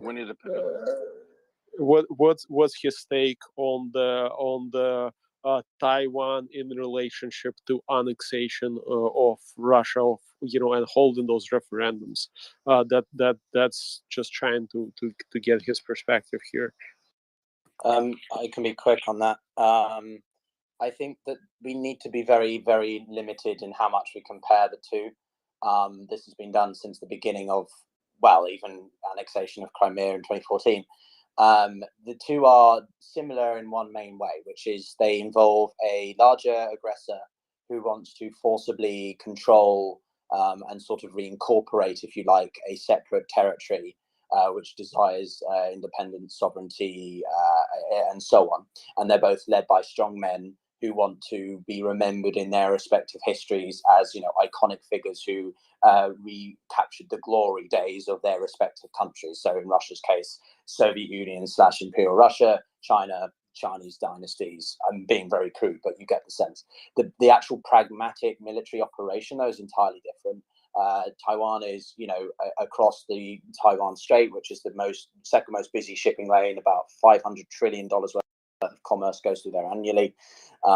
We've never seen the PLA Navy in action, so we're unsure exactly how it would perform. That's not to say that the Chinese haven't been improving it substantially in the past 10 years. Equally, a response by a campaign by the Chinese would result in a proper response from the West, not just proxy or provision of weapons. Japan would be heavily involved. They've got a massive navy. South Korea would be involved, Australia, Britain, America, obviously France, and so on. So it would be a much more coalition. And there was I'll land with this final point, which was the Americans in 1944 the military did a scenario framework to test what would be needed to conduct some kind of land amphibious invasion of Taiwan. And this is in 1944. So they reckoned it would be, it was called Operation Causeway. You can look it up if you like. And they reckoned you'd need about 400,000 troops and 4,000 vehicles, which is more or less double the size of D-Day on Normandy. So the Chinese would need a heavy amount of equipment and personnel. And then that's just landing in Taiwan. Then you have to take the island and then you have to keep it. And that would be extremely, extremely difficult. So when we talk about whether China's looking to Ukraine as a potential to base their own operations for Taiwan, they may well do it in the future, not discounting that as a possibility, but I don't think it's going to be happening for a while, particularly whilst this war is ongoing with Russia. I don't think you'd see the Chinese. Thank you for addressing that, and I think we bashed China relationship to this Enough. to the ground. Sorry. We talked about China so much that obviously Jingu came up. So I guess he, before we go to him, we'll see Jingu and Roy go at it. We had an Irish debate earlier, and we're trying to get just off topic Commander Scott Kelly, the U.S. astronaut who spent 582 or something days in space. Must have been nice. No mother-in-law. And we're going to try to bring him back. I did tell him a joke offline. I think that's why he hasn't been back. I said, did you hear the Chinese found insect on the moon? It didn't seem well. And he said, what? I said, yeah, it's called a lunar tick. Lunar tick.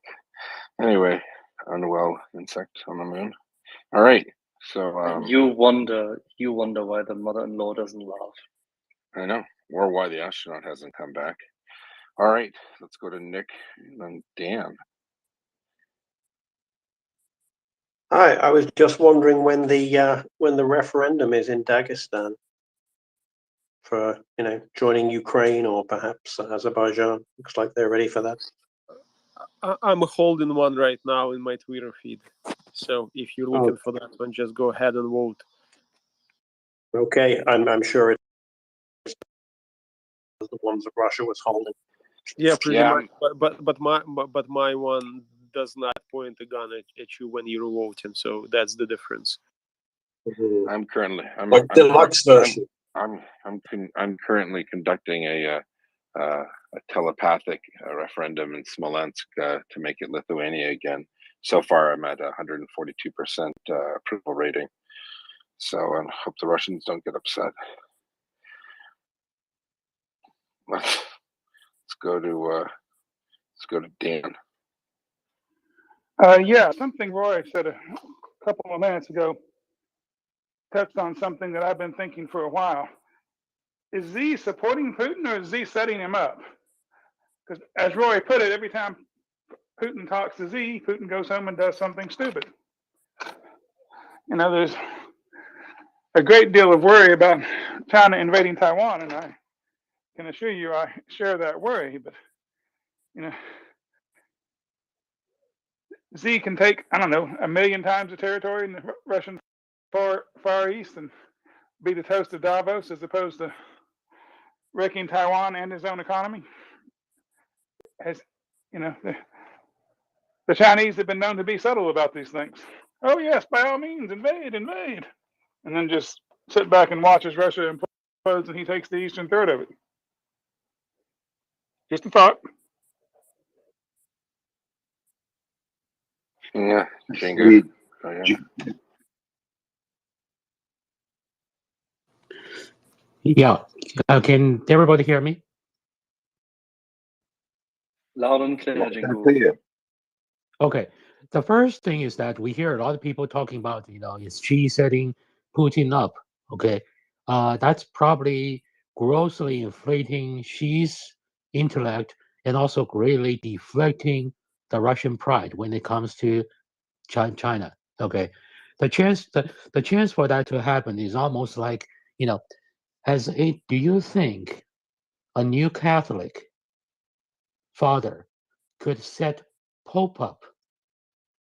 Keep in mind, Moscow in Russia is the Vatican for totalitarian rule. China is like the one of the biggest dioceses of the totalitarian rule. That's how you look at it. Okay, so I think there's a coincidence. Do not draw the line. The other thing is there are a lot of people talking about China's going to take the far east of Russia. If you think it through, if you truly know what's going on, the chance for that to happen is absolutely close to none, for many reasons. I'm not going to expand. Then the third one is really coming down to China's going to take over Taiwan. If anybody would like to understand China's military true capability, understand two data points. The first is China relies heavily on Russia and before that Ukraine. I don't know how that's going to continue for jet fighter engines. Without Russia supplying the jet engines, Chinese Air Force is pretty much going to be a bunch of crap sitting on the ground. Okay, that's the first thing. The second is China relies on Russia very, very heavily in the supply of the ship engines. Now, I think before this war, a lot of the ship engines also came from Ukraine. China's biggest landing craft was manufactured by Ukraine. Okay, so if China is going to attack Taiwan, first, how is it going to secure the supply of these engines? Number two, that if China in turn attacks the far east of Russia, then obviously you are not going to get Russian engines to support your military. So how is China going to get the Russia to keep supplying its engines and so that it could attack Russia? That's something I haven't figured out. Logically, it could not add up. So all these things, there are a lot of talks about, China can do this and that. We need to look at the ground. What's truly possible? What's the true capability of China? Before we talk about these things, that's my suggestion. Of course, if we go to use quote the communist propaganda or the McKinsey report as the basis for argument, we can get a lot of things like look, China's spending billions of dollars, so it's a matter of time. Maybe in a matter of weeks, China could really top everybody on. But in reality, it's not going to happen because China, for example, has poured in billions of dollars to catch up with Russia in jet engines with miserable failure. Okay.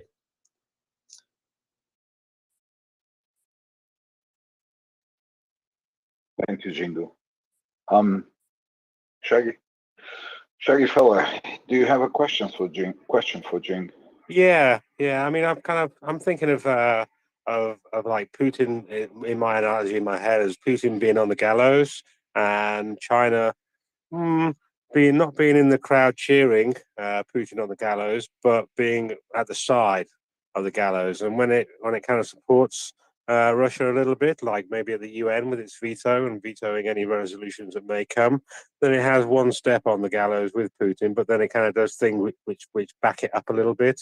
So when it starts naming Ukraine and naming Russia in statements, then it's kind of stepping back a bit off the gallows, back on the sidelines, because China just wants to kind of protect itself. It doesn't seem to mind Putin hanging himself.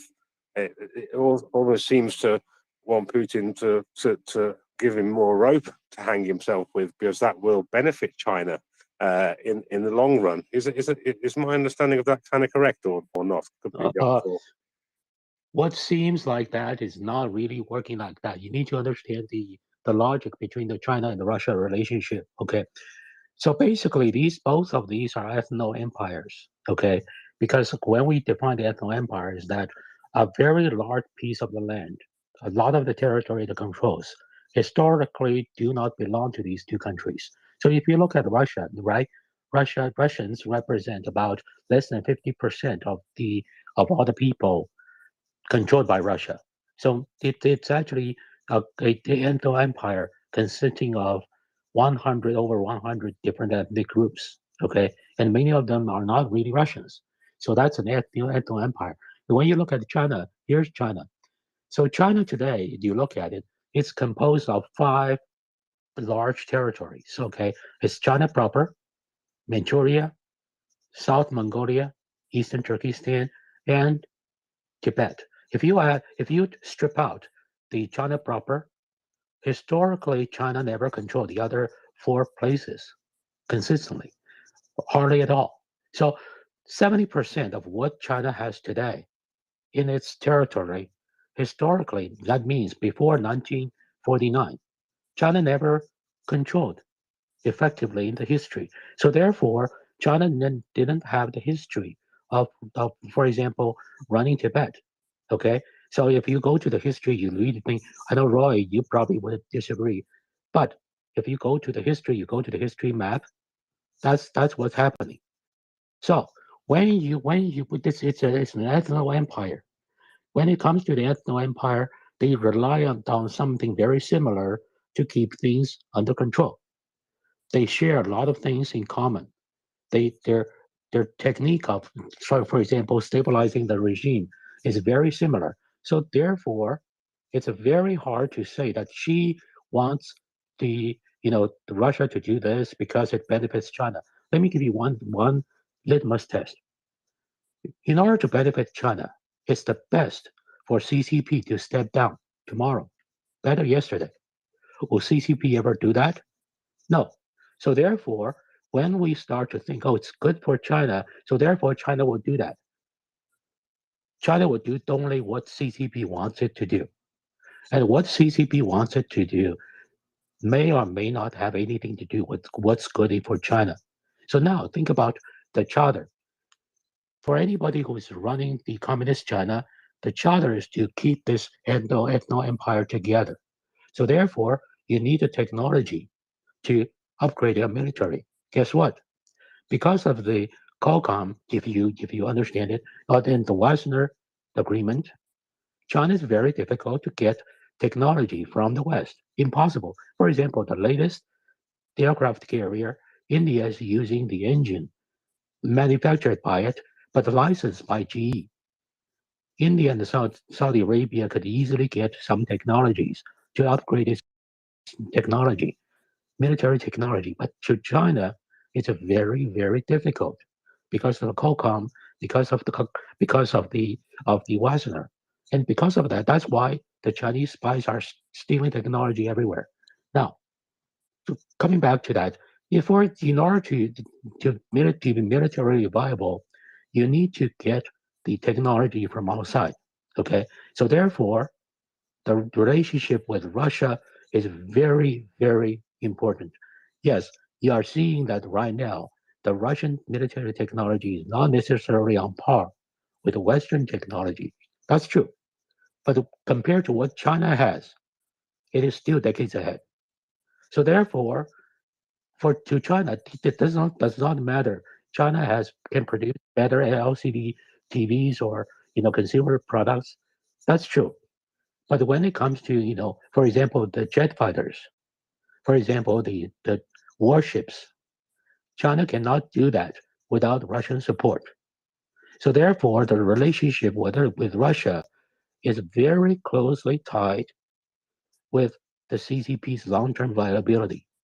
So anybody who came into power will sooner or later recognize having Russia willing to work with Communist China militarily to share some technology, even reluctantly, is crucial to Communist China staying in power. So therefore, if Russia crumbles, if let's say Putin is completely defeated, people here are dreaming that then China could attack northward and seize millions of square miles of land. It's not going to happen. It's not going to happen. At the same time, if Russia is in conflict with the West, it serves as a buffer. It serves as a distraction to the West to take a lot of pressure off China. So that's how we look at it. I was actually thinking several months ago. I was thinking about how when Kiev had been sort of liberated, it had been saved, and we understood that it was going to be preserved. This war was going to go on past what some people thought. I think the important thing to take away from was I remember having a conversation of regardless of what happens, China wins, right? Russia falls over, it collapses. It's now wholly dependent on China because China is not resource independent. It needs its own energy. It needs to import energy, which is a huge, huge strategic liability. When you can't generate your own power source, you have to outsource that, right? Even though the United States takes in a lot, it actually produces a lot of oil and a lot of natural gas. We're a pretty big producer of it. And so the idea that whether or not Russia wins this, if it loses, it becomes a vassal state. If it wins, it destabilizes the West. I have a feeling that in a deep, dark part of Xi Jinping's heart, he said, "You know what?" And Putin called him and said, "Hey, we're going to do this. We're going to invade. It's going to look like this." Da, da, da, da. I'm sure he thought in the back of his mind, he's like, "Either way this goes, I win. So, go for it." Right? In terms of his mind, like, I don't care if you lose or you win. Either way, it works for me. Okay, so one thing I really agree with Jingo is that as I explained, that Xi Jinping is not doing this for the China; it's doing it for his own power struggle. He wants to cut off the bridges for the reformist inside PCP parties factions. He wants his own conservative ones, the ones that want go back to basically the communist fundamentalist way of running the countries. That's why he wanted to burn bridges with the West, and so he can paint the image domestically, telling everyone that, hey, the West don't want us, that the West hate us, so we must basically ball us up with Russia, Iran, and these countries that nobody wants to be friend with, So that's why I said Xi Jinping is not doing this for the sake of China. He's doing this for the sake of his own re-election in 2020's People's Congress, as well as in terms of that election is well sewn up, though. I don't think there's any doubt that he's going to win that. I mean, there's been no potential challenger to come forward and he's take definitely going to win. But hear me out. Give me 1 second. Let me explain. So 2020's People's Congress is not only to elect a president or chairman. There's several key positions to hold. Xi Jinping currently is the president of China, chairman of the Communist Party, as well as the chairman of the Central Military Commission. So these three positions historically generally weren't being held by one person until Jiang Zemin took over.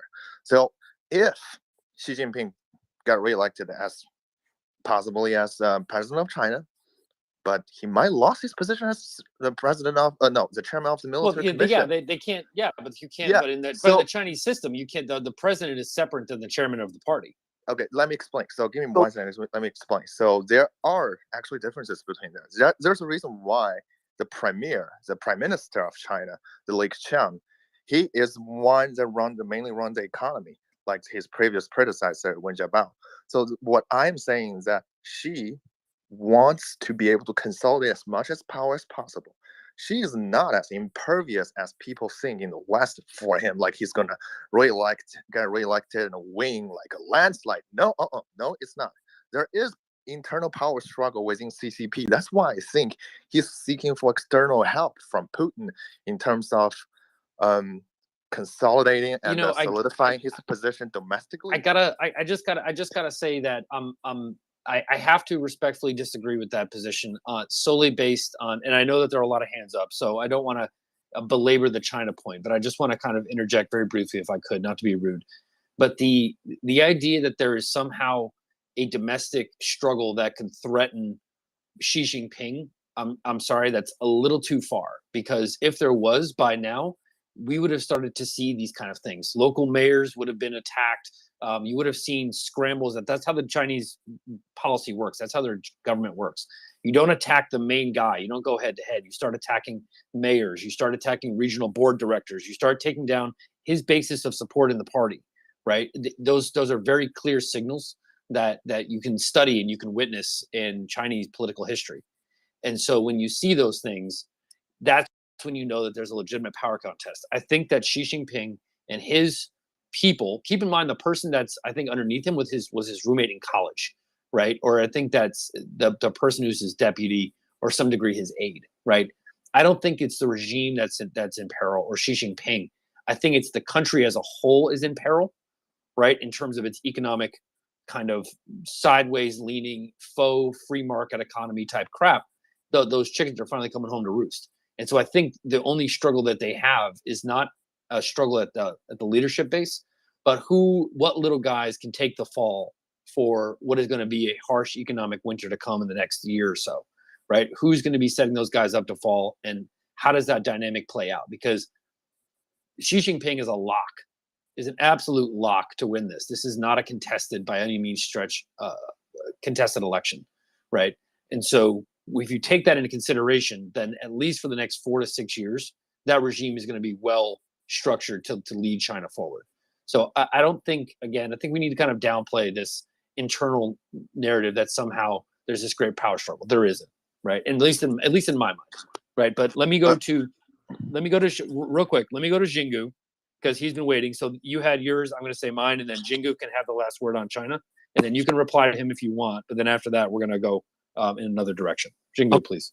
So I would say I have to agree maybe at least 90% of what Roy is saying. Since we are now going to expand, Roy, you look at his last name, he knows China. Okay, so basically let's wrap it here. The other thing is, when we analyze China, there's a very big mistake people dip into, is treating China as if it's as a unity.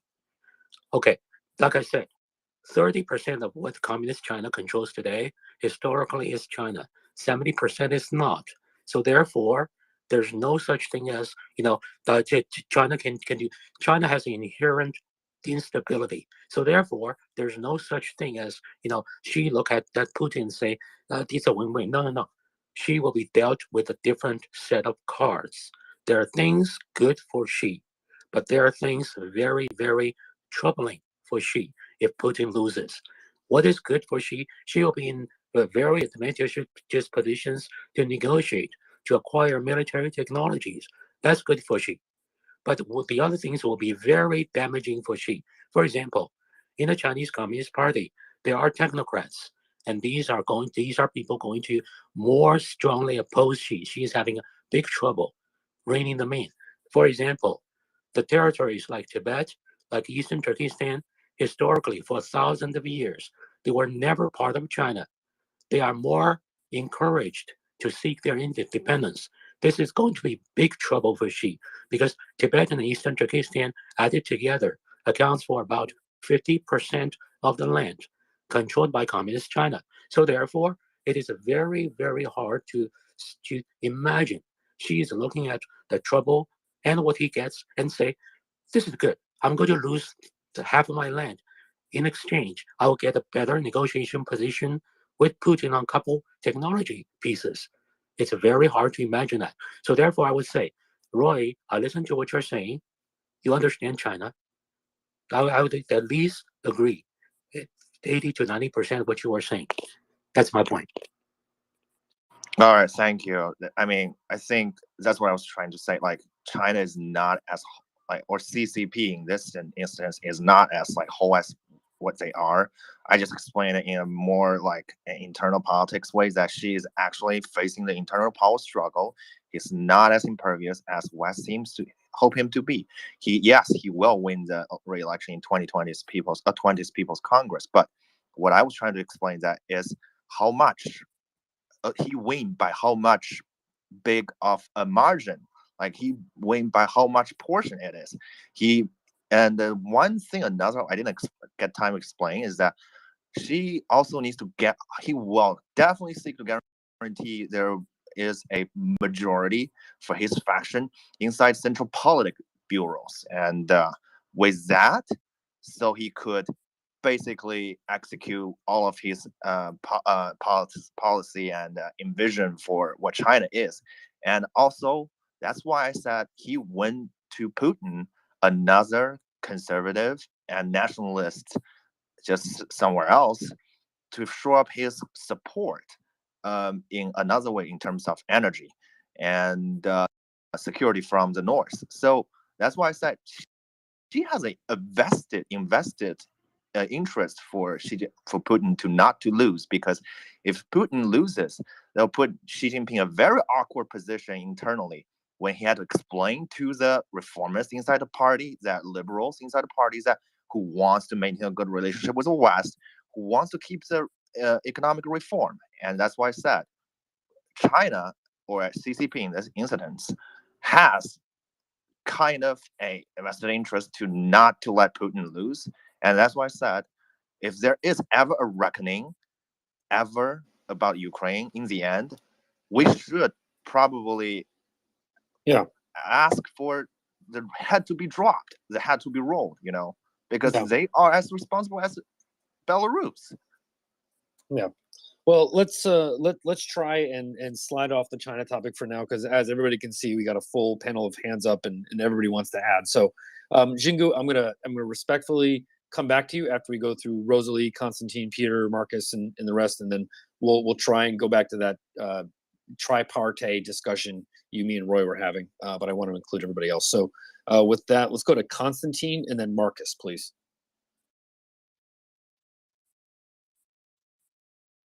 Go to Marcus. I'm barbecuing. Of course you are. It's Sunday. I'm sure you're watching football too. Marcus, go ahead.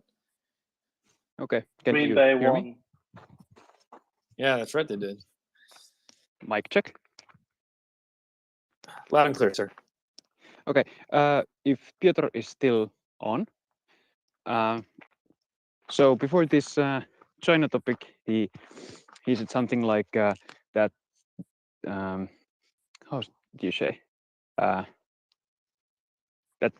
China actually doesn't even have time to do anything against Russia because Russia's own economy wouldn't basically be able to take this war. And you said you would like to elaborate on that, but you didn't have time. So I would like to hear Piotr elaborate on Russian.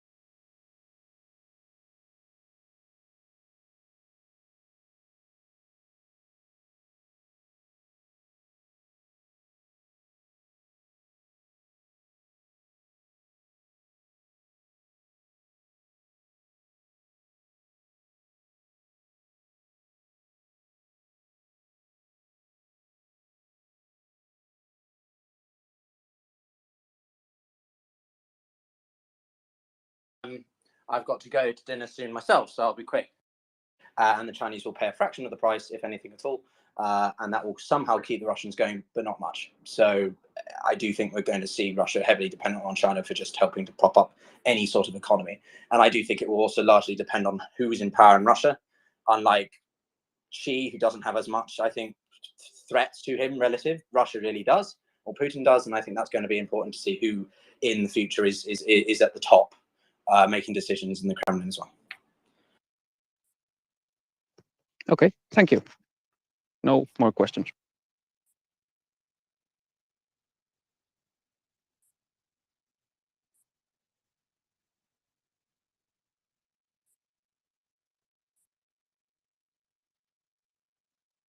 Thank you very much, everyone, for the space. Really appreciate it as always, and see you in future places.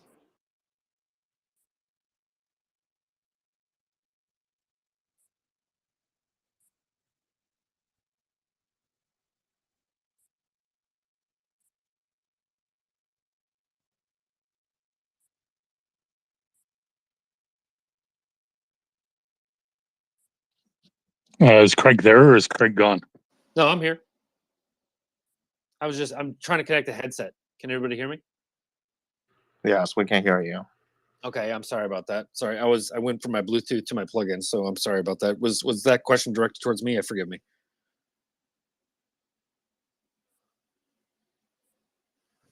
Okay. Yeah, Leonard, go ahead. Your hand's up. Go ahead. Thank you, Craig. Just a final point on the China discussion.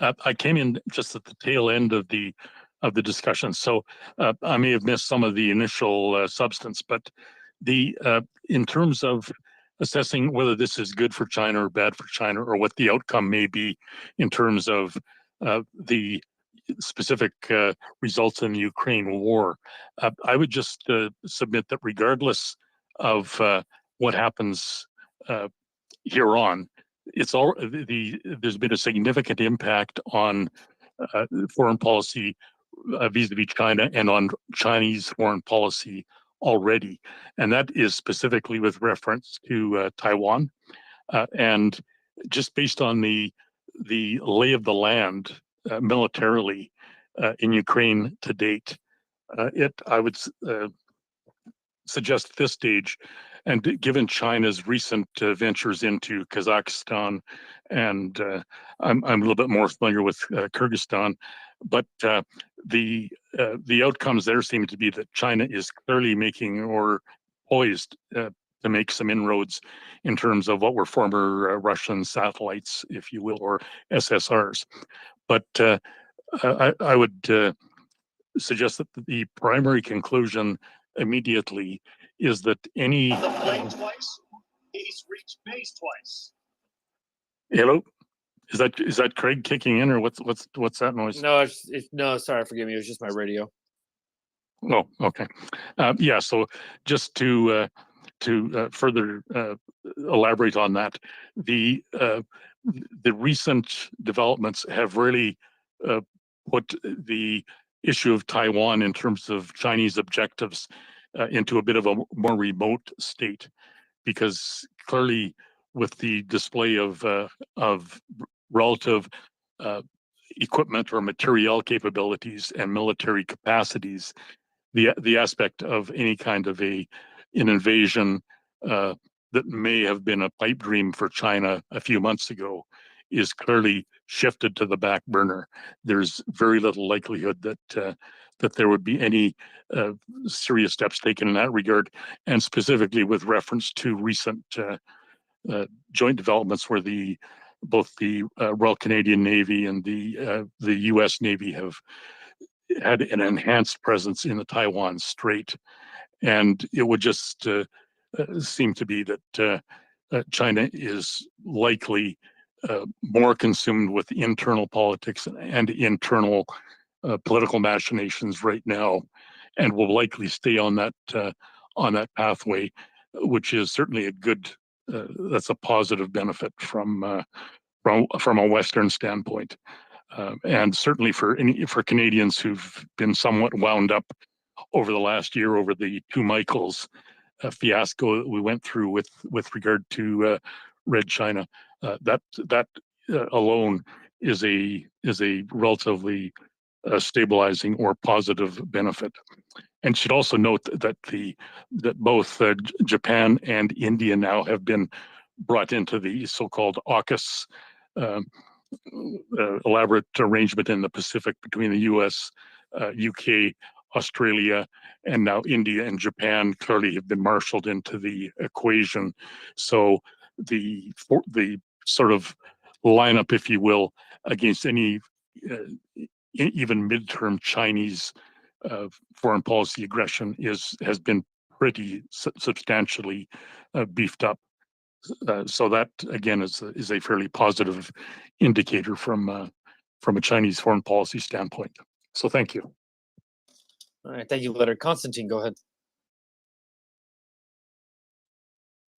So while we have Jin here, I wanted to ask like a simple question, but probably without straightforward answer.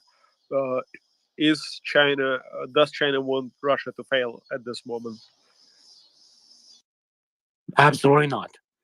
Absolutely not. And I'm going to echo one of the things is that Greg was saying that let's not dive too deep into China because, for example, I'll give one example to show you guys why I agree with Roy and why we should not continue, because that's going to take hours and hours. It's going to get into a very complicated discussion, which will digress from Ukraine.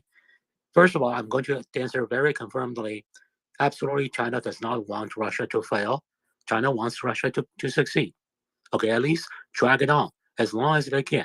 It's very unethical, but that's unfortunately it's the case. The second is what Roy was saying. There are power struggles in China. It's real. Then why this is very important to understand. So let's say in the West, let's say I get into power. Okay, let's say I steamroll Roy or put Roy under me. That's how it runs. Okay. But in China, it's actually run differently. Let's say I get into power because I'm a political officer aligned with Xi. I'm doing a bunch of stupid things. Roy is a technocrat. Roy is not very close to Xi. Roy knows what he's doing. He knows he can run circles around me to set things up. So Roy in the Chinese environment should basically nod to me and say, yeah, be a yes man in front of me.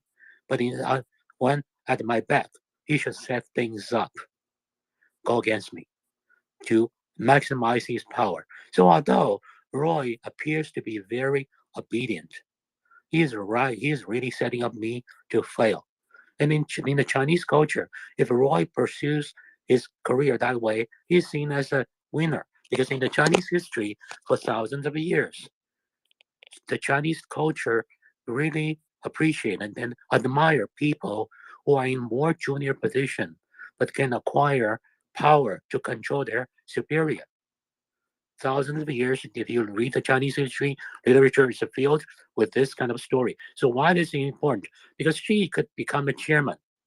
However, you could still have people in Chinese Communist Party saying everything they can to appear agreeable to Xi, but they are pursuing the actual policy to the opposite. And the other thing is, it's good for China. Guess what? If it's bad for China, I'm pursuing a stupid policy, Roy should support me even more if he's my enemy. Why? By doing so, he can set up me to fail. Then Roy can blame everything on me. Then he could step on me one day to replace me. So therefore, just because this is good for China doesn't mean the CCP will do it. You need to look at the situation and say, different players, where are they at? Just because I got elected to the party chairmanship, whatever, doesn't mean Roy is in my control. On the contrary, because Roy has the knowledge. He disagrees with me. He could do things at my back. And you know what? The more underhanded he is, the more effective he is, the more he's appreciated, admired by his own faction. That's how Chinese culture works. So therefore, if we go down to that path, we get quickly lost. So it's a very complicated issue. Let's just park it. Consider it parked.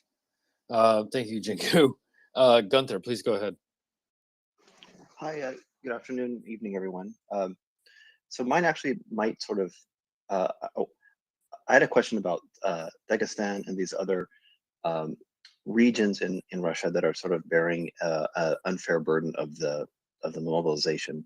And I've heard some commentators say that it's basically another kind of genocide where they get populations and send them to Ukraine to die and sort of clear out resistant populations. And so I guess my question is that true? Is that sort of part of the mobilization plan, is to like eliminate some of their population? And then and if that's the case, doesn't it, I mean, from like just a practical point of view, like in these places, shouldn't they be resisting to the nth degree, not to be you know, descent to the meat grinder? Anyway, that's my question. So, Daryl, go ahead. Yeah, if you want to answer that, go for it. No, well, it coming from the numbers that they put out as far as on the list, and I'm not sure if that list was verified, but according to the list that came out, the numbers from the ethnic regions were much higher than those of the ethnic Muscovites. And so that would lead you to believe, and that has happened in the past, wars, etc., that Russia has had, Soviet Union. They have done this in the past. So I think Playman wants to say something to this. Yeah, very briefly. I think it's very difficult to prove that the mobilization is skewed toward the minorities. But what we can look at is the casualty numbers coming from the front. And so far as I know, they are showing quite a heavy-tailed behavior toward the minorities. Despite the fact that this is let's say, a professional army, and some could argue, well, but the minorities tend to enlist more, and therefore they bear the brunt of the casualties right now. But the fact is, still, as far as we know, the casualties so far have been much more skewed toward the minorities.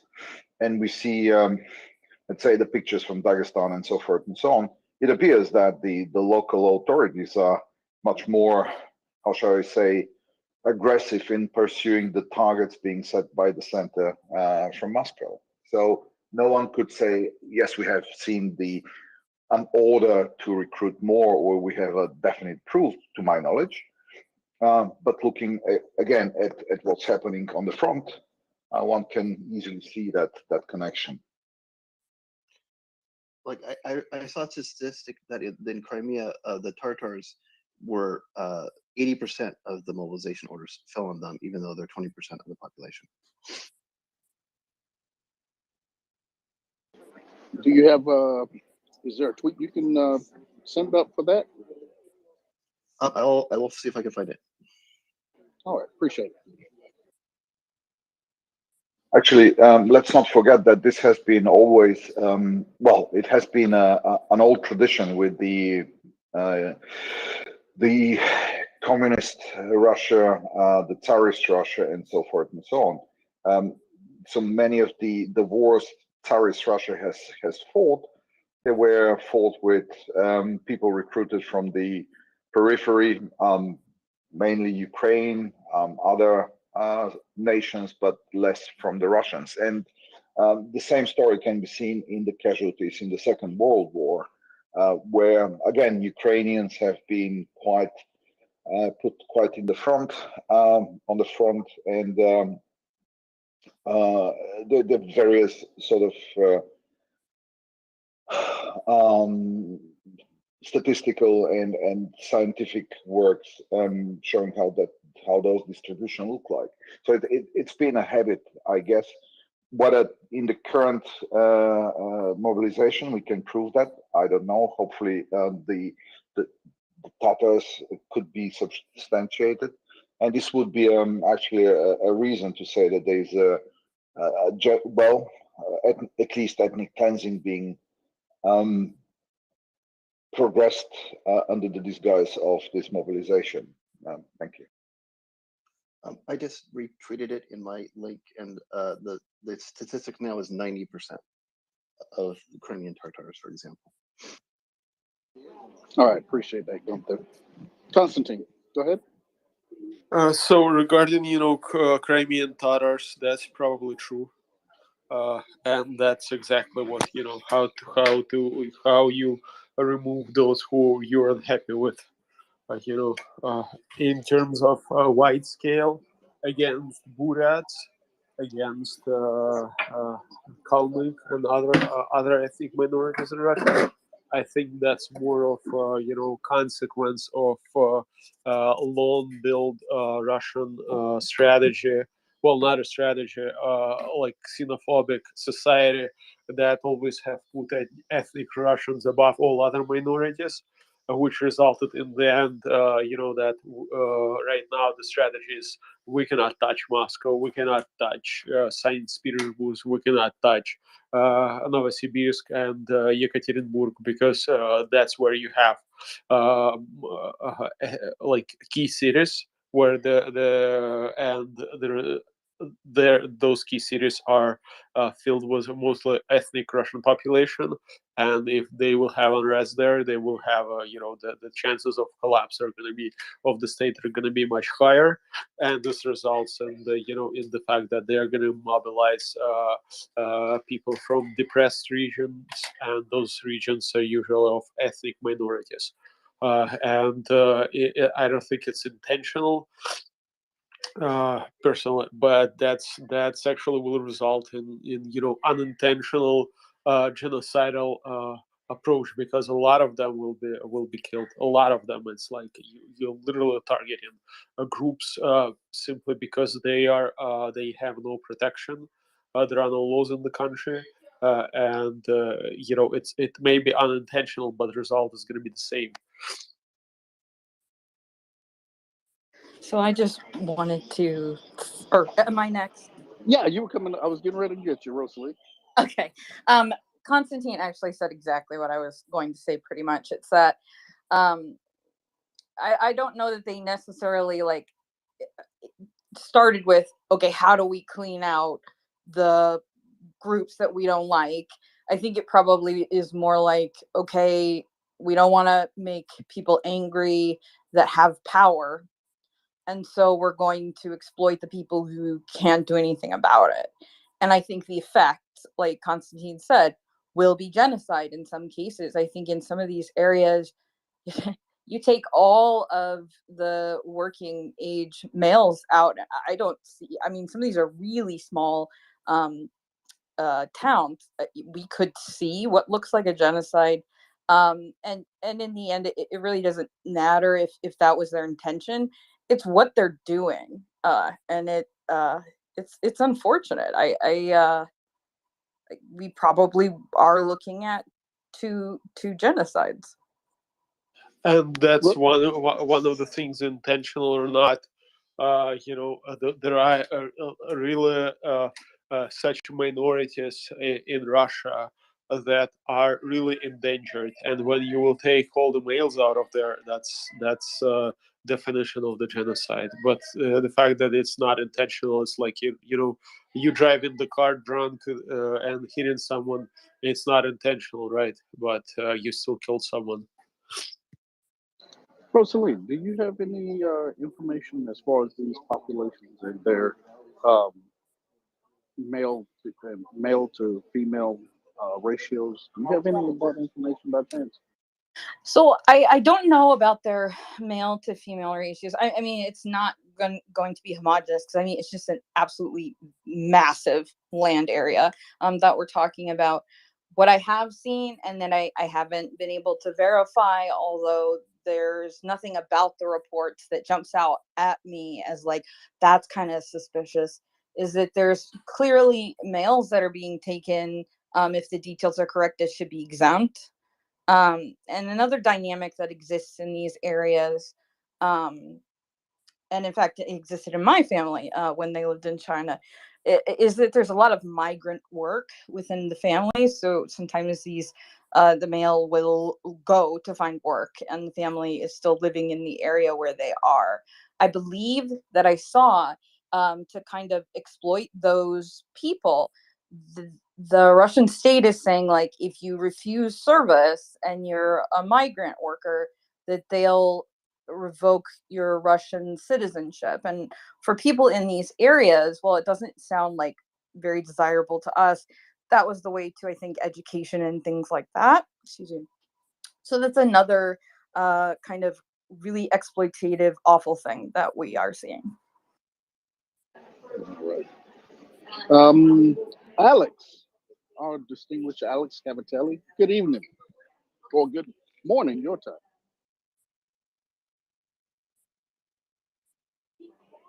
Alex?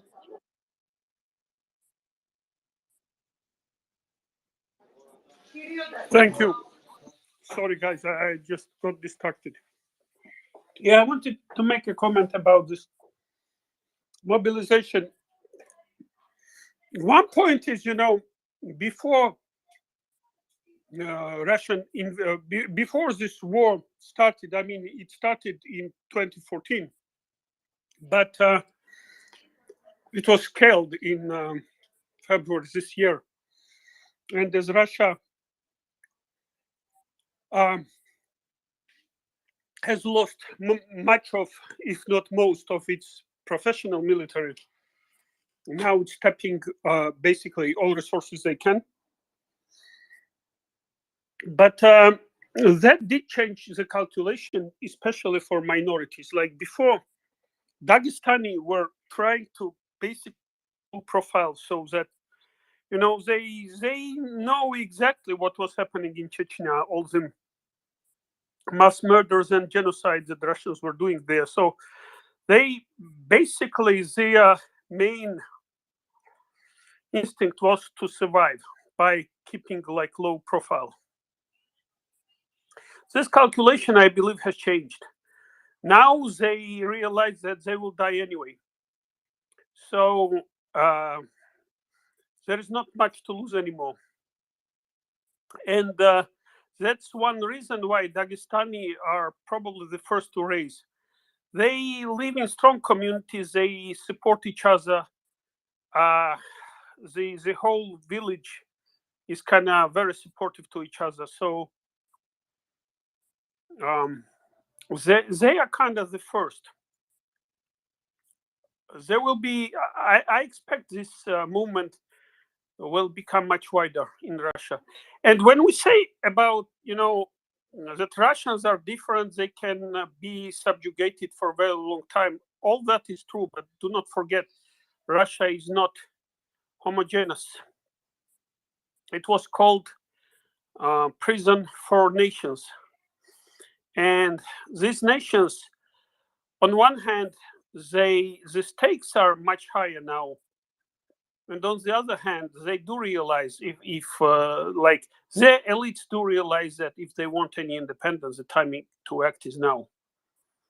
What, So I Alex, think, Alex, what was that? What did you say that they called it again? Bolsheviks were calling Russia prison of nations. Because all those subjugated and colonized nations that were part of Russia, Soviet Union in first year tried to kind of change that, but they went back to imperialistic, chauvinistic Russia, especially in last like 50 years. So when we speak about Russians can, tolerate tyranny for a very long time, all that is true, but do not forget this is not monolithic. They are ethnic minorities that essentially do not associate themselves to Russia in any way. And yes, during the war, they were always trying to kind of send more to the war from those ethnic groups like especially when you calculate the proportion. The war and all those things were impacting ethnic minorities much harder than, say, general population. And that's what we are seeing too. Also, Dagestani, they had a lot of casualties from early in the war when, for most Russia, the impact of war was not kind of. It was easier to hide, but because of concentration in Dagestan and also in Buryatia, it was harder to hide. So I think those ethnic groups will be kind of first to rise. And if you look at the slogans they use, I mean, basically what they were chanting today was Ukraine never attacked us. Moscow did many times. So they're using this. I mean, there are plenty of controversy in Russia, and all those things will come to light. It will be, like Putin tried to solve one problem with his mass mobilization, but he will essentially face now hundreds and thousands of other problems, because that same mobilization, it is not impacting the same way all the people. Like FSB, for example, they have no plans to go to war, and people do realize that. They will come to realization. Or some of these son of these Russian elites, like Peskov, the other day, a prank was kind of talking to Peskov's son, saying, "Hey, I'm from Commissariat. You should enroll and gonna go to war." The guy said, "You have no idea whom you are talking to. I will decide this at a much higher level, and just I have no plans to go to war." Basically, very. I think as time goes, many Russians will kind of come to this realization, and there will be. I think there will be protests. I think Putin has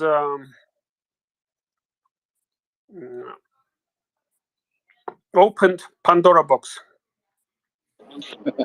All right. Do you think that there's the possibility of them sending other ethnic groups, say, to Dagestan, to quell that? And because that seems like what they've done in the past. They've taken one ethnic group and placed it inside of another to control it. Do you think that will be the case here? They probably will try to do that, and that's what they did in the past. And it's easier to do when you can localize kind of Chechens, and send other ethnic groups to fight with Chechens, like Buryats against Chechens or Yakuts against Chechens or something. They often do that, but the situation has changed. First, the other ethnic group is kind of in the same situation right now, and you cannot focus anymore. It's not gonna be localized in Dagestan. They will run out of all those internal police, because if you look at stats, they will not have enough. They need police everywhere these days. They will need police on occupied territories. They will need police in minority republics. They will need police in big cities. They just don't have that many police, and they need also bodies to fight. And police has no intention to fight, and Chechens have no intention to fight. They are, if you notice, they are acting like police. They are fighting Russians who do not fight. They like it's almost like internal police. So it's it's gonna be big mess. They will not have enough forces to quell any of these. I mean, who will they send to Dagestan? Buryats?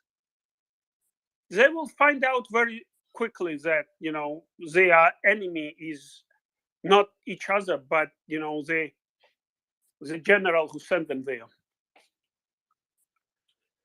All right. Yeah. All right. I'm gonna let Gunther. I think he may have something to ask or contribute here. Go ahead, Gunther. Yeah.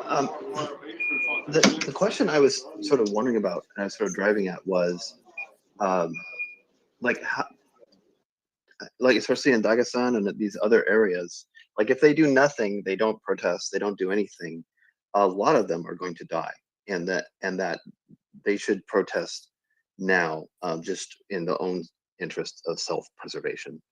And in the more places it happens, then the better it would be for everyone. Anyway, that's sort of my assumption, is like they should they really are going to lose a lot more if they don't protest more. So that's my, and that is, so is that true? I think the idea of what we think of revolutions are maybe a little different from what they consider revolutions. Rosalie?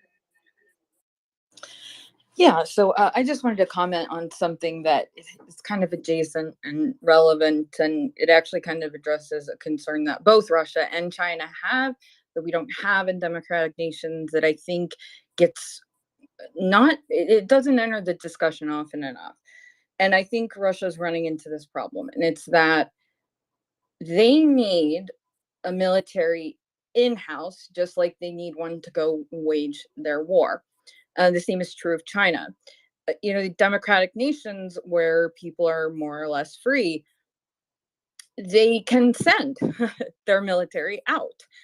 They don't need to leave a force in-house that is going to have to take out, an uprising generally. And I think that because Russia and China are so large, the size of the force they need, I feel like Russia's maybe underestimated. I mean, obviously they've underestimated a lot of things, but underestimated the amount of people that it could take to maintain control.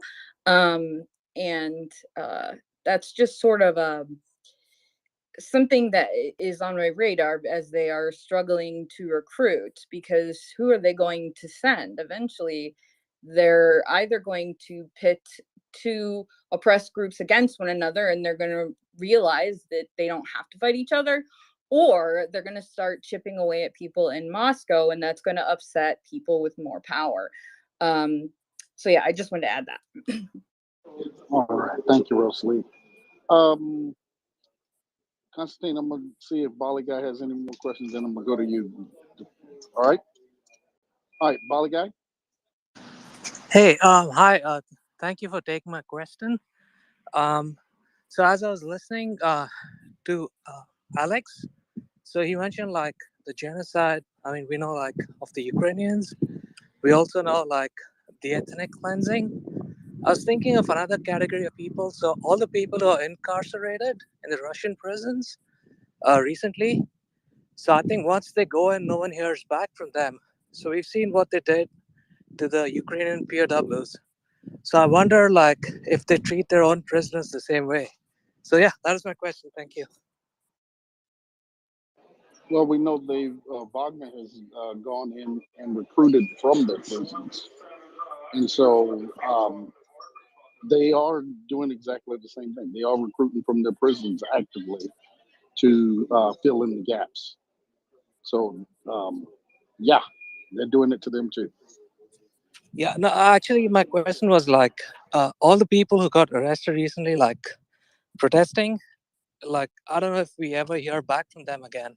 Like we hear like they've got 10 years, 15 years terms, but I mean, are they even alive? Who knows, right? Can't speak to that, but from the way it looks is that they're being conscripted. If they've been protesting, basically they're volunteering. Constantine. So I'm sorry for the noise behind me. Can you hear me well right now? Yeah, what's on the grill anyway? The grill is gone. It was ribs, but it's all gone now. Thank you for asking. Since we have Rosal here, I wanted to ask. This is a funny part. Well, not funny, but just her take on this. Ukraine has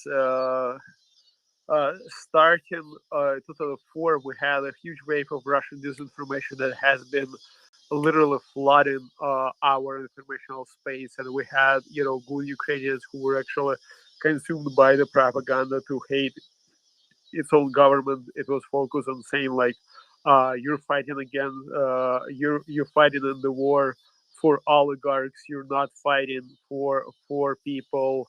The mobilization is happening to keep politicians' pockets full, to keep your warriors. People are making money on the war.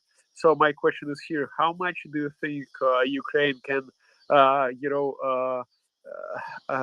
you say this, feed its own propaganda back to Russia and use absolutely same rhetoric, same material, same memes, and send them back to Russia? Say, because we're right now like one of the funniest ones.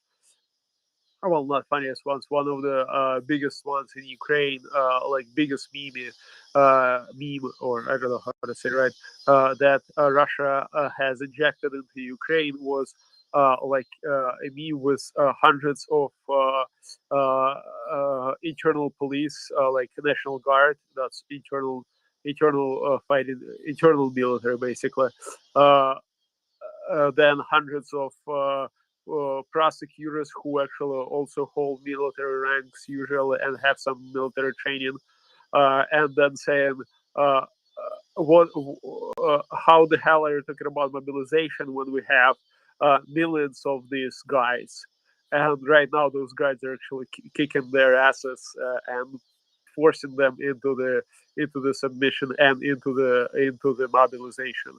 So, do you think Ukraine can use this and somehow influence, the unrest inside Russia? So, okay, let me kind of make a caveat, and then I can answer it. So, what I'm going to say, I just want to say, is independent of whether or not I'm saying I think it's a good idea or that I'm advising it or not advising it. I'm not answering it in that in that regard. I do think that, obviously Ukraine has the capacity to you know use the same tactics in reverse. If the question is like, would that be effective right now in terms of promoting unrest? I don't know if it would or would not. The hesitation I have with it, and I don't know, because it's a morally gray area. I wonder if so Ukraine has it has the moral high ground. And so I guess I'm just always cautious about things like this that could be used to kind of like portray it in a bad light. But I think that it could be effective. And I don't, my kind of personal stance on whether or not we should be doing anything in the information space is that good information, accurate information, and what we use to make a decision is, I think, a human right that we don't really recognize yet. And so from my perspective, if you're getting information to people that is accurate, which I think it is accurate, that these people are basically being sent to their death. They're not well prepared. A lot of them are going to die. That's not disinformation. That's just the truth. And so, and in many cases, with people who have been living under autocrats, the truth itself is incredibly powerful. So that's just kind of my, like, if anybody does try to reach out, I would say keep it to the truth, because the truth itself is bad enough. They're trying to tell these forces. I've seen they put out kind of like bullet points to the information operations group that Russia has, And it's like, okay, don't, it's only 300,000 and everybody's going to be properly trained and everybody's going to be properly armed. I mean, it's all these things that are not true. And so I think, yeah, that would really freak me out if I heard that. Yeah, so I don't know if that answers the question. That's kind of what I see. Thank you. It does answer to, and the key theme that you've said, and I totally agree with you. The truth is the best, is absolutely the best, informational warfare mechanism. It's not the lies. Lies, they can deceive. You can get so much with the lies, but it's the truth that actually is the game changer. That is the most powerful weapon. But I will add to this: those things, that they use against us, saying they're actually true for Russia. They're not true for Ukraine. That's the funniest part. That I have so many, friends in social networks who I served with, who've fallen for this, and sometimes they still keep falling. Uh, and right now I understand that, yeah, they fall and they believe that this crap, it's not true, but for Russia it is true, because like it's literally Russian Rosgvardia, their internal troops, who are forcing the mobilization instead of those actual troops going into the fight. So that's like, it's such a, if you think about it as someone who's been mobilized, it's like, what the hell is going on? Why aren't these people actually fighting? Why are they forcing me to fight? And it seems like the entire government, instead of doing its job, it says, okay, we don't want to do our job. We will force you to be our into slavery, essentially, to do this for us, because we don't want to risk our assets. We don't want Peskov's son to die. We don't want Rosgvardia troops to die and lose their loyalty, because we need them actually to suppress you, and you're the one that that's like опричники. That's what we call them, and that's the truth for them. It's not the truth for Ukraine, because in Ukraine mobilization was never like this. We never had riots. We never had. There was some, I don't know, conflicts. There were some scandals, of course.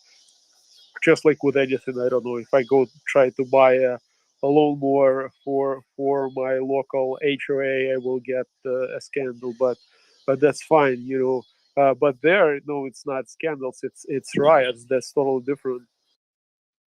So is it kind of like, it's almost like an irony? Is that kind of what you're saying? Yeah, it's like it's ironic. That's literally, we're laughing so hard, like on our internal chats between I'm probably the only former military man in those Telegram channels, and most of the guys are serving right now. But yeah, we're like posting these memes, and that Russian used to fight against us. How just go ahead, and fight your government. Don't fight the Ukraine. Go ahead and fight your government.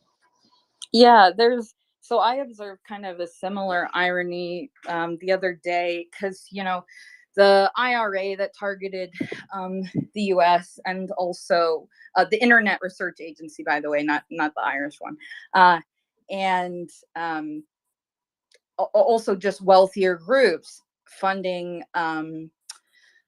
what's the word, kind of the gun lobby in the United States, and really kind of taking that culture to an extreme. And so I was just thinking, like, it's so wild that Russia was for the longest time trying to get Americans to fight for the right to bear arms, which we have. Oh my gosh, we have, and telling us that the government was going to take them. And I'm like, and now the Russians are going to fight their government for the right not to bear arms. And that's just, I don't know. I just thought that was a little ironic.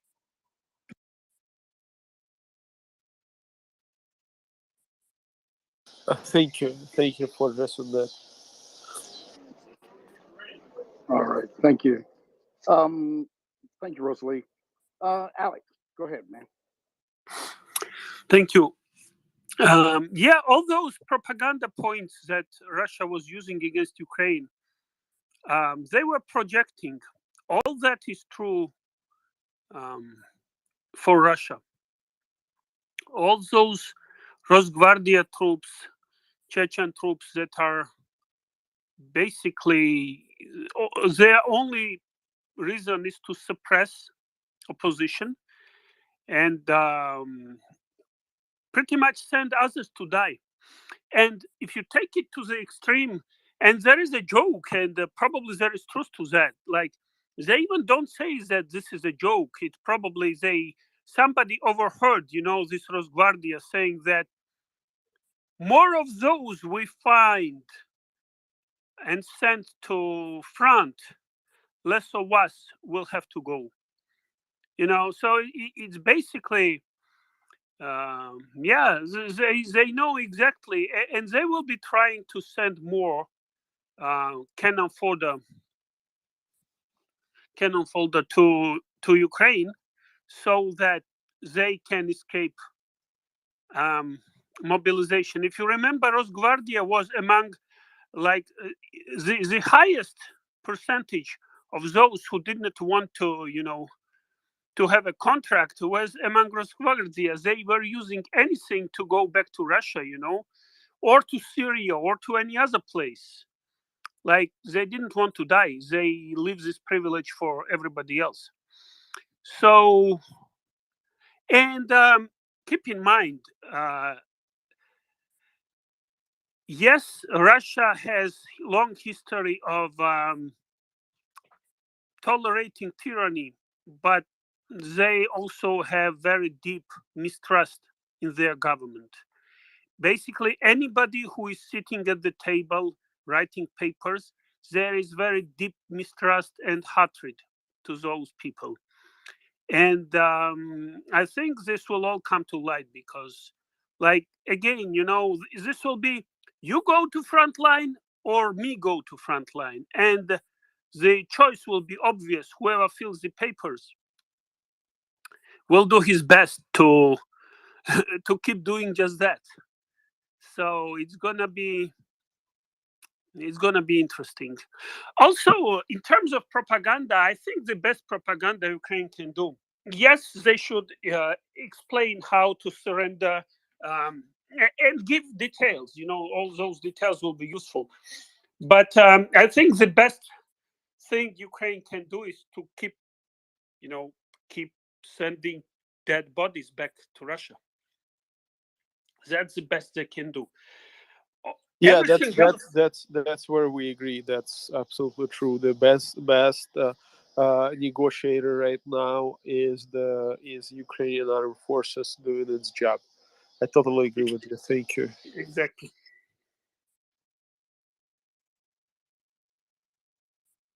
All right. Hey, I just want you guys to welcome Michelle up to the co-host slot. She came on the other night and she was a star. So I want you guys to give her a round of applause. And I got a little boom up in the nest. If you look, the metallurgical plant is on fire in Russia's Novokuzhnetsk region there. If you understand what metallurgical plants do, they do the chemical processes to create different metals. So Russia may be getting a little light in certain things here in the coming weeks, months, anyway, as that place burns. So it may be a factor of the protests that are going on. Who knows? But hey, it went boom. Atacams, they tell you not to smoke near anything. And we love it when the Russians smoke. He's actually awesome. You guys probably just have And I think Ukraine does some job, working behind it. I don't think it's Ukraine response, it's a military operation, but we quite, my personal take on it, and we will probably know it maybe 50 or 100 years later, who actually stands behind it. But it is surprising how many critical military installations and research institute and factories are on fire lately in Russia. Yeah. I mean, some of them, they seem unlikely, SOF, but we are not putting anything out of reach of the Ukrainian SOF. They've done some amazing things in the last few months. And it may as well be the sabotage as well, locals, from the Russians who oppose this, all what is happening. That's truly correct. I just want you guys to excuse some of the noise I got in the background. I'm sitting there in the airport, as of my Sundays. I'm going to go to Anthony now. Let's see what Anthony has for us. Well, I have a question for language when he hops on shortly, but maybe you guys can answer. The Ukrainian General Staff made the comment about attacking the Luhansk region, and it's similar to a statement they made about Kherson as well. It seems, would this be misdirection or potentially, with the way they're moving the past couple of days, the genuine goal? It just seems when the General Staff make a statement, it could be false flagging or false intelligence to get the Russians to jump. I just didn't know anyone's thoughts or opinions. So could you restate it, because I did not hear the question fully, and I may be able to give my opinion on this. So do you think with how the Ukraine, I think the General Staff said it, or someone in the military, that they were going to keep going to free the Luhansk Oblast.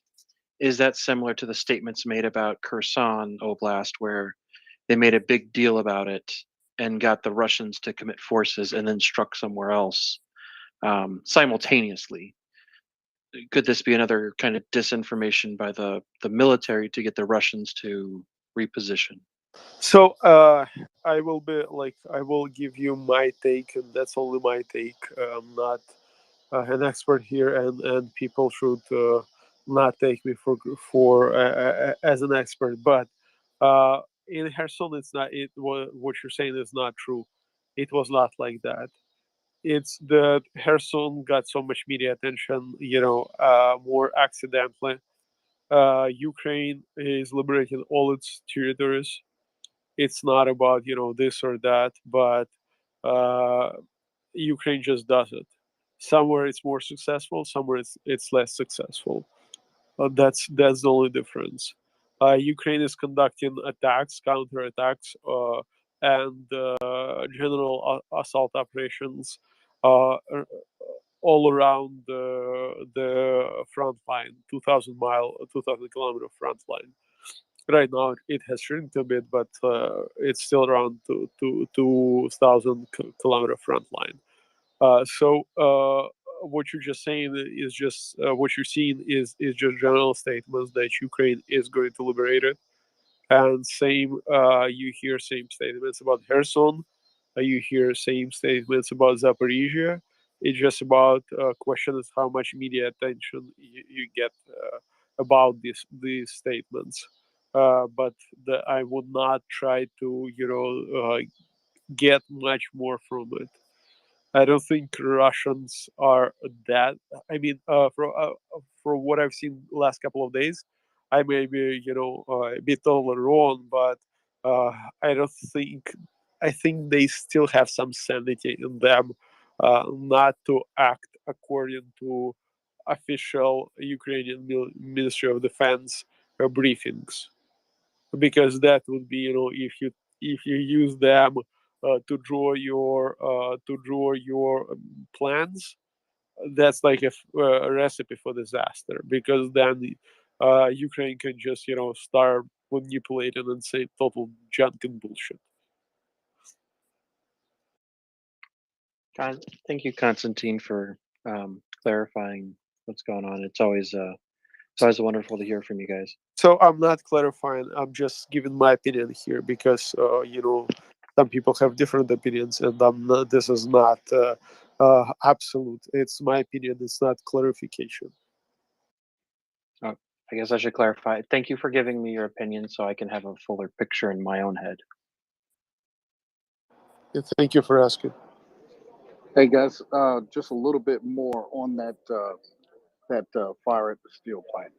Um, it's owned by Putin's mafioso Roman Abramovich, and it caught fire evening of the 24th. The plant employed about 11,500 people in Siberia, and it was a rail plant, which means that rail plants are really specialized steel plants. And so if they start having a lot of rail failures due to smoking and the like, that may not be able to make the rails and tram rails in particular to get what they need to the front.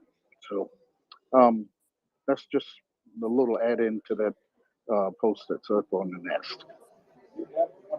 So, Daryl, do you think, and maybe Rosalie here, do you think that actually may be, signs of internal problems, because that's a standard a mechanism in, in mafioso world, where someone, does not abide by your rule, so you go and, if you cannot kill him himself, but you go ahead and burn his business. May this be one of those incidents? Because Roman Abramovich was, it's a quite how you say this, like a prominent, well, prominent not in a good way, but very famous person that actually takes a lot of how you say this, in this war, he played some role. I don't know how major is it, but he definitely played some role in this war, in negotiations and other things. So just wondering if it may be actually someone telling him how about you lose all your business and really quickly. I'm not sure about the if this metallurgical, I'm probably not saying that right, plant is that what you're saying, Constantine? I think that if what we're hearing about conscript, I don't know if they were conscription offices or something like that being burned. If that's true, I think that is more indicative of unrest.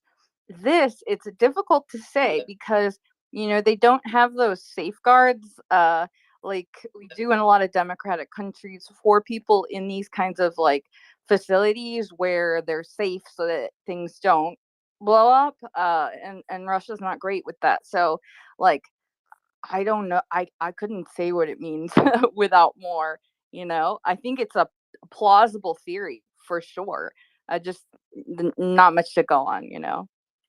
So I'm not saying that it's an unrest. I'm saying that it's more like Daryl pointed out. It's like mafia, because Russia is a mafioso state. It's like it's a criminal state essentially, and they rule it like that. So, and Abramovich was one of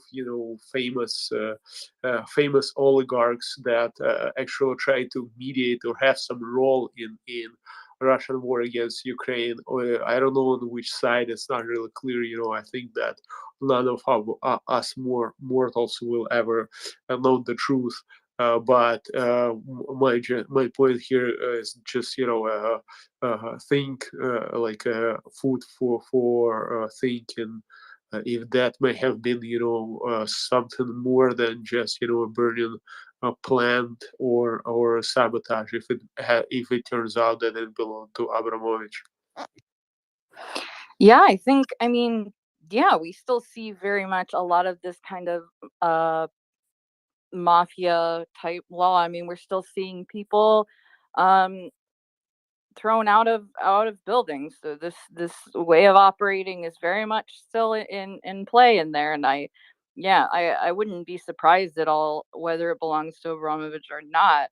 Um, I mean, it wouldn't surprise me either way. Well, I mean, we know that the mafia, they may be not liking the loss of income at this point. And so, yeah, they're going to, especially now that they have to pay the soldiers, their personnel um, who are leaving and being conscripted, they're actually being told to pay their salaries at this point now, too. And they may not like that so much. So, um, the idea of sabotage is going to figure prominently into a lot of the things that we probably are going to see happen.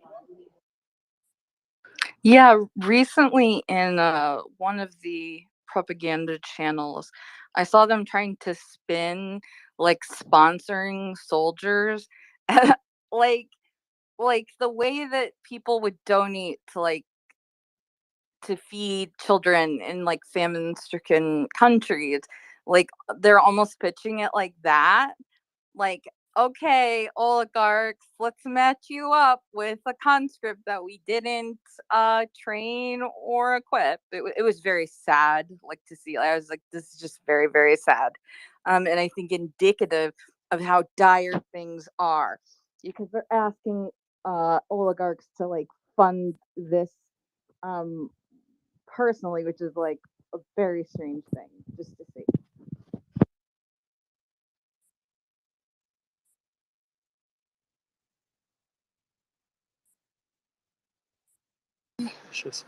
And that's it's funny that you bring it up. One of the morning, I think today or yesterday, my wife woke me up and told me, just look at it, look at it. And there was a guy on Russian TV saying that let's force our oligarchs take care of the troops that we did not train or we did not equip, because like they've been robbing the country, our country, for such a long time that they should share it with us right now. And it's like you're looking at it like, what the hell is going on the propaganda level right now? Are they completely lost their minds, or they don't even know what is happening? Because I don't know, like lately Russian propaganda uh, is not doing so well. I mean, the citizens are still brainwashed, and they are not able to to distinguish truth from the reality from illusion. But steps words like this are not helping internally them, definitely. And it was just ridiculous, totally ridiculous. So I have a bit of an update really quickly. Margarita Simonian, the RT editor, she just posted in her channel that the editorial office of RT has already received more than 700 complaints of violations within the framework of the partial mobilization, of which 350 are violations of the age limit.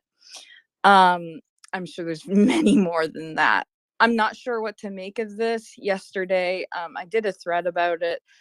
She was she was portraying herself as unhappy with the chaos of the mobilization and how disorganized it was and how they were sending it to people in violation of the decree, just like clearly not supposed to be the ones that are mobilized.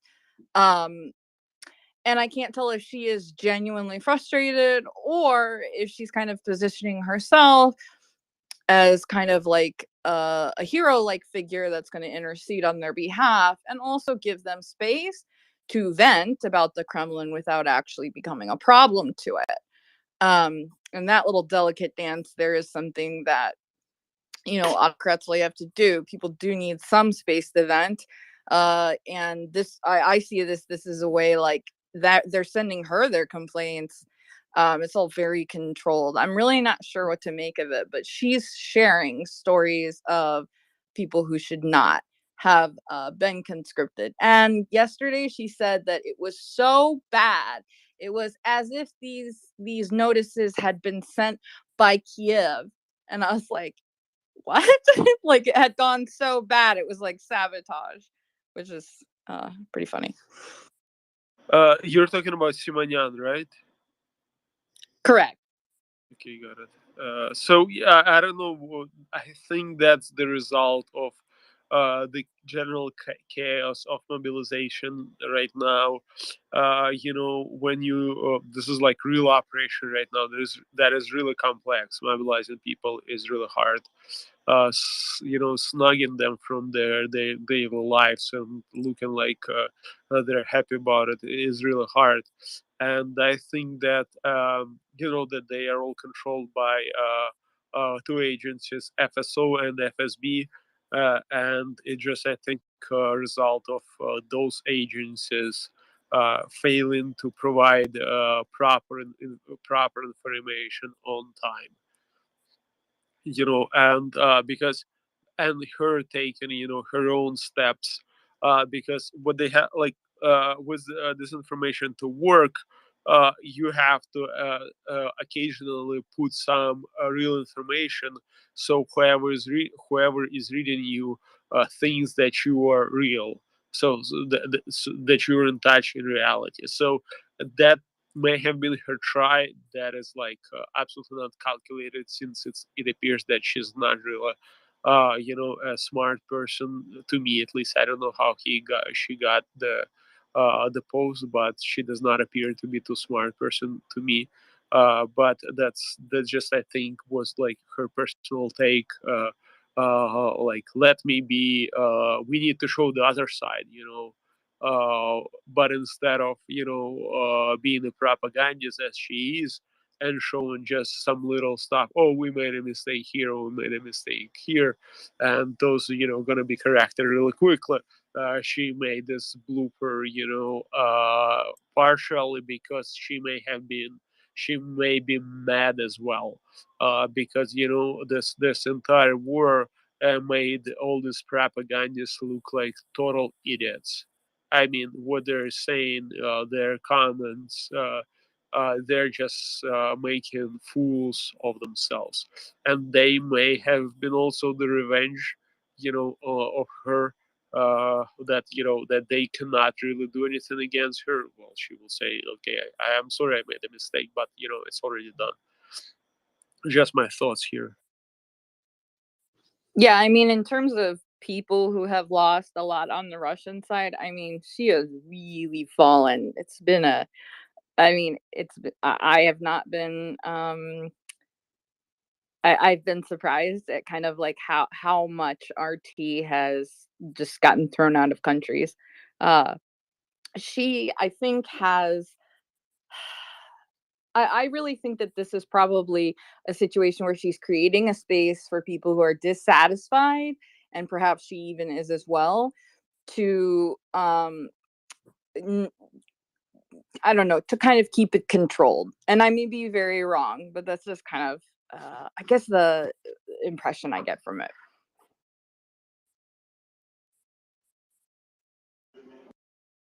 All right. Hey, folks, we got a few.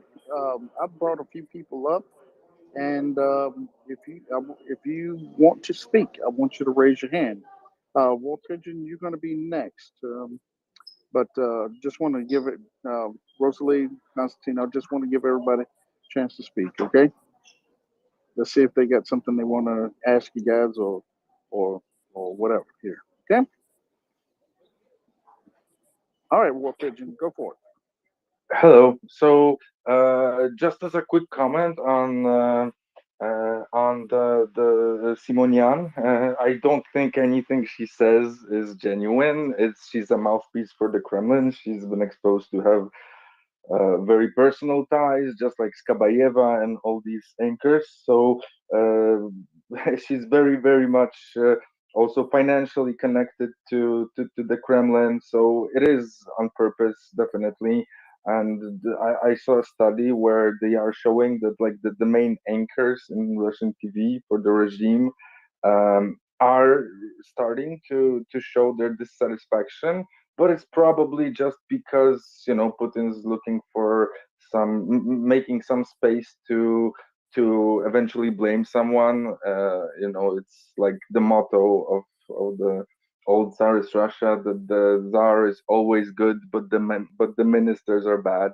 So he's probably at some point will try at least to cut the losses and sacrifice, I don't know, Shoigu or somebody else, blaming him. Perhaps this is like a first attempt at doing that. But I really wanted to say, just as a word of comment, also to what you said about the facility of Roman Abramovich that was set ablaze in Russia. I don't know if it was mentioned earlier, but Roman Abramovich is the guy who is also responsible for, on the Russian side, for reaching the agreement to trade the Azovstal defenders for Medvedchuk. And this deal was actually is hated on the Russian side. The nationalists specifically were extremely outraged that people who they make out to be the devils, Ukrainian nationalists and Nazis, etc., have been traded for one guy, Putin's friend, who doesn't have any military significance. So unless the facility itself has some major strategic importance, I actually wouldn't rule out the possibility that it was even the Russian nationalists who set it ablaze, because Abramovich is hated among them. I mean, don't get me wrong, he is working for the Kremlin, but he specifically the nationalists hate his guts. He's Jewish, he's an oligarch, and he he was behind the hostage exchange. So yeah, that's just my 2 cents on it. Well, I could supposition all day with that last statement, but I'm going to let that ride. I just want to let everyone know we have language learner getting ready to come up and do his military update, and if you would, please tweet out the space and let everybody know that he's coming up. And he's having a little issue right now getting connected. So, language, if you can hear me, loud and clear, brother. Drop it back down. We'll try to get you back up. Oh, he's up. Yeah, no worries. So, okay, and folks, I know I have a couple of you here. Bali, Diego, you guys don't have your hand up. If you would, drop yourselves down if you don't have any questions at the moment. And once language gets done, Jens, you're going to be the last one. Ryan, it'll be Jens and then Ryan. People. I don't want to step on anyone's toes here. No, we only have Jens and Ryan. And then once Ryan finishes, then we go ahead and let you go over language. Sure. Just while that's going on, I did throw up the link to the text, and because we're going to try the live map again tonight, if folks are interested in that, I don't know if David Rosnow is here. Maybe we can bring him up as well. But essentially allows you to look, follow a map that I'm controlling. It's totally anonymous for both sides. We're not sharing any data, but hopefully makes it easier for people to follow along. There's an app to download. It's in the Android and Apple stores. There should be a link up above in the nest. Failing that, I can throw up another tweet that has links to it in the individual stores. That's probably going to take a couple minutes for folks. So I might throw that up now while we're wrapping up some of the questions, if that's okay. All right, Jens, go ahead. Yeah, thank you. I just jumped on to give a short comment about the complaints they reported on. It sounded maybe to me like like damage control. Like it's undeniable that the mobilization is a hot mess, and people out in the streets, and I figure they're just saying, we hear your complaints, we are taking them seriously, and then they'll find a scapegoat. Maybe that was all. All right. Thanks, Jens. Yeah. If he wasn't like for that prisoner exchange, like I said, I can supposition all day, and that could, we can go into a hole on that one, and I'm just not going to go there. So, Ryan. That's okay if you don't want to go there, because I'm about to go there. All right, bro. Go ahead.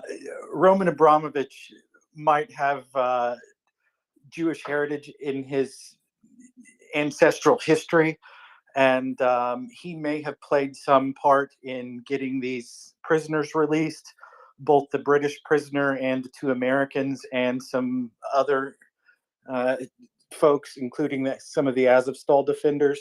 But it needs to be remembered that Roman Abramovich has made massive amounts of money doing business in the West, and his British business holdings have been frozen and not yet seized. He also owns massive assets in the steel manufacturing business within the U.S. that, for various reasons I won't digress into, have not yet been frozen.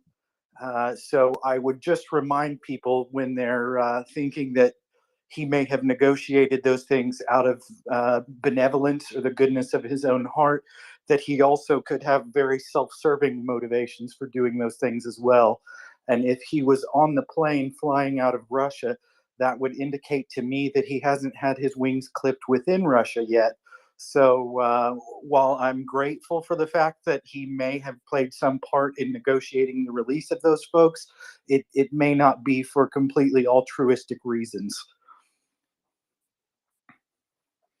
I'll reserve my judgment for or against regarding Abramovich, but until such time as he wants to relinquish his Russian passport and fully come out in a full-throated way against Putin and the Russian government system that is currently in place, I'm not going to consider him a friend of the West, even if he did happen to do a good deed, because it helps him out as much as it helps the prisoners.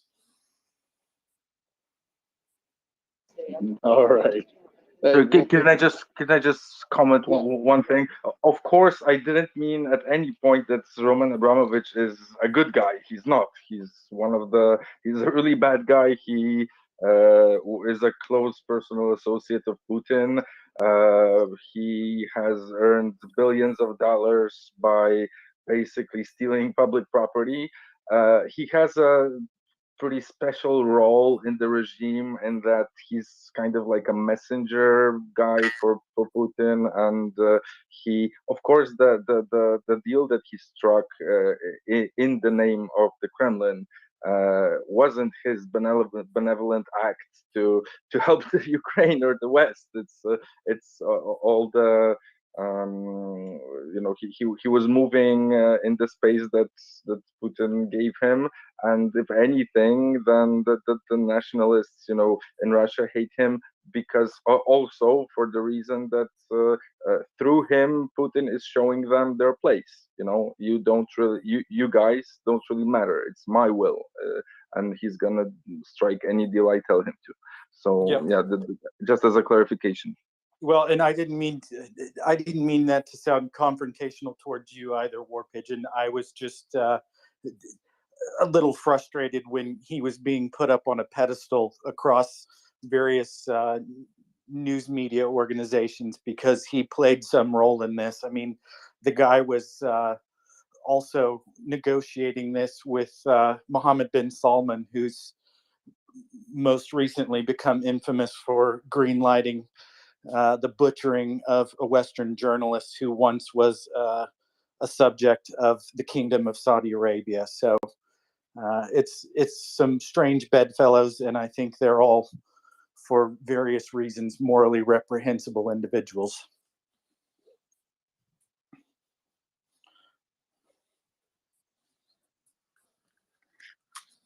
And with that, I will get off my soapbox. Thank you very much.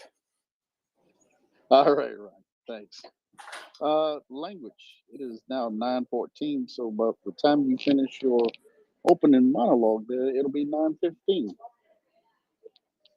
Yeah, happy to jump into it. We are kind of beta testing something different here, so I hope you folks will bear with me. We actually, thanks to David Rosnow, who we have up here, have a live map that you two can tune into. You don't have to touch anything. I'm the one controlling it, which means you will see what I see. We're not sharing any data. It's literally just using a Google map with an overlay. This is still a beta test, so both of us invite all your comments, questions, and concerns. If that's something you'd be interested in, tried it last night, people seem to find it useful. If you scroll up to the top, David Rosnow's post has a link to tonight's live map, which should work if you're on Android, a link to the Apple and Android stores. If you want to download the app, it's very low weight. And then the code for tonight, if you are in the app and it's asking you for one, is lowercase v as in Victor, J as in Juliet, T as in Tom, H as in Hotel, P as in Papa, so lowercase VJTHP. If folks want to jump up on that, if you're interested, you should be seeing a close-up view of a top of a map of Kiev right now. David, is there anything you'd like to throw in? No, I think you got it. People have questions, they can DM me so that you're clear while you're talking. Yeah, we're gonna try a little bit tonight because when I'm speaking up here, there's actually a 10 to 15 second delay before you hear it as a listener. I'm going to try and set the map in one region and give it a little bit of time, so I will move a little slower between the areas, so that way it's not quite jumping around so much. Again, very much a work in progress. We invite all questions and criticism. With that, if we're ready to go, let's get started. So this is the military update for September 25th, 2022, day 214 of the Russian invasion of Ukraine. We will start in Belarus, proceed clockwise, and end with some general statements. In Belarus, in response to the protracted Belarusian military drills along the border, Ukraine has also deployed a number of their own soldiers. There's no assessed threat from Belarusian forces at this time. However, there are rumors that Russia will attempt to conduct mobilization of Belarusian citizens to support the Russian armed forces and has threatened Lukashenko with replacement with a more amenable leader to Russian interests if he refuses. There continue to be allegations of Russian false flag attacks planned for the south of Belarus along the major highway there closest to Ukraine. Moving towards Kiev and talking about some of the politics of the day. NASAMS, a modern NATO anti-air defense system which can range out to 50 kilometers, have officially arrived in Ukraine as announced by Zelensky.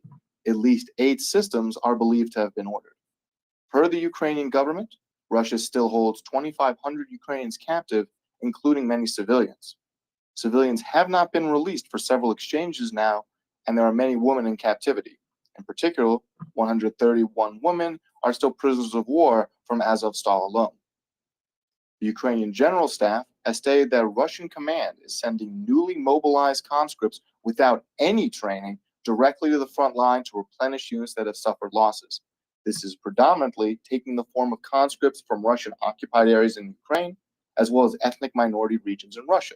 Allegedly, some are getting less than a week of training and not even being given medical exams, just being grabbed and said, "Congratulations, you're going." Zelensky has stated that work will continue on further prisoners of war exchanges, and the greater the number of Russian prisoners of war Ukraine has, the easier the process will be. And in somewhat lighter news, there is a petition floating around for vegetarian and vegan rations to be added to the Ukrainian military supply, which has received the required number of signatures to be formally considered by the Ukrainian president. That number is only about 25,000, so we'll see if anything comes of it. With that, we will move on over to the Sumy and Chernihiv regions to the east of Kyiv.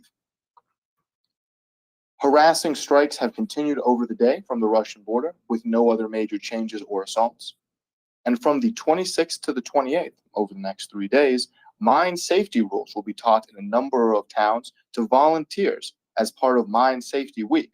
There is also instruction scheduled for children on how to spot and stay away from mines, delivered in an age-appropriate way. With that, we will move over to Kharkiv City, further to the east. Russia continues to shell the border regions north of Kharkiv City, although in a diminished way compared to several weeks ago.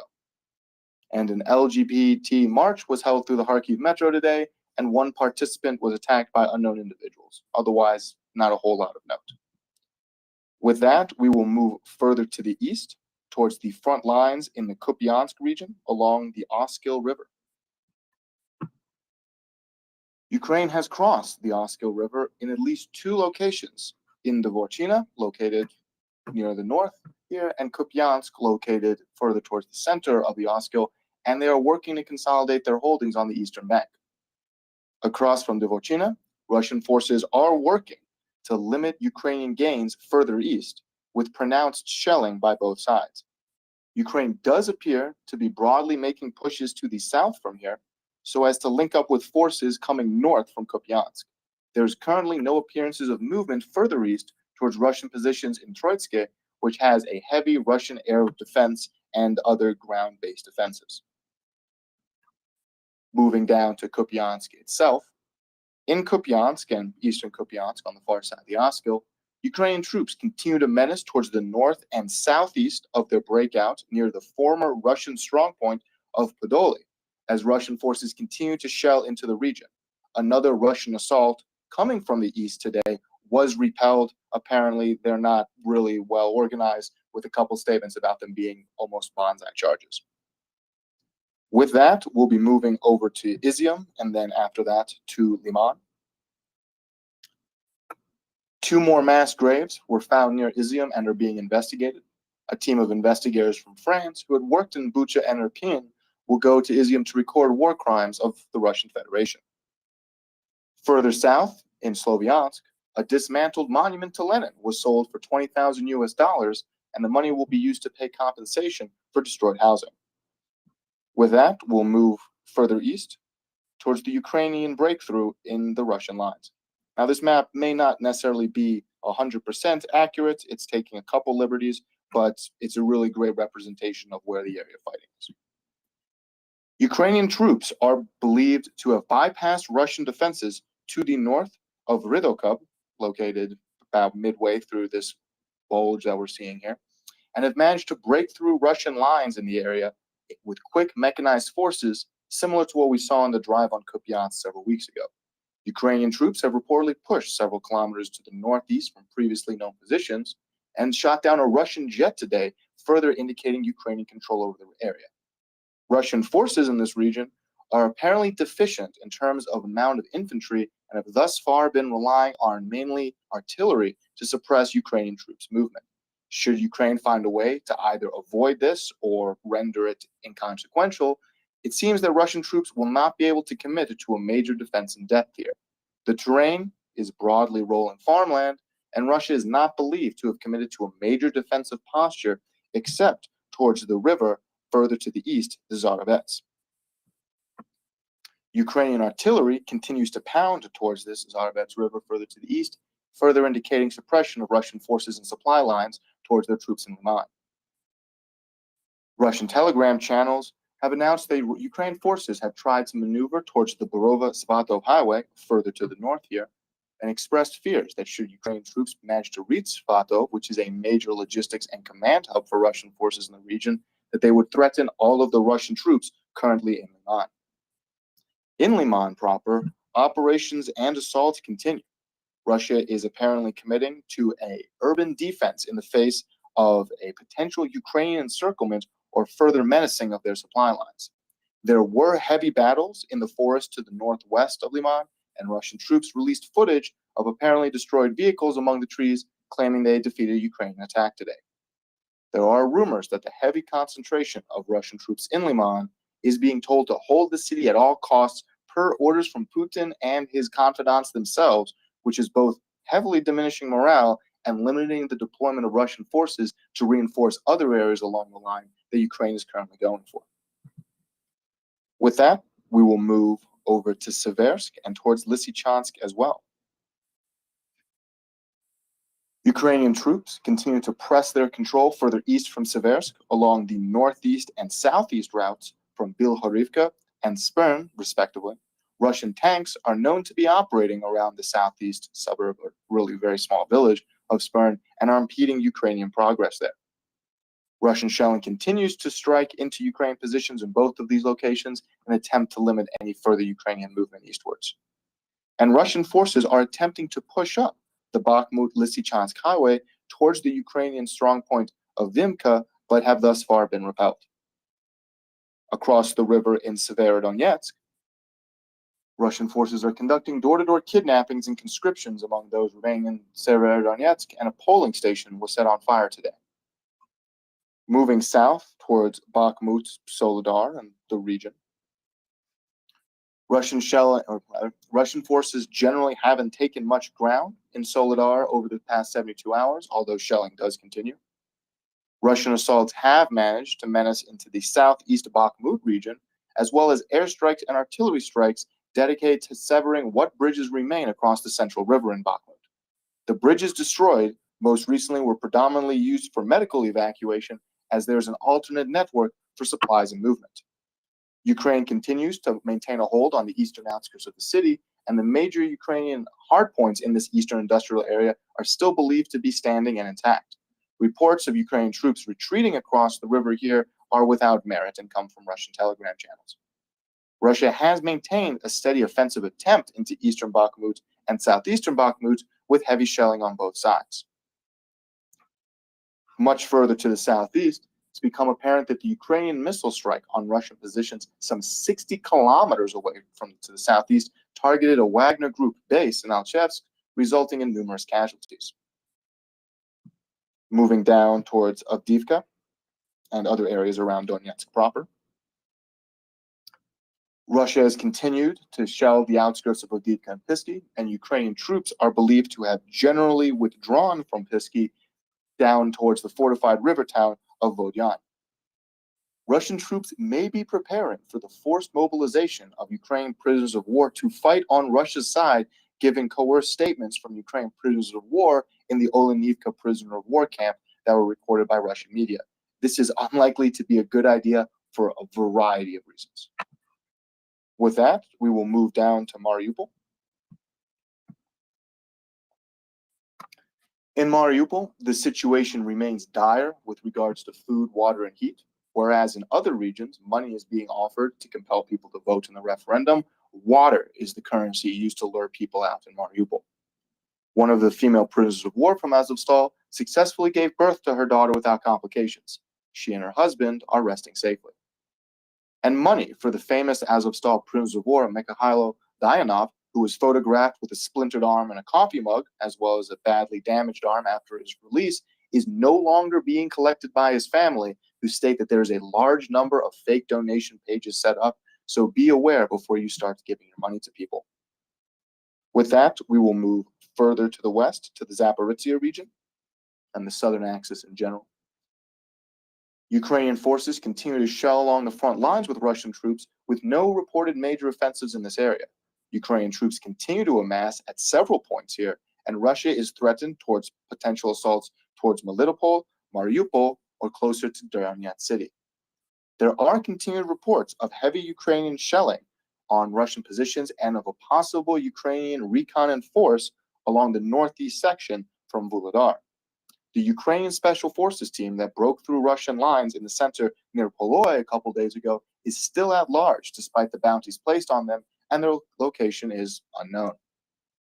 A large explosion happened in the streets of Melitopol today, and a firebombing attack as well on an occupation government building there. Russian soldiers and fresh conscripts from the south are being told their contracts are now indefinitely extended till the end of the special military operation, and there's starting to be concerns about not getting paid. With that, we will move over to Kherson. In Kherson, Russia has continued to pressure Mykolaiv with rocket artillery and suicide drones, and one of the Iranian-provided Shahed-136 was shot down. A Russian Su-25 close air support craft was also shot down near the Ukrainian advance further to the east of Kherson on the west bank of the river, and Russia had sent a helicopter to rescue the pilot, which was shot down as well. The streets are broadly empty in Kherson city as the referendum continues under duress. There were 9 Ukrainian airstrikes, which along with over 310 artillery strikes were responsible for eliminating some 43 soldiers, 3 tanks, 9 armored vehicles, 3 artillery guns, 5 ammo depots, as well as that helicopter and close air support craft we were talking about. In summary, Ukraine continues to advance towards Kherson from the northwest direction. Fighting is fierce across the bridgehead on the Invades River, and the northeastern front remains apparently stagnant over the past 24 hours. Ukraine has asserted greater air control over this region today. So starting from the west, Ukrainian forces continue to shell down the main highway around Kiselivka, which is a strategically important town, really the final one before you run into the outskirts of Kherson itself. Ukrainian shelling appears to be growing ever closer towards Kherson city as Russian shelling on the far side of Kiselivka continues to drop back, seeming to indicate a general Ukrainian advance. Moving up towards the main Russian location of troops on the west bank of the Invades River at Snyhurivka, Russian troops continue to be struck by Ukrainian artillery here, as do their supply lines and possibly whatever bridges they still have across the Invades River to the east. Ukrainian citizens in the town staged a protest regarding the illegal referendum there yesterday. There's also possible reports of Ukrainian forces on the far side of the river, where the Ukrainian breakthrough is, attempting to maneuver closer and closer to the far bank of Snyhurivka, so as to completely cut off any hope of Russian forces both either getting supplies or retreating. In this growing pocket here, across the Invades River, fighting continues with Ukrainian forces menacing towards the major highway, one of 2 supplying Russian forces in the northeast. This is the highest concentration of Russian air power and artillery strikes, although we have seen a diminishing number of them, seeming to indicate greater Ukrainian control. They've also been using more helicopters to fly Ukrainian troops across the river, which they probably wouldn't be doing if they didn't rule the skies.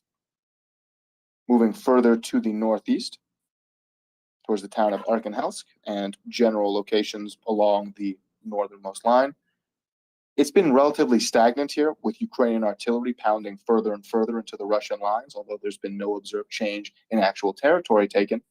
Ukrainian forces did repel a Russian special forces attack towards the town of Arkhangelsk, located further to the northwest on this section, which had about 10 folks in it, and they were either captured or killed. Ukrainian strikes moving to Kherson city proper managed to target Russian positions in downtown Kherson, as well as exerting control over the bridges of the Novka-Kovka Dam and Antonovsky Dam.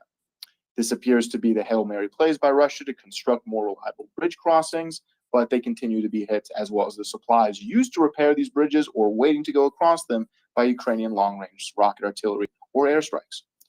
Reportedly, the high-level Russian collaborator Alexei Zuravko, who was a former politician in the Ukrainian parliament who called for Russian annexation, was killed when the hotel he was in was struck by HIMARS today in downtown Kherson. The sham referendum continues in Kherson at literal gunpoint, scheduled to last until the 27th. Few people attend the referendums, and so armed soldiers accompany poll workers to people's houses. Money is being offered for people to vote as well. Reportedly, much further away from this location, way down in the south, closer all the way down to Crimea, actually, in the town of Skadovsk, Ukraine struck a Russian position, this being 50 miles or 80 kilometers from the nearest front lines, where Russia was allegedly equipping and training their Shahed-136 suicide drone operators on provision from Iran. Per the Ukrainian Ministry of Defense, the strike killed some 20 Russians, 20, quote, Middle Eastern trainers, unquote, which have not been specified, and wounded several other people. It also destroyed 2 vehicles, which are believed to be the launch vehicles that carry approximately 8 of these suicide drones apiece. The allegations that likely Iranian military personnel are active in any capacity whatsoever in Ukraine is severe and will require more data, but the ability that Ukraine can apparently target these launch sites far afield demonstrates increased intel about their locations and increased capabilities as far as taking them out. Moving to Odessa, the Black Sea, and Crimea. Reportedly, in the Black Sea, there remain 3 Russian combat ships and 1 submarine, with about 28 missiles available for use deployed off the coast. Storms continue in the region, limiting their movement.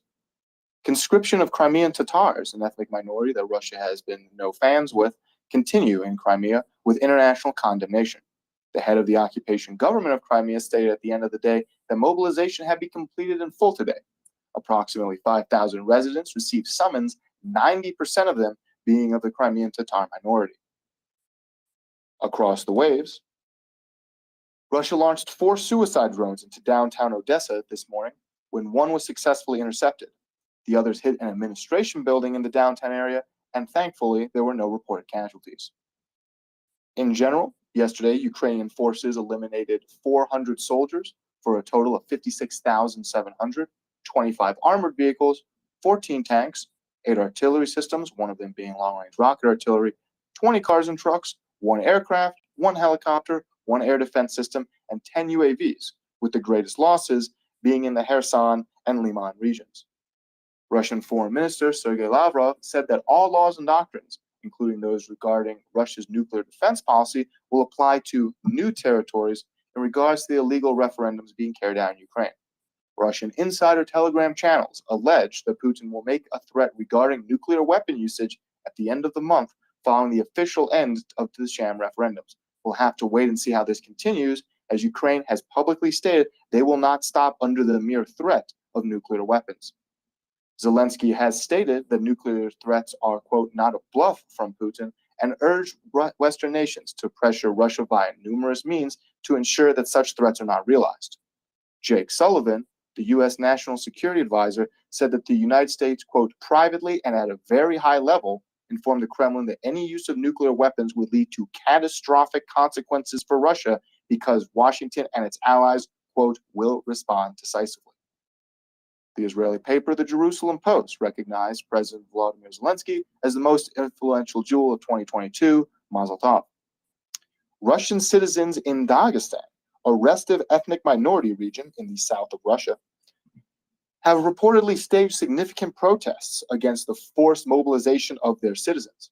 Reportedly, some Russian National Guard units, the Rosguardia, are being deployed here, and there have been arrests following a popular organization demanding that all conscripted citizens be released by 10 p.m. or consequences would follow.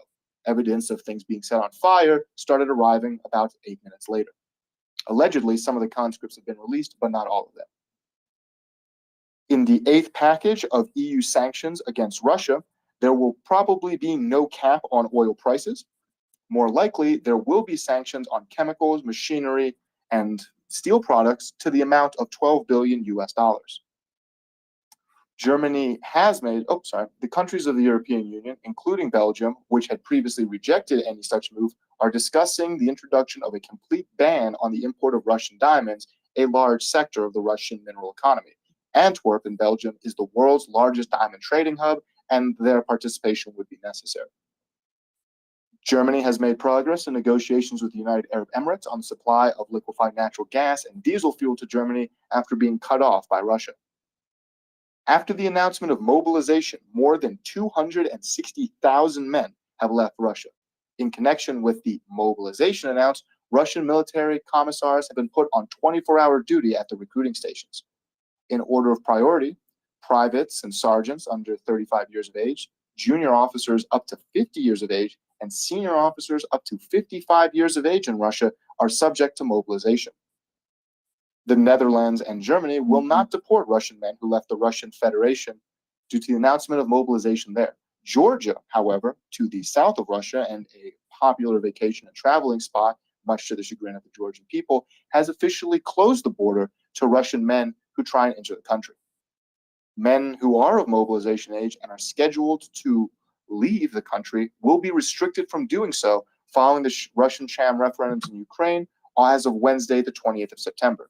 Allegedly, they will need to get permission from local military offices before leaving, and there's already some pictures of alleged border refusal documents which seem to indicate that this is more than just a rumor. And the government of Canada has decided to allocate another transport plane for the transportation of military cargo to Ukraine and other states in the region, bringing the total consolidated for this explicit purpose up to 3 large C-130 aircraft and some 150 logistics personnel. With that, I'm about done. Thank you so much for listening. If there's any questions, I'm happy to stick around. Thanks so much, Language. I'm actually one of the new co-hosts, and I don't think we've had a chance to meet yet.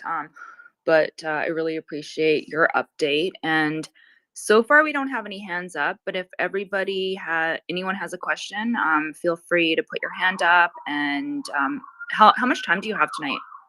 I've probably got a good 20, 30 minutes, and it's a pleasure to meet you as well, Michelle. Thank you so much for hosting this space and for all the work you do. Oh, thank you. It's only been a few days, so we'll see after another week or so. You might be seeing something very different, so we'll see. So I do have a couple. She's a pro. Don't let her fool you. I don't know about that. So we do have a couple hands up. So Ryan first, and then Rosalie. I just wanted to make a statement. I'm a big fan of the new interactive map. For those of us who are a little lazy on the cartography side, it's a huge asset. So thanks for that. Well, thank David. He's the one doing all the work, and frankly, deserves all the acclaim. Okay, I recognize David. I didn't realize he was the one behind assisting with the interactive map. Thank you very much, David. This thing is kind of underselling his contribution here, but he's done a tremendous amount. I know that there's some work on getting the actual APK file, which if you're in a region that for whatever reason you cannot download the mapping app from the Android or Apple stores, then you can load it into your phone directly, at least on Androids. I'm not cool enough for Apple products. It is very much a work in progress, so thank you for bearing with us as we test it out on everybody. We should be available in all countries where there's stores in Android now. So if you're finding that it's not loading for you, let me know. And if you do need an APK, let me know. I'll give you a download link. And that's about it. All right, let's go to Colby. It's great to see you again, brother. If there's any other questions? Oh, I'm sorry, Michelle, to you. No, I was just gonna say we did have Rosalie, but I think she might have dropped down. So we'll go to Colby. Thanks, Language. Great update as always. I wanted to ask you, it seems to me that over the last week or so, there's been an increase in the number of Russian aircraft, both fixed and rotary, that have been downed. And I wanted to see if you were tracking that, and that's what you've been finding when you've been compiling the daily losses of material, whether we're seeing an uptick in Russian aircraft being down over the last week or so. Yes. So specifically, I know in the last 24 hours, there's been at least, or last 48, I should say, there's been at least 5 Russian aircraft and 2 Russian helicopters shot down, including some of their more modern craft, allegedly. So what I've been using as the general barometer for who controls the air, at least in the South, is the Southern Military Command, who publishes generally a list or a number of Russian airstrikes and Ukrainian airstrikes. A couple of weeks ago, we weren't seeing as many Russian planes getting shot down. Ukrainians obviously aren't reporting on their own getting shot down. The Russian numbers are, if to be believed, they've killed 1,000% of the Ukrainian Air Force, so you can't really trust them. But the Ukrainian airstrikes dropped dramatically by a factor of 10, and the Russian airstrikes jumped up by a factor of about 5. Since then, it's reversed. Now we're seeing somewhere in the low double digits as far as Ukrainian airstrikes in the south, and low single digits as far as Russian airstrikes. Plus the fact that these Russian aircraft and helicopter were actually shot down not in the more closer to Ukrainian positions in the north, but actually allegedly near Berislav, which is a decent distance away from the known forward edge of Ukrainian advance. They didn't say exactly that it was in the city. It's probably somewhere between the two. Indicates that even close to the river is no longer safe enough, because if Russia thought it was terribly unsafe, they probably wouldn't have sent the helicopter to get the guy, but that got shot down too. Does that kind of answer the question, brother? Yeah, absolutely. And I bring this up because today it was publicly announced by President Zelensky that NASAMS were now in theater which means that NASAMS have actually been in theater for some time, because they wouldn't have just announced it when they first arrived. These things are kept under wraps, and it's probably being announced now because Russia has probably figured out that NASAMS is in theater, so there's no point in keeping it a secret anymore. So it seems to me that it might be the case that NASAMS has been doing some work against Russian aircraft, and that's why we've been seeing an increase, and why they were getting shot down where they didn't expect to be shot down, because there's a new system in theater that's having some impact. Just a theory. It's entirely possible. Another hypothesis that I've heard floated is, while the NASAMS there's only so many of them allegedly being sent, up to 8. We have no idea of how many of them are there. At least one, hopefully more. That those being used near the major Ukrainian cities would free up some of the existing Ukrainian air defenses that have been there, who then could get deployed further to the front. So whatever way you cut it, there's probably more Ukrainian air defense closer to the front lines now than there was before NASAMS arrived.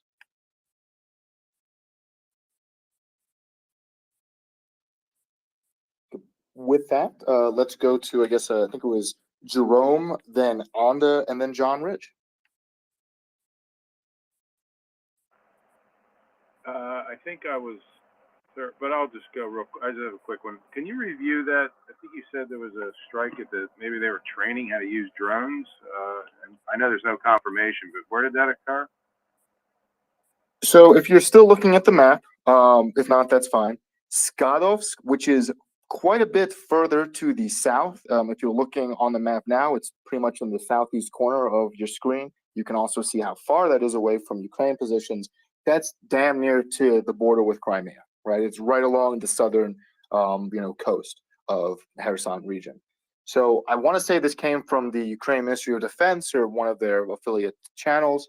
They had said that some 20 Russians, they made a couple jokes. They said some 20 Russian election observers were killed, and then 20 Middle Eastern trainers were killed, which, given these drones are from Iran, I doubt this is Saudi Arabia showing up to show them how to do it. Again, that last part has not been confirmed, but if there are elements of the Iranian military actively participating on the ground in Ukraine, that's a major change and not a good one for Iran. We'll probably find considerably more sanctions on it, and they're having a couple difficulties at home right now as well. But that is Skadovsk, so that is Skadovsk, or if you're looking on the map, it's located in the southeast corner. Does that kind of answer the question? Yeah, I just thought that was really interesting. Also, if that's confirmed, who was on the ground, maybe and to get that intelligence that quickly and act, it's great. If it's confirmed, okay. All right, thank you. Thank you. Let's go to Onda and then to John Ridge. Hi, good evening. I want to thank you for the new map.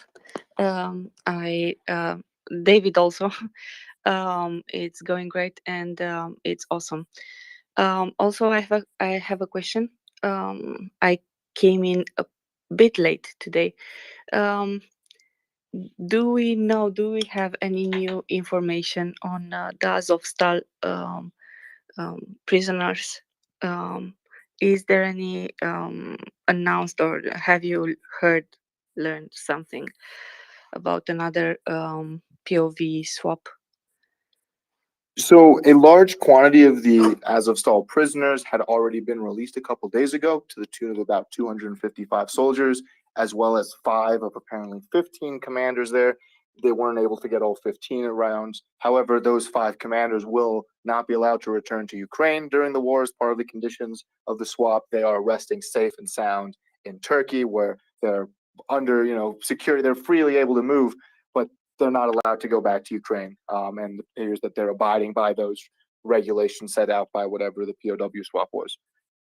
Zelensky came out today and said that there's still some 2,500 soldiers and civilians even who are held hostage or captured in prisoner of war camps, and that there's efforts to release them. He also directly said, hey, the more Russian prisoners of war we get, wink, wink, nudge, nudge, Kherson, the easier it will be for us to negotiate this. Because, look at what happened last time. I think it was 55 Russian soldiers or some small amount of those, and one person that Putin happened to personally like received 255 soldiers in return, which is part of the reason why Russians are a little aggravated at that deal. But beyond that, all we know is that negotiations are ongoing, and the more Russian capture there are, the easier it will be to bend Russia's will to actually release these people. Does that kind of answer the question? Yes. Thank you, Language. Thank you. Let's go to John. Thank you, Language. Wonderful update as per usual. Regarding, did you say it was a helicopter that was down near Berislav? Yes, I believe it was an Mi-8. Do you know if there's video of that circulating, or is it just part of the update posted by OKPIV? I think it's just part of the update posted by them. It came out earlier in the day. I don't think they have footage of it yet. I want to say that this happened sometime around 5 p.m., 4 p.m. As far as I can tell, plane went out, got shot down. I don't know if they specified by what. The helicopter got sent out on a rescue mission, apparently, and that too got shot down, and I have no information beyond that. Understood. I was curious. We've seen some examples of the Ukrainians operating essentially mobile manpads teams behind the line of contact in a number of instances, and I was curious if that was the case, since it seemed, even if it was, now that NASAMS are in theater, that seems a little bit a little bit of a stretch range-wise, and I hadn't known Ukrainian air defenses to be, attempting to intercept targets that deep into Russian lines. Right, and they said that it was near Berislav. If you're looking on the map now, it's in the southeast corner. You can see one of the greatest known extensive Ukrainian movement to the northwest. You'll see there's a bit of distance there. I absolutely agree with you, David. I suspect if something's shooting us down, it wouldn't surprise me if it was some guys with a Stinger rocking and rolling on the back of an ATV somewhere, or the back of a pickup truck, as we saw in some areas. It could be something much further away, but I don't think Ukraine is transporting any heavy anti-air systems across the river, or if they are, I certainly haven't heard anything about it. They're probably not trying to risk them just yet in that crossing. What do you think? Well, so S-300 has the range to do it, depending on the specific missile used. Kind of becomes a question of, at what distance is it detected by the acquisition fire control radars? It could have also been an air-to-air kill, depending on how deep the Ukrainian Air Force has been able to operate in that area. But those would seem to be the three most plausible, sources at this point: either Ukrainian S-300 battery, Ukrainian Air Force air-to-air kill, or a mobile manpads team operating in the Russian rear. Right, I think the exact words that the press release said, that anti-aircraft guns were used. I don't think they actually mean. I think it's just a translation. They mean anti-aircraft That's systems. the Russian-Ukrainian Yeah. term for air defense. Yeah, so that's specifically what they're referring to. They didn't really specify anything beyond that, but I don't know if it's necessarily an air-to-air kill.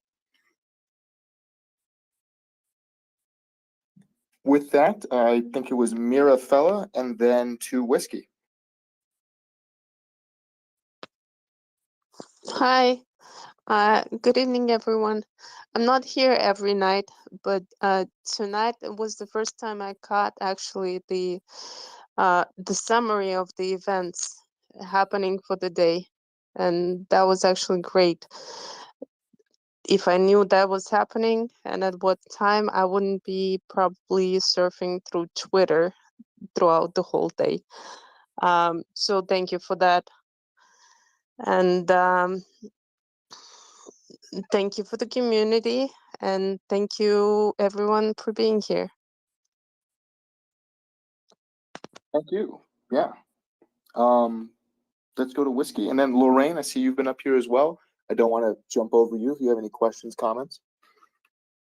Yeah, I've been reading on Twitter about the Iranian drones that have been sent to Ukraine, and I understand that they've caused a great deal of consternation. And you mentioned that a unit had been hit that had killed a number of Russian soldiers and possibly Iranian trainers who were training in the use of these drones. I just wanted to know what else we know about these drones, how many may have been sent to Ukraine, how concerned the Ukrainians are about them, whether the Israelis, for instance, might be working with Ukraine to develop some kind of defensive strategy. So anything on that subject would be appreciated, and I'll drop down. Sure. So what we know is that back in, I want to say June or July, there's differing times on when this actually happened. Putin visited Iran. Now, Iran, for a whole another section of regions involving Iranian adventurism overseas, has placed a lot of work into their drone programs. They've been supplied to a number of Iranian-backed militia groups the world over, specifically in the Middle East. We know of at least 3 that have been sent. They've said several hundred. They're not really breaking it down. The 3 that we know of are as follows. There is, and the Iranians use the same terminology for all their drones, Shaheed or Martyr, so it's going to get a little complicated in a second. They have the Shaheed 136, which is essentially a suicide drone, a loitering munition, a flying rocket that you control, whatever you want to call it. These are alleged to have, they're alleged to have 2,000 kilometers of range. That's almost certainly not the case. It's probably a couple hundred though, given where we've seen them hit. And they do actually pack quite a punch. There's some video of or pictures of one, actually video and pictures of them now of hitting targets, and it's a considerable blast. It's, I want to say, 40 kilograms of explosive or more, which does tend to put a hole in buildings. This is something that can be launched in mass. Generally, Russia fires no less than 2 of them at a time, in some cases many more, and then they control them with another drone. Or this is what we believe they're doing. It's I want to say it's called the Mahajar 6, which is means I want to say, so you can think of it as a like, long story short, in Persian it means, you know, like a holy witness, holy disciple, pilgrim, whatever. That's a much larger drone. It's designed to carry missiles. The one that was shot down a couple days ago, the first one of these that has been seen actually, was believed to be controlling the drone swarm attacking Odessa until it was shot down. Now, there is a third one, which so far we have not seen, but there's been reports that it was sent, which is called the Shaheed 129. I know 129, 136. This is very different from the suicide drones. It is more comparable to a upsized version of the Bayraktar drones that Ukraine was using, i.e. a capable military drone that can fire missiles. It can carry about 3 times the payload. It's supposed to have a much longer range, a loiter time of about 24 hours. And they're allegedly being tasked with finding and killing HIMARS sites, although thus far we haven't seen any evidence of this actually happening. There's no idea how many of those were sent, probably the least of the 3. If I was a betting man, I'd say the bulk of them are these one-time use suicide drones. They're not super well constructed. I think John can talk more about that. I believe they're actually using zip ties for parts of the fuel system.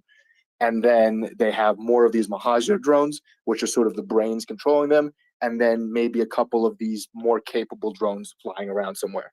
I believe Israel and a number of other countries have talked about electronic warfare countermeasures for them. That's probably the easiest way if you don't have lasers or special other equipment to take down some of these small, low-flying drones. There's other difficulties involved with a very small moving target that's moving rather quickly along the ground. And so they have to come up with different solutions. I know that was a bit of a monologue. Did that kind of answer the question? Yeah, that was great. Is it possible that this site that was struck that killed supposedly these trainers might have taken all of them out? I mean, do you think the Russians would have been so stupid to put them all in one place, or is it more likely that they're sort of dispersed throughout territory? So we're not, at this point, it's still not confirmed that there were actually Iranians there. This is all based off one statement that's getting more and more echoed. But the places that we have seen the greatest drone usage has been around this area in the south, around Odessa, around, you know, Kherson. That whole region has been the bulk of it. So it would stand to reason that they're concentrating the bulk of them there. There's a couple others that were near Kupiansk and in the east, so I would be surprised if this is the only grouping of them, but I can't imagine that there's a lot of them. So we'll only have to see and find out. It's still kind of astonishing to me to even hear that Iranian forces are standing there trying to teach these guys, because A, it shows that the Russians are not capable with them, and B, that Iran is really dipping its toe in the deep end of the pool and they might just fall in, politically speaking. Great, thank you. Thank you. I mean, John, do you want to talk a bit more about the drones if there's anything that I've missed? Yeah, so the two, not very much is known about it in the open sphere. Really, the only numbers that have been put to its performance specs are those numbers directly given by the Iranians themselves, which in other words means that those numbers are totally meaningless. They claim a range of about 2,500 kilometers. I'm skeptical of that for a number of reasons. As a point of comparison, take the IAI, Israeli Aerospace Industries Harop, which is a loitering munition of similar fit and mass and physical dimensions. Well, actually, it's quite a bit lighter. It only has a range of about 1,000 kilometers, and there's some serious quality engineering that goes into that thing. So that 2,500 kilometer figure is almost certainly bogus. I would expect it's probably quite a bit less than 1,000 kilometers. The manufacturing quality appears to be about as bad as you would expect. Some imagery has been circulating of some components that were taken from the wreck of a downed one of these downed loitering munitions, and part of the fuel system was visible, and it looks like they had essentially connected all the various plumbing together in the fuel system using zip ties. So not exactly quality engineering. I believe it uses a 50 horsepower commercial off the shelf engine from Alibaba as well. Yet another point in its favor. So again, I don't expect great things from this munition in terms of performance. In terms of practical means to counter it, it really comes down to the electronics, because if they're using commercial off the shelf electronics, and avionics is part of the guidance system, then it will likely become much easier for the Ukrainians to be able to effectively employ electronic warfare measures to defeat it, as compared to if it was using, some sort of military standard spoof or jam resistant guidance setup.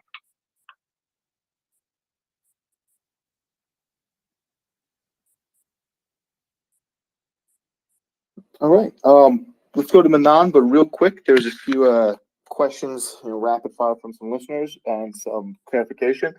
So that purported Russian video northwest of Liman, where Russian Telegram channels were showing a bunch of destroyed vehicles in a forest. Got somebody telling me that video actually was circulating for several hours on, I believe, Ukraine Telegram, and then Russian forces grabbed and said, "Look at all these vehicles we killed."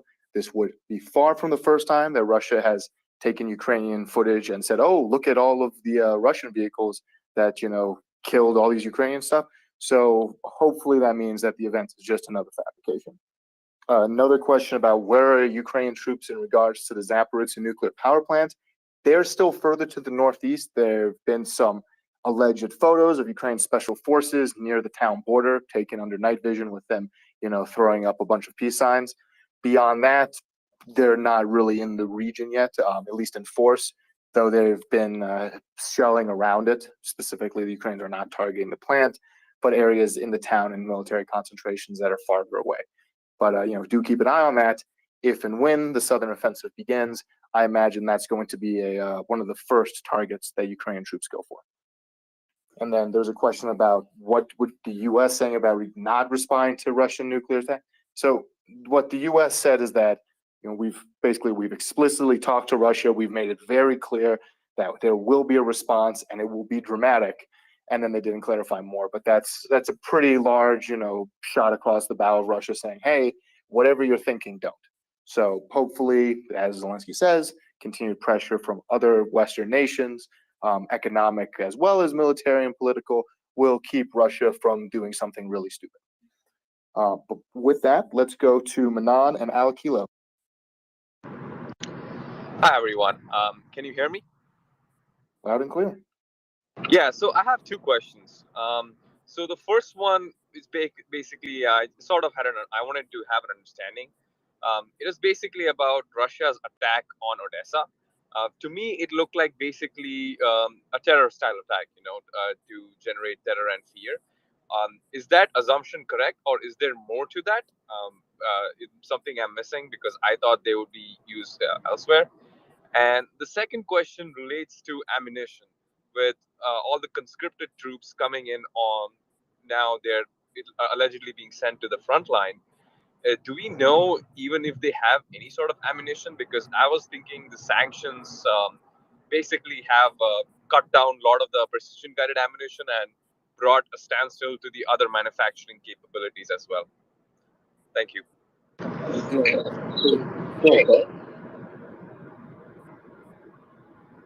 Manon, I think your mic may still be on.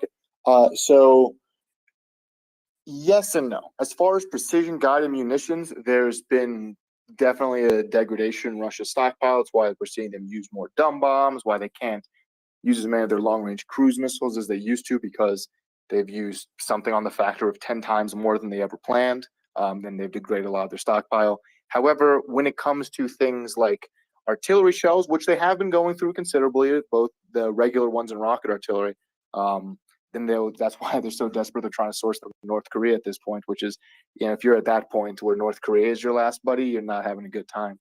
Small arms ammunition, things like bullets for rifles, those are relatively easy to make. I suspect that Russia's not going to run out of those anytime soon. Getting them to the front, though, is much more difficult because they've had such degradation of their trucks. They're already using basically, seized civilian trucks, things that are not in great shape, and things tend to get more damaged when you're driving them up and down, shell-shocked roads in the middle of nowhere where you don't have a mechanic around. So just because they have large quantities of ammunition doesn't necessarily mean they're going to be able to teleport it to the front. But I think Andrew Perpetua's got some more takes on, specifically with the Russian sort of war footing mobilization of some of their factories, that the production of things like artillery shells and tank shells may start to uptick. Will that be enough to sustain Russian forces? Personally, I suspect not. I think it's still going to be a gradual bleed of what they do have, but they're not quite down and out just yet.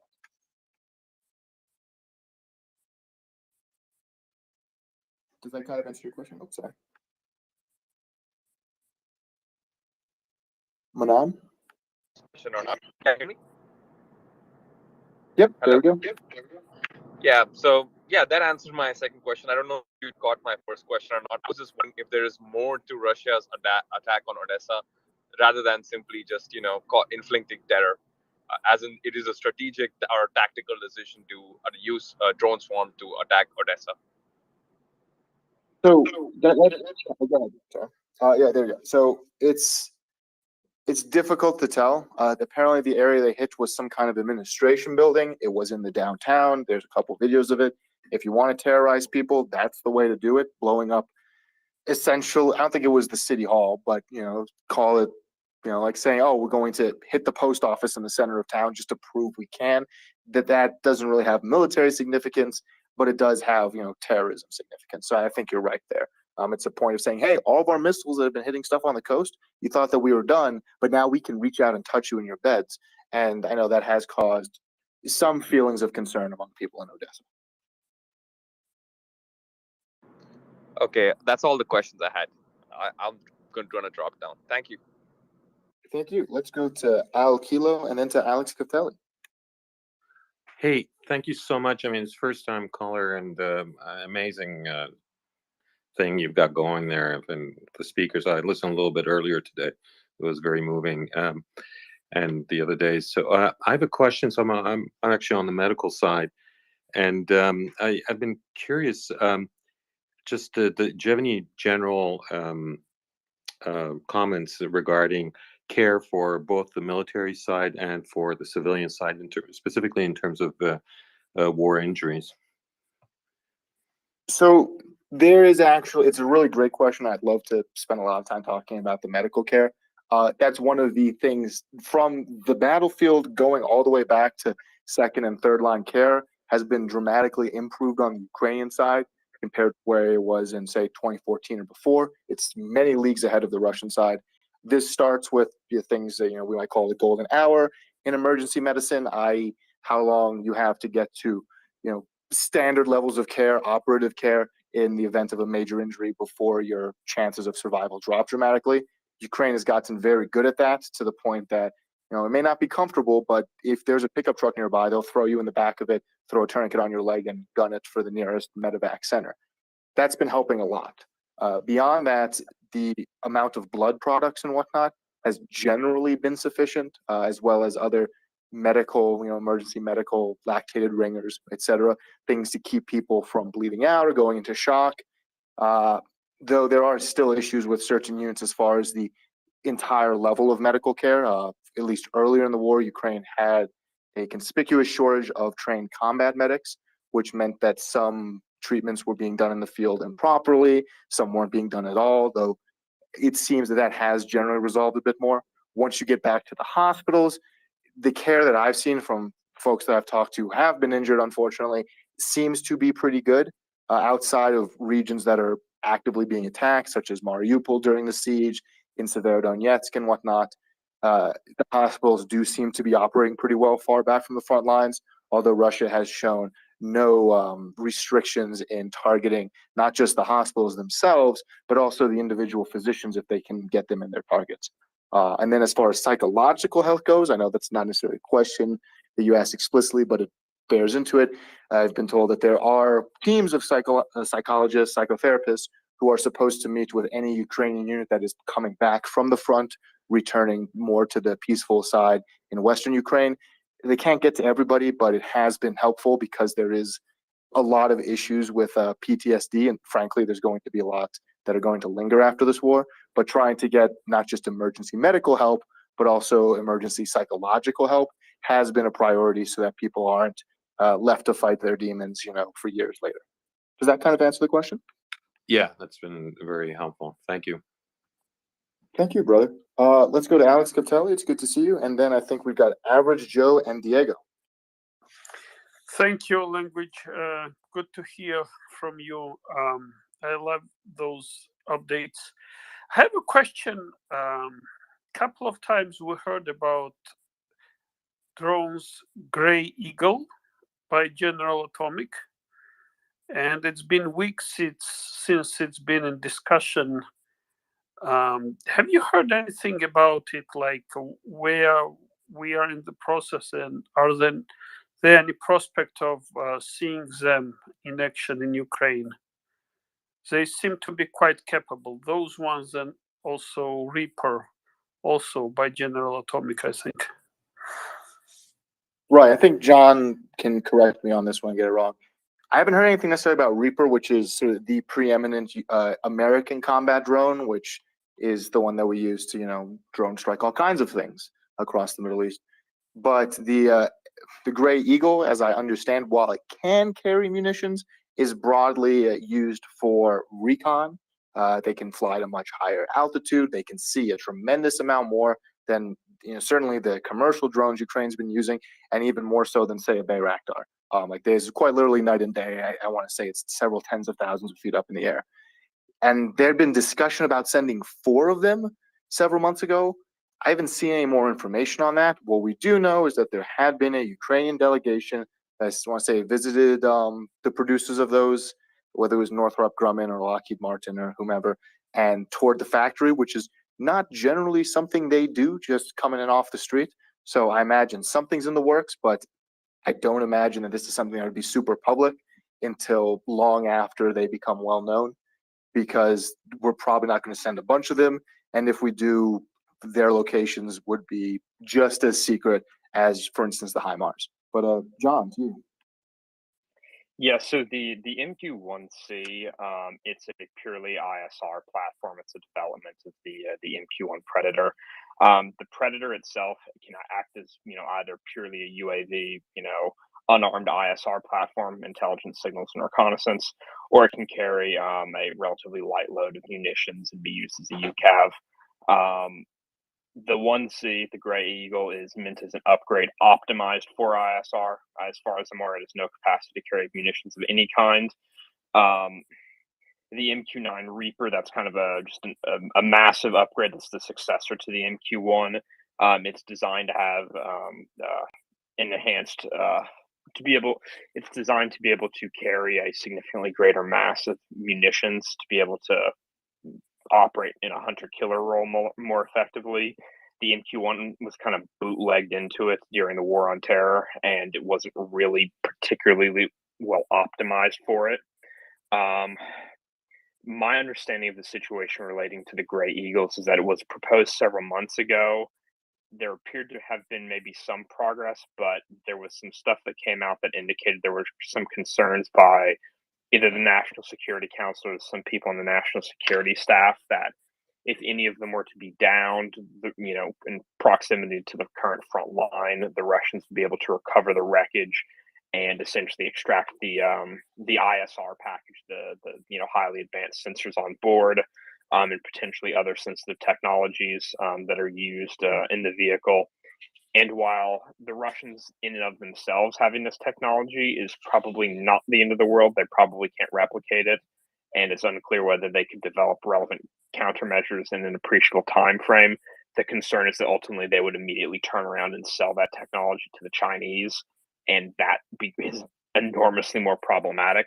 So my understanding was that it had stalled out 2 or 3 months ago because of that. I hadn't heard anything up until fairly recently.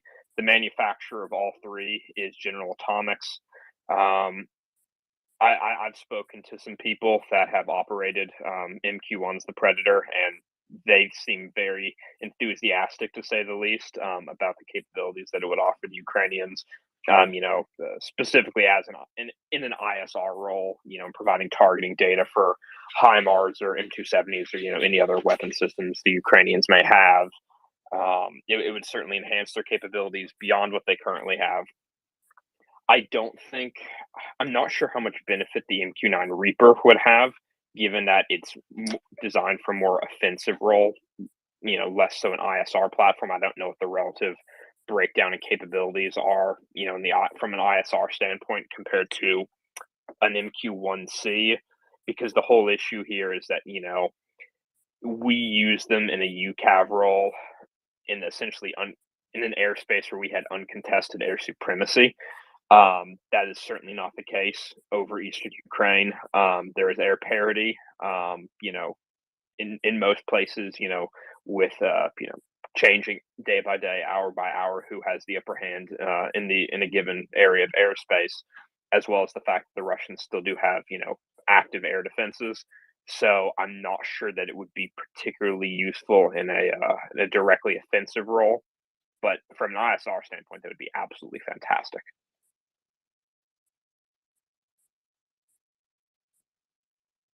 Thank you. Let's go to, I think it was an Average Joe and then Diego Deguer. Hey, hi there, everyone. My question is that, there's been recent news about the funding that we haven't created the pressure we wanted economically on Russia. And do you think that is due to what was going on with Sudan, where Russia was caught taking just back in February a ton of gold, where they were exporting cookies, which Sudan doesn't. Dormir. Alejo. So Diego, if you don't mind, John, Mike, sorry, to you, Average Joe. Yeah. So there have been, they said 16 that they can account for of such trips that, they could have had that potential of taking another 16 tons of gold. And, how could, and that's what I, watching the market right now is, I see gold, and it should be up, with the dollar, and it's being suppressed down. And my only thought on that is that, the central banks are trying to somehow keep gold down. The dollar's up, but it just doesn't make sense to me how gold can be keep going down. And is that something to do with what Russia was doing to fund their, to get ready for war? And who would take this war? I mean, this gold, and how could we, find out if it's being dispersed by their weapons or keep their economy up? Thanks for having me on. That's a great question. I can't comment on the broader market implications. the Russian economy is very much being propped up. It's, their internal exchange rate and whatnot is just straight bullshit, to put it mildly. Even so, they've had tremendous financial difficulties in country and out of country. I want to say we're looking at least a 30% drop in GDP by the end of the year, if not more. The value of the Russian ruble internationally has degraded considerably, despite Russian internal pressure to try and keep it up, among other things.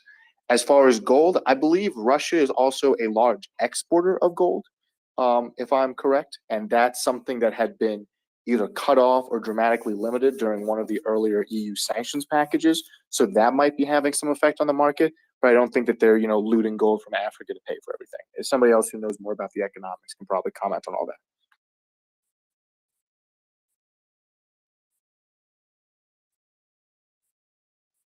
I think it's something we can comment on maybe after your update if we want to talk economics. But it's always, I think, better to have Ben or finance around when we really want to delve deep into economic topics.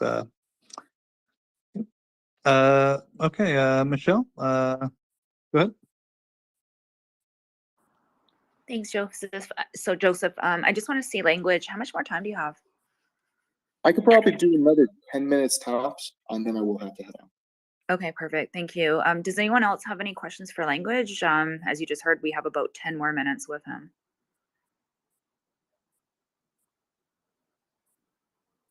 Anybody else from our speaker group? I mean, how long do you think this war will continue? I mean, is that something you could answer, Link? Unfortunately, I can't see the future, but it's not going to end this year unless something really ridiculous happens, which I don't see happening. The Ukrainians have even said, yeah, we're expecting this to go into 2023. If I was a betting man, I'd say it's going to last at least until March of next year. We'll see how things change over the winter. That's going to be hard for all sides for a number of reasons. I don't see this becoming some long, multi-year drawn-out war, because I don't think Russia's economy can sustain it. I mean, look at the desperate measures they're already resorting to in terms of forced mobilization, internal protests. And remember, every person that you conscript is another person that's out in the workforce. So there's a reason they haven't done this before. And America and NATO allies have said that they're happy to provide support for Ukraine on a multi-year basis. So not just the next 3 months, but the next couple of years. I'd say no longer than, we're at about just over 6.5 months. I'd say the war goes no longer than 18 months. And if I was a betting man, I don't see it lasting longer than winter of next year at the absolute max. And should something dramatic happen in Russia, then it could end much sooner than that.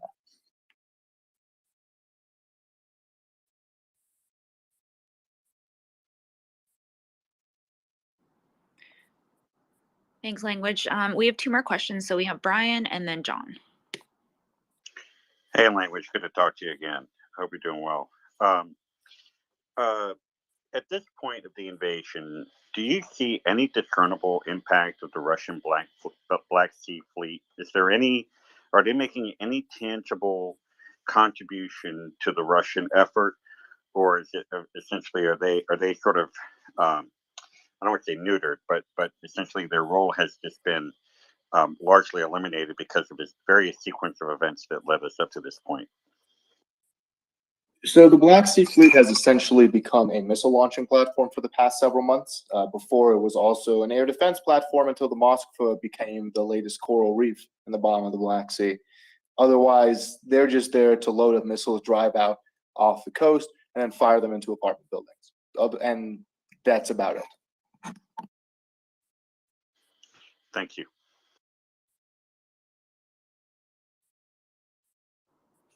Okay, so John. Thank you, Michelle. Language, I want to ask you, there's been a number of reports from the prior few weeks as the Kharkiv counteroffensive is ongoing that notably the Oskar River and the Oskar Reservoir, the water level there was substantially lower than usual, than it would be normally at this time of year. Do we have any info regarding the current water level of the Zherebets River or the Krasna River, which would be the 2 rivers that would be further to the east of the Oskil. The Zherebets is the one that runs to the west of Zvatove, and then the Krasna River runs through the western outskirts of Zvatove. Those are great questions, and unfortunately, I don't have the answers for them. So if anybody else happens to know what the current water levels are in those two eastern rivers in Luhansk region, north of Liman and Severodonetsk, please do come up. But I unfortunately just don't know the answer.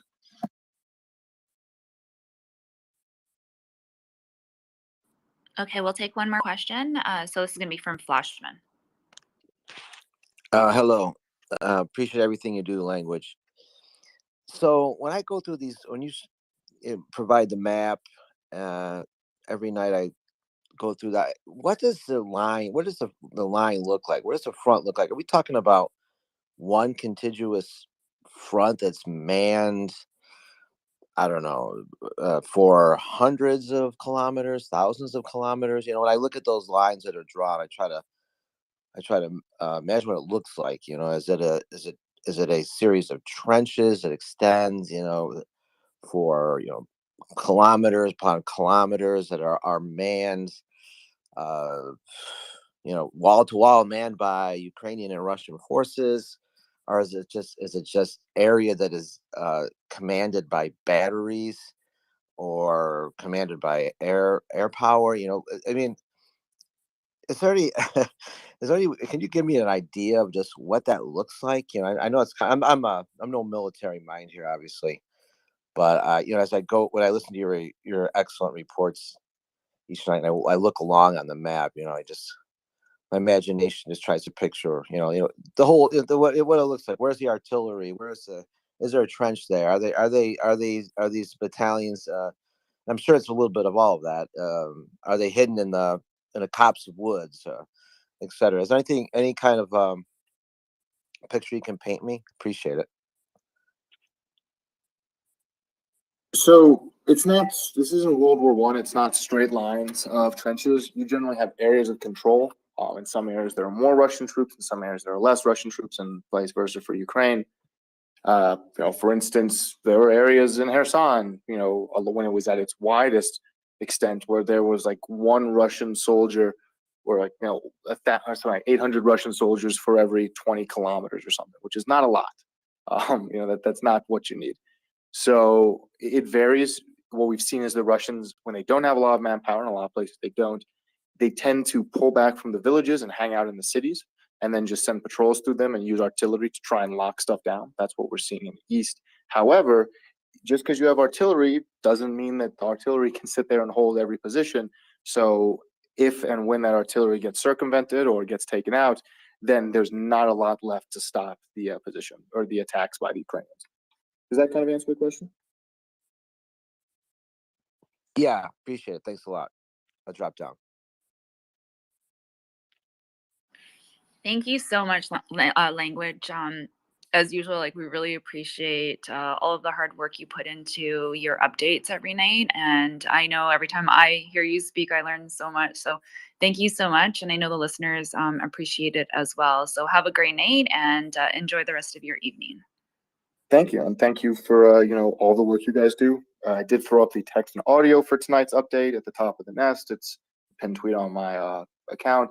If you guys missed it, or if you have any questions, concerns, please feel free to check that out. And please, if you can, share it far and wide. The more people that look at it, the more people I get to comment on it, and the more sources I get, which makes my job tremendously easier compared to trying to compile it all myself. But thank you guys so much for giving me the opportunity to speak. Have a wonderful evening. Bye. Bye. So as language mentioned, please give him a follow, and also please retweet this space. So we all appreciate all of you so much, and we love listening and hearing just new listeners coming up to speak and ask questions. Also, when you get a chance, check out MriyaAid.org and see some of the really amazing things that they're doing.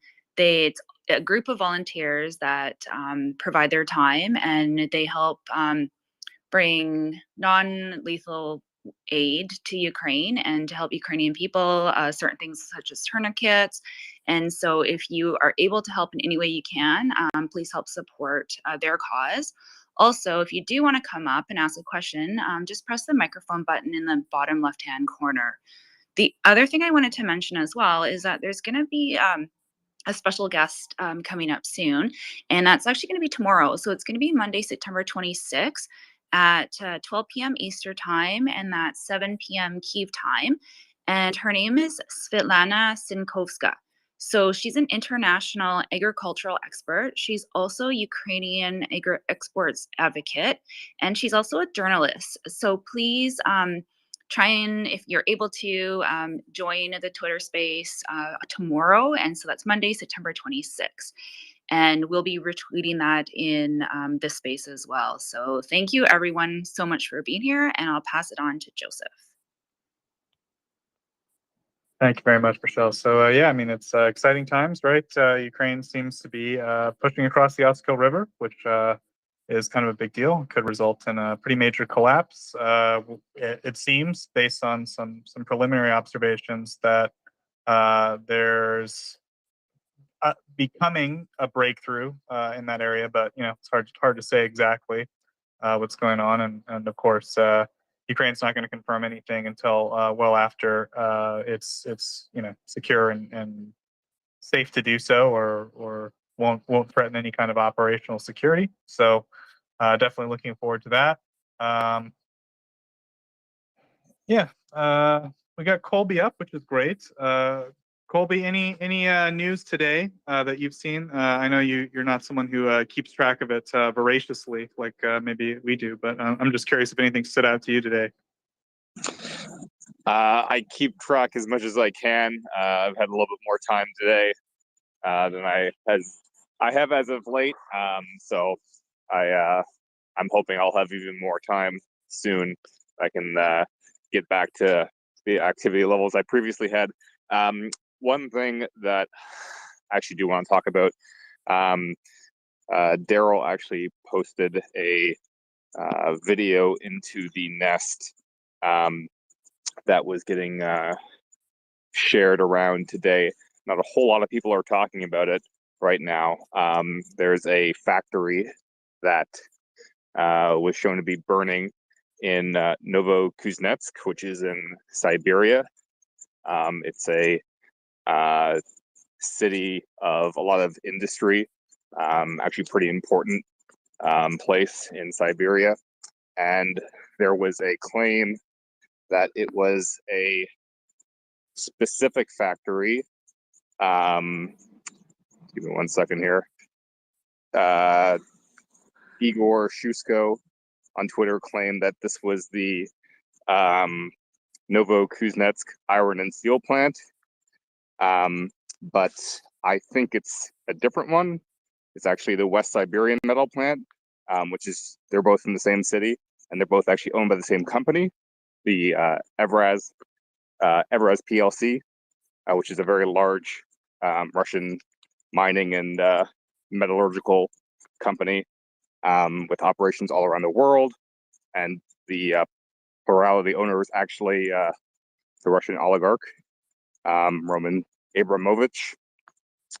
And it's a fairly significant company in Russia because it produces so much steel, and in particular, the Evraz also produces a lot of railway tracks, which is obviously pretty important for Russian logistics, being able to produce new rail lines. As rail lines are destroyed in the course of the conflict, you obviously have to replace those. So any disruption to any of Evraz's operations in Russia would be highly disruptive, especially with mobilization now underway. So if it's true that this factory is on fire, and I think it is because I actually found firm's data showing a fire in the area, then this could be a pretty significant development. So I will throw my tweet up into the Nest showing my very amateurish attempt to geolocate this video.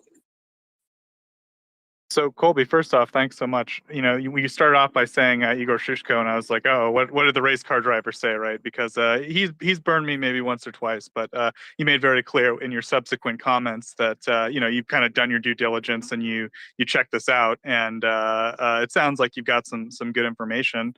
So really happy that you're able to kind of let us know about that and.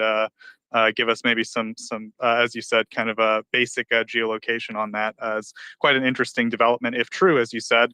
And it seems to indicate, as you said, firms data, you can detect fires. Usually it comes up in the context in the space of like artillery fighting, not the most reliable for that. But when you're looking at like a factory, if there's a fire there, there probably shouldn't be a fire there. So, I think that's clearly probably an important development. So anything you wanted to add there, Colby? Otherwise, we do have Major Giroux joining us right now. Yeah, I would just say I agree with you on Shishko. He's fairly prolific on Twitter, but a lot of the things that he has put out in the past have proven to be not so accurate. And in this case as well, the factory that he identified, I believe, is not the correct factory, but it's just a different one that's a short distance away. And again, it's owned by the same company. So either way, any disruption to Evraz's operations in this city is going to have fairly significant ramifications. If in fact this the West Siberia plant is burning, that's going to be something big and something to watch to see if we have any further reporting or admissions from Russian state media that it is in fact been damaged by fire. Gotcha, Colby. Yeah, that could be like a little confused. I couldn't think of like a quick, easy, non-confusing way to lay out that. I was, like we got to talk about Igor Shishko, and I was going to go on a long rant, but I think you put it like absolutely succinctly and perfectly. And the fact that you were able to kind of figure out there was a kernel of truth there and dig up some more verifiable information, that's like really great, and we really appreciate it. So I did see Major Giroux pop up for a sec, and hopefully we'll get him back because we always love having Major Giroux, our resident expert, of course, along with Colonel Spencer on urban combat. But until we get Major Giroux up, we also have a couple of hands. So I'll let Michelle take it away. Go ahead. Thanks, Joseph. So Ryan had his hand up first, and then June Fan. I just wanted to add on that was the Evraz Steel company is an international conglomerate. I don't know if conglomerate's the right word for it, but they have a significant stake in North American OCTG production, and that's oil country tubular goods. For the layman, you can read that as oil field pipe. I don't know what this factory specifically manufactures, but Evraz is also responsible for, if I'm not mistaken, 20 or 25% of rail line manufacturing within the Russian Federation. Nothing would please me more than to know one of their factories is burning uncontrollably within Russia. That country or that company has been sanctioned in Great Britain. I think some of their assets have been seized. They've at least been frozen. But they were good news on delisted that. too. I would like to see more about which exact factory caught fire or steel mill. It's probably a steel mill. And The steel then we factor, I might. believe, is what they do at the West Siberia plant. I'm sorry, what was that, Colby? West Siberia produces steel, if I understand correctly, and then the other plant they do manufacturing of the rail ties there. Okay. So that might be a factory that produces potentially tank barrels, potentially oil country tubular goods, casing tubing, all that stuff. But none of those things are good for the Russian economy.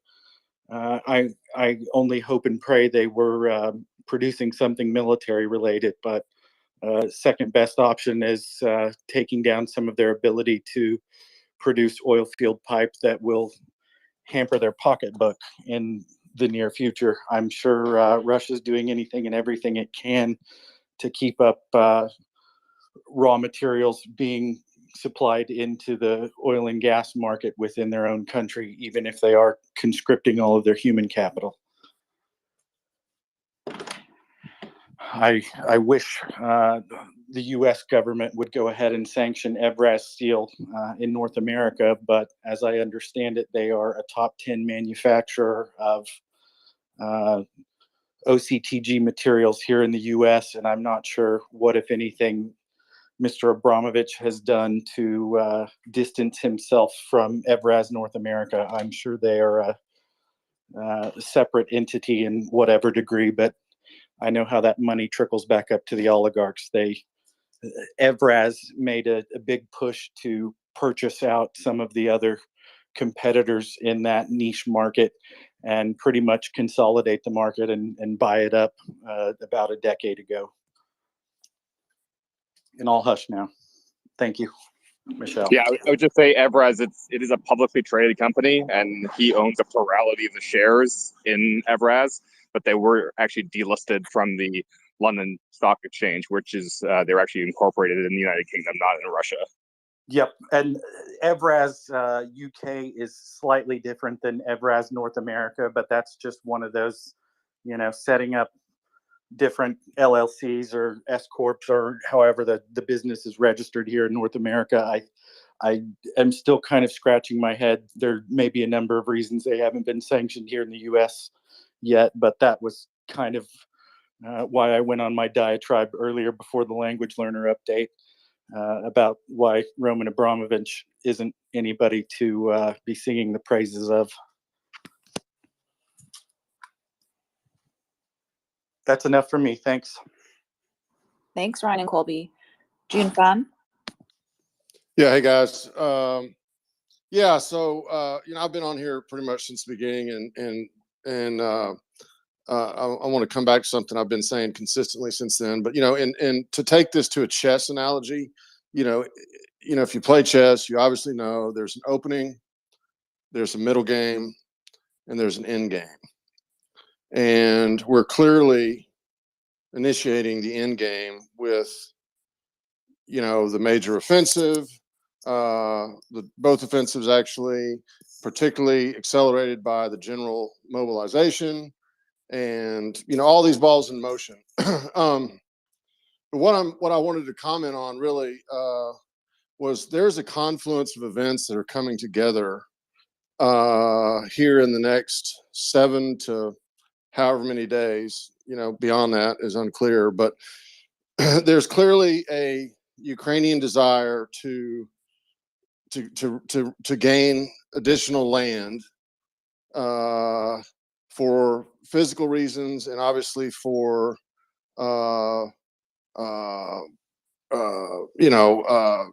morale reasons and political reasons. Okay, there's also this referendum, this fake referendum, however you want to call it, this false whatever, that's going to trigger an annexation. I think we all know that, a false annexation of property they don't even fully, of territory that Russia does not even fully occupy. But anyway, and to then consequently invoke this bullshit nuclear umbrella doctrine, okay, that's their last card, okay. And so I've been the one saying all along, and I know some of the moderators here, and Ryan, you know this, but I've been consistently saying that is disinformation. However, clearly there is an opportunity for something like a demonstration off of Siberian island or somewhere in Antarctica, or of some kind of a test, okay, that would not be necessarily in theater. But I don't believe that the probability is high, but I think the risk in the financial markets, which I'm a large participant in, are asymmetric. So I guess what I'm saying is I don't have an opinion on all this, but I'm just pointing out that we are coming to a point in time in this end game where the Russian population, where the Kremlin, the dynamics inside of the Kremlin, where Ukraine is doing this, how desperate Putin is, what he does. This is a confluence of events that is very, very significant in world history. And I would argue that this is behind, after World War II, I would argue this is behind, landing on the moon, you'd have to say, you have to say 9/11 in there. You have to say the fall of the Soviet Union in there. Maybe you could say Vietnam, although that wasn't a cathartic event. But this is a major situation in history that we're coming into the next couple weeks. And I'm not saying this from a position of fear. I'm just highlighting this because, macro stuff is kind of, frankly, it's what I'm good at. And this is how I look at the world like this. And it's just, it's over. It's over for Putin. It's just a matter of how and what kind of volatility is in between. So anyway, I'm encouraged, but it's just, hey, we're going into some uncharted waters. So here we go. Hey, June Fan, do you have a question for the speakers? Or is it just a comment? Well, actually, I don't have a question.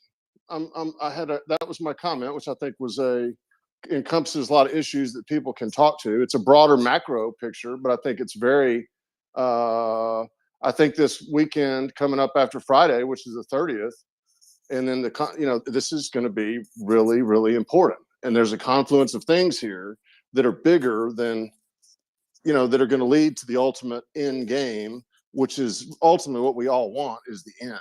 So I'm just making a comment because I haven't really heard a lot of that, but I think it's probably pretty obvious, but I just want to kind of to get behind that. Okay, thank you so much for your comment. We're going to go to Ryan. Just to reply to June Fan and the remarks about nuclear testing outside of the theater of war in Ukraine, I think the U.S.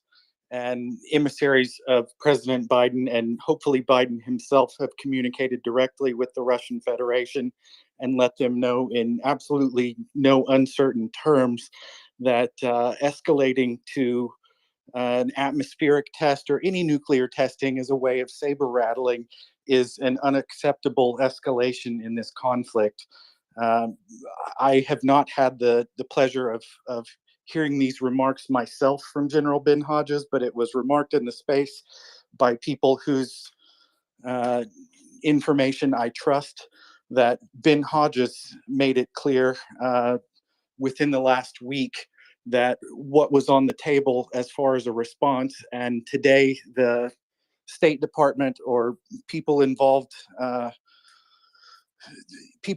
the State Department who are working under the Biden administration mentioned that there were some catastrophic responses that had been conveyed to the Russians while they wouldn't make them public because they didn't want to engage in a tit-for-tat threatening game.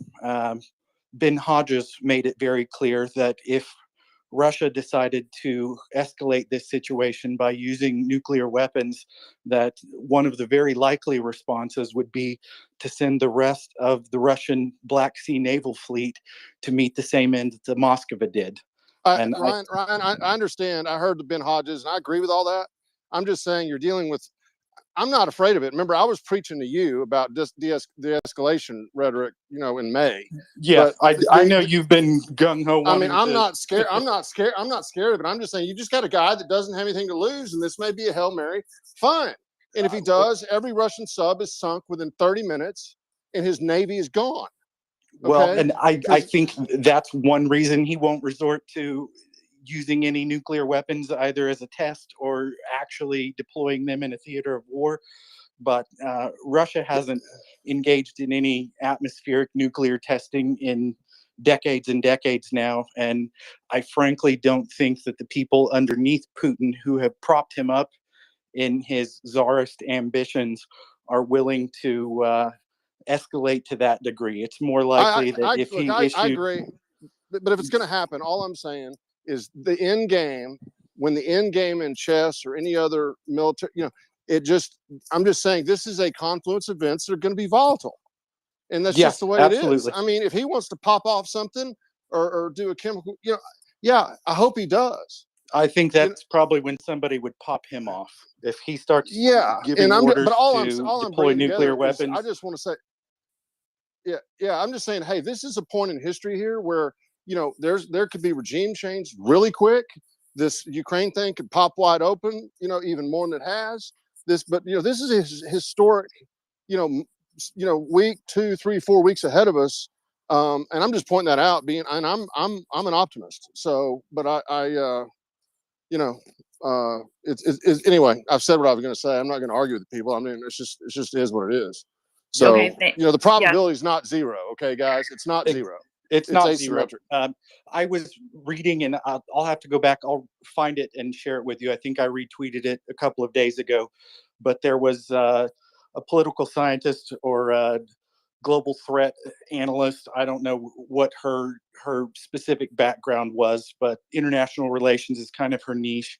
And she explained that, at least from her perspective, it appears that Putin is trying to satisfy multiple different factions within the Russian government. Some of them who are arguing for more of a diplomatic solution to this, and then the military faction who's been trying to egg him on and encourage him to go with a full-fledged mobilization. And at least her supposition was that he was kind of waffling or on the fence himself about how to do this, and pretty much had his hand forced as far as announcing the mobilization effort. And Oh, sorry, go on, Ryan. no, I was just going to say, take from that what you will, but I'll send it to June in private, and we don't have to discuss this at length here in the space. Thank you. Okay, we'll move on to Anda. Hi, hello again. On more, I'm going on more happier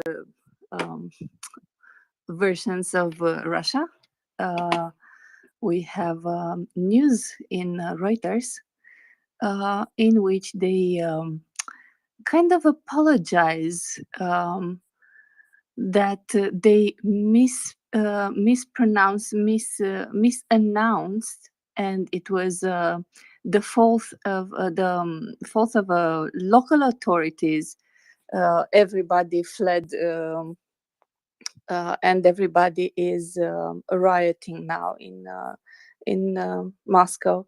So they try they try their own nice narrative. They go to it wasn't us, it's them. Now we are at the it's them stage. uh, and it's them stage is in this case we are talking about the riots on mobilization. It's the local regional partial mobilization authorities who apparently misunderstood what was requested of them, and they by accident took some people who shouldn't have been taken into mobilization. Now we know this is not if they say it, it's not true. That's for sure. It has been proven time and again for the last 7 months and prior. There is a president of the inferior Duma. They have a bilateral parliament, just like most of us. And this guy was the one to make the declaration that is their fault and they should take the blame.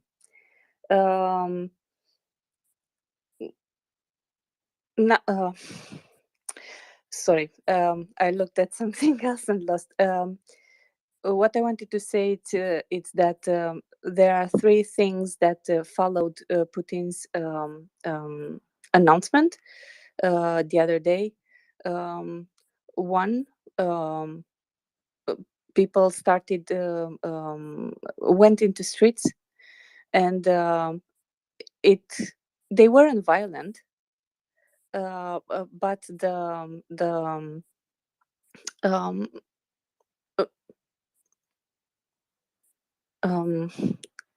Joseph, please tell Rosnov. They have a name.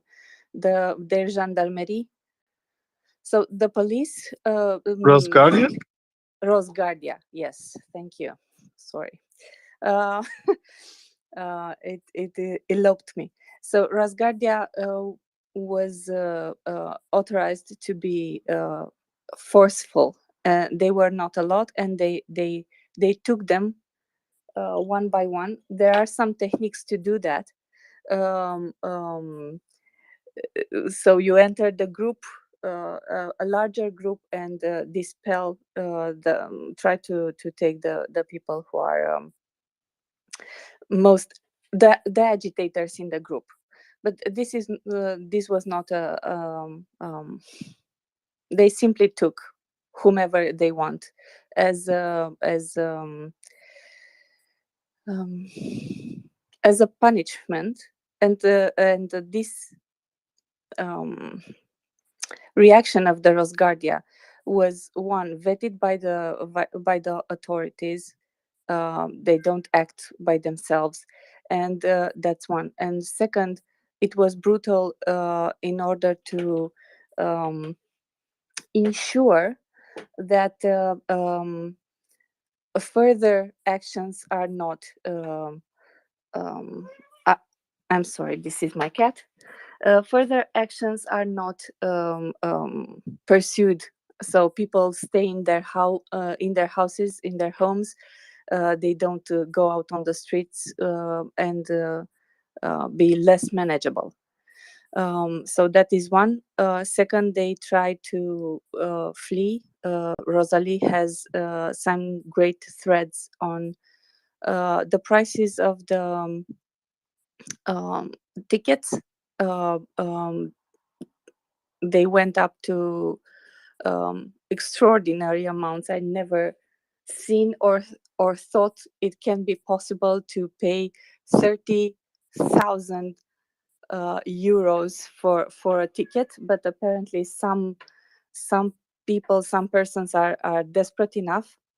This also shows they have liquid cash to do that, because otherwise you cannot pay, right? And and third, we heard a lot of um, um, um, how do you say recollections. We saw videos from the border of Russia with Mongolia, where Mongolia is opened all their border passings in order to let the Russians go. But I'm sorry.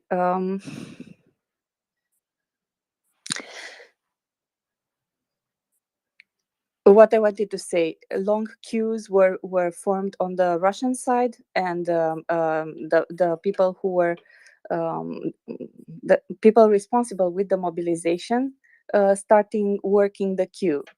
And at that point, it's harder. So the only option, if you're in the car, which some were, is to get out of the car and pile up at the border as pedestrian, crossing as a pedestrian, because this is the only option to actually get out of the actually get out of the country and escape mobilization. And this panic that was generated because they took pretty undiscriminately and in as a percent more from the outskirts of the empire, let's say. So in the capital city, the mobilization hasn't started per se. From the I saw some percent. It was like 15% were mobilized from Moscow and other big cities, and I don't know, the rest of the people were from the cities and towns which are above Mongolia and in the Far East. So, yeah. Yeah, I was just going to add, and those are really good points. And your thoughts on the border. I know, from what my understanding is, Georgia closed the border to Russians today as well. I don't know if it was today or yesterday, but there was a lot of discussion about that in one of the earlier spaces. And then your point around with the ethnic minorities, like I don't know if some of you saw, I think it was yesterday or today, I think it was yesterday, there was a video that had gone viral where in one of the ethnic Russian communities or areas that there was, I think it was like 3 conscripts, and one of them had his pants down, and the lady kept saying like, pull his pants up. And it was really embarrassing. And then at the same time, it's like, if this is who they're trying to recruit, it's pretty scary. So it is going to be interesting to see what happens, like once it starts going into like the bigger areas like Moscow and so on. And then also, I think Andy, you mentioned with the airline prices too. Like I think we've all seen the videos where there's just like lineup of men in the airports. So you made some very valid points. So thank you for sharing. And I don't know if you have anything else to add to that.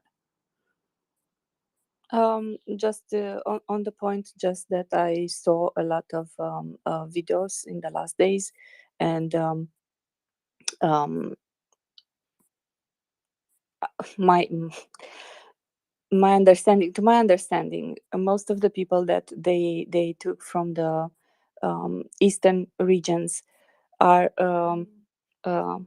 already heavy drinking, already.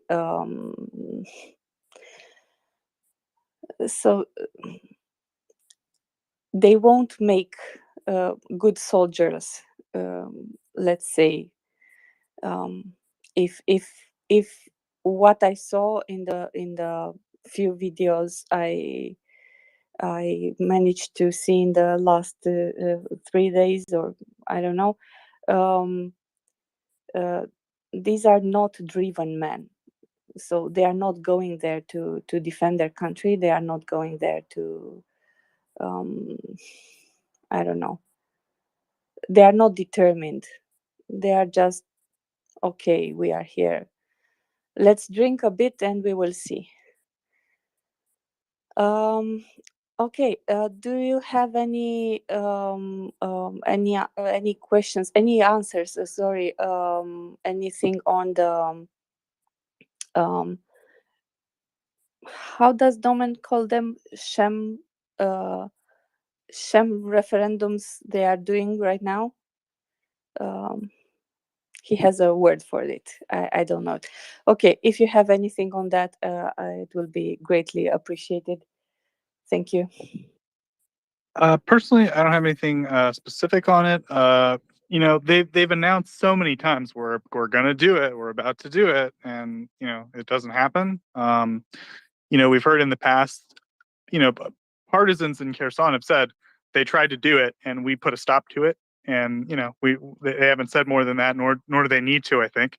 But you know, I think the other side of that equation is also just Russia just being, you know, being Russia, not able to sort of organize it to the extent that they want to put on the theater that they do, or just, I don't know, deciding against it for whatever reason.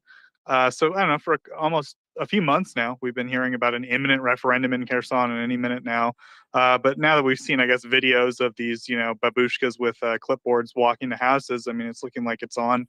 We've seen some data about, you know, some leaked information that like the collaborator governor of Zaporozhye said, you know, once the referendum's done, like we'll announce the annexation or something. So it's like, you know, this is clearly just fake stuff. We all know. I haven't heard any like updates in terms of you know, like any changes since they started, I guess, walking door to door with, you know, soldiers trying to, you know, scare up votes, sort of literally. So yeah, that's the latest I've got on. Do you have any news sort of since then? No, that's why I asked. Actually, I remembered about this because I saw news about the coalition conducted by Giorgia Meloni in Italy. They are far right alliance, and apparently they won. And it's the header of this coalition. It's Matteo Salvini. You for sure heard about it.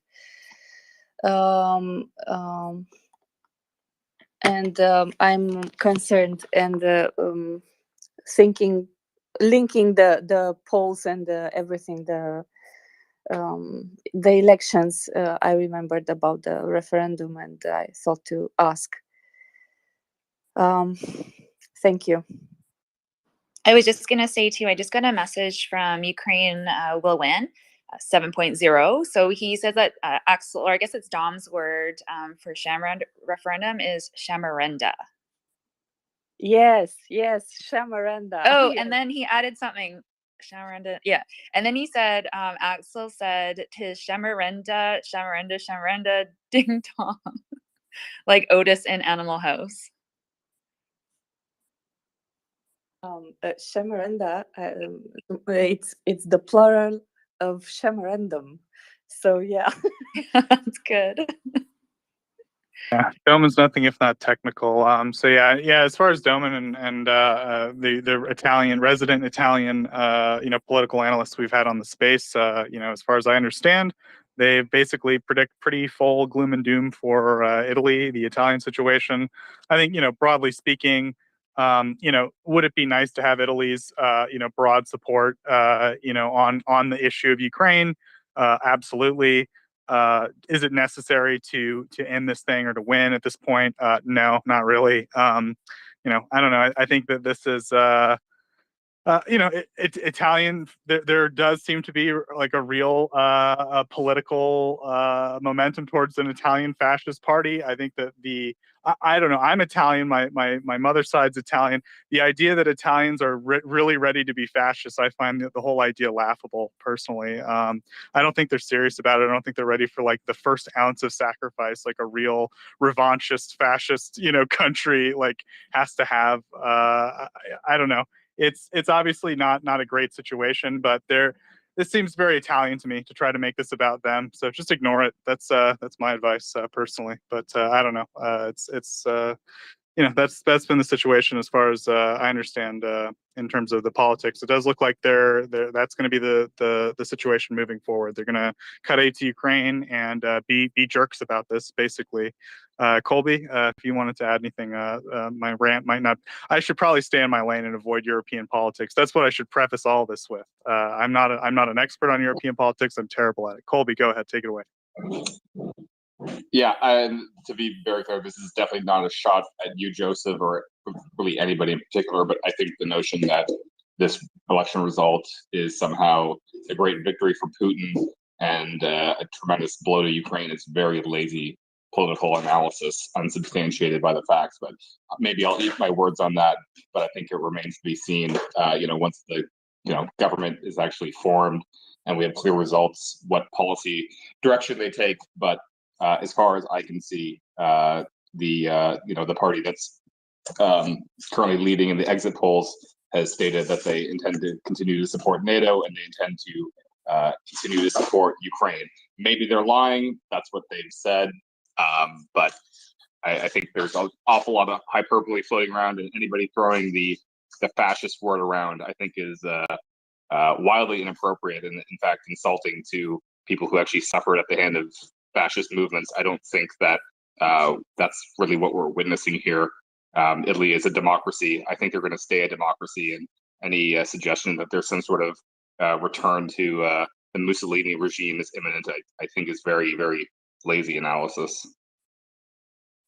Yeah, I'm certainly not an expert on Italian politics. If I mischaracterized any of the political analysis that was offered, certainly feel free to I might not be representing Doman's position certainly fairly, and I don't really claim to stake a position on it. I quite honestly think it's relatively irrelevant if they decide to continue the support they've already promised. I think that's great. If they don't, then I don't think it's going to change the course of events in any significant way. But yeah, I think that's like totally a fair pushback on anything I say. I'm certainly not an expert on Italian politics, and it's totally fair to have an alternate opinion on that. So thank you very much, Colby. Up next, we'll go to a Whisper. Go ahead. Yeah, thank you for letting me talk. I'm coming back to the talk about the nuclear, and with Putin like threatening the nuclear. So I have two questions about it to the panelists, if anyone has an answer for it. And I'm coming for like a more realistic standpoint. So first off is where. So if they have to, nuke Ukraine, where in Ukraine are they going to nuke that would have a strategic impact to change the tide of the war? And at the same time, we know for a fact that Russia wants to stay in Ukraine. I get it. And if you nuke, let's say, Kiev, Odessa, or Kharkiv, both for Ukrainian and Russian is not going to be like a zone of, unless you are really well equipped, which I don't think Russia are with like special equipment to fight in a nuclear environment, then no one's going to fight there. And I don't think if you nuke, let's say, Kharkiv, if they nuke Kharkiv, that Ukraine will just drop their guns and that's it. So in terms of Putin's standpoint, doing a move like nuking anywhere in, like where's the first place or where's the most strategic place he can nuke just to change this war? And then my second question is, what next? What next will be for Putin after nuking Kiev, Kharkiv, or whatever region? What next? What is he gonna do next? And I'm not asking if anyone is in Putin's mind, but if you were, what would you think is the backfire, or what would you do after that? After, okay, I nuke them, and then what next? What am I doing next? Am I going to nuke everyone else? Because obviously, it's a big trigger, right? It's a big trigger, and then everyone will just have like American, British, France, everyone would just have their finger on the trigger to pull, the red button as well. So does Russia thinking about that part of the spectrum? What next after that? So that's my question. Thank you. Yeah, so I don't know. I think that it's completely an open question why or how it would be used or deployed. I don't think it's really that useful to speculate too deeply on the subject. Personally, I think that it's if it were to happen, I think that as you said, the response from basically everyone would be so severe that it would result in it wouldn't improve Russia's strategic position in any way. So the question of sort of what would happen next, I don't know. Their options would be further limited, considering already like what they can kind of do. So yeah, I think it's just more just a question of like, would this actually help Russia if they used the weapon on the front line? No. It wouldn't actually, we've talked to military people. They say you can't just use a nuke and like fix a military problem with it, right? That's not how nukes work. So does it fix their military problem? No. Does it fix their political problem? Ukraine said if they use that on us, then we're just going to keep fighting. We don't care. Like you can't stop us with these stupid weapons, and we're quite frankly not scared of Russian threats. And they're the ones that the nukes are pointed at the end of the day, right? Not us, right? So if we're at least if we're talking about this subject, so is it a political solution to Putin's problem? No. The Ukraine will keep fighting, and they're winning the military side of things. So I think overall, it's sort of I don't know, a non-starter basically. It's a military or political solution to any of their problems.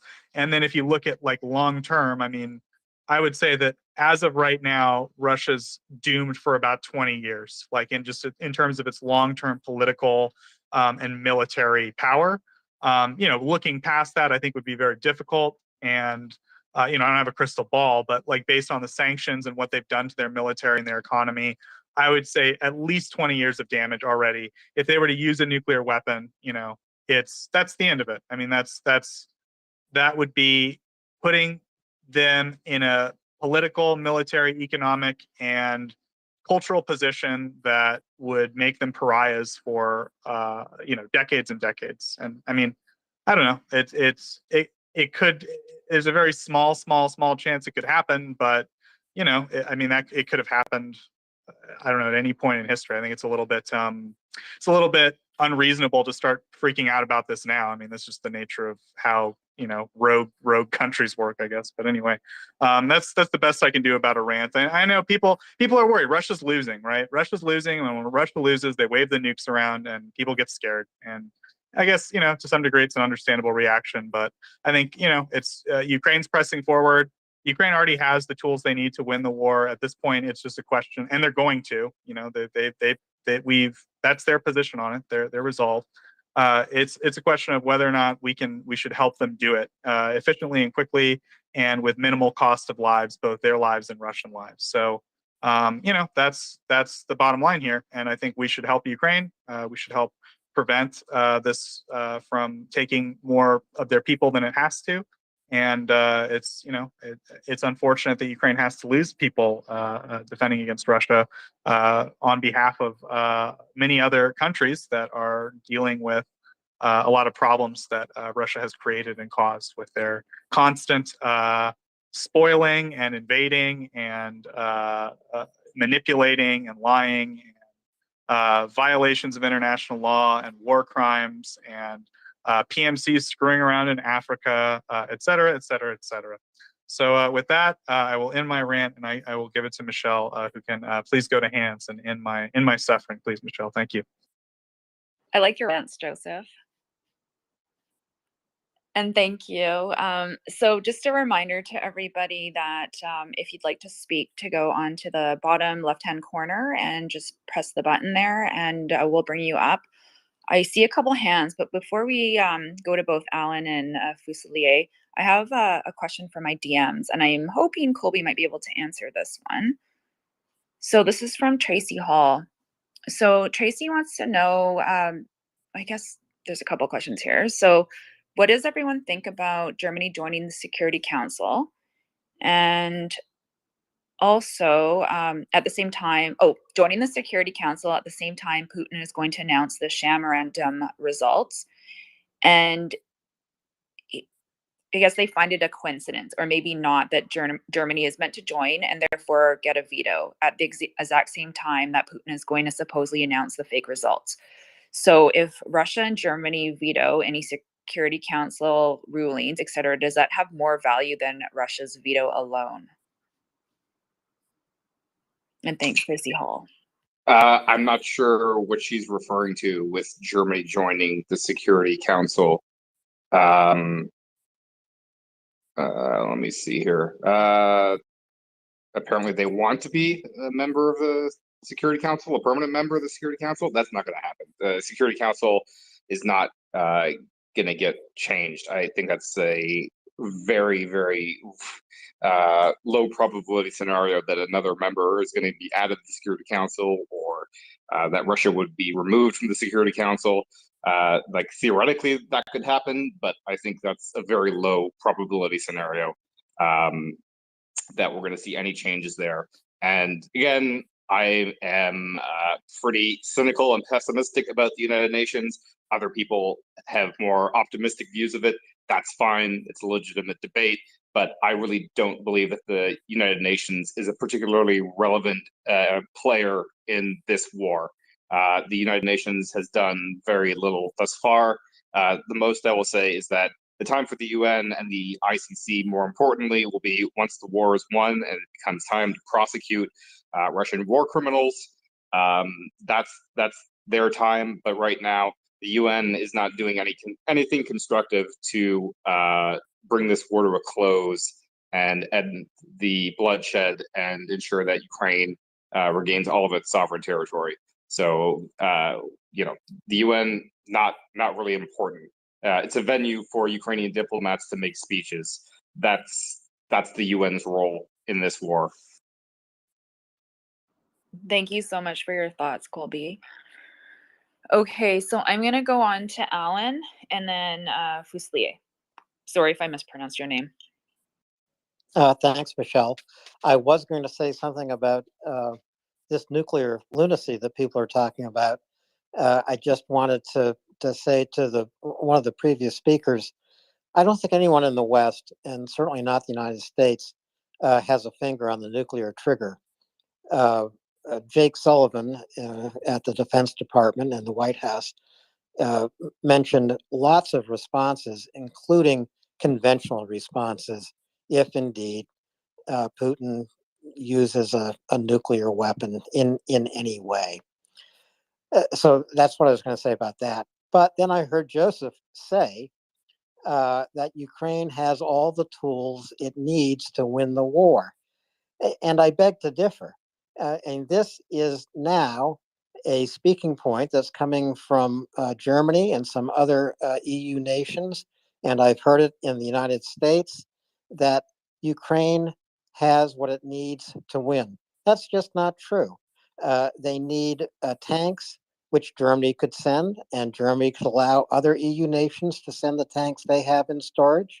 Ukraine needs more air defense. Ukraine needs ATACMS.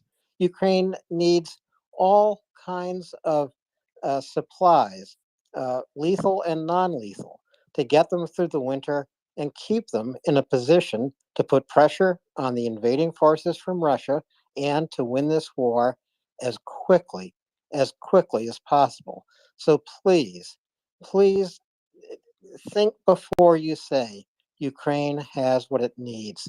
It needs everything they ask for. Thanks for your input, Alan. Yeah, certainly. I'm a huge advocate of someone delivering more military aid to Ukraine. I'm on a 24-hour space where we effectively beg people to send non-lethal and lethal military aid to Ukraine every single day. I put in the time to try to do that. I certainly want more lethal aid. I believe I said that in the context of Italy potentially stopping their military aid to Ukraine, and the idea that will change the course of the war.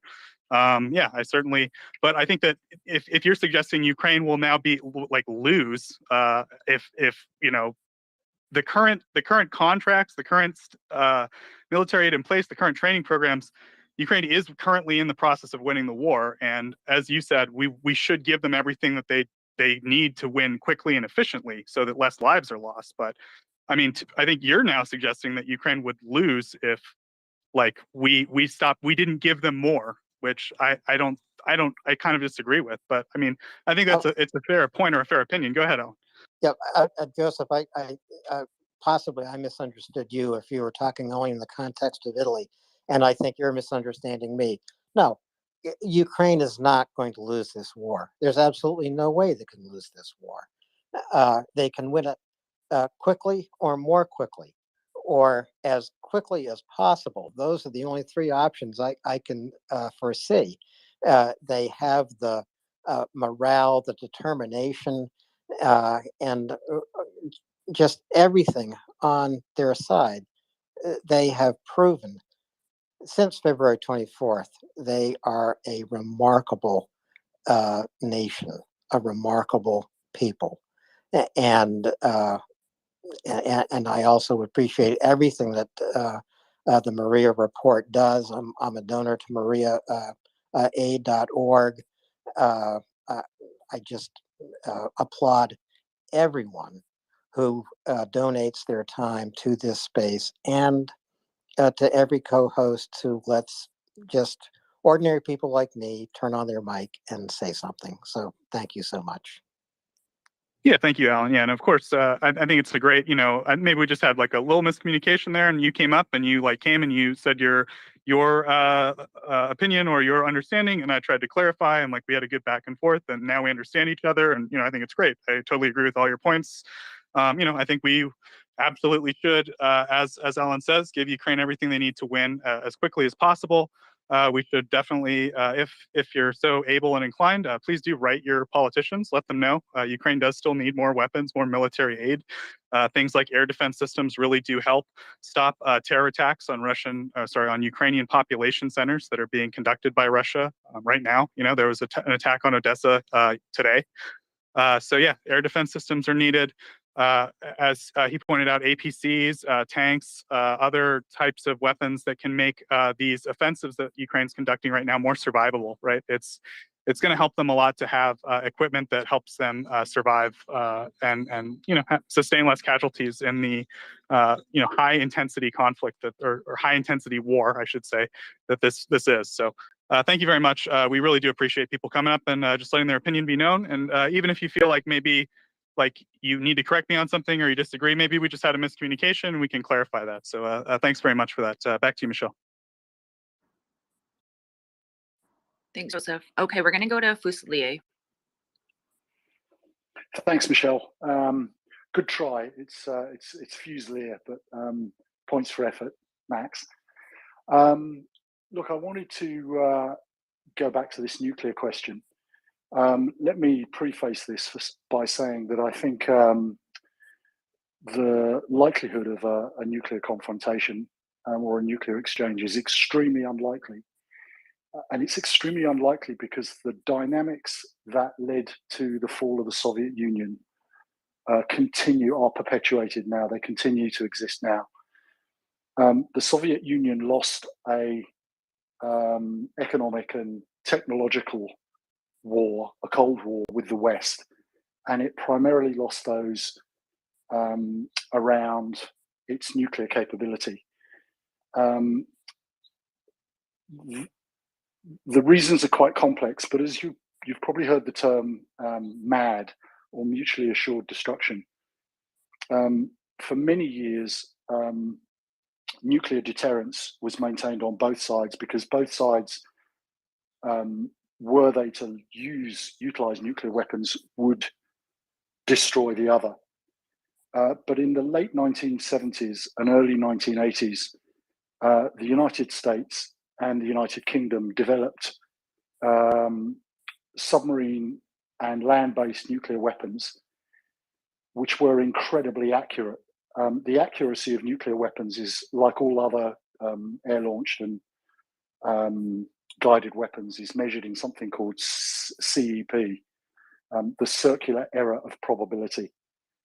And three weapon systems, which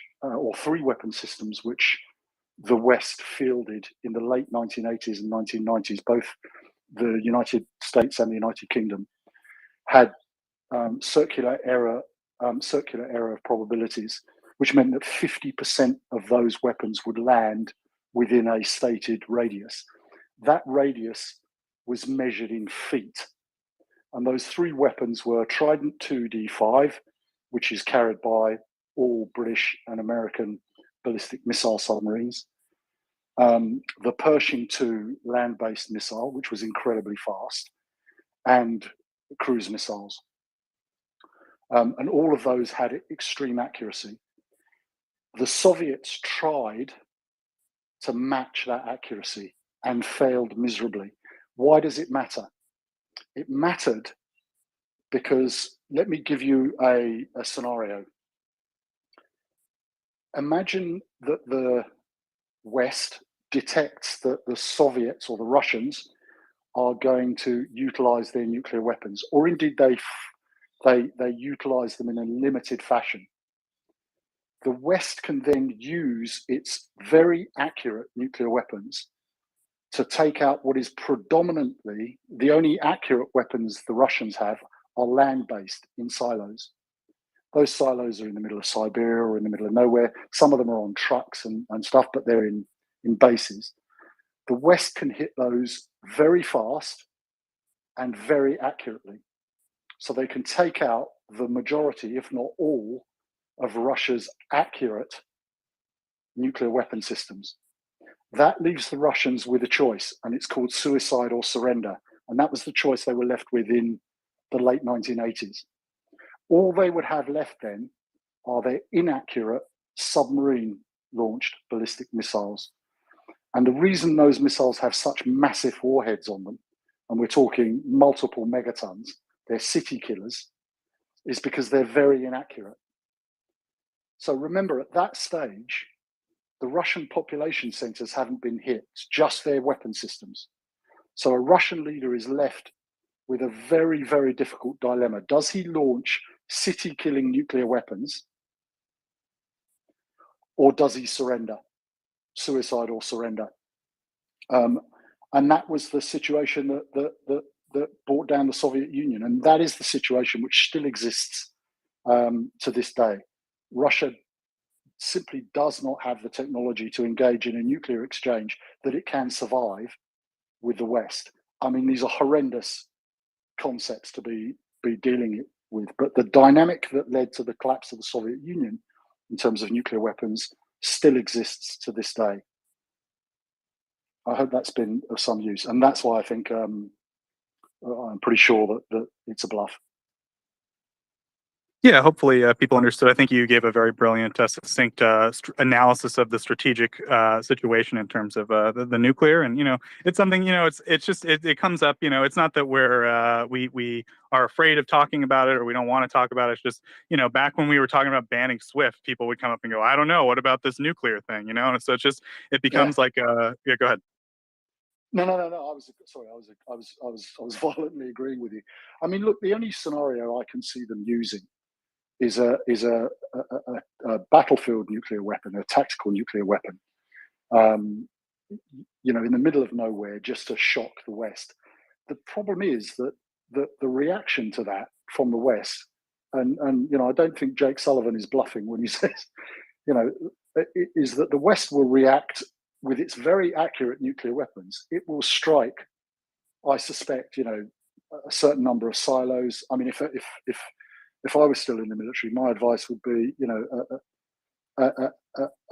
initially the first exchange would be to a demonstration, but a demonstration in force about what we can do. And the other thing I should mention is that, Russian missile technology is pretty basic. Satellite technology can detect when those missiles are being fueled, when the silos are being readied, and quite frankly, seeing the state of Russian military equipment, I'm minded of the fact that during the Cuban Missile Crisis, President Kennedy was told he had 2 intercontinental ballistic missiles, and when they tested one of them, it landed in the wrong hemisphere. So I suspect their nuclear forces are in as poor a state as their conventional. Anyway, I'll drop off now and let others speak. No, thank you very much, Fusilier. I think that was like a great breakdown of why we can't let this pattern of that Russia lose. What about nukes? We better make a deal with them. Like, we can't let this silly pattern of thinking keep clouding our judgment. I mean, I'm not going to sit here and tell you that they don't have this weapon, but people that get paid way more than us are thinking about this carefully. They're communicating with Russia clearly, and worrying about it every time we ban the SWIFT system or whatever. I think is not super productive, but I sort of understand why people come in and ask about it. Yeah, people are scared, and I think that's exactly. I mean, look, Putin was a low-level major in the KGB. His tools were intimidation and fear, and that's all he knows how to use. And he's attempting to do that on the voting population of the West. On the people who support Ukraine, and I think it's going to fail miserably. In fact, most right-thinking people, I think, would just see that as another reason why he and his cronies need to be removed. Thank you. We'll let Michelle go to Hans. Go ahead, Michelle. Thanks, Joseph. I just wanted to see, and you have your hand up. Do you have a question or comment? Yeah, I have a question. if someone can help me. I saw a video of President Zelensky announcing that Ukraine received the NASAMS anti-aircraft defense systems from US. Do you know more about them? How many, or how are they useful? What are they doing specifically? Sorry, and you said NASAMS? Yes. Yeah, so NASAMS, I think we've heard about 8 going to Ukraine. I don't know how many specifically are in Ukraine. Maybe Colby can talk about that a little more, but I have to imagine probably pretty high priority stuff because they're quite good systems. As far as I understand, it's what is used at the White House. So I have to imagine maybe one aspect is probably protecting the big guy, but I couldn't say that for sure. But yeah, there's some of the best systems that Ukraine probably has. In terms of assuming they have good missiles for them, which I have to assume they do. But Colby, just in case I'm maybe not accurately talking about NASAMS, if you had anything to add. Probably the first 2 systems in theater, I would imagine, and 6 more to come. Don't know when, but it was publicly announced today, which means it's probably been operational for at least a week, if not longer, if I had a hazard a guess. So it's probably the first 2 systems because those were announced a while ago, and the other 6 are going to take more time to procure. Couple schools of thought on deployment, either area defense around Kyiv, perhaps, or on the front line, just providing coverage in the current hotspots. To give better cover to Ukrainian forces. I see John's up, so I would defer to him on our resident rocket scientist. He could probably provide more details than I could.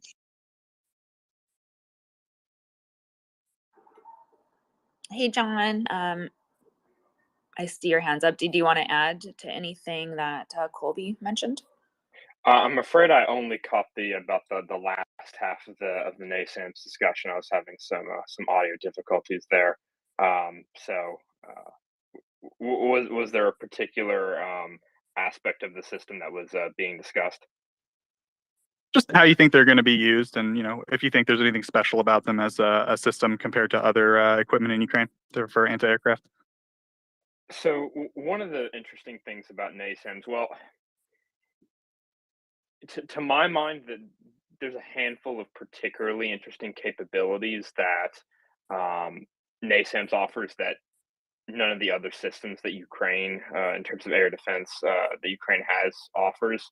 The first that comes to mind is availability of ammunition. Well, the availability of ammunition for the system, because it's going to be a lot easier for us to source AIM-9 Sidewinders and AIM-120 AMRAAMs for NASAMS than it is for us to, be able to source, whatever ancient Soviet missile, the Ukrainian S-300 systems are using, or Ukrainian Buk, OSA, Strela, Tor, et cetera, systems that they have.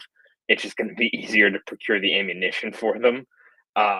So that should hopefully free them up to be able to potentially be less selective in the types of targets that they attempt to engage, where they might normally be somewhat restrained, to, conserve and make the most efficient use of their ammunition inventory that they have. This might free them up to be a little bit more indiscriminate, shall we say, in the types of targets that they attempt to intercept. The other extremely interesting capability isn't really a function of NASAMS itself. It's a function of the AMRAAM. One of the guidance modes that it has, and I should, as a bit of context, the AMRAAM, it is a active radar guided missile. So what that means is that it has an active radar seeker head.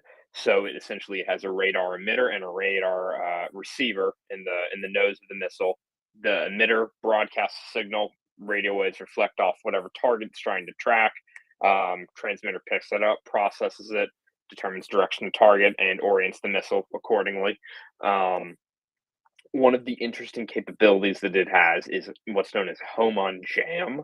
So in the event that it is attempting to target an object that is being protected by electronic countermeasures that are either being emitted by the target itself or potentially another nearby object. So, for example, if you have a group of aircraft, it is very common practice for one of those aircraft to be carrying, well, at least one of those aircraft to be carrying a number of ECM pods, electronic countermeasures pods, to provide electronic countermeasures for the entire group of aircraft.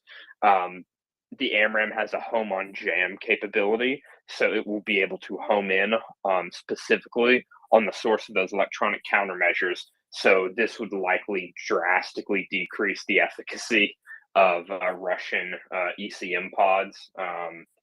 For example, take that Su-30 that crashed recently and was recovered with its pretty recent ECM pod almost completely intact. The effectiveness of those types of equipment will likely will take a significant hit in terms of their efficacy with NASAMS in theater now. And then the whole issue there is that, if they try to turn off their ECM pods to avoid being hit by the AMRAAM, then they just open themselves up to Ukrainian Buks, Tors, S-300s, etc.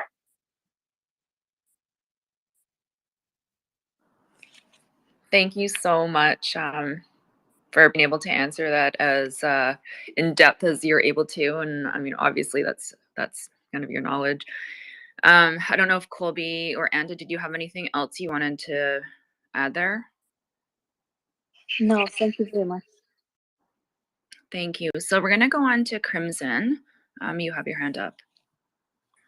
Hey, I think F was before me, so I could defer to F and then go after that. Okay, perfect. Thank you. Sorry about that, F. Go ahead.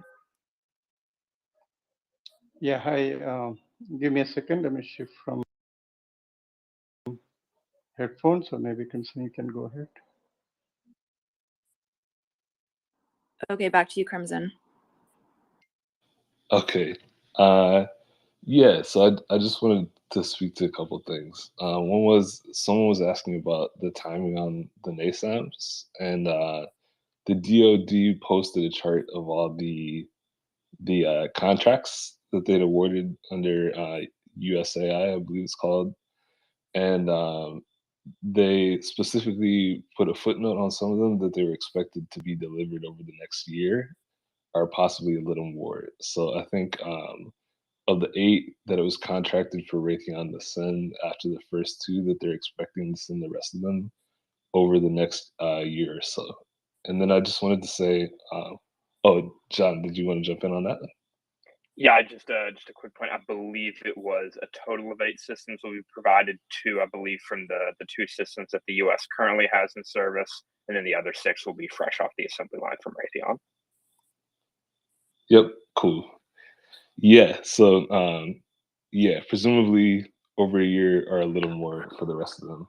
And then I just wanted to talk about the nuclear situation and just say that I think the assessment with regard to launching them against, any other country outside of Ukraine is correct.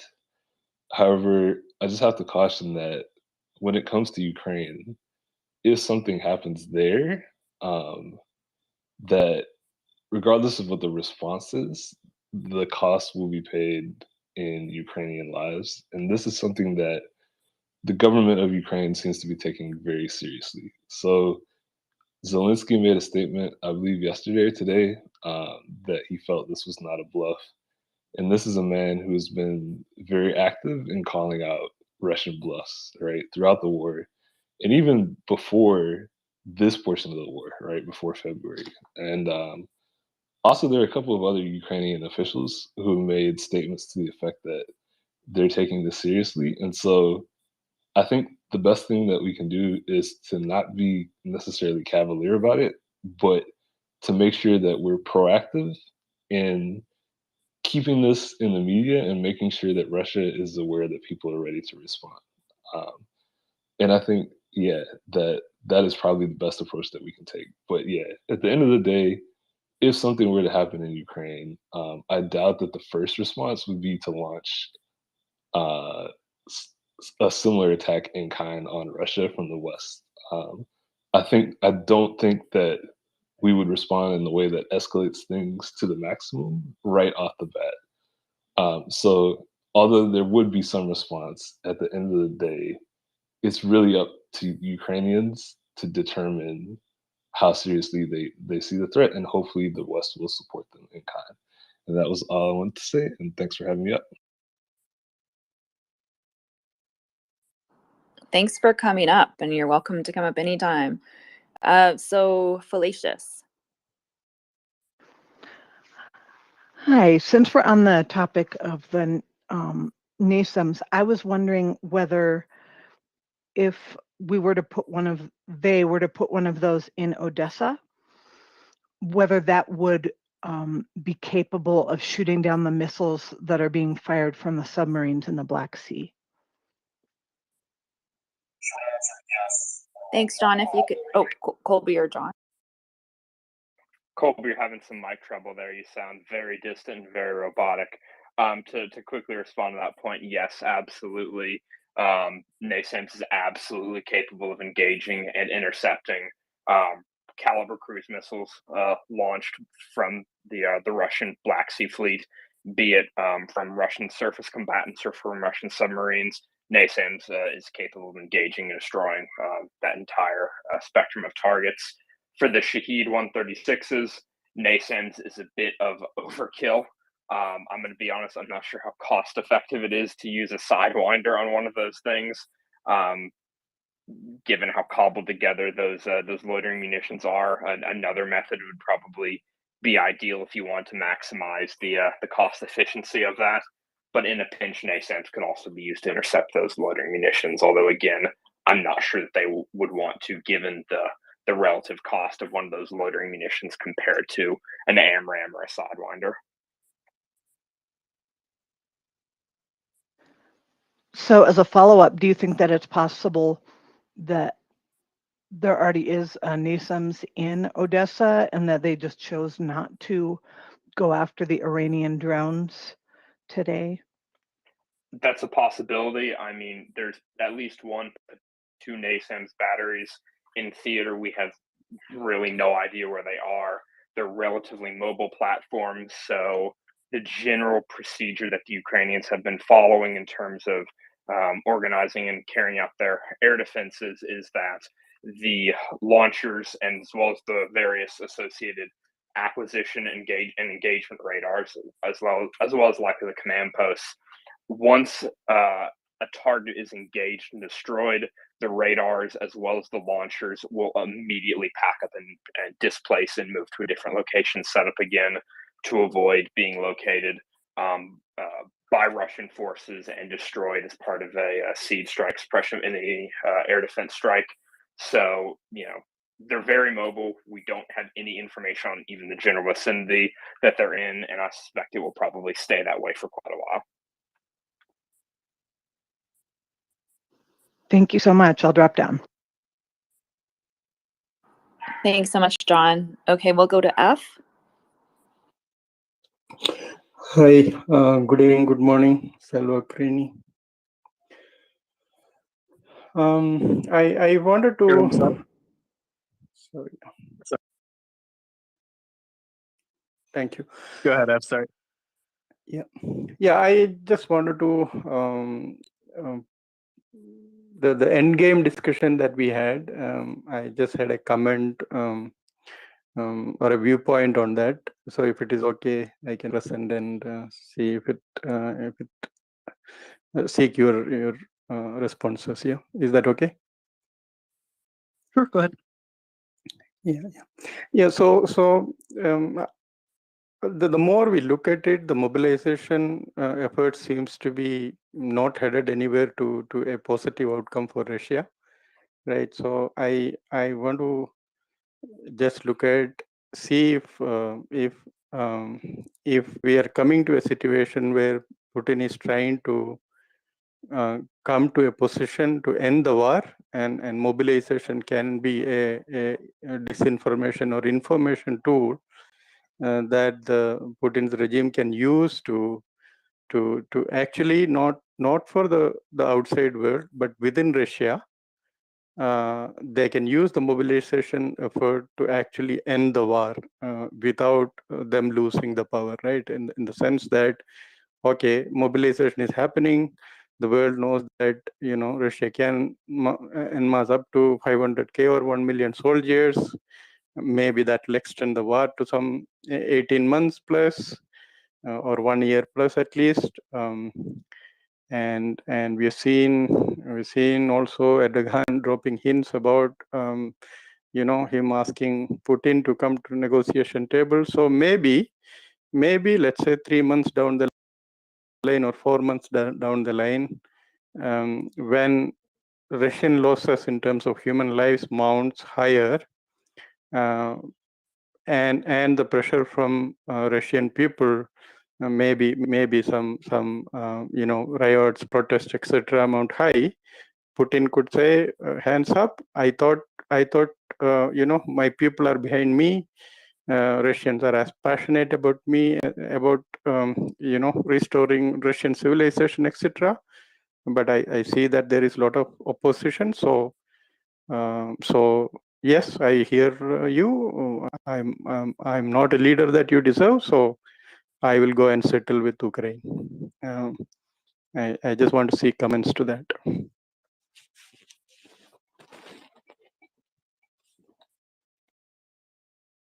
Thank you, F. John, I was having a little bit of technical difficulty there, so I hate to put you on the spot, but would you be able to answer that?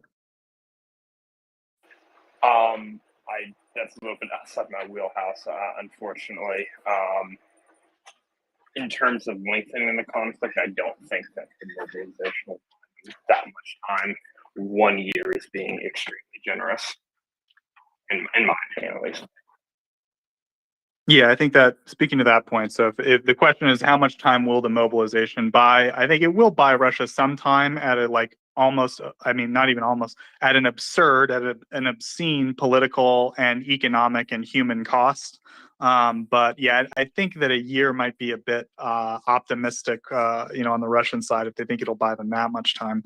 You know, we've looked at this from every angle we can. We just don't see how they can plug these guys into the existing machine to, like, make it run effectively in a way that could realistically stop the Ukrainian army, which is getting stronger. Craig, I feel like I'm swerving into your lane here. You want to just take this one? So, I mean, yeah, I mean, I think that where he's coming from, correct me if I'm wrong, F, but, or F Sunflower there. I'm sorry if maybe I misconstrued this, but is your question that, or is your comment more that this mobilization isn't so much for the Ukrainian war, but for stability at home once this war is over? Are you talking about, like, kind of? Yeah. Correct. So what Yeah. I'm saying is that, what I'm saying is that Putin probably already knows that mobilization is not going to help him win the war, right? But post mobilization, 3-4 months into the war, when losses are very high, it's evident to the Russian population itself that we are not going anywhere. They themselves rise against the war, and then Putin can say, okay, since you guys are not ready to support, I will end the war. I'm looking at that. So maybe mobilization can also be a tool to end the war, but without Putin losing the power within Russia. That's. Yeah, I sense that's kind of what you meant. It wasn't like a timeline question. It was more of a goal question, right? What is the actual goal of what he's trying to achieve? May not be what we think, right? And that's actually an interesting perspective. And to counter Joseph, that's one we actually haven't heard before. That this isn't so much to win any kind of battle in the Donbass that we might think is shaping up, right? Saddam Hussein's what is his phrase? Saddam Hussein's favorite phrase. we'll make it, it's like a battlefield of hell or something, or we'll make it hell or something on earth, something like hell on earth, or the mother of all battles. That's what he called it. He called it Mother of all battles. There you go. Yep, he called it mother of all battles. So maybe it's not for that. Maybe it's for domestic security, to make sure that after the deal is signed, there are no protests, there are no nothing, right? It could be a domestic clampdown. I'm sure these soldiers would rather, as horrible as this might sound to a Westerner, but I'm sure they might rather fight their own citizens than fight the Ukrainians at this point. They probably have a higher chance of survivability. Yeah, I think maybe the one piece of evidence I would like maybe counter to that, it's not that I'm saying it's like an impossible theory. It's not entirely unreasonable, but I would say that the mobilization still appears to be, it's clearly very extensive. I mean, they are just grabbing people off the street, but it's still very racially selective. In other words, if the actual goal here is to beat the idea of not fighting the war anymore into the Russian people through punishing them by mobilizing them, we're still seeing a very selective mobilization where people who are basically in the political centers of power, Moscow and St. Petersburg. I'm not saying they're not being drafted. They clearly are, but just we're seeing a very clear racial selection and geographic selection in favor of people away from the center of the regime and people who aren't ethnic Russian. Craig? No. I was just going to say it's interesting that I think it's probably more economically demographic than it is racially demographic, but it just happens to be that those races make up a larger component of the overall statistic of poverty in Russia. Because if it's one thing that they can't do at this point is be selective. If you're talking about 1 million people, that's a lot. That's not that's not a day in the subway in New York, right? That's a lot of people you're talking about, and you can't be selective anymore in regards to race if you're talking about quantity at this point. But I'm not trying to kind of dispel what you're saying, Joseph. I'm on the same wavelength as you. I just think that what's interesting about this is that I think Russia has kind of had a come to Jesus moment where it's like, we need to do the whole thing, right? We need to go to 500,000, 700,000, and they can't be nice anymore about it. But to your point, yes, as a percentage, as an aggregate percentage, it's probably greater than, say, an ethno-Russian. Yeah, I don't think we have to get like chicken or egg there in terms of race and poverty and all that. But no, I think you're absolutely right, Craig. And I don't even want to say it's like a conclusive piece of evidence against that theory, because I think that's just probably how, as you said, economically, that's probably how it's going to play out anyway. So yeah, I don't want to get too deep into the reads on that specific point. But I think as Craig pointed out, and what we can maybe discuss further here if anyone wants to come up, I think it's like a good thought or a good theory. But yeah, so Craig, any final thoughts on that? Otherwise, we'll maybe turn it over to Colby. Craig, go ahead. Yeah, no, go to Colby by all means, please. Yeah. Putin is killing two birds with one stone. He needs cannon fodder for the front line, but also he has a demographic problem on his hands. Russia is an aging population, but the demographics that are still growing and they're still young people are predominantly the racial minorities, all the various republics, most of which are ethnic republics in Russia, where there is some history of separatist sentiment in some of these. Those are the growing populations, and over the long term, the number of Russians in Russia is going to continue to decrease, and the number of non-Russians in Russia is going to increase. That is a problem. So what does he do? He takes people from these communities, all the ethnic minorities, and he sends them to the front line as cannon fodder. So he's eliminating a internal security problem for himself while simultaneously finding bodies for his war. What is he also doing? He's emptying prisons. Emptying the prisons because prisons cost money to run, but also if you empty the prisons are now free to fill with new potential prisoners that you might need to round up a lot of people that are opposing the war or identified as some sort of threat to the state. So he's achieving a lot of goals simultaneously through this mobilization. Whether there's some deeper rationale behind it, who knows? Again, I'll leave the psychoanalyzing of Putin to others. It's a little bit too speculative, but I think it's fair to say that it's clear that there's two objectives that he is definitely serving here with mobilization, both cannon fodder for the front lines and also eliminating potential internal security threats to the Russian state. Yeah, so thanks, F, for that, and also thanks, Colby and Craig, for your contributions. I think that was like an interesting discussion to have about just the idea and what are there any potential angles to mobilization we haven't thought about? Because obviously we've talked about it a lot in here, and that's maybe one angle we haven't heard. So it was kind of interesting to try to tease it out a little bit. But as Colby said, it's also easy to go from there into territory where we're just speculating purely on the mental states of Putin or what he thinks he'll get out of it and so forth. We want to try to avoid that. So looking at the tangible results, as Craig and Colby have done, I think is kind of a good discussion worth having. With that, we'll go to Robert. Robert, go ahead. Hey, thanks, guys. As always, it's been wonderful listening to you today as much as I could. I have an easy question and then perhaps a more challenging question.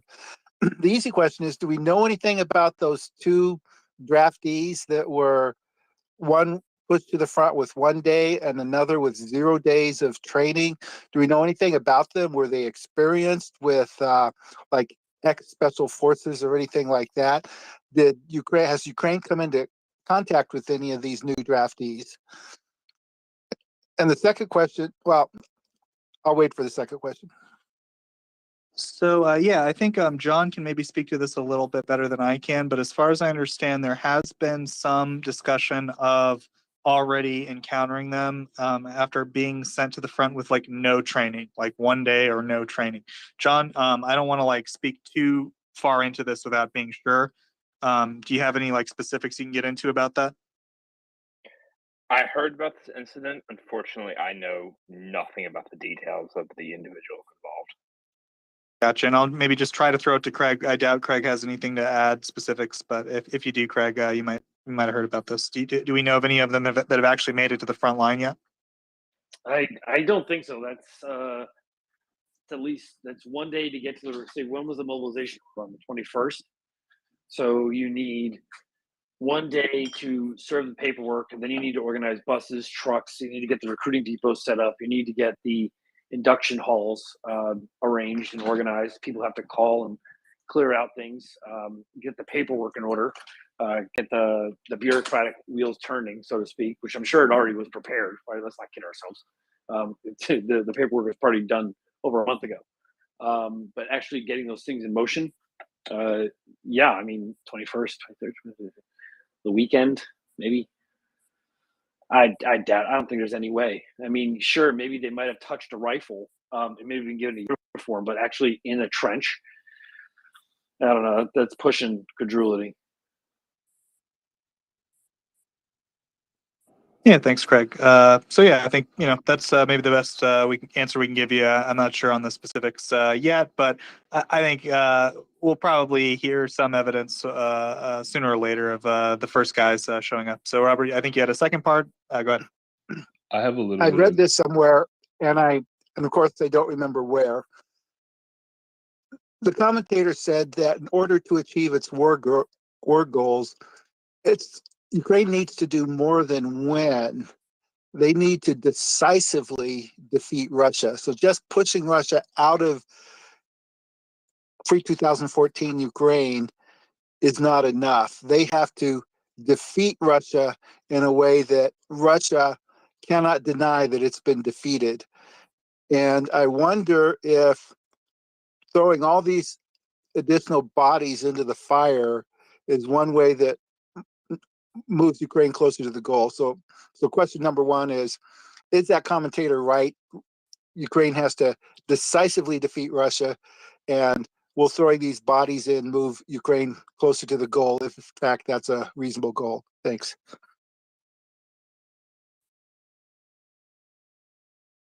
Greg, you want to take that one? Yeah, so I mean, nothing's required except for getting Russians out of Ukraine. That's the only thing that's required, right? It depends on how it's done. That's the key stroke, right? And so, do you need to be decisively defeated? I would argue it's been decisively defeated about 3 or 4 times already at this point. You have Kiev, Chernihiv, Sumy, Kharkiv. That was in the initial phases of the war. Kharkiv again, and then you have Donbass with Izum, the Kharkiv Oblast again, You have Kherson, which has seen successes on a timeline that we are not yet aware, in other places as well. But I would say that a battle royale, right? Just two heavyweights slugging it out. I just, with all due respect, and not to sound rude, but I don't think that's the way warfare is fought anymore, really, right? It's much more dispersed. It's much more tactical. It's company on company, not so much mass groups anymore. Firepower is so intense even at the individual level that even that is pure suicide, right? And so you have to spread these out given the lethality and the range of the weapon systems. Thank you, Craig. I think maybe Colby wanted to add something real quick, then we'll go to Crimson. Colby, go ahead. Thanks. Yeah, I don't think that Russia needs to be decisively defeated. I don't know that Russia can be decisively defeated either. In most cases in modern warfare, you don't have one decisive battle that wins a war. Modern wars have tended to be wars of attrition, which is what we're seeing right now. It's slow and it's grinding. You don't have one climactic battle and then suddenly it's all over. I don't think that Ukraine can score one decisive victory over Russia and have the entire Russian army collapse and surrender. I don't think that's a likely scenario. It's not a zero probability scenario, but I don't think it's likely at this stage. There would need to be a lot bigger problems back at home, I think, for that to happen. And the introduction of new cannon fodder for the front line suggests it's high risk. It's high risk for Russia, but it could also work out for them and continue to prolong the war because they just have more bodies to feed the war.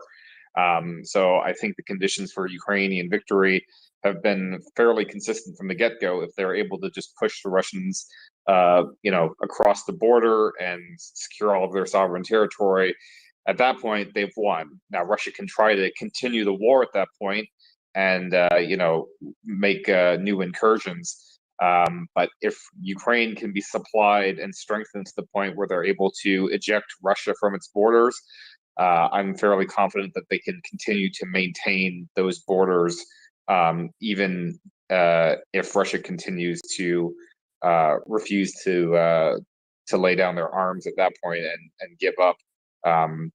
So I don't think the Ukraine needs to look for decisive battle. I think that they just need to be armed sufficiently to the point where they can continue to make progress and eject all Russian forces from their sovereign territory. Thanks for that. Thanks so much, Colby and Robert. Before we go on to Crimson, I just wanted to remind everyone to please retweet this Twitter space. We really appreciate all of the listeners and also especially like a lot of the speakers that provide so much insight and education for the rest of us that have no military experience. So I know for myself, I really enjoy listening to everything that all of you have to say. As well, please check out MriyaAid.org whenever you get a chance and check out some of the really cool things that they're doing. They try and provide things such as non-lethal aid to Ukrainians and things such as tourniquets and so on. So if you get an opportunity, please help support them as much as you can. As well, if you do want to come up and ask a question, on the bottom left-hand corner of your screen, there's a microphone button, so please press that and one of us will bring you up. As well, I wanted to let everyone know that we have a special guest coming to speak to us. So that's going to be tomorrow, so Monday, September 26th at 12 p.m. Eastern, and at 7 p.m. Kyiv time. And our guest speaker is Svetlana Sinkovska, and she's an international agricultural expert. She's also a Ukrainian agri-exports advocate, and she's also a journalist. So if you get an opportunity, please join us tomorrow. So that's Monday, September 26th at 12 p.m. Eastern to listen to her speak. So thank you so much, and we'll go to Crimson. Thanks, Michelle. So, Robert, I had a little bit of specific information that pertains to the question you asked. I was looking into this earlier, and I think it's one of those cases where you have to read past the headline. It's been tricky, obviously, throughout this war because headlines spread very quick. So the main report that was being cited was a report from a publication, Novaya Gazeta. If you guys remember, that was one of the last truly independent newspapers in Russia. And in March, when the law was changed to criminalize, basically calling the war a war, they had to leave their operations in Russia and physically move to locations in Europe, and they started publishing a lot online. Their media license was officially revoked in Russia, I believe, a week or two ago, which was just sort of the death knell. It means even their online publication can't be shared, etc. So if you read through the article that was quoted, the woman speaks about her husband, a 45-year-old, according to her. And although the headline says that he was moved straight to the front line, what she actually says is that he was taken somewhere to the Belgrade region. Um, Russia doesn't have a big centralized training architecture or infrastructure set up. And so what that means is that people are shipped off to their units and then they train with their units. So it would make sense that if he was going to be deployed soon, he would be shipped to Belgrade and he's probably training there now, as opposed to being shipped straight to the front. So yeah, it may be one of those cases of something being lost in translation.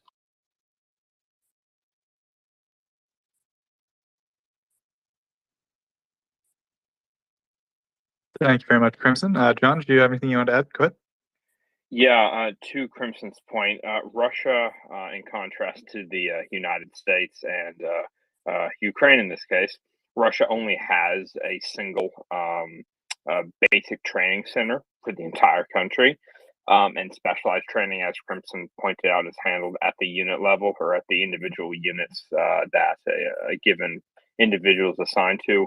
Mark Hertling, on the day that the mobilization was announced, he wrote a couple tweet long thread about some of the details regarding the training.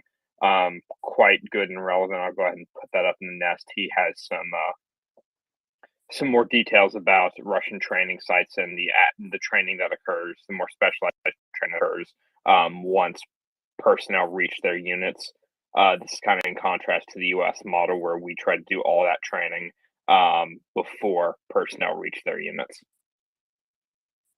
I think this is kind of an interesting idea. So first off, I will say to our listeners, I think we got a great panel right now. We got John and Craig and Colby and Crimson up. And, I think they're all great at answering questions. To have them all up together to be able to riff on each other is a fantastic opportunity. So if you do have any questions, please feel free to come up. But I don't know, maybe like a tale of two mobilizations, right? Ukraine's trying to stand up and train guys and Russia is. So, I mean, maybe if we just compare, right? If we look at training guys, John, like what kind of capacity does it take, right? I mean, you need facilities, you need equipment, you need basically the same equipment that they're going to use on the battlefield, right? You need guys who have combat experience, who can tell them, who can actually train them. Like what does it actually take to stand up a military force? Go ahead. So Craig might be able to speak to this perhaps a little bit better than I can, but as you said, you need physical infrastructure, you need locations, and you prepared locations to support the training of potentially large numbers of people. You need non-commissioned officers as well as officers, ideally who are seasoned with combat experience. In this case, since it is an active war, to train these individuals. You also need equipment to train them on, and also ammunition to train them with. That's kind of one of the notable distinctions between U.S. and Russian training. Is and Pertling points this out in his thread, is that an average Russian tank crew, they may fire one live round per year in training, whereas a U.S. tank crew will fire many dozens of live rounds, in training over the course of a year.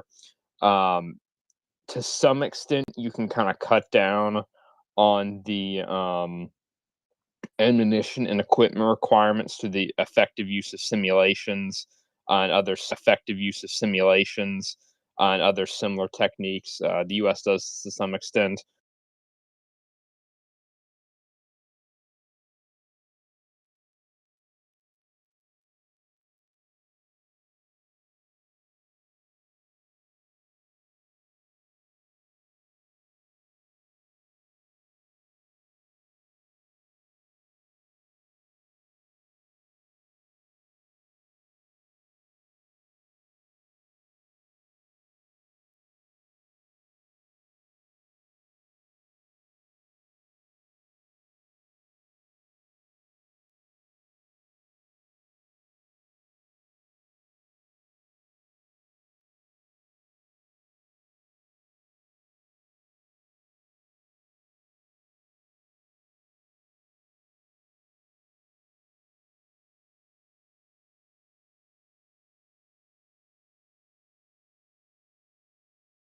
in Mulino, which is outside Nizhny Novgorod. Equipment and medical personnel. The Russians don't have either. They don't have any of these things available in any appreciable quantities. In many cases, they just didn't have it before the war, or in other cases, if whatever they did have before the war, in terms of human resources, is now lying dead in a field somewhere in Ukraine.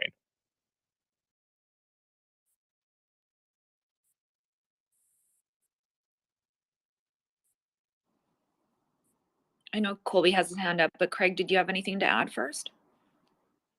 No, I would just say that I think that we have to kind of contextualize these numbers, right? And can we agree on a number that is actively being mobilized? I've heard 300,000, 500,000, a million.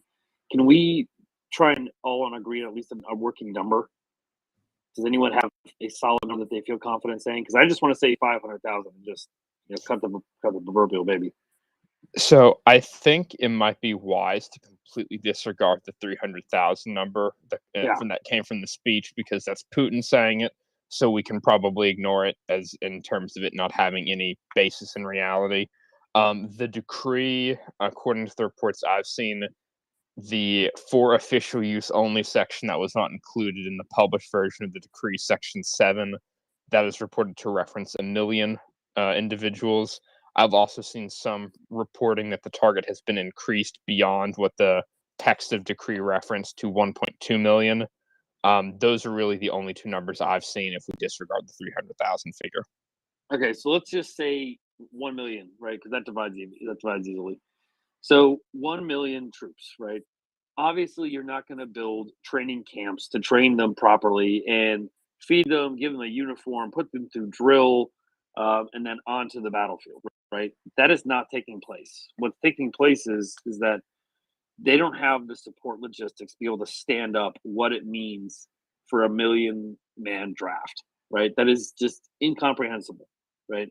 Those facilities will never be finished. So the only way you can do that is by getting them to a place where troops already are, to at least get that basic training started. And so you get them there, and then they start kind of filtering through the system, right? The issue is supporting that vast amount of troops, but this is why I say that this is probably a tale of two mobilizations that Joseph had said, right? That you have the labor mobilization, and then to a smaller degree, you might have combat mobilization. So it's possible, if we're just kind of living in that 1 million man kind of threshold, then it's possible that 300,000 are what are meant to be combat troops, and the remainder are the support that are drafted into government service to help support this effort, right? That you need to move a lot of stuff very quickly. You need hands, you need bodies, you need human beings to move those things. It's the only way it's going to get there, right? And you need an enormous amount of labor. So it's possible that remainder is companies that we had saw, natural gas companies, we saw some oil companies draft their labor and stuff like that, or mobilize their labor into what that might be. But I kind of feel like this is Russia kind of hijacking, if you will, labor from quote unquote the private market for the use of a military goal or objective.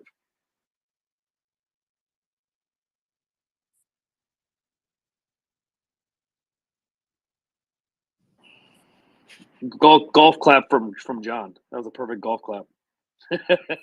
Well done.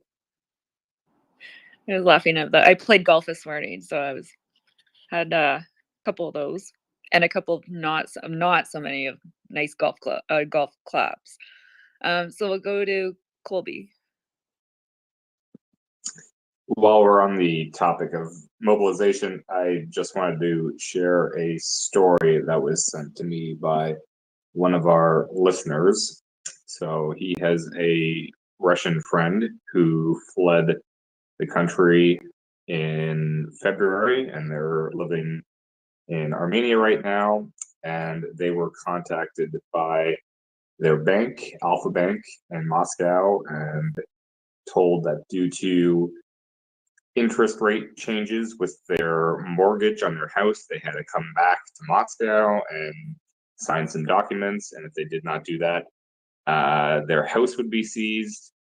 And they said, yeah, no, we're not going to do that. We can just do this electronically. But the bank is telling them, no, you have to come back and come in person. And they are of the opinion that this is a ruse to get them to come back so that her husband can be forced into the army. And they're working on getting some lawyers to fight this on their behalf in Moscow, so they don't have to go back and he doesn't have to be drafted in the military. So just a story that was shared by one of our frequent listeners about something that one of his Russian friends sent to him. So if obviously that's not independently verified, but he's a reliable source for other things in the past, so I trust that this is an authentic story. It wouldn't surprise me at all, given the extent to which the Russians seem to be going to find manpower and their desperate attempts to now stop people from fleeing the country. So just an interesting anecdote, and I guess that lends credence to the thought that 300,000 is certainly a low figure. If they're resorting to measures like this, certainly they have a goal considerably higher than 300,000 men if they're trying to get people who've already left the country to come back. Yeah, that is really interesting. So Dan, I know you have your hand up. Is it on similar topic line, or are you changing the subject? Because I think Crimson might be adding to this, but I don't know for sure. Totally on topic. Sounds So, good. Craig touched on this a little bit, but I don't think quite enough. The Russians have completely bleeped themselves by waiting until their quote-unquote professional army was wrecked to do this. If they had done this before the start of hostilities, you could promote every contract private to corporal, put them in charge of 5 people with no clue, train them for 6 months, and I mean, you wouldn't have a good army, but you'd have something you could vaguely call an army. To call all these people up when essentially the entire professional force is dead. Some combination of dead, heavily engaged, deserted, crippled. It's not real convincing when the guy training you is missing 2 limbs. That's not your clue that this is going to work out well. And if they had done it before hostilities, they would have actually had enough infantry to guard their lines of communication on the attack on Kiev. And I mean, it might have worked. But now all they're going to do is get an incomprehensible number of people without a clue killed. I mean, they can't supply what's in Ukraine now. And it's about to get winter. Is getting winter if the video is any indication. John, I saw your... Oh, sorry, Dan. This whole go train at the unit does not work when the unit's in Ukraine dying, like actively. And the higher up the tech specialist tree you go, and that's the less well it's going to work. Great points. John, I saw your hand go up. Do you want to respond? Yeah, so Dan, you're exactly on the money. One thing I would say is that we should consider, although that would have been certainly the competent thing to do, at the end of the day, that does to some extent would ascribe a level of competence to the Russians that they absolutely do not deserve, to be frank. The entire invasion plan since day one was absolutely half-baked, exactly like it was half-baked in 2014, and it failed miserably for mostly the exact same reasons as their original plan in 2014 failed horrifically. So yeah, that would have been the smart thing to do. I completely agree with you, but there is absolutely no chance they would have done the smart thing.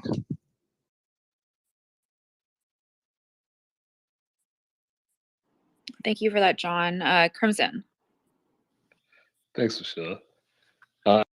Yeah, I just wanted to add an anecdote that corresponds with what John was mentioning about needing equipment to train, and it also kind of speaks to what the motivation and morale might be like for someone who's heading to Russia under these conditions. So there was an interview with a very young Russian POW who was captured recently. It's a very long interview, almost 15 minutes, and they asked him a bunch of questions about what the training was like, etc. And this is what he said. By the way, he was captured. He now helps to repair equipment for the Ukrainian army. Apparently, they vetted him pretty heavily and checked him out, and they're letting him help with small things. So he said, after he was brought to the unit that he was training with, they gave him 1 week with the simulator and 1 week with actual tanks. And he said that the group that he was training with was given 3 tanks to train with, and 2 of them broke down and became unusable almost immediately. So that tells you what the state of the equipment, even for training, is, which is a pretty bad sign for Russia. In addition to that, he said he basically had 15 minutes a day with the tank. So if you extrapolate that over a week, that means less than 2 hours total of spending time in an actual tank before it being sent to operate them in the front. So he said when he was actually deployed, he knew how to drive forwards and he knew how to drive in reverse, and that was it. And the rest he learned on the job. And he also shared, which was interesting, half of the tanks in his tank company when he was deployed were non-functional, and the other half, although they were semi-functional, each one of them had some issue with them. So, and then the tank in front of his tank ended up being hit by an ATGM. He immediately got out of his tank and ran, was captured, and then asked to be able to help the Ukrainian army instead. So that tells you both, it's a good sort of anecdote for what sort of training soldiers are receiving or the lack thereof. And also, when you bring people over who have such low motivation to fight and no morale or attachment to the cause or to the Russian army, what that means when they run into trouble. So I just thought that was interesting and it correlates, so I wanted to add. Thanks. Thanks, Crimson. Craig, I saw your hand go up, so I didn't know if you wanted to respond to Crimson. Yeah, just very briefly. I mean, I think that it's what's understanding is that, you know, there is no correlation in the Russian army to combat experience. They haven't seen any real combat since Afghanistan, which is at this point 40 years ago, right? And what it was not conventional warfare at that, right?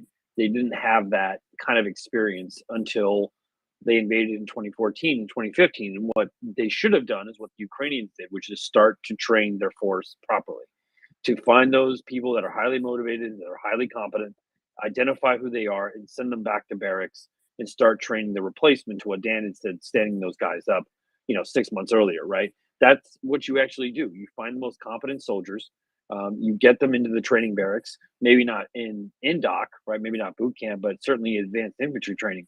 And the Ukrainians did it right. They didn't.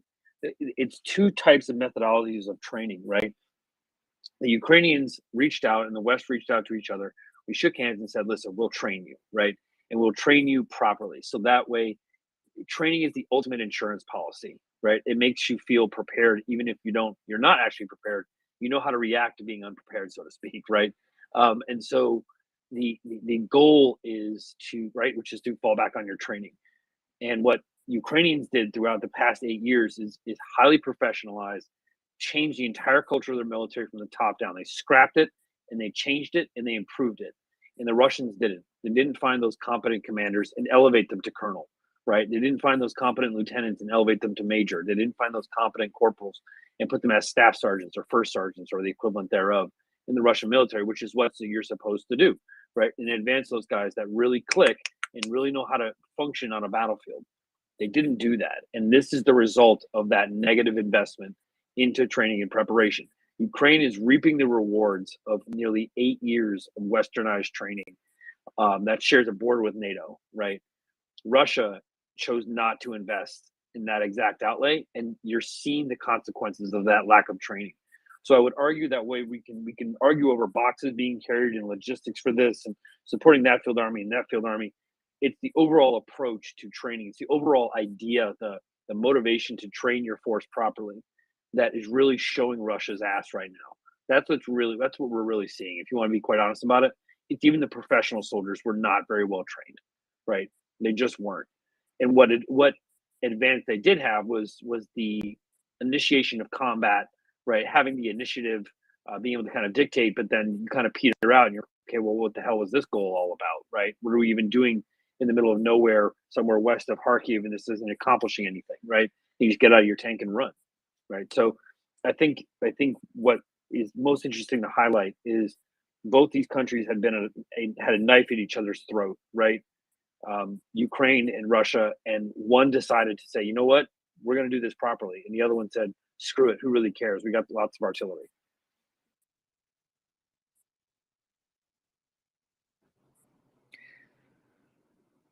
Thanks so much, Craig. John, did you want to respond or add? Yeah, just one last thing, then I gotta hop off to go to bed. Craig, to your point about investing in training and these other things that Ukraine has that has given them such a decisive advantage.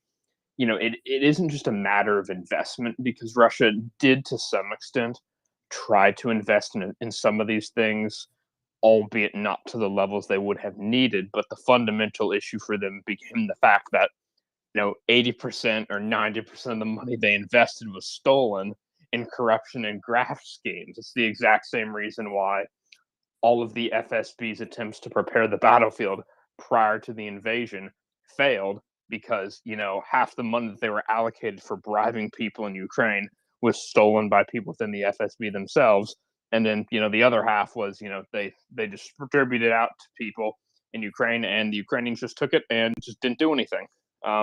So yeah, I mean, as much money as the Russians want to invest in these things, corruption, graft, and kleptocracy are so rampant and institutionalized that for every dollar that you invest, 80 cents of that is going to build some palace in God knows where, southern Russia. I would just say, just very quickly, and John touched on it very delicately, and I just kind of want to press down a little bit harder on it, that he mentioned something about a poor army not getting what it needs. That's part of it, right? That's not all of it, though. And that's kind of what John had kind of, like I said, he scratched the surface of, is that it's a modus operandi in the military not to be professional, but to be corrupt. That's the guiding principle, right? And if that's your overall guiding principle, then training, everything kind of falls by the wayside, right? No matter what equipment you got. If you could have a highly disciplined military that has lots of pride and dignity, but a military is ultimately a reflection of society, right? That's what a military ultimately is, of their values, of their demographics, you would hope.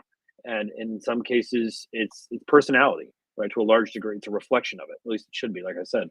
The Russians' reflection of their army is perfectly a reflection of how they are as a society, right? And it's just as simple as that.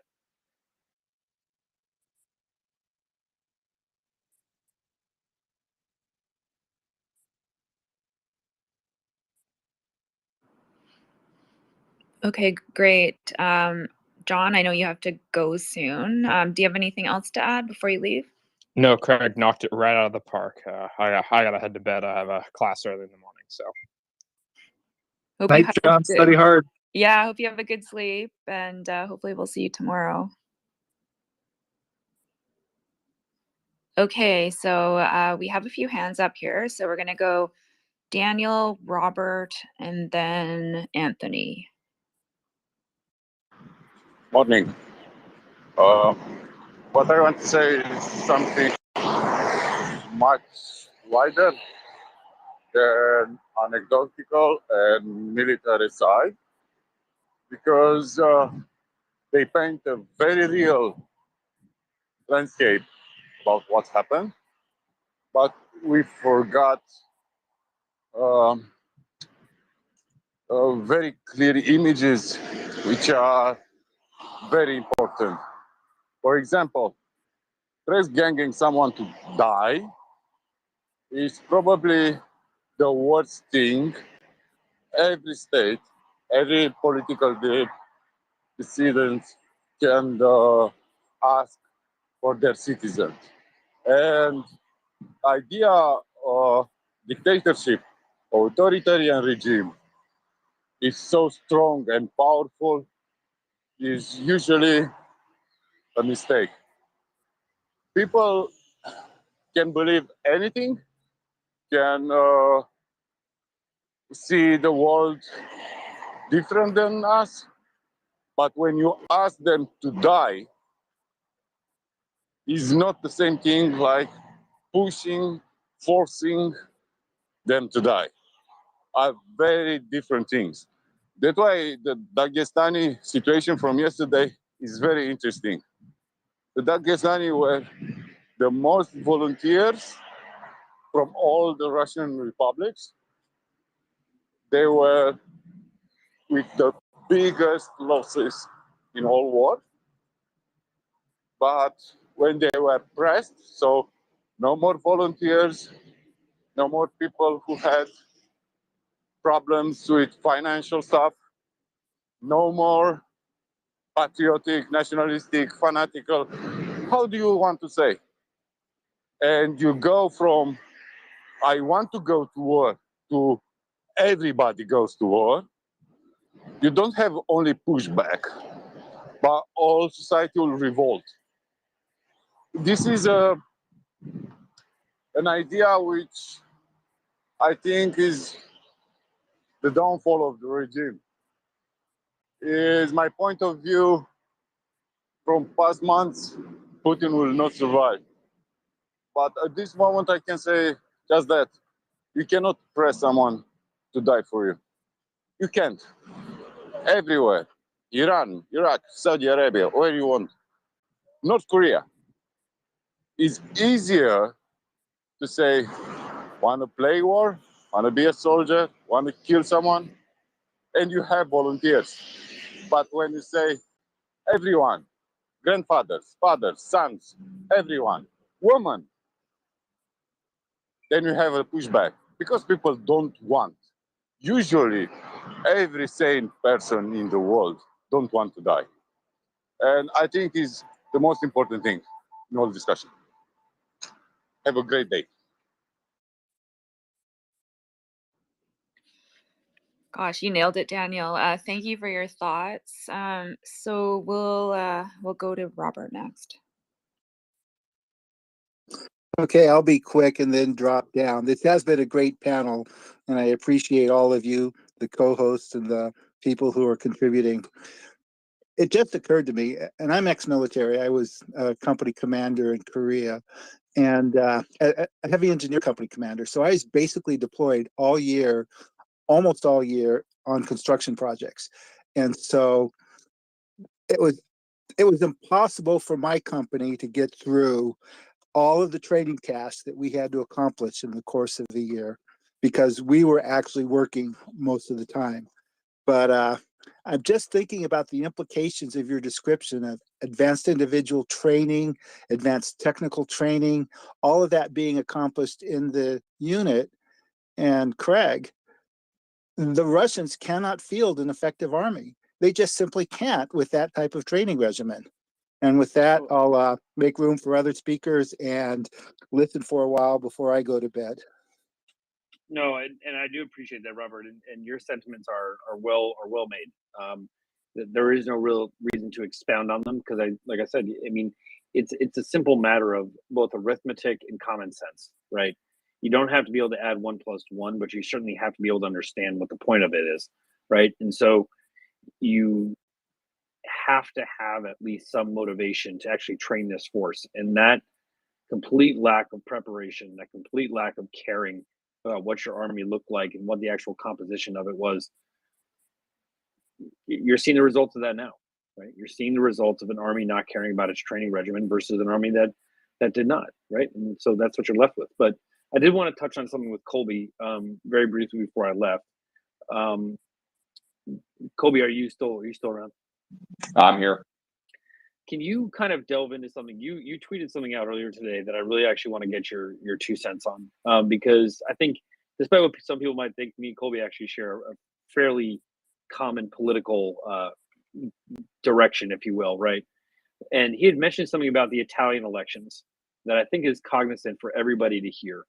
I think that it's important that in this alliance of NATO, and I can't stress this enough, that we after this war is over, we cannot look back and start saying who was committed, who wasn't committed. This population did that. That's internal friction, and I think Colby was spot on when he talked about the results of the election in Italy. Colby, do you want to kind of fill us in on that?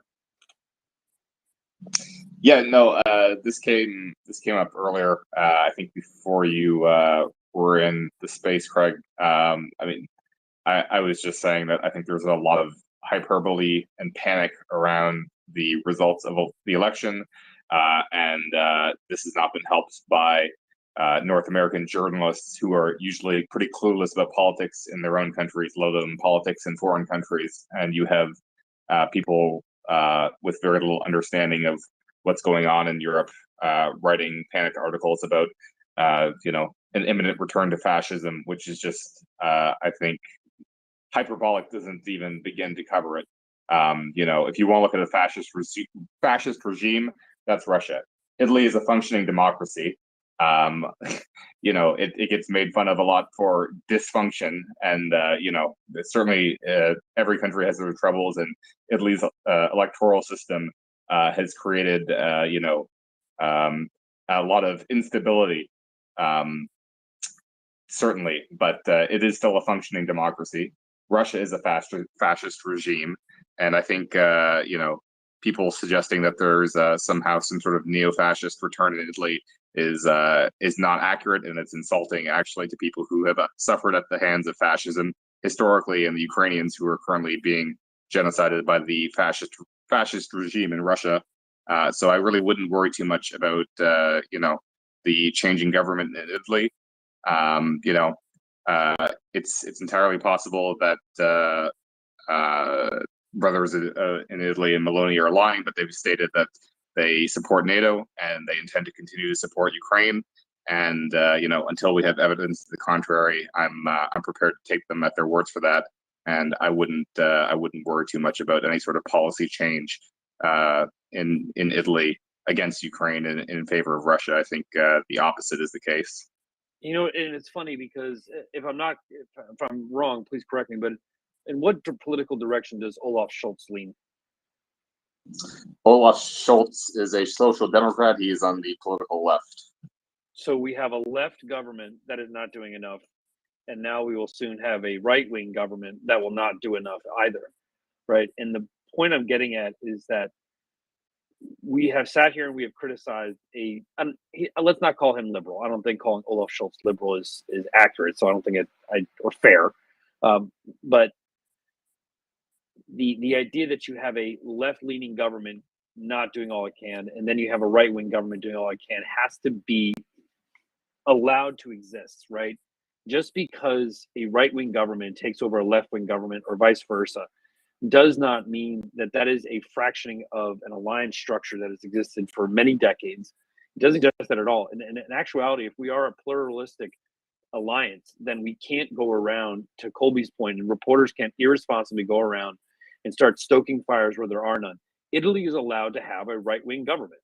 There's nothing in the rules that says the left always has to win for whatever cause that you might agree with, right? There is an election. I think it was, remind me of the vote total, Colby. What overall percentage of the vote did the party receive? We're just working with exit polls right now, which is another reason why I think it is so premature to have people ringing alarm bells and screaming about black shirts marching down the street, which is the kind of rhetoric that I'm seeing from a lot of people who should know better and should be more responsible. So these are exit polls so far. The projections I'm seeing is in the ballpark of 45% is the center right electoral bloc is going to receive. So we really don't know what's going to happen once all the votes are counted. And I think it's fair to say that in that domestic conversation, I don't think Ukraine touched the top of the list. I'm pretty sure it was COVID, the economy, inflation, and migration, if I'm not mistaken. Right? Those are the main. Spot on, Craig. Yeah, I think that's a fair assessment. People in Europe are obviously very concerned about Ukraine and Russia's invasion. Obviously, we've spoken to this at length, that Putin has really misplayed his hand here because he's alienated a lot of people in European politics who were previously somewhat sympathetic to his views, which is he's a real strategic genius. But aside from that, voters have a lot of concerns on their minds when they go to the polls. Exactly. And Ukraine policy is probably not top of the list. In Italy's case, certainly just economics is usually top issue for most voters, and obviously migration is obviously another very significant concern for people in Italy as well. And that's kind of what I'm thrusting at here, right? Because I think that it's important, despite some of the, I won't say the word, but despite those people that think negatively of this election, we have an election coming up here in the United States. And I'm not trying to make this political. I'm just trying to kind of paint a picture of a more pluralistic alliance where we allow right-wing governments to be in charge and we don't all throw our hands up, and we allow left-wing governments to be in charge. As I mentioned earlier, you have a left-wing German government not doing enough. I don't see anybody talking about the communists taking over, right? And about how the Nazis are retaking Germany and how this is a, et cetera, right? You don't get that kind of language. But when a right-wing government comes into power, that's a reflection of what the majority of the people wanted at that time. That's called democracy, right? And I don't like it when I see people, I don't want to say like it makes me upset, but it aggravates me a little bit when I see people say, oh, to Colby's point, oh, this is neo-fascist. These people are all pro-Putin, expect for the fractures in the alliance. This wasn't good. Chill out, right? Allow Italy to work out its own domestic conversation of inflation. Maybe the party in charge was totally corrupt, right? And it had completely fleeced the country and nothing was getting done. Then they deserve to be voted out, right? Just because they might be on a certain side or as certain far as you want them to go on Ukrainian policy doesn't necessarily mean that they're a good government for that individual country at that time, right? So I just wanted to kind of get my 2 cents in there because I've been kind of chewing at that all day. It's really kind of bothered me with what Colby had said. Please go look at that tweet, read through that tweet that Colby had mentioned. I think it's really helpful to kind of draw our perspective a little broader than maybe we had before earlier. Thanks, Craig. And I agree. And I think it's important to remember that, especially when we're talking about members of the NATO alliance, we have to, accept that we're all democracies in NATO. That's the strength of NATO, is that we're all democratic countries. And it's important for us all to recognize and accept the legitimacies of those governments, of the members of the NATO alliance. They were all democratically elected. We don't have to agree with their the policies of the all the different countries. We hope that there's as little daylight as possible within the alliance, but there is sometimes. But at the end of the day, they're all democratically elected governments. I don't like a lot of the policies of the German government and Chancellor Scholz. There are frequent magnet for criticism on this space, but they're still the legitimate government of Germany. They're not illegitimate just because we might dislike some of their policies.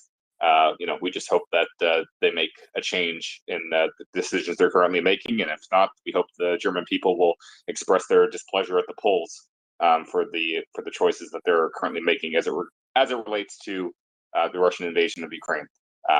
To be clear, because whenever politics comes up, we run the risk of getting a little bit too derailed here, and I want to make clear that to the extent that we discuss domestic politics, it's always in the context of how it relates to Russia's invasion of Ukraine. And it's definitely not an invitation for everybody to get up here on their soapbox and talk about their pet political issues. And on that note, Craig, before you leave, if you don't mind, I actually wanted to ask you about something because I had put a tweet up in the nest about a video that was floating around. There was a report of a fire at a Evraz factory out in Siberia, and they are one of Russia's leading producers of rails for railways, which obviously is a favorite topic of yours. So I just wanted to bring that to your attention, and it's something to watch for, that there could be some significant disruptions if this is actually true. And I did a little bit of amateur OSINT geolocation to figure out if this is actually the case, and there may be a big fire disrupting Russia's steel and rail productions facilities. Classic upriver logistical attack. This is on par with a ball bearing factory in the Ruhr Valley or a coking coal, because this is the subcontractor to the manufacturer of the ultimate product that you wish to use, right? And so the design of these factories is meant to be as assemblies, right? So you have your smaller factories that do the actual piecing together, the mechanics, and all that stuff, and then the larger, say the general contractor, if you will all be delivered to a central location and then assembled and then sent out. What they're doing is attacking upriver at the most basic function by which feeds those steel rails, right? That's the whole goal, right? And so what you're trying to do is not necessarily disrupt the main factory where everything's assembled. You don't have to do that. You just have to knock off the smaller subcontractors that may not be as well protected. They may not be as well guarded. They may not be, they're kind of out in the middle of nowhere. So getting to them may not be that hard, or being seen, I should say. And so this was a kind of attack that was on par, like I said, during World War II when they hit those ball bearing factories. Perfect strike on a subcontractor to a manufacturer or an assembly.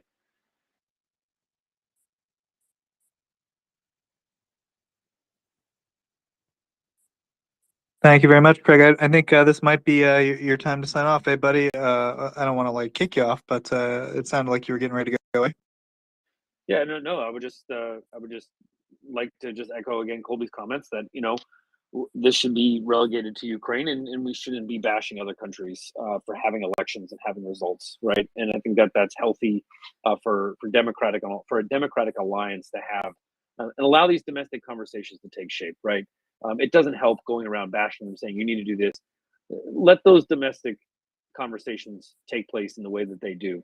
That's the real strength of the alliance, right? Letting the individual, both the person and the individual nation, operate within the framework of NATO. So that's all I kind of wanted to add. And then, like Colby had said, I would expect more of these. I'm kind of interested as to how this happened because it's so unbelievably far away that it kind of stokes the imagination, to be quite honest with you, as to how this actually happened and how it took place. Yeah, I mean, to be clear, I there's no suspicion of Ukrainian involvement right now. There's just a fire. Nor would there be, right? Would there be. No, I mean, the Russian factories have lax safety standards, so I mean, things just happen. Yep, accidents do and will happen, right? I guess you start the safety count over again, day one since last industrial accident. Yeah, but thanks so much, Joseph. You all have a good evening, and we'll see you all tomorrow. Thanks so much, Craig. Have a good rest of your evening. You as well. Thank you. Anthony, I know you've had your hand up for a while. Yeah. I guess my question goes back a little bit to the mobilization. So what I know and understand of history, mobilization is often rough on economies. Has there been any discussion on how that's going to affect the Russian economy? I know Ukraine's is suffering right now, but I didn't know if the discussion of it had in the space about how it might expedite the war's end by. So I think finance is the one we tend to turn to. He tries to confer with some sources that can gotten his comprehensive take on precisely the direct economic impact Russian mobilization is predicted to have on the economy. I think as of right now, it's still a little bit difficult to see just because the mobilization, as far as we understand, they mobilize critical industries like even like I don't know, basic industries, and so I think the issue is a lot of those industries have now gone to the government and said, look, we can't deliver like any numbers for you if you take all these people. And so the government is now slowly, as far as I can see, like, and again, I'm not maybe not an expert in this. We should turn to finance or maybe Ben, but like they're starting to try to figure out where they can do like economic triage and stuff. So I think, long story short, I think the jury might still be out on exactly the precise economic impact this might have, just because Russia is such a mess of a government to begin with and a mess of an economy. And it seems like they're still trying to figure out what departments or what areas of the economy they're going to screw over and which ones they're not. But I saw Colby's hand go up. You might have something a little more fulsome to say here, Colby. Go ahead. It's difficult to quantify an impact to the economy when we don't still know the full magnitude of what mobilization is going to entail. We were just discussing, Craig was asking, do we know exactly how many men are going to be mobilized, and the short answer is no, we don't. We're making estimates about what we think, and we think it's actually probably closer, somewhere in the million-man ballpark is what Russia's aiming for, rather than the 300,000 figure that was stated. But this is still guesswork, so it's very challenging to quantify what the economic impact is going to be until we know the full scope. There's been reports about men who are working in industries that would, in a normal country, be deemed, essential for the war effort, still being mobilized. So that's a bit of a red flag. But then again, the jury's still out on what the impact of that's going to be. Camille Galieve has written some tweets about this specific topic, and his initial assessment seems to be that, they can continue to function to some degree, more or less, even if they start mobilizing factory workers who were, working on, war material. And, part of that as well is going to be that, without the requisite inputs, Russia can't produce a lot of war material anyway. Certainly not high-end stuff without microchips and other, components from Western countries, which they are heavily reliant on for their more sophisticated systems. So I suspect that the Kalashnikov concern complex is still going to be pumping out small arms munitions still. But if they had factory workers who were assembling fighter jets, Russia's not going to be assembling too many new fighter jets right now. So those guys could be mobilized, and it wouldn't impact their war effort really adversely. So jury's still out on what the economic impact is going to be, but it is fair to say that mobilization in any case obviously does have fairly significant impacts to the wartime or just the economy overall. And I know I made that point in the past when we were initially discussing the mobilization in the wake of it first being announced, that there's a immense cost if you start mobilizing people who are involved in the civilian economy and putting them into uniform. Those workers have to be replaced somehow. So there's certainly going to be a cost, and obviously Russia's economy is not in good shape as is. But I don't think there's going to be much concrete hard data right now until we know the full scope. Thank you for the answer. Have a good night, guys. Daryl, did you want to add to this? No, I actually just had a question. I want to know, does the Russian economy, workforce, do they have a large female a large female workforce, or are they particularly male dominated? I don't have any stats in front of me, but I would hazard a guess that female labor force participation in Russia is considerably lower than any Western country. Yeah, I know during the World War II, they pretty much were on equal footing. That's why, and they've retreated from that pretty much, I guess, since the Soviet Union has dissipated. Yeah, well, the USSR was immediately put onto total war footing in 1941. Russia certainly is not on total war footing now, and I would suggest that the Russian state does not even have the capacity to go onto a total war footing, especially at this stage. Even if they, before the war started, and all the sanctions were laid on, and they had done preparatory work, their capacity to do something like that would be a far cry from what the USSR was capable of. Yeah, they don't. They would have to retrain.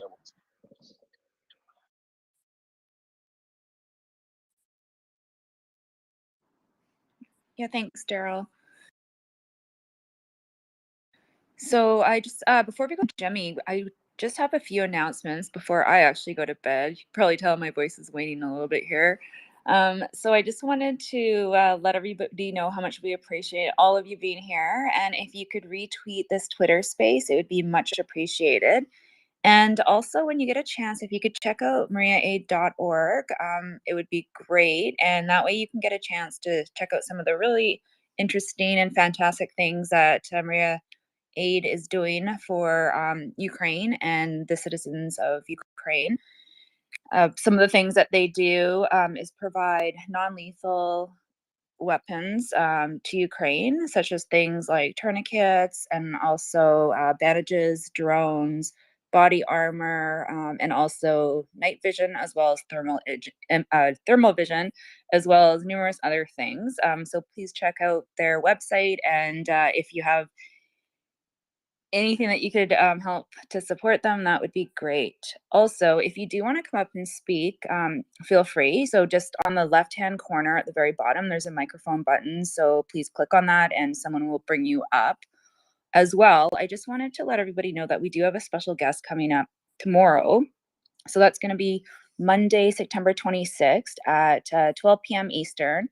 And that's also 7 p.m. Kyiv time. So our special guest is Svetlana Sinkovska, and she's an international agricultural expert. She's also a Ukrainian agri-exports advocate. It was a bit of a mouthful there. And she's also a journalist. So please, if you get a chance, come on and listen to what she has to say, because I think it's going to be very interesting. So that's going to be tomorrow, Monday, September 26th at 12 p.m. Eastern time, 7 p.m. Kyiv time. So thank you so much for everybody for being here. And I've really enjoyed spending the night with you. So I'm going to actually head off to bed pretty shortly. And Joseph is going to carry you guys on until I think it's Doman that's going to be on next. So thanks everybody and have a great night. Thank you very much, as always, Michelle. We've gotten a lot of positive feedback from all the listeners on your great co-hosting. So thanks so much for coming and showing your support to Ukraine by helping us out and helping run the panel. And everyone really appreciates it. So thanks, and have a great night, Michelle. We'll hope to see you soon. And we got a lot of hands. So I think it was Jimmy, then Brad. Jimmy, go ahead.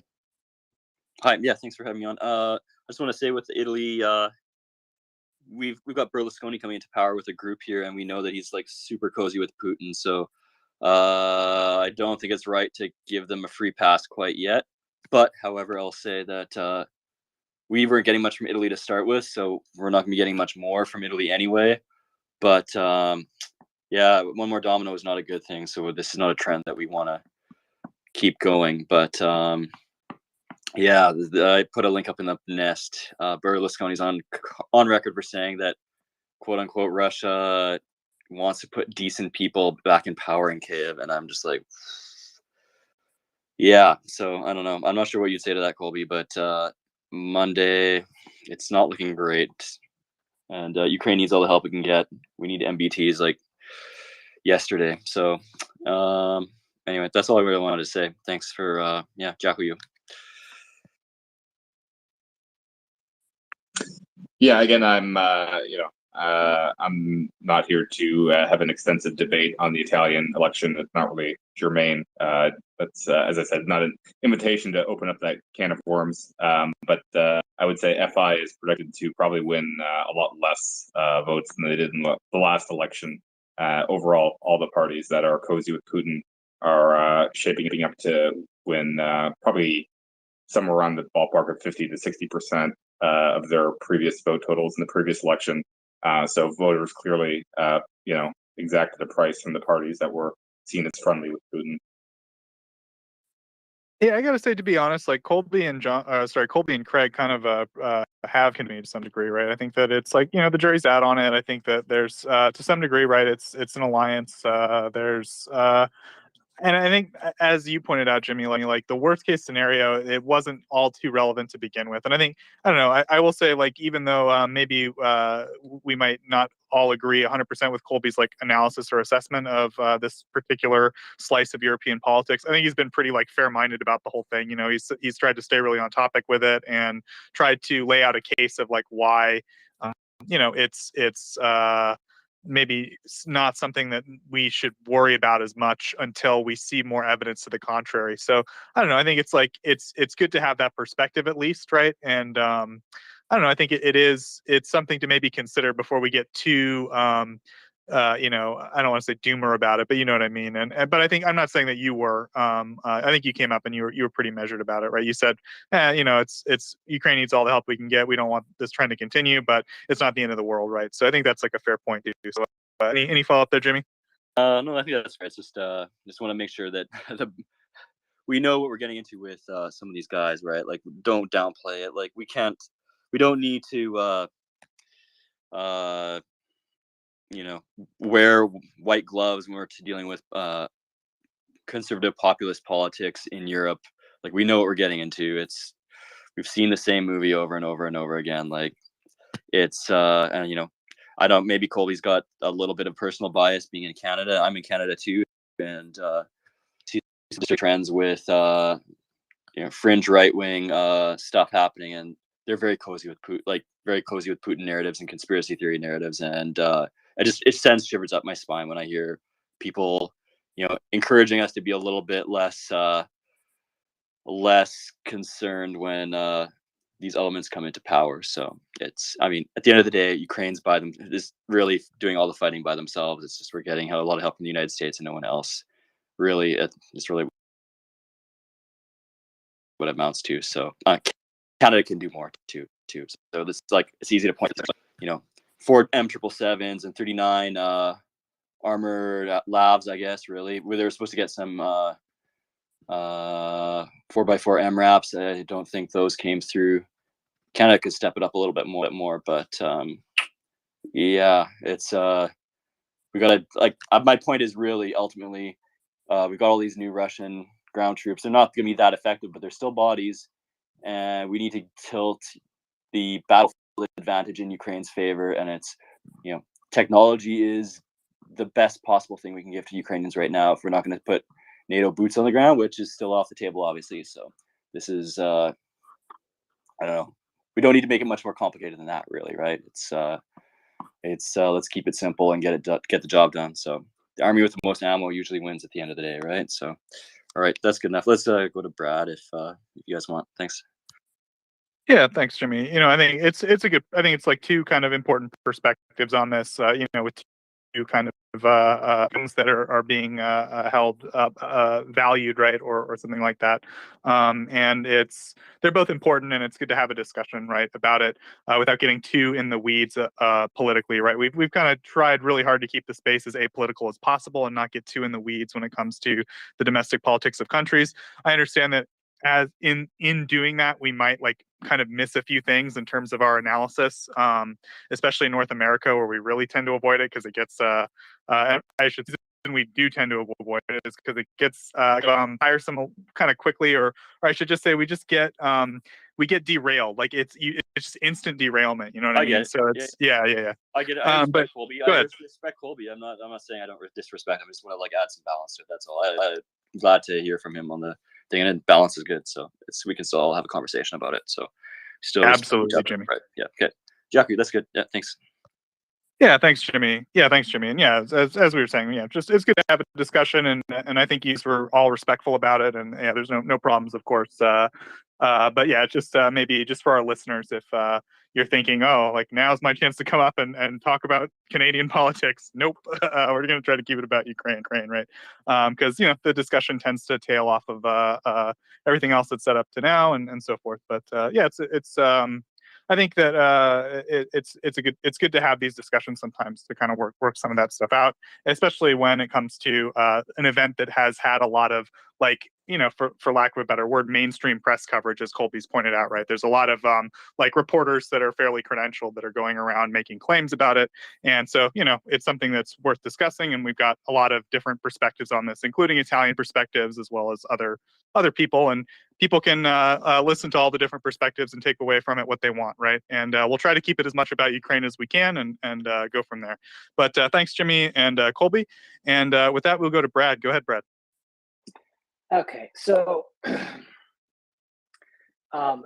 not to beat a dead horse, but I am going to talk about this fascist thing. But I'm going to start with Russia. What Putin has put together is a particularly toxic version of fascism.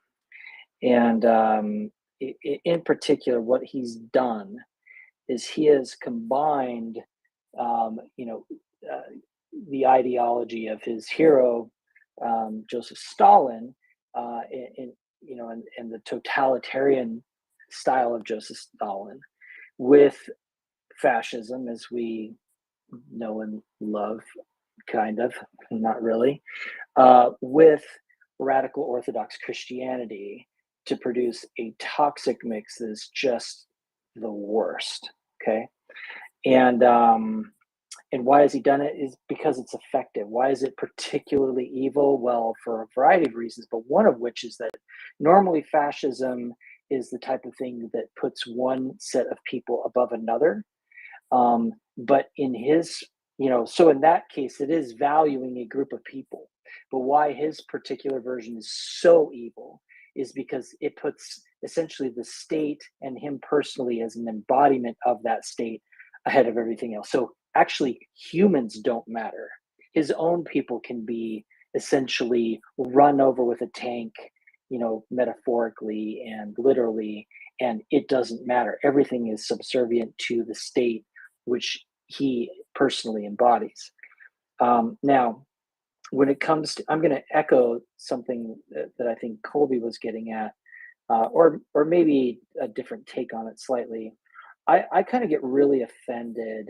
I don't want to say offended, but maybe just irked when I hear people automatically, when somebody says right wing or conservative, they automatically assume that they're talking about a fascist, organization or movement, because that is absolutely not the case. Now, oftentimes it can be, but I think we do ourselves a disservice when we automatically assume that somebody who is a far right conservative is also a fascist.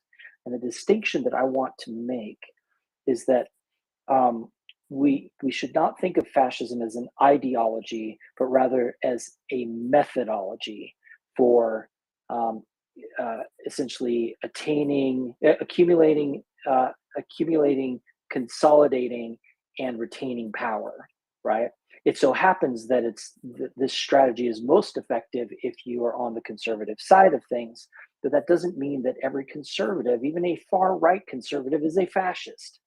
And so it's important that we make that distinction and that we look at fascism as a methodology.